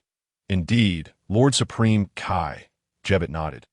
After I tend to Gohan, I will see if he is willing to join us. Thank you for your efforts, the Supreme Kai remarked, swiftly returning to Goku's side, that I must follow those two in search of the Sorcerer Babidi. If possible, please join me, as your assistance would be invaluable. Whoosh! The Supreme Kai ascended into the air, soaring toward the distance. What shall we do, Goku? Krillin was utterly a loss. I must go. I want to witness what a true sorcerer is like. Goku nodded. Then I shall accompany you, though I am not particularly eager to do so, Krillin said. What nonsense, Kakarot! What about our battle? Vegeta scoffed, regarding Goku with a questioning gaze. This is hardly the moment for combat. Goku replied. Vegeta, have you forgotten how that sorcerer depleted Trunks of his energy twice? Vegeta replied with a huff. You have successfully persuaded me. I shall consider eliminating that sorcerer first before we settle our score. Upon reflection, Vegeta found this reasoning sound. That despicable sorcerer has persistently targeted Trunks. Let me show him what I am capable of. Let us depart, Piccolo declared, taking to the skies. Goku swiftly appeared beside Jebet and Gohan. Gohan, you should consume a Senza bean, Goku suggested, preparing to offer one to Gohan. There is no need for such an item. I can heal him immediately, Jebet interjected. But you look down on me. My healing abilities are truly exceptional. Consuming that bean will only delay his recovery. Very well. I shall place my trust in you, Goku nodded. Rest assured, once Gohan is restored, I will promptly follow suit. I believe Gohan will join us as well. Jebet asserted.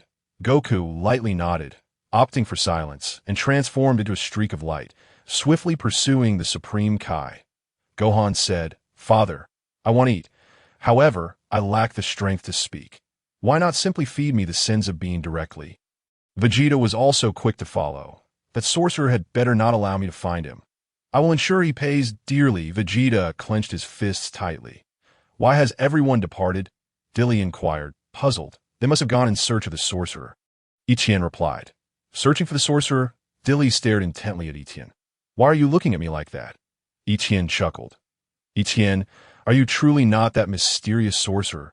Dilly whispered, I am not a sorcerer. I am a god. The supreme deity of the entire universe. Ye Tian replied with a slight smile. Dilly responded, You are not a sorcerer, yet you boast so. It is just as well that you are not. You startled me. I thought that mysterious sorcerer was you. Dilly exhaled in relief. That I will reiterate, I am truly not a sorcerer. Ye Tian laughed lightly. Well, I understand now. Dilly nodded. What shall we do next? Shall we remain and continue the competition, or accompany you to see what that sorcerer is truly like? Chapter 78. Why does the sorcerer wish to eliminate the school's assignments? Let us go and see that sorcerer. Ye Tian suggested. I will follow your lead. Dilly agreed without objection, and on the arena, Jebet had placed his hand upon Gohan's back. Hey! Jebet's healing energy swiftly enveloped Gohan. Gohan felt his body rapidly recuperating in that moment. Jebet also sensed the immense energy within Gohan. This lad's energy is simply profound. Moreover, his potential is extraordinarily vast. I never anticipated a human could possess such formidable energy. If we could fully harness his energy, it would indeed be a game-changer. Jebet marveled, thoroughly astonished. From a distance atop a high wall, Goten and Trunks, disguised as masked individuals, stood in contemplation. Goten remarked, Trunks, your brother seems to be in quite a predicament. And our father has flown away without a word. I do not know. Goten shook his head. That I hope my brother is all right. That peculiar red-faced fellow is currently administering treatment to him, Trunks replied. He is fine now, Jebet assured Gohan. Gohan immediately rose from the ground, assessing his condition. And indeed, he felt completely well. His energy had fully returned. This moment, Ye Tian approached with Dilly. Gohan, are you all right? Ye Tian inquired. I am fine now. Thank you. Gohan expressed his gratitude with a nod. Come with me. I will share everything concerning the sorcerer with you, Jebet said to Gohan. Gohan exclaimed, Cough, cough. You had me remain still just so those two could jab me? Gohan chuckled ruefully. Jebet was momentarily at a loss for words. I did not intend for that to happen. Honestly, I did not foresee them doing such a thing, Jebet replied with some regret. Are you all going to search for that sorcerer next? Gohan asked. His father and the others have already set off, correct? Yes, Jebet confirmed with a nod. I shall depart first. You should follow closely behind. All right, I will go as well. Gohan responded. Whoosh! Jebet spoke no further and soared into the sky. As Gohan was about to take off, Ye Tian said, Let Dilly and me accompany you to take a look at that moment. Gohan was uncertain how to respond. After a brief silence, he remarked, Perhaps you two should reconsider. That sorcerer is even more powerful than I imagined. Gohan's expression turned grave. Rest assured, we shall be fine, Ye Tian reassured with a smile. Just be careful. If danger arises, leave immediately, Gohan cautioned. You are my classmates, and I do not wish for you to be harmed. Indeed, Ye Tian nodded. Let us set forth. Gohan smiled faintly. Whoosh, whoosh, whoosh. Ye Tian, Videl, and Sun Wukong ascended into the skies. Before long, they caught up with Jebet. Hello, could you share some insights about the sorcerer? Sun Wukong inquired of Jebet. This matter is rather extensive. Jebet sighed helplessly. The magical prowess of this sorcerer far exceeds the estimations of both myself and Lord Kaioshin. Indeed, that sorcerer possesses extraordinary abilities, capable of making certain things mysteriously vanish. Sun Wukong nodded in agreement. Ye Tian listened quietly, refraining from interjecting, while Videl silently absorbed the conversation. I hope it is not Ye Tian. She mused that Ye Tian stated he is not a sorcerer. I believe he would not deceive me. The sorcerer is merely a secondary concern. Jebet continued. Although his magic is formidable, I believe he can be dealt with once we locate him. What do you mean by the sorcerer being a secondary concern? Sun Wukong was taken aback. In ancient times, when humanity had just begun to walk on 2 feet, a malevolent sorcerer named Bibidi emerged from the distant depths of the cosmos, Jebet stated solemnly. One day, this wicked sorcerer created a terrifying creature known as Majin Bu. Sun Wukong exclaimed. Majin Bu is devoid of emotions and reason, only understanding destruction and slaughter. Jebet elaborated. He was a monster born to spread terror. Within a mere few years, countless planets transformed into desolate wastelands. Incredible. Sun Wukong marveled. That time. There were 5 Kaioshins, each possessing immense combat prowess, capable of easily defeating cosmic tyrants like Frisia, Jebet sighed. However, the Kaioshins met their demise at the hands of Majin Bu. What? Sun Wukong was astonished. Majin Bu is that powerful. The might of Majin Bu left even the sorcerer Bibidi feeling helpless, leading him to temporarily seal Bu within an egg while he rested.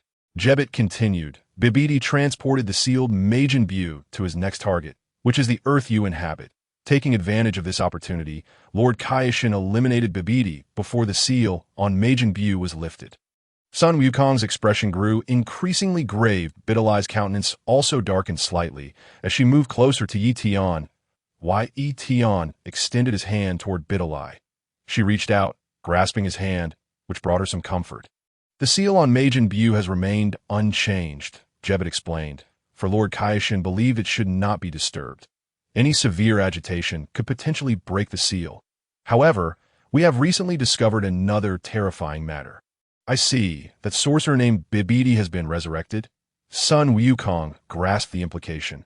Jebet replied, Ahem, it's not a resurrection. Bibidi has a son. His name is Babidi, and he possesses the same wicked heart as his father. So what does this erasure of our school's papers signify? Videl questioned, somewhat perplexed. Jebet was momentarily speechless. I cannot say for certain. Perhaps it is a practice for his magic, he speculated. Could it be that those recently vanished items were used for practicing his magic? Sun Wukong realized, with his magical abilities continually growing, is it possible he can erase Super Saiyan forms now? That is a possibility, Jebet nodded. Ye Tian remarked. Your analysis is quite impressive. However, it seems he is unable to erase forms beyond Super Saiyan. Sun Wukong pondered. Chapter 79. With a gentle wave of the hand, unwanted things disappear. Perhaps that is the case. Hence those 2 absorbed your energy. Jebet concurred with Sun Wukong's reasoning, adding, in order for Majin Bu to awaken from his seal, immense pure energy is required. We are currently tracking those 2 individuals to locate the sorcerer Babidi, correct? Sun Wukong surmised. Indeed, that is the purpose, Jebet affirmed. Lord Kaioshin and I suddenly discovered that the seal on Majin Bu had vanished, which alerted us to the issue. Let us hope we can swiftly locate the sorcerer Babidi. However, Sun Wukong pondered, why has this sorcerer Babidi been performing numerous good deeds in Satan City? He was baffled, as Babidi had indeed done quite a few good things, such as causing speeding cars to mysteriously disappear, leaving only the drivers, and assisting the police in apprehending bank robbers. Perhaps his true intention is to create a fade. Jebet suggested with a smile, have you all been deceived by his appearance, assuming him to be a benevolent figure, and thus neglected to investigate him thoroughly? Indeed, that seems to be the case, Sun Wukong nodded. I initially intended to use the Dragon Balls to locate the sorcerer, but I abandoned that plan due to the martial arts tournament. The dragon? Jebet was taken aback. Ye Tian silently regarded Sun Wukong. This fellow sought to use the Dragon Balls to find me. Had you gathered the Dragon Balls sooner, you would likely have discerned my identity swiftly. However, I never intended to conceal it was you all who insisted on associating me with the sorcerer. Coughing lightly, Ye Tian could no longer restrain himself, providing a reminder. That mysterious hero, who causes things to vanish mysteriously, is not the same as the sorcerer Babidi. Son Wukong turned to face Ye Tian, while Jebet regarded him thoughtfully. Are you suggesting they are not one and the same? Son Wukong inquired. Indeed, Ye Tian confirmed with a nod. The likelihood is slim. Jebet shook his head. In this universe, there are no others with such magical abilities besides Babidi and Majin Buu. What if someone possesses the ability to erase? Ye Tian proposed. The ability to erase? Jebet was taken aback. For instance, with a gentle wave of the hand, unwanted things simply vanish. Ye Tian elaborated, I have provided you with such a significant clue. If you still cannot discern it, do not blame me for not informing you. With a gentle wave of the hand, unwanted things vanish. Son Wukong was momentarily stunned. Jebet also appeared lost in thought for a considerable time. Subsequently, both Son Wukong and Jebet shook their heads in unison. That is impossible, Jebet asserted confidently. I too believe that the likelihood is quite low.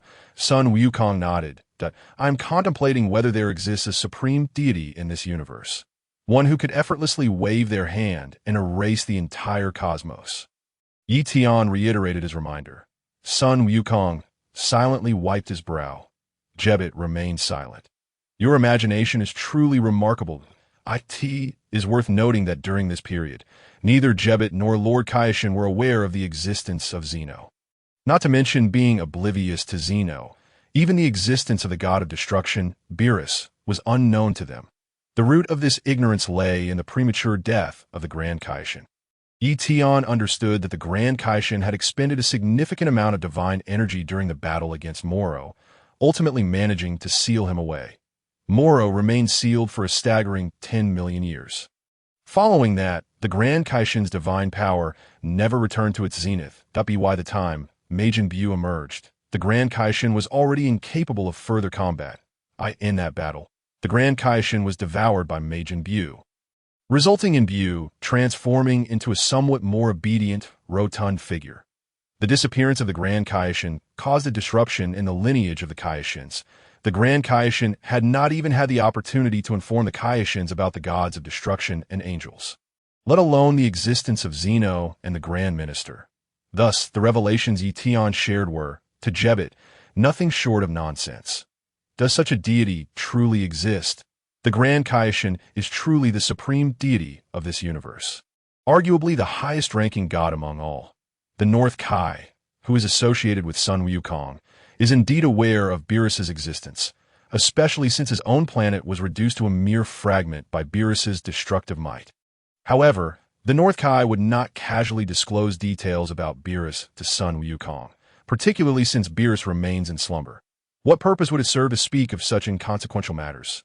Moreover, the North Kai harbors a profound fear of Beerus. It is futile to share one's fears with others when there is no reason to do so. The North Kai is acutely aware that if Son Wukong were to discover the existence of Beerus, he might be tempted to challenge him, which would result in a severe reprimand from Lord Beerus. Thus, the North Kai chooses silence on the matter. Additionally, there exists little interaction between the North Kai and the Grand Kaioshin, rendering the Grand Kaioshin of the Seventh Universe somewhat uninformed. Naturally, the Grand Kaioshin and Jebet are oblivious to the existence of other universes. Their primary focus has been the sealing of Majin Buu. The battle between the various Grand Kaioshins and Majin Buu left an indelible mark on their young psyches, as that fiend was exceedingly terrifying, even to the supreme deity. The Grand Kaioshin often dreams of the day when Majin Buu might break free from a seal. Little did the Grand Kaioshin anticipate that Babidi, the sorcerer, Hadeus Frank, the Grand Kaioshin is the most magnificent deity in this universe, the ultimate god. As Jebet asserts, my father says the same. Son Gohan nods in agreement that I've laid my cards on the table. If you still do not believe me, there is little I can do. Ye Tian states that is it possible that there are gods even more exalted than the Grand Kaioshin?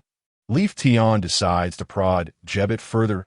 In a way, Jebit wipes his brow. I can assure you that the Grand Kaishin is the greatest deity in this universe. He emphasizes. All right, let us pretend I never said anything.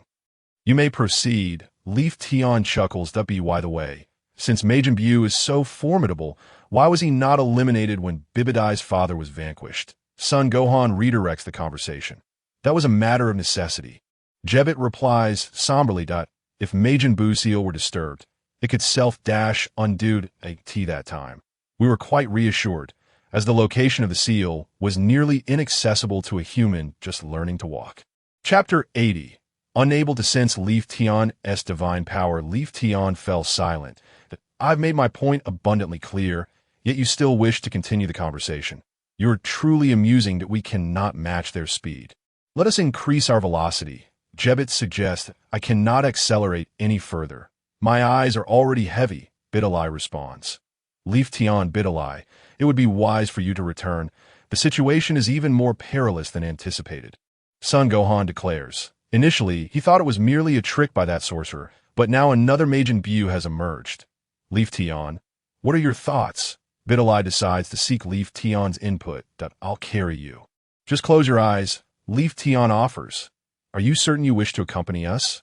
It is genuinely dangerous over there. Son Gohan remarks with a wry smile.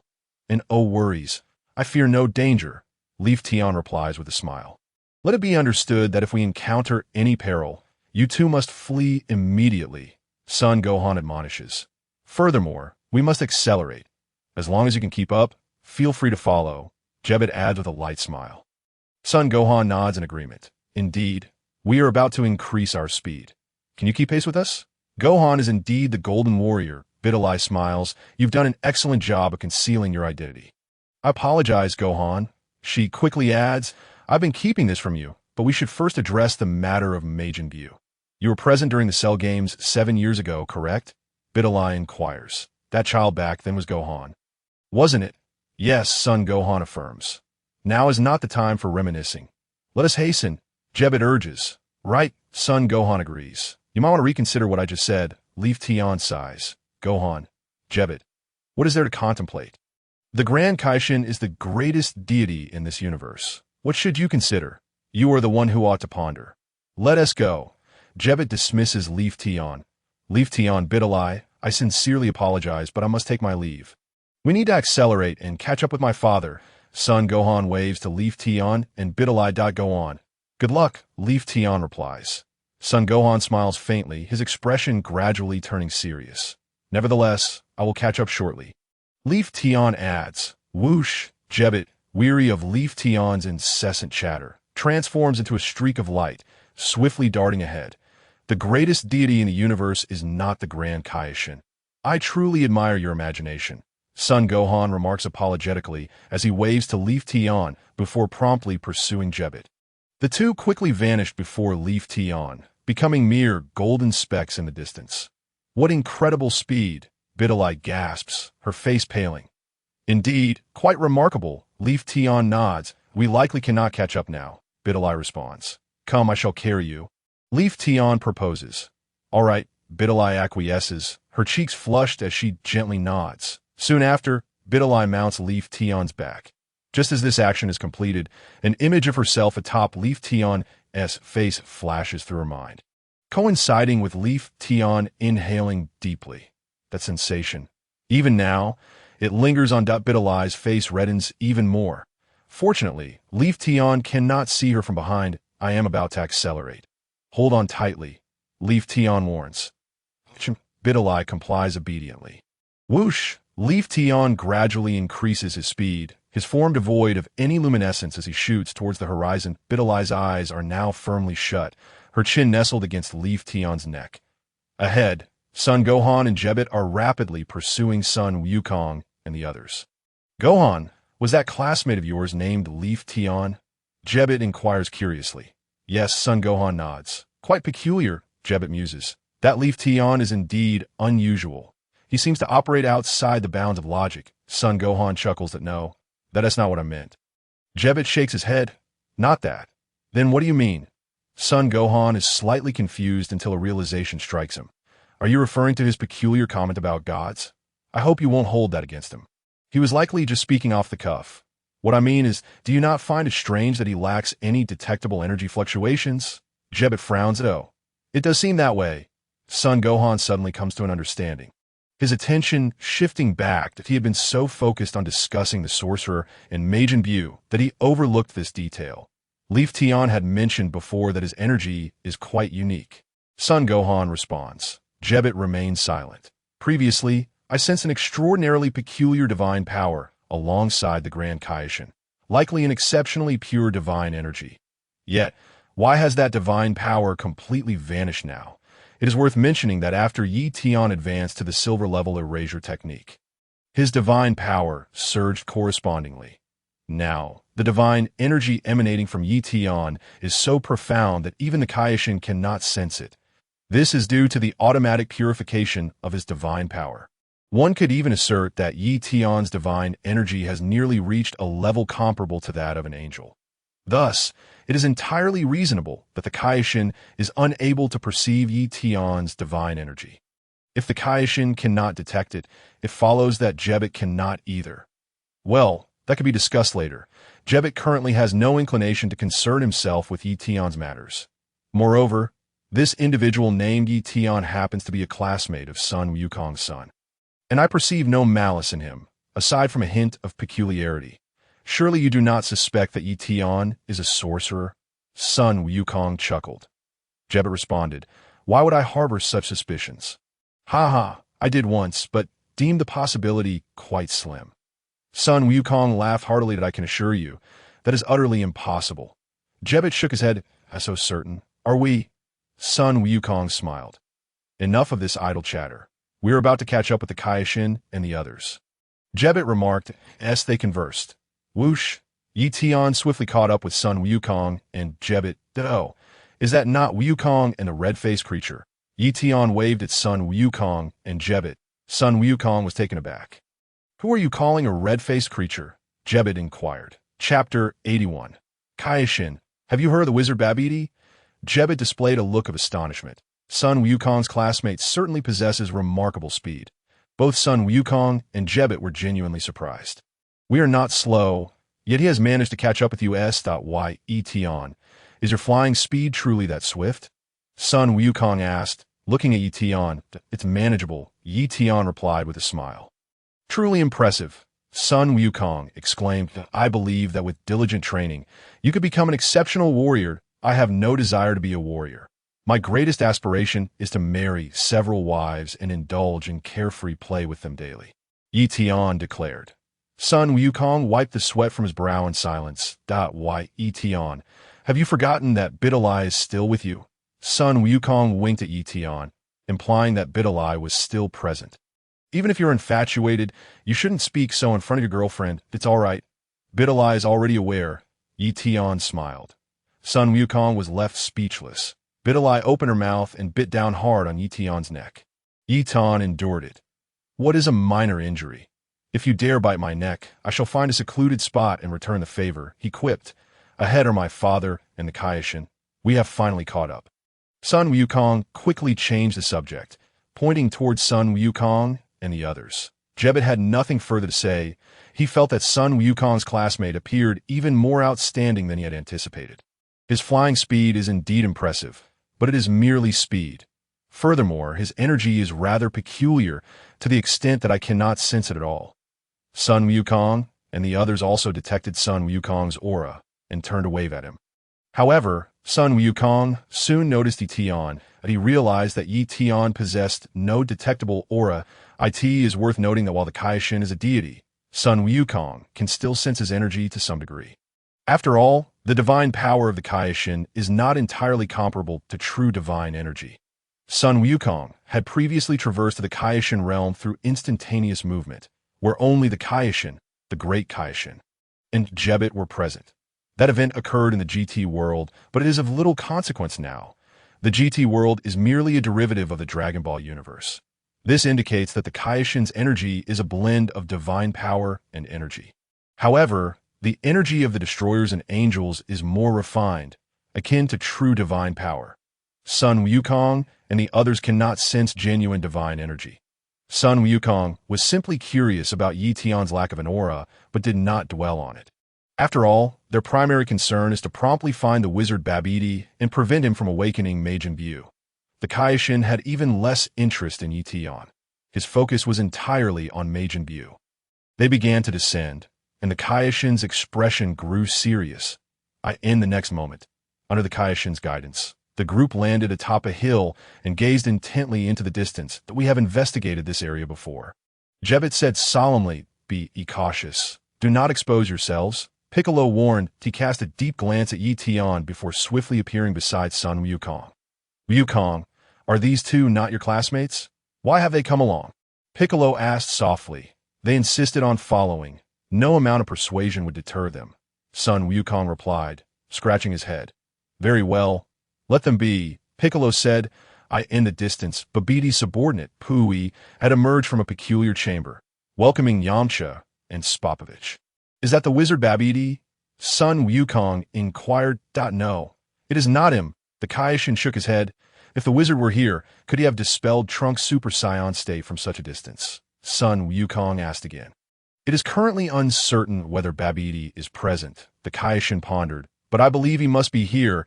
It would be impossible for him to be elsewhere, as for remotely dispelling Trunks' Super Saiyan state. If the magic is potent enough, it might be achievable. The ground nearby appears strange, as if it has been excavated." Piccolo noted, "I understand now. They must have hidden their spaceship underground." Jebet exclaimed through gritted teeth. "No wonder we could not find it," the Kaishin said gravely. "Babidi must be aware that we and Jebet have arrived on Earth. Otherwise, he would not have concealed the spaceship. Did he not arrive here a month ago?" Sun Wukong asked, and subsequently caused many things to mysteriously vanish. He does so to enhance his magic." Vegeta interjected from the side. Ye Tian and Videl remain silent. "While they have yet to utilize Wukong's energy to awaken Majin Buu, we should swiftly launch our attack," Piccolo proposed. "Agreed," the Kaishin nodded. "I suspect Babidi will awaken Majin Buu outside. After all, awakening him inside the spaceship could damage it. We shall observe the situation before attacking." "Someone is coming out," Piccolo exclaimed. In the distance, from a chamber resembling an elevator, Babidi and Beerus emerged. Upon seeing Beerus, the Kaishin's expression shifted to one of grave concern. "It is Beerus." The Kaishin's voice trembled slightly.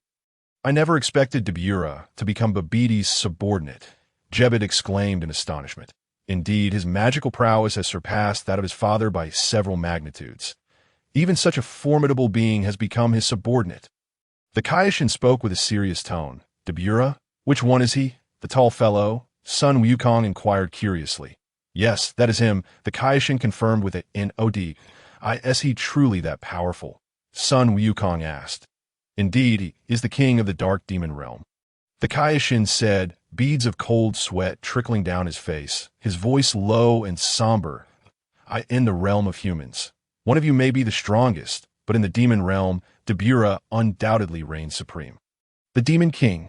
Krillin exclaimed, a hint of fear in his voice.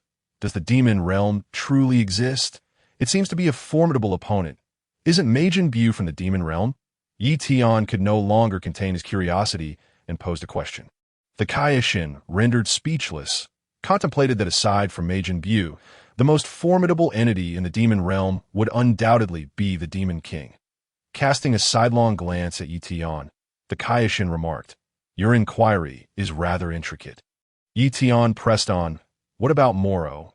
He is also from the demon realm, is he not?" The Kaishin responded with perplexity, "Who is Moro? I have not heard of him." Shaking his head, the Kaishin continued, "Well, never mind then." Ye Tian chose to remain silent thereafter. The Kaishin added, "You leave your thoughts unfinished. Very well. Let us not dwell on trivial matters. I have no time for idle chatter." Son Gohan whispered, "Ye Tian, please refrain from continuing. That individual is the esteemed Kaishin, the greatest deity in this universe." Ye Tian scratched his head in confusion. "But I have heard that the most illustrious deity in the universe is Zeno." "Who did you hear that from?" Son Gohan responded with a mix of amusement and exasperation. "I read it in a comic book," Ye Tian replied candidly. "Indeed, I did come across it in a comic book. All of you here,